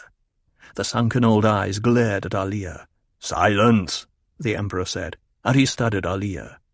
Child, can you communicate with your brother? My brother knows I'm here, Alia said. Can you tell him to surrender as the price of your life? Alia smiled up at him with clear innocence. I shall not do that, she said. The Baron stumbled forward to stand beside Alia. Majesty, he pleaded, I knew nothing of— Interrupt me once more, Baron, the Emperor said, and you will lose the powers of interruption forever. He kept his attention focused on Alia, studying her through slitted lids. You will not, eh? Can you read in my mind what I'll do if you disobey me? I've already said I cannot read minds, she said, but one doesn't need telepathy to read your intentions. The Emperor scowled. Child, your cause is hopeless. I have but to rally my forces and reduce this planet to— It's not that simple, Alia said. She looked at the two guildsmen. Ask them. It is not wise to go against my desires, the Emperor said. You should not deny me the least thing. My brother comes now, Alia said. Even an emperor may tremble before Muad'Dib, for he has the strength of righteousness, and heaven smiles upon him. The Emperor surged to his feet. This play has gone far enough. I will take your brother and this planet and grind them to— The room rumbled and shook around them. There came a sudden cascade of sand behind the throne where the hutment was coupled to the Emperor's ship. The abrupt flicker, tightening of skin pressure told of a wide-area shield being activated. I told you, Alia said. My brother comes. The Emperor stood in front of his throne, right hand pressed to right ear, the servo receiver there chattering its report on the situation. The Baron moved 2 steps behind Alia. Sardaukar were leaping to positions at the doors. "We will fall back into space and reform," the Emperor said. "Baron, my apologies. These madmen are attacking under cover of the storm. We will show them an Emperor's wrath then." He pointed at Alia. "Give her body to the storm." As he spoke, Alia fled backward, feigning terror. "Let the storm have what it can take!" she screamed, and she backed into the Baron's arms. "I have her, Majesty!" the Baron shouted. "Shall I dispatch her now?" He hurled her to the floor, clutched his left arm. "I'm sorry, Grandfather," Alia said. "You've met the Atreides Gom-Jabbar." She got to her feet, dropped a dark needle from her hand. The Baron fell back. His eyes bulged as he stared at a red slash on his left palm. You! He rolled sideways in his suspensors, a sagging mass of flesh supported inches off the floor, with head lolling and mouth hanging open. "These people are insane," the Emperor snarled. "Quick, into the ship! We'll purge this planet of every—" Something sparkled to his left. A roll of ball lightning bounced away from the wall there, crackled as it touched the metal floor. The smell of burned insulation swept through the Selam leak. "The shield!" one of the Sardaukar officers shouted. "The outer shield is down! They—" His words were drowned in a metallic roaring as the ship wall behind the Emperor trembled and rocked. "They've shot the nose off our ship!" someone called. Dust boiled through the room. Under its cover, Alia leaped up, ran toward the outer door. The Emperor whirled, motioned his people into an emergency door that swung open in the ship's side behind the throne. He flashed a hand signal to a Sardaukar officer leaping through the dust haze. "We will make our stand here," the Emperor ordered. Another crash shook the hutment. The double doors banged open at the far side of the chamber, admitting wind-blown sand and the sound of shouting.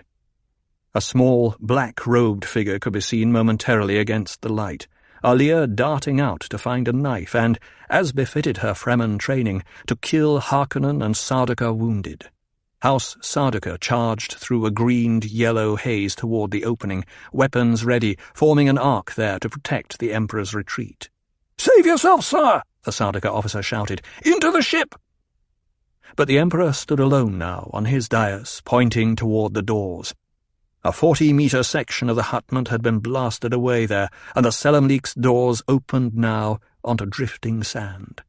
A dust cloud hung low over the outside world, blowing from pastel distances. Static lightning crackled from the cloud, and the spark flashes of shields being shorted out by the storm's charge could be seen through the haze. The plain surged with figures in combat, Sardaukar and leaping, gyrating robed men who seemed to come down out of the storm. All this was as a frame for the target of the Emperor's pointing hand. Out of the sand haze came an orderly mass of flashing shapes, great rising curves with crystal spokes that resolved into the gaping mouths of sandworms, a massed wall of them, each with troops of Fremen riding to the attack. They came in a hissing wedge, robes whipping in the wind as they cut through the melee on the plain. Onward, toward the Emperor's hutment they came, while the House Sardaukar stood awed, for the first time in their history, by an onslaught their minds found difficult to accept. But the figures leaping from the worm backs were men, and the blades flashing in that ominous yellow light were a thing the Sardaukar had been trained to face. They threw themselves into combat, and it was man to man on the plain of Arrakeen while a picked Sardaukar bodyguard pressed the Emperor back into the ship, sealed the door on him, and prepared to die at the door as part of his shield. In the shock of comparative silence within the ship, the Emperor stared at the wide-eyed faces of his suite, seeing his oldest daughter with a flush of exertion on her cheeks, the old truthsayer standing like a black shadow with her hood pulled about her face, finding at last the faces he sought, the 2 guildsmen. They wore the guild grey, unadorned, and it seemed to fit the calm they maintained despite the high emotions around them. The taller of the 2, though, held a hand to his left eye, As the Emperor watched, someone jostled the guildsman's arm, the hand moved, and the eye was revealed. The man had lost one of his masking contact lenses, and the eye stared out a total blue, so dark as to be almost black. The smaller of the pair elbowed his way a step nearer the Emperor, said, "We cannot know how it will go." And the taller companion, hand restored to eye, added in a cold voice, "But this Muad'Dib cannot know either." The words shocked the Emperor out of his daze. He checked the scorn on his tongue by a visible effort, because it did not take a guild navigator's single-minded focus on the main chance to see the immediate future out on that plain. Were these two so dependent upon their faculty that they had lost the use of their eyes and their reason? He wondered. "Reverend Mother," he said, "we must devise a plan." She pulled the hood from her face, met his gaze with an unblinking stare. The look that passed between them carried complete understanding. They had one weapon left, and both knew it. Treachery. "Summon Count Fenring from his quarters," the Reverend Mother said. The Padishah Emperor nodded, waved for one of his aides to obey that command.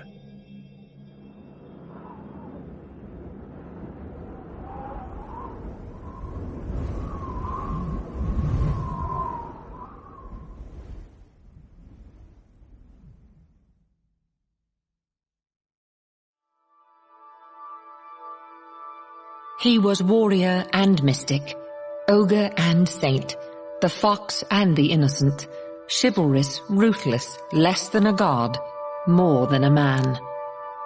There is no measuring Muad'Dib's motives by ordinary standards. In the moment of his triumph, he saw the death prepared for him, yet he accepted the treachery. Can you say he did this out of a sense of justice? Whose justice, then? Remember, we speak now of the Muad'Dib who ordered battle drums made from his enemies' skins. The Muad'Dib who denied the conventions of his ducal past with a wave of the hand, saying merely, "I am the Kwisatz Haderach." That is reason enough. From Arrakis Awakening by the Princess Irulan.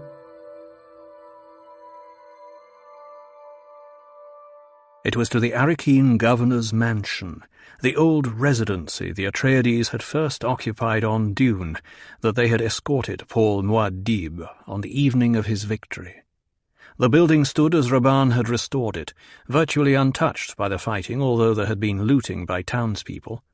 Some of the furnishings in the main hall had been overturned or smashed.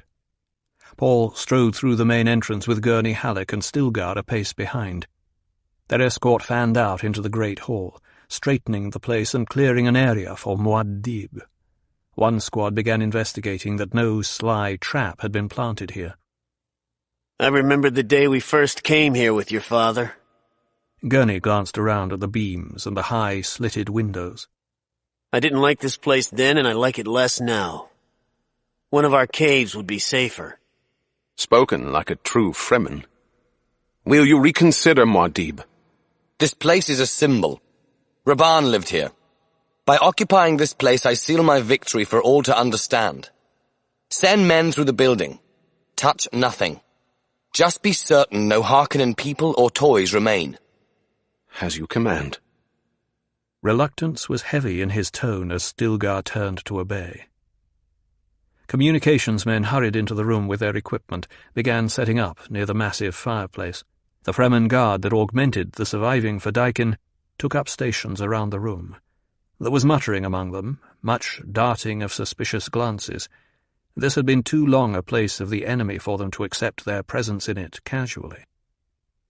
Gurney, have an escort bring my mother and Cheney. Does Cheney know yet about our son? The message was sent, my lord. Are the Makers being taken out of the basin yet? Yes, my lord. The storm's almost spent. What's the extent of the storm damage? In the direct path, on the landing field and across the spice storage yards of the plain, extensive damage. As much from battle as from the storm. Nothing money won't repair, I presume? Except for the lives, my lord. There was a tone of reproach in his voice, as though to say, when did an Atreides worry first about things when people were at stake? But Paul could only focus his attention on the inner eye, and the gaps visible to him in the time wall that still lay across his path. Through each gap the jihad raged away down the corridors of the future. His side crossed the hall, seeing a chair against the wall. The chair had once stood in the dining hall, and might even have held his own father. At the moment, though, it was only an object to rest his weariness and conceal it from the men. He sat down, pulling his robes around his legs, loosening his stillsuit at the neck. The Emperor is still holed up in the remains of his ship.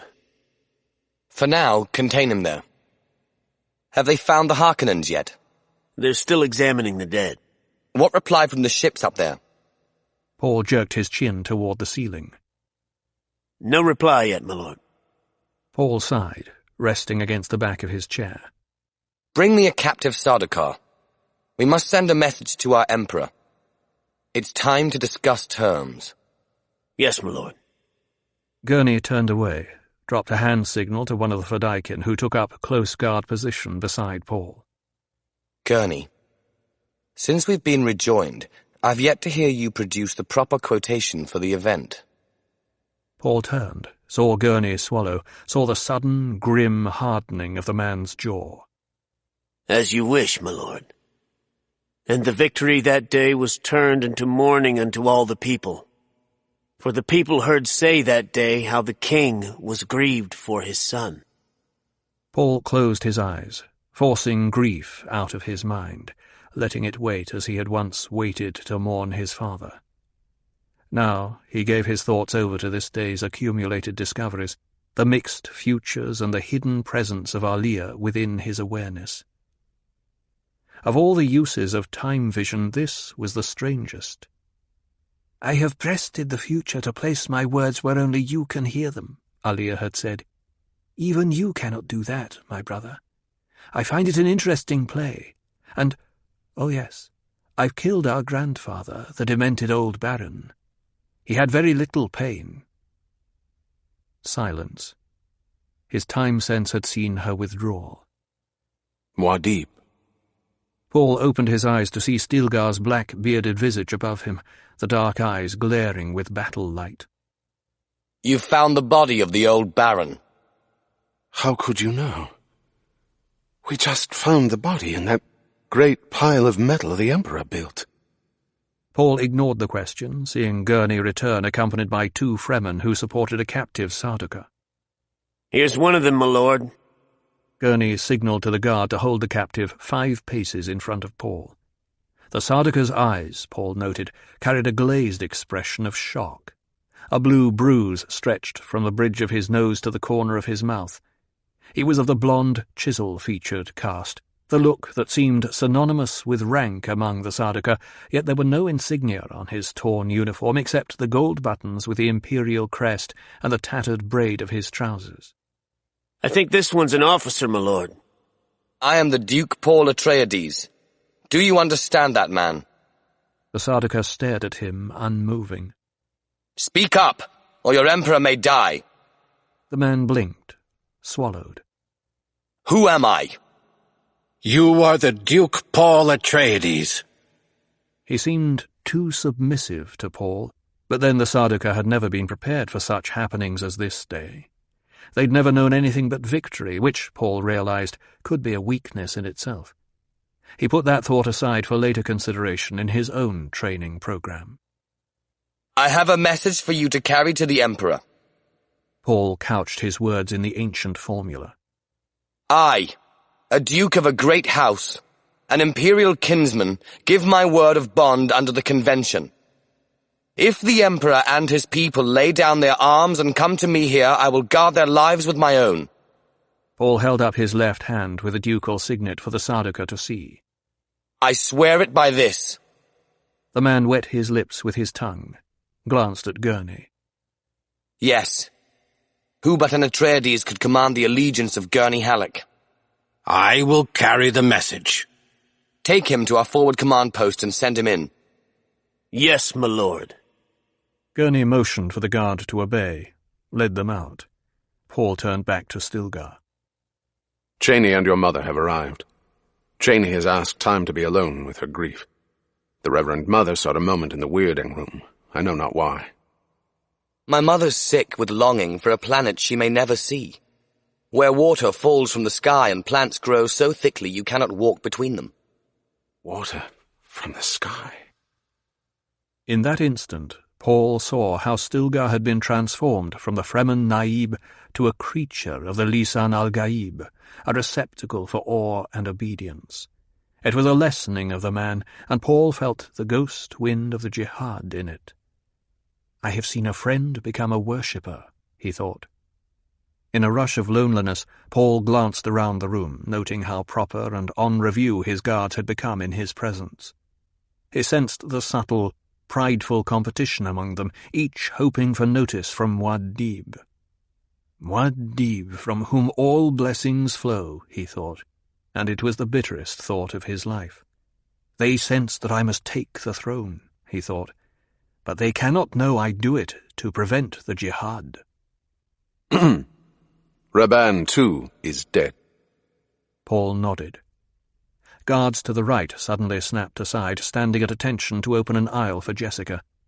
She wore her black abba and walked with a hint of striding across sand, but Paul noted how this house had restored to her something of what she had once been here, concubine to a ruling duke.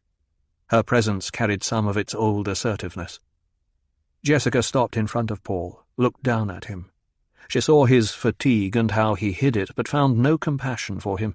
It was as though she had been rendered incapable of any emotion for her son. Jessica had entered the great hall, wondering why the place refused to fit itself snugly into her memories. It remained a foreign room, as though she had never walked here with her beloved Leto, never confronted a drunken Duncan Idaho here, never. There should be a word tension directly opposite to Adab, the demanding memory, she thought. There should be a word for memories that deny themselves. Where is Aaliyah? Out doing what any good Fremen child should be doing in such times. She's killing enemy wounded and marking their bodies for the water recovery teams. Paul. You must understand that she does this out of kindness. Isn't it odd how we misunderstand the hidden unity of kindness and cruelty? Jessica glared at her son, shocked by the profound change in him. Was it his child's death did this? She wondered. The men tell strange stories of you, Paul. They say you've all the powers of the legend. Nothing can be hidden from you that you see where others cannot see. A Bene Gesserit should ask about legends. I've had a hand in whatever you are, but you mustn't expect me to— How would you like to live billions upon billions of lives? There's a fabric of legends for you. Think of all those experiences, the wisdom they'd bring. But wisdom tempers love, doesn't it? And it puts a new shape on hate. How can you tell what's ruthless unless you've plumbed the depths of both cruelty and kindness? You should fear me, Mother. I am the Kwisatz Haderach.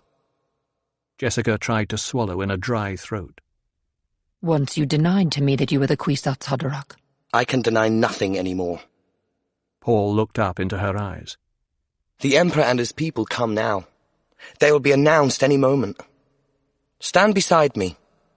I wish a clear view of them. My future bride will be among them. Paul, don't make the mistake your father made. She's a princess. She's my key to the throne, and that's all she'll ever be. Mistake? You think because I'm what you made me that I cannot feel the need for revenge? Even on the innocent? Jessica thought, he must not make the mistakes I made. There are no innocent anymore. Tell that to Cheney. Jessica gestured toward the passage from the rear of the residency. Cheney entered the great hall there, walking between the Fremen guards as though unaware of them.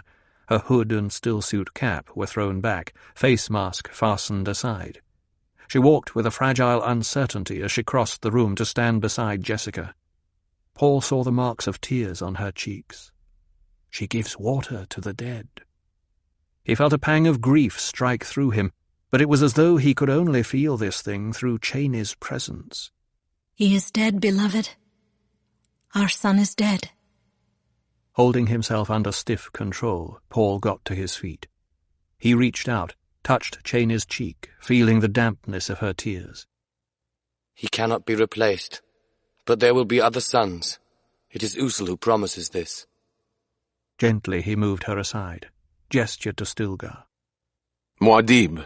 They come from the ship, the Emperor and his people. I will stand here, assemble the captives in an open space in the center of the room. They will be kept at a distance of 10 meters from me unless I command otherwise. As you command, Muad'Dib. As Stilgar turned to obey, Paul heard the awed muttering of Fremen guards. You see? He knew. No one told him, but he knew. The Emperor's entourage could be heard approaching now, his Sardaukar humming one of their marching tunes to keep up their spirits. There came a murmur of voices at the entrance, and Gurney Halleck passed through the guard, crossed to confer with Stilgar, then moved to Paul's side, a strange look in his eyes. Will I lose Gurney too? Paul wondered. The way I lost Stilgar? Losing a friend to gain a creature?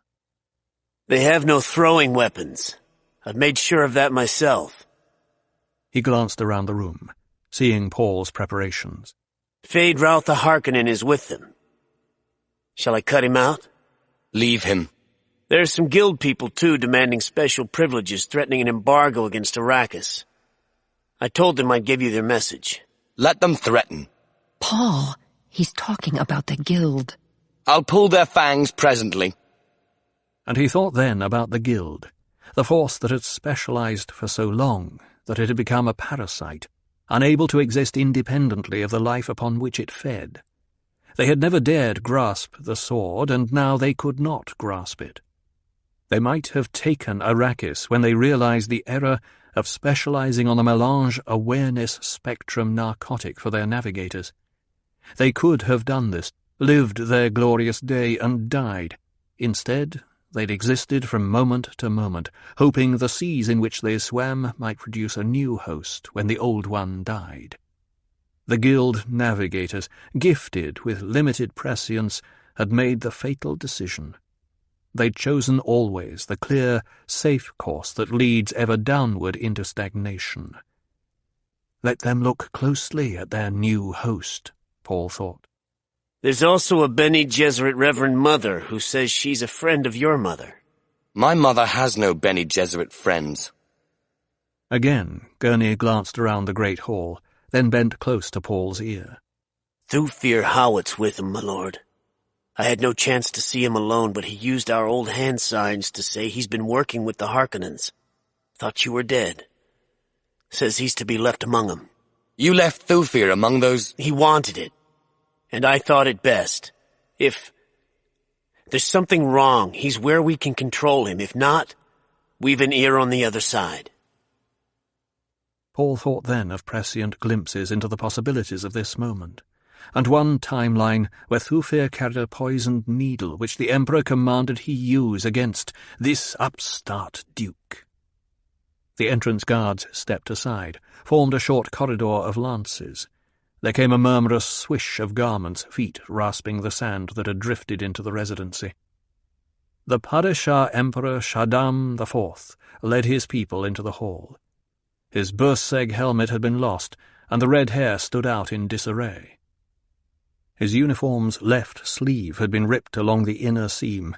He was beltless and without weapons, but his presence moved with him like a force shield bubble that kept his immediate area open. A Fremen lance dropped across his path, stopped him where Paul had ordered. The others bunched up behind, a montage of colour, of shuffling, and of staring faces. Paul swept his gaze across the group, saw women who hid signs of weeping, saw the lackeys who had come to enjoy grandstand seats at a Sardaukar victory, and now stood choked to silence by defeat. Paul saw the bird-bright eyes of the Reverend Mother Gaius Helen Mohiam, glaring beneath her black hood, and beside her the narrow furtiveness of Feyd-Rautha Harkonnen.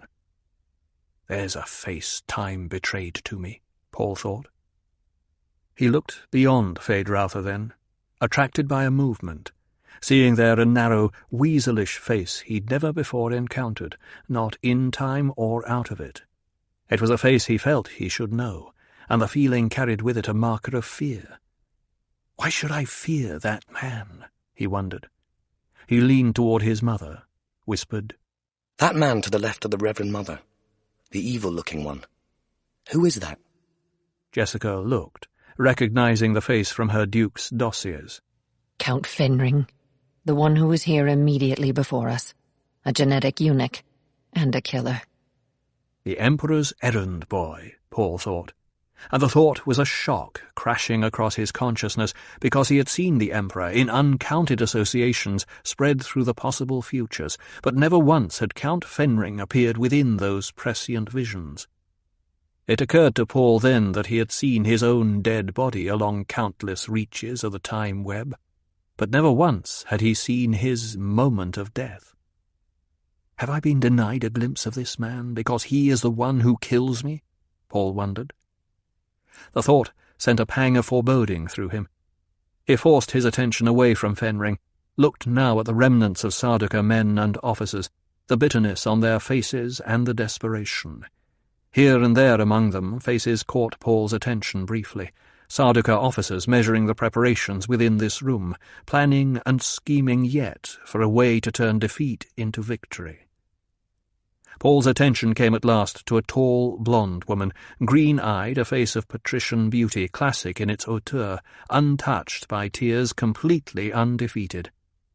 Without being told it, Paul knew her, Princess Royal, Bene Gesserit trained, a face that time vision had shown him in many aspects. Irulan. There's my key, he thought. Then he saw movement in the clustered people. A face and figure emerged. Thufir Hawat, the seamed old features with darkly stained lips, the hunched shoulders, the look of fragile age about him. "There's Thufir Hawat. Let him stand free, Gurney." "My lord." "Let him stand free." Gurney nodded. Hawat shambled forward as a Fremen lance was lifted and replaced behind him. The rheumy eyes peered at Paul, measuring, seeking. Paul stepped forward one pace, sensed the tense, waiting movement of the Emperor and his people. Hawat's gaze stabbed past Paul. "Lady Jessica, I but learned this day how I've wronged you in my thoughts. You needn't forgive." Paul waited, but his mother remained silent. "Thufir, old friend, as you can see, my back is toward no door." "The universe is full of doors." "Am I my father's son?" "More like your grandfather's. You've his manner and the look of him in your eyes." "Yet I'm my father's son, for I say to you, Thufir, that in payment for your years of service to my family you may now ask anything you wish of me. Anything at all. Do you need my life now, Thufir? It is yours." Paul stepped forward a pace, hands at his side, seeing the look of awareness grow in Hawat's eyes. He realizes that I know of the treachery, Paul thought. Paul pitched his voice to carry in a half-whisper for Hawat's ears alone. "I mean this, Thufir. If you're to strike me, do it now." "I but wanted to stand before you once more, my duke."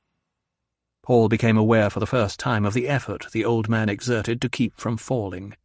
Paul reached out, supported Hawat by the shoulders, feeling the muscle tremors beneath his hands. "Is there pain, old friend?"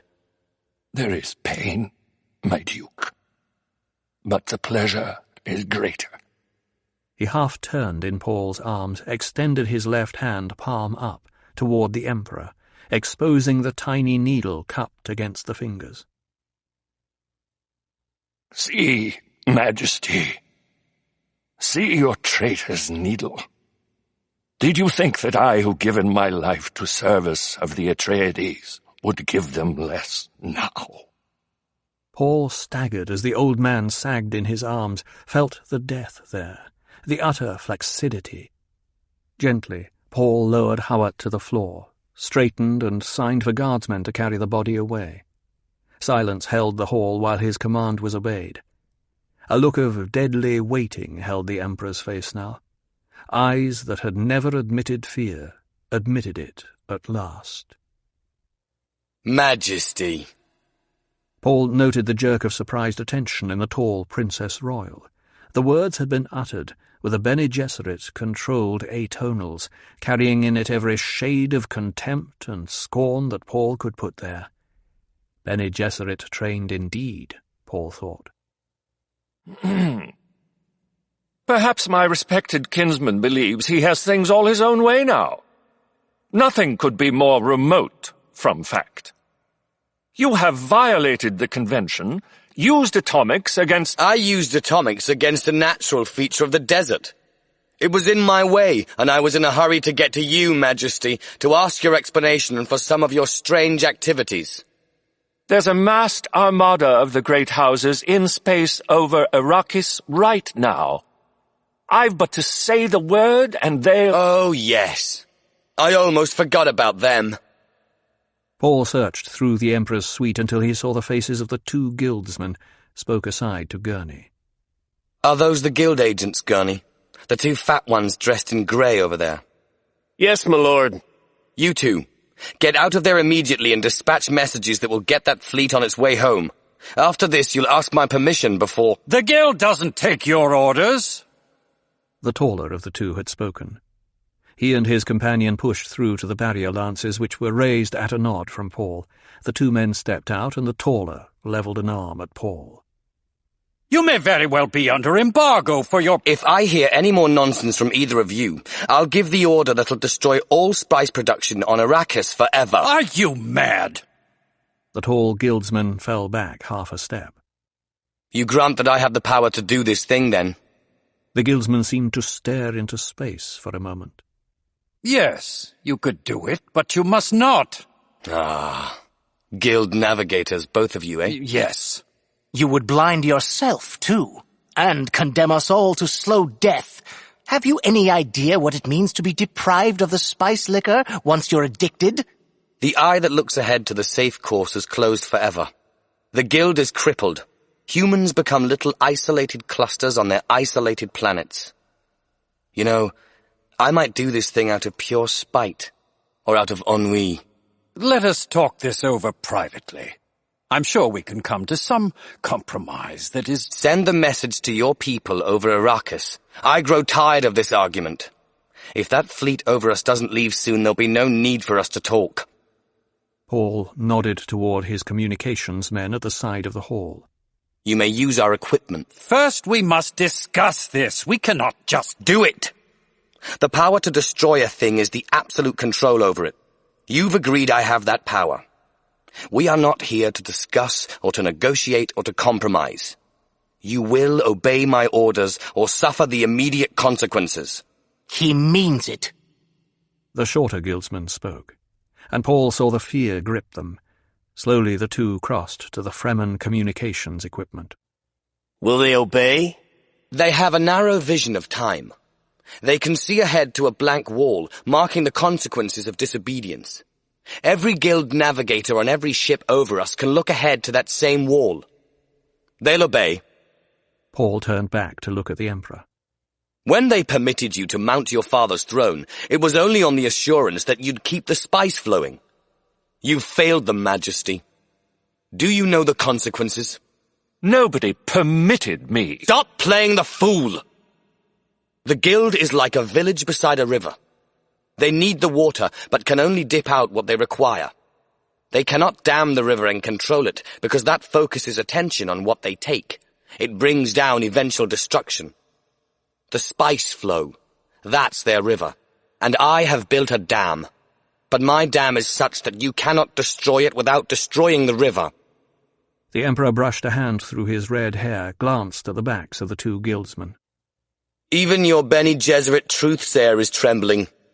There are other poisons the Reverend Mothers can use for their tricks, but once they've used the spiced liquor, the others no longer work. The old woman pulled her shapeless black robes around her, pressed forward out of the crowd to stand at the barrier lances. Reverend Mother Gaius Helen Mahayam. It has been a long time since Kaladin, hasn't it? She looked past him at his mother.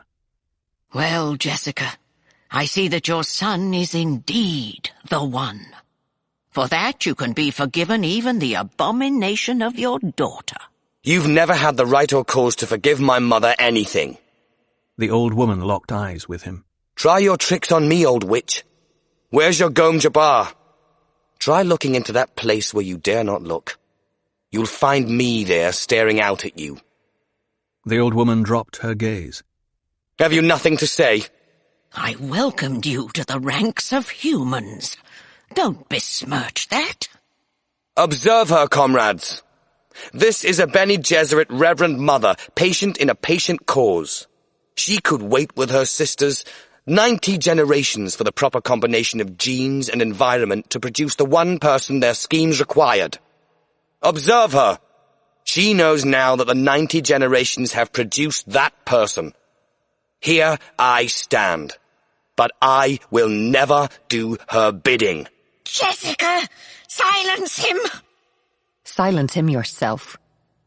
Paul glared at the old woman. For your part in all this, I could gladly have you strangled. You couldn't prevent it. But I think it better punishment that you live out your years, never able to touch me or bend me to a single thing your scheming desires. Jessica, what have you done? I'll give you only one thing. You saw part of what the race needs, but how poorly you saw it. You think to control human breeding and intermix a select few according to your master plan. How little you understand of what— You mustn't speak of these things! Silence! The word seemed to take substance as it twisted through the air between them under Paul's control. The old woman reeled back into the arms of those behind her, face blank with shock at the power with which he had seized her psyche. Jessica! Jessica! I remember your Gom Jabbar. You remember mine. I can kill you with a word. The Fremen around the hall glanced knowingly at each other. Did the legend not say, "And his word shall carry death eternal to those who stand against righteousness"? Paul turned his attention to the tall Princess Royal, standing beside her Emperor father. Keeping his eyes focused on her, he spoke. Majesty, we both know the way out of our difficulty. The Emperor glanced at his daughter. Back to Paul. You dare! You? An adventurer without family? A nobody from— You've already admitted who I am. Royal kinsman, you said. Let's stop this nonsense. I am your ruler. Paul glanced at the guildsmen standing now at the communications equipment and facing him. One of them nodded. I could force it. You will not dare! Paul merely stared at him. The Princess Royal put a hand on her father's arm. Father. Don't try your tricks on me. You don't need to do this, daughter. We've other resources that— But here's a man fit to be your son. The old Reverend Mother, her composure regained, forced her way to the Emperor's side, leaned close to his ear and whispered. She pleads your case. Paul continued to look at the golden-haired princess. That's Irulan, the oldest, isn't it? Yes. Cheney moved up on Paul's other side. Do you wish me to leave, Muad'Dib? Leave? You'll never again leave my side. There's nothing binding between us. Paul looked down at her for a silent moment. Speak only truth with me, my Sihaya. As she started to reply, he silenced her with a finger to her lips. That which binds us cannot be loosed. Now, watch these matters closely, for I wish to see this room later through your wisdom. The Emperor and his truthsayer were carrying on a heated, low-voiced argument. Paul spoke to his mother. She reminds him that it's part of their agreement to place a Bene Gesserit on the throne, and Irulan is the one they've groomed for it. Was that their plan? Isn't it obvious? I see the signs. My question was meant to remind you that you should not try to teach me those matters in which I instructed you. Paul glanced at her, caught a cold smile on her lips. Gurney Halleck leaned between them. I remind you, my lord, that there's a Harkonnen in that bunch. He nodded toward the dark-haired Feyd-Rautha pressed against a barrier lance on the left. The one with the squinting eyes there on the left. As evil a face as I ever saw. You promised me once that— Thank you, Gurney. It's the Nah Baron. Baron now that the old man's dead. He'll do for what I've— Can you take him, Gurney? My lord jests. That argument between the Emperor and his witch has gone on long enough, don't you think, Mother? Indeed. Majesty, is there a Harkonnen among you? Royal disdain revealed itself in the way the Emperor turned to look at Paul. I believe my entourage has been placed under the protection of your ducal word? My question was for information only. I wish to know if a Harkonnen is officially a part of your entourage, or if a Harkonnen is merely hiding behind a technicality out of cowardice. The Emperor's smile was calculating. Anyone accepted into the Imperial Company is a member of my entourage. You have the word of a duke, but Muad'Dib is another matter. He may not recognize your definition of what constitutes an entourage. My friend Gurney Halleck wishes to kill a Harkonnen. If he... Conley! Feyd-Rautha pressed against the barrier lance. Your father named this vendetta, Atreides. You call me coward while you hide among your women and offer to send a lackey against me. The old truth-sayer whispered something fiercely into the Emperor's ear, but he pushed her aside. Conley, is it? There are strict rules for Conley. Paul, put a stop to this. My lord, you promised me my day against the Harkonnens. You've had your day against them. Paul felt a harlequin abandon take over his emotions. He slipped his robe and hood from his shoulders, handed them to his mother with his belt and crysknife, began unstrapping his stillsuit. He sensed now that the universe focused on this moment. There's no need for this. There are easier ways, Paul.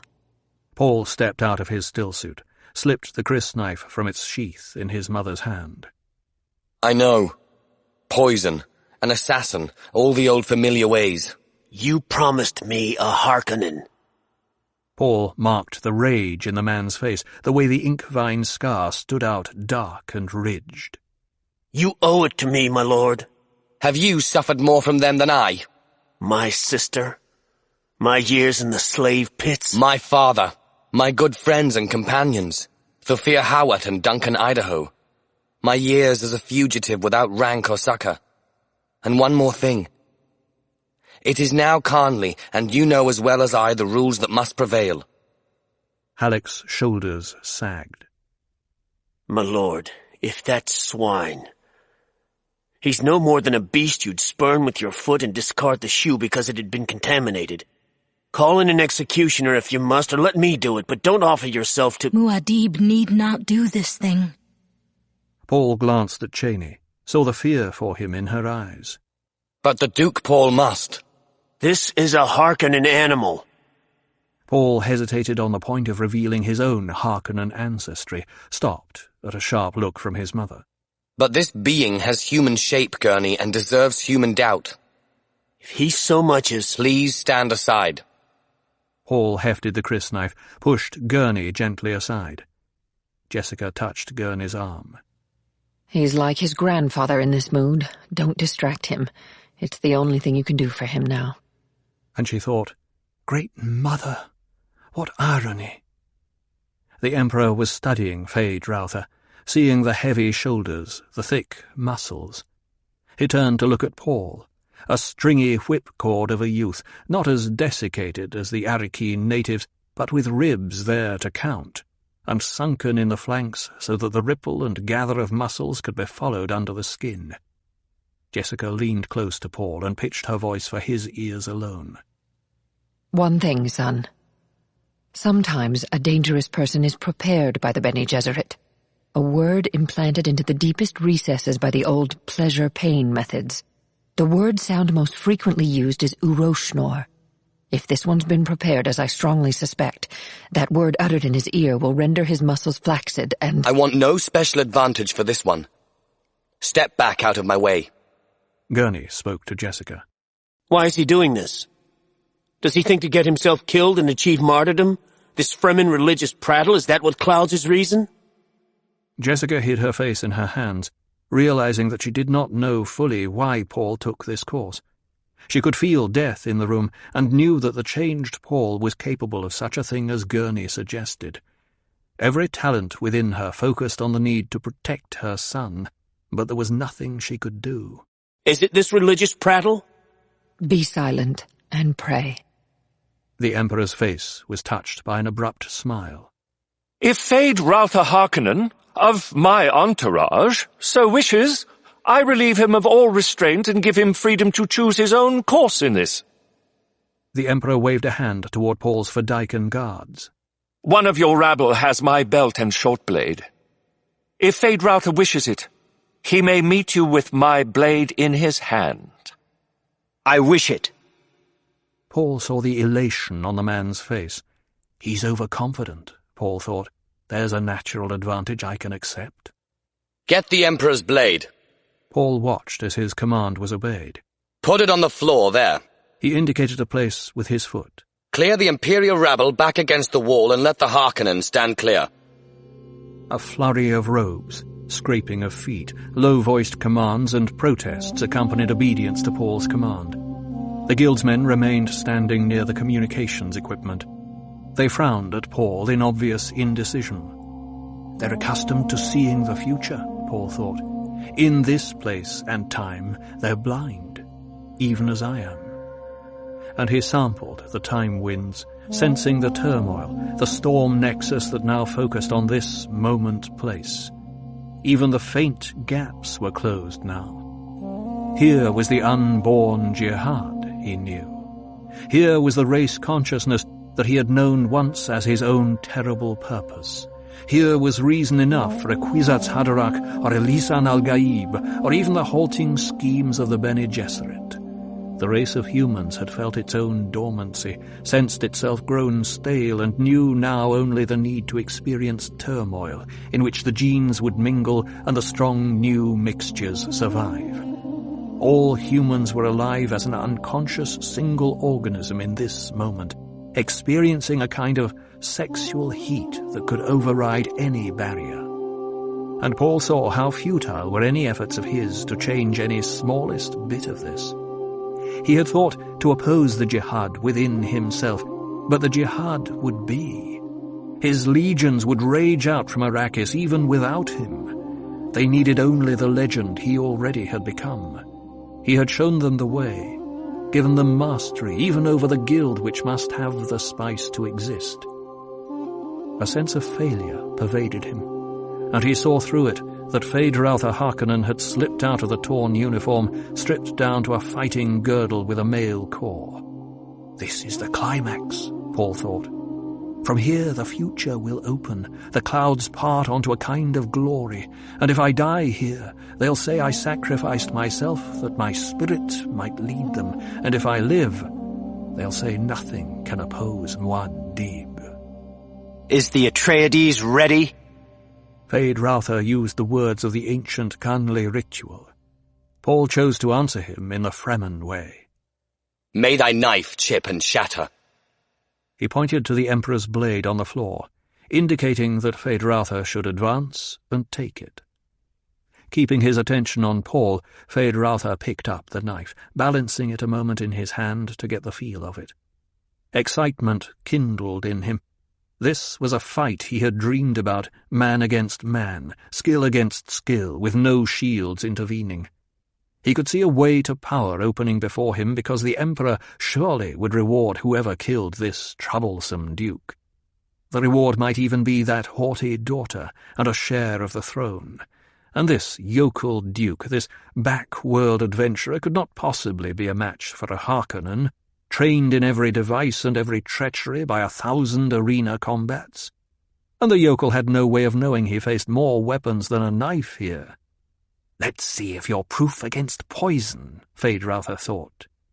He saluted Paul with the Emperor's blade. Meet your death, fool. Shall we fight, cousin?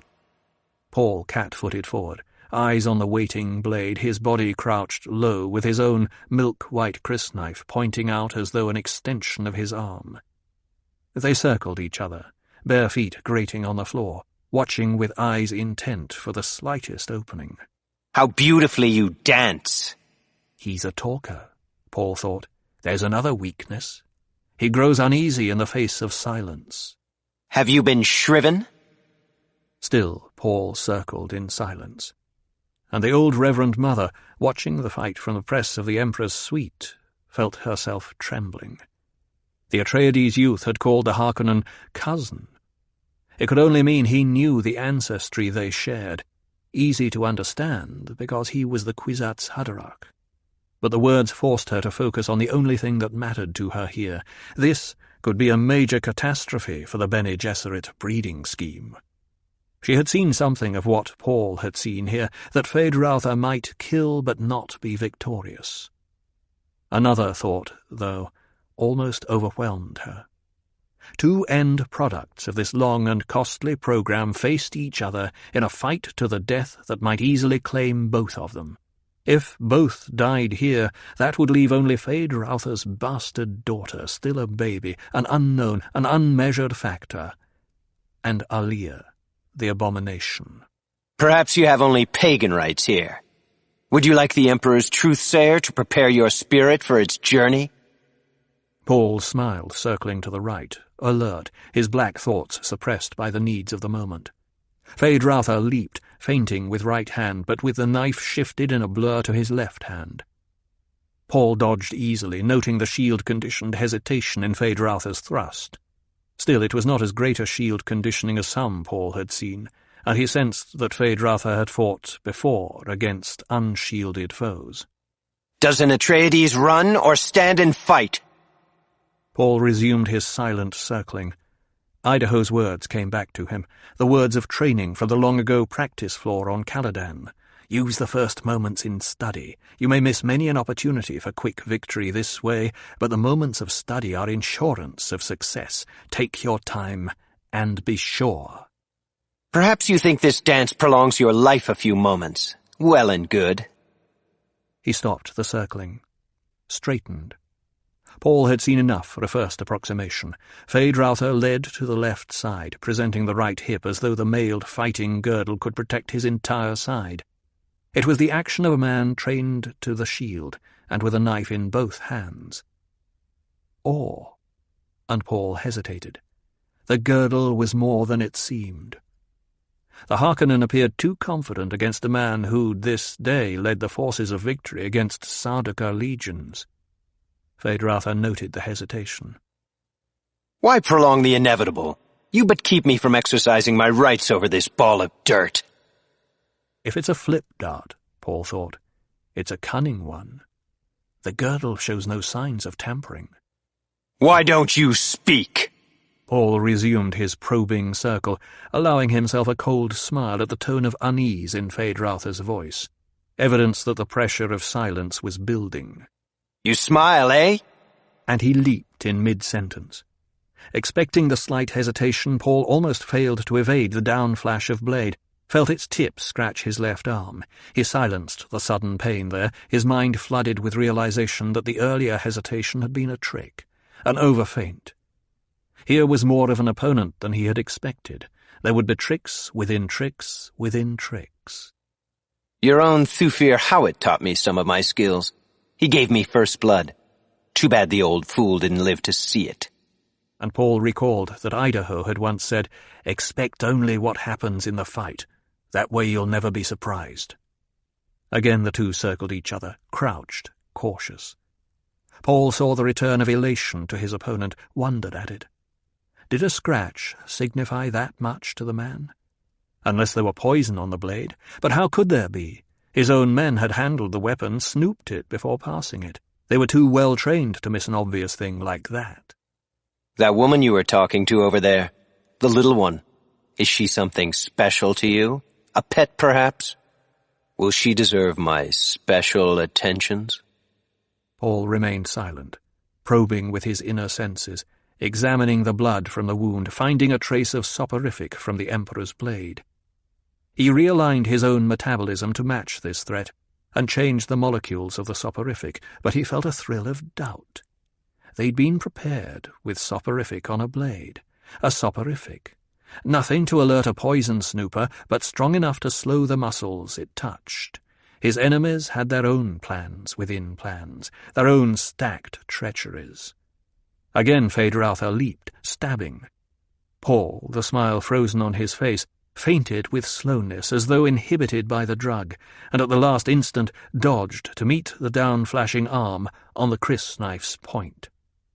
Feyd-Rautha ducked sideways and was out and away. His blade shifted to his left hand, and the measure of him that only a slight paleness of jaw betrayed the acid pain where Paul had cut him.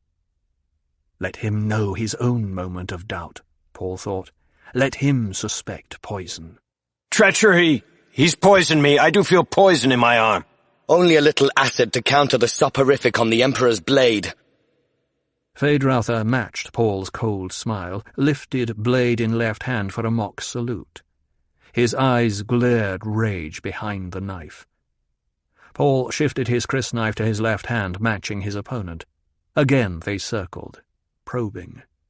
Feyd-Rautha began closing the space between them, edging in, knife held high, anger showing itself in squint of eye and set of jaw. He feinted right and under, and they were pressed against each other, knife hands gripped, straining.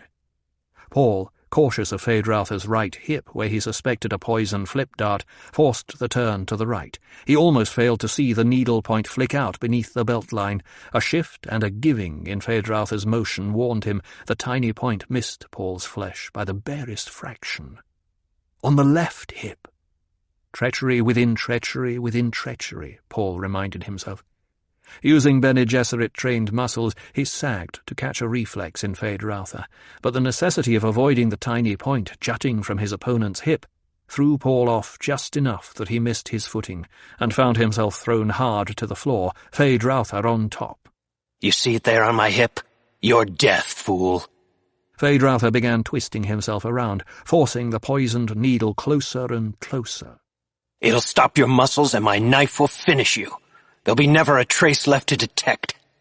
Paul strained, hearing the silent screams in his mind, his cell-stamped ancestors demanding that he use the secret word to slow Feyd-Rautha, to save himself.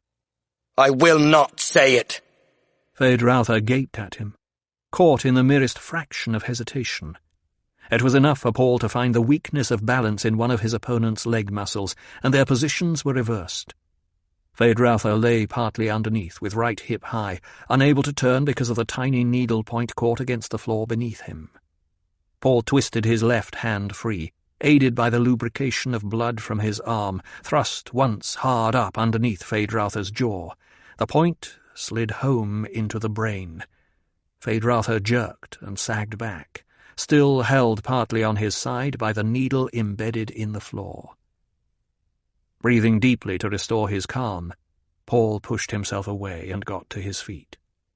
He stood over the body, knife in hand, raised his eyes with deliberate slowness to look across the room at the Emperor. Majesty, your force is reduced by one more.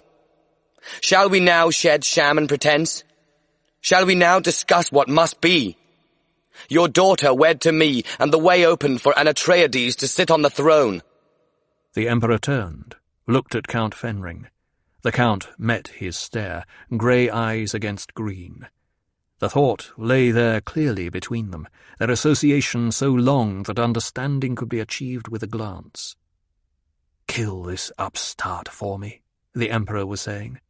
"The Atreides is young and resourceful, yes, but he is also tired from long effort, and he'd be no match for you anyway. Call him out now. You know the way of it. Kill him." Slowly Fenring moved his head, a prolonged turning until he faced Paul. "Do it!" The Count focused on Paul, seeing with eyes his Lady Margot had trained in the Bene Gesserit way, aware of the mystery and hidden grandeur about this Atreides youth. I could kill him, Fenring thought, and he knew this for a truth. Something in his own secretive depths stayed the Count then, and he glimpsed briefly, inadequately, the advantage he held over Paul, a way of hiding from the youth, a furtiveness of person and motives that no eye could penetrate. Paul, aware of some of this from the way the time nexus boiled, understood at last why he had never seen Fenring along the webs of prescience. Fenring was one of the might-have-beens, an almost Kwisatz Haderach, crippled by a flaw in the genetic pattern, a eunuch, his talent concentrated into furtiveness and inner seclusion. A deep compassion for the Count flowed through Paul, the first sense of brotherhood he'd ever experienced. Fenring read Paul's emotion. Majesty, I must refuse. Rage overcame Shaddam IV. He took 2 short steps through the entourage, cuffed Fenring viciously across the jaw. A dark flush spread up and over the Count's face. He looked directly at the Emperor, spoke with deliberate lack of emphasis. We have been friends, Majesty. What I do now is out of friendship. I shall forget that you struck me. We were speaking of the throne, Majesty. The Emperor whirled, glared at Paul. I sit on the throne. You shall have a throne on Seleucia Secundus. I put down my arms and came here on your word of bond. You dare threaten. Your person is safe in my presence, and Atreides promised it. Muad'Dib, however, sentences you to your prison planet.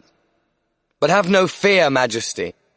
I will ease the harshness of the place with all the powers at my disposal.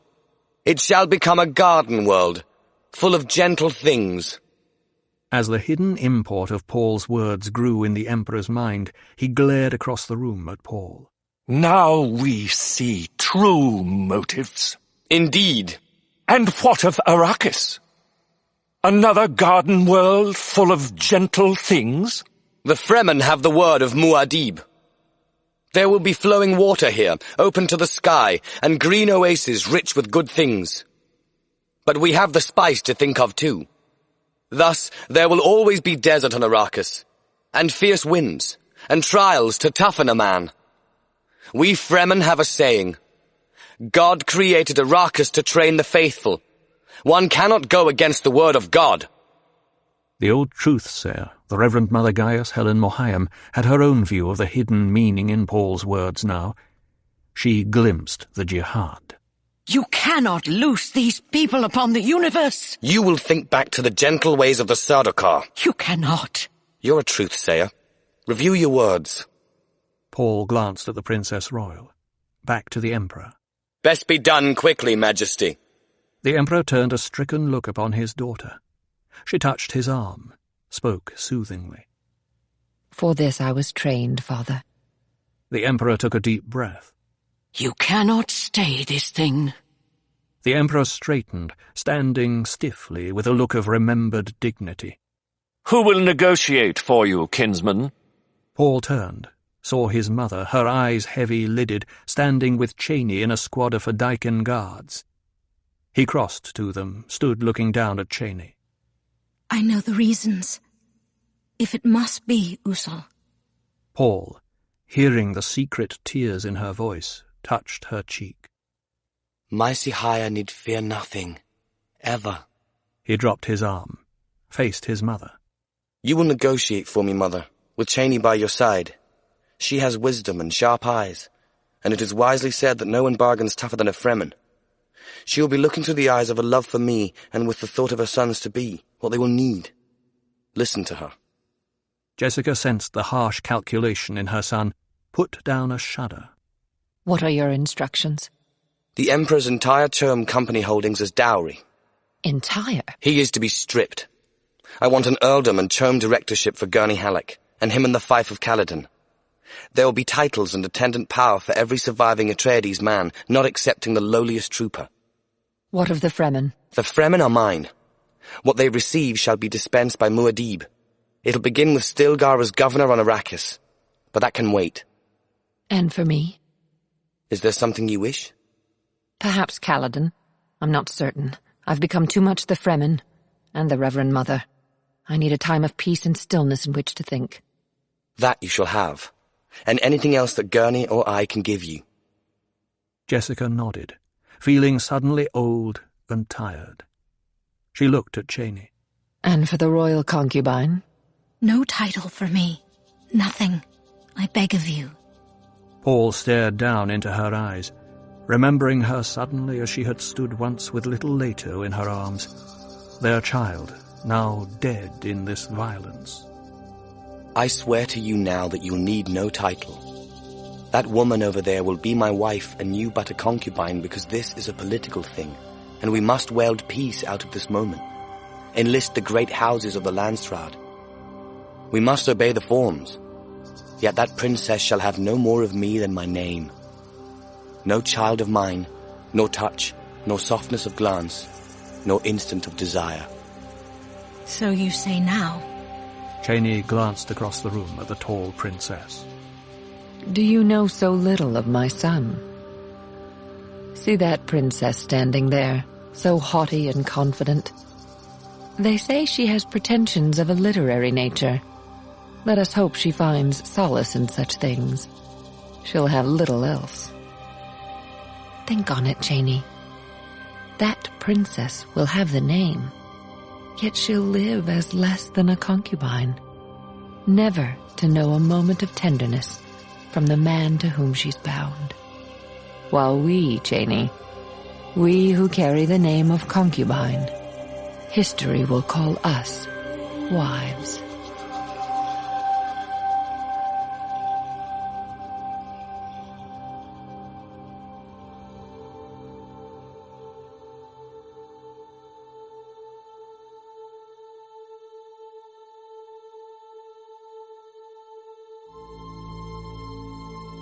We hope you've enjoyed Dune, an audio Renaissance production with Tor Books.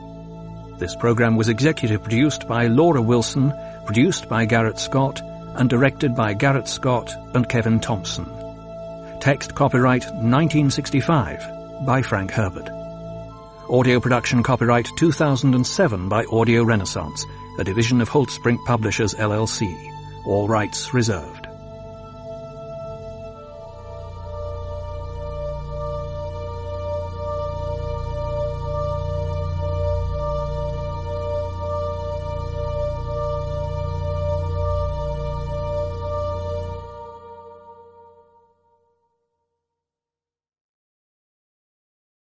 Audible hopes you have enjoyed this program.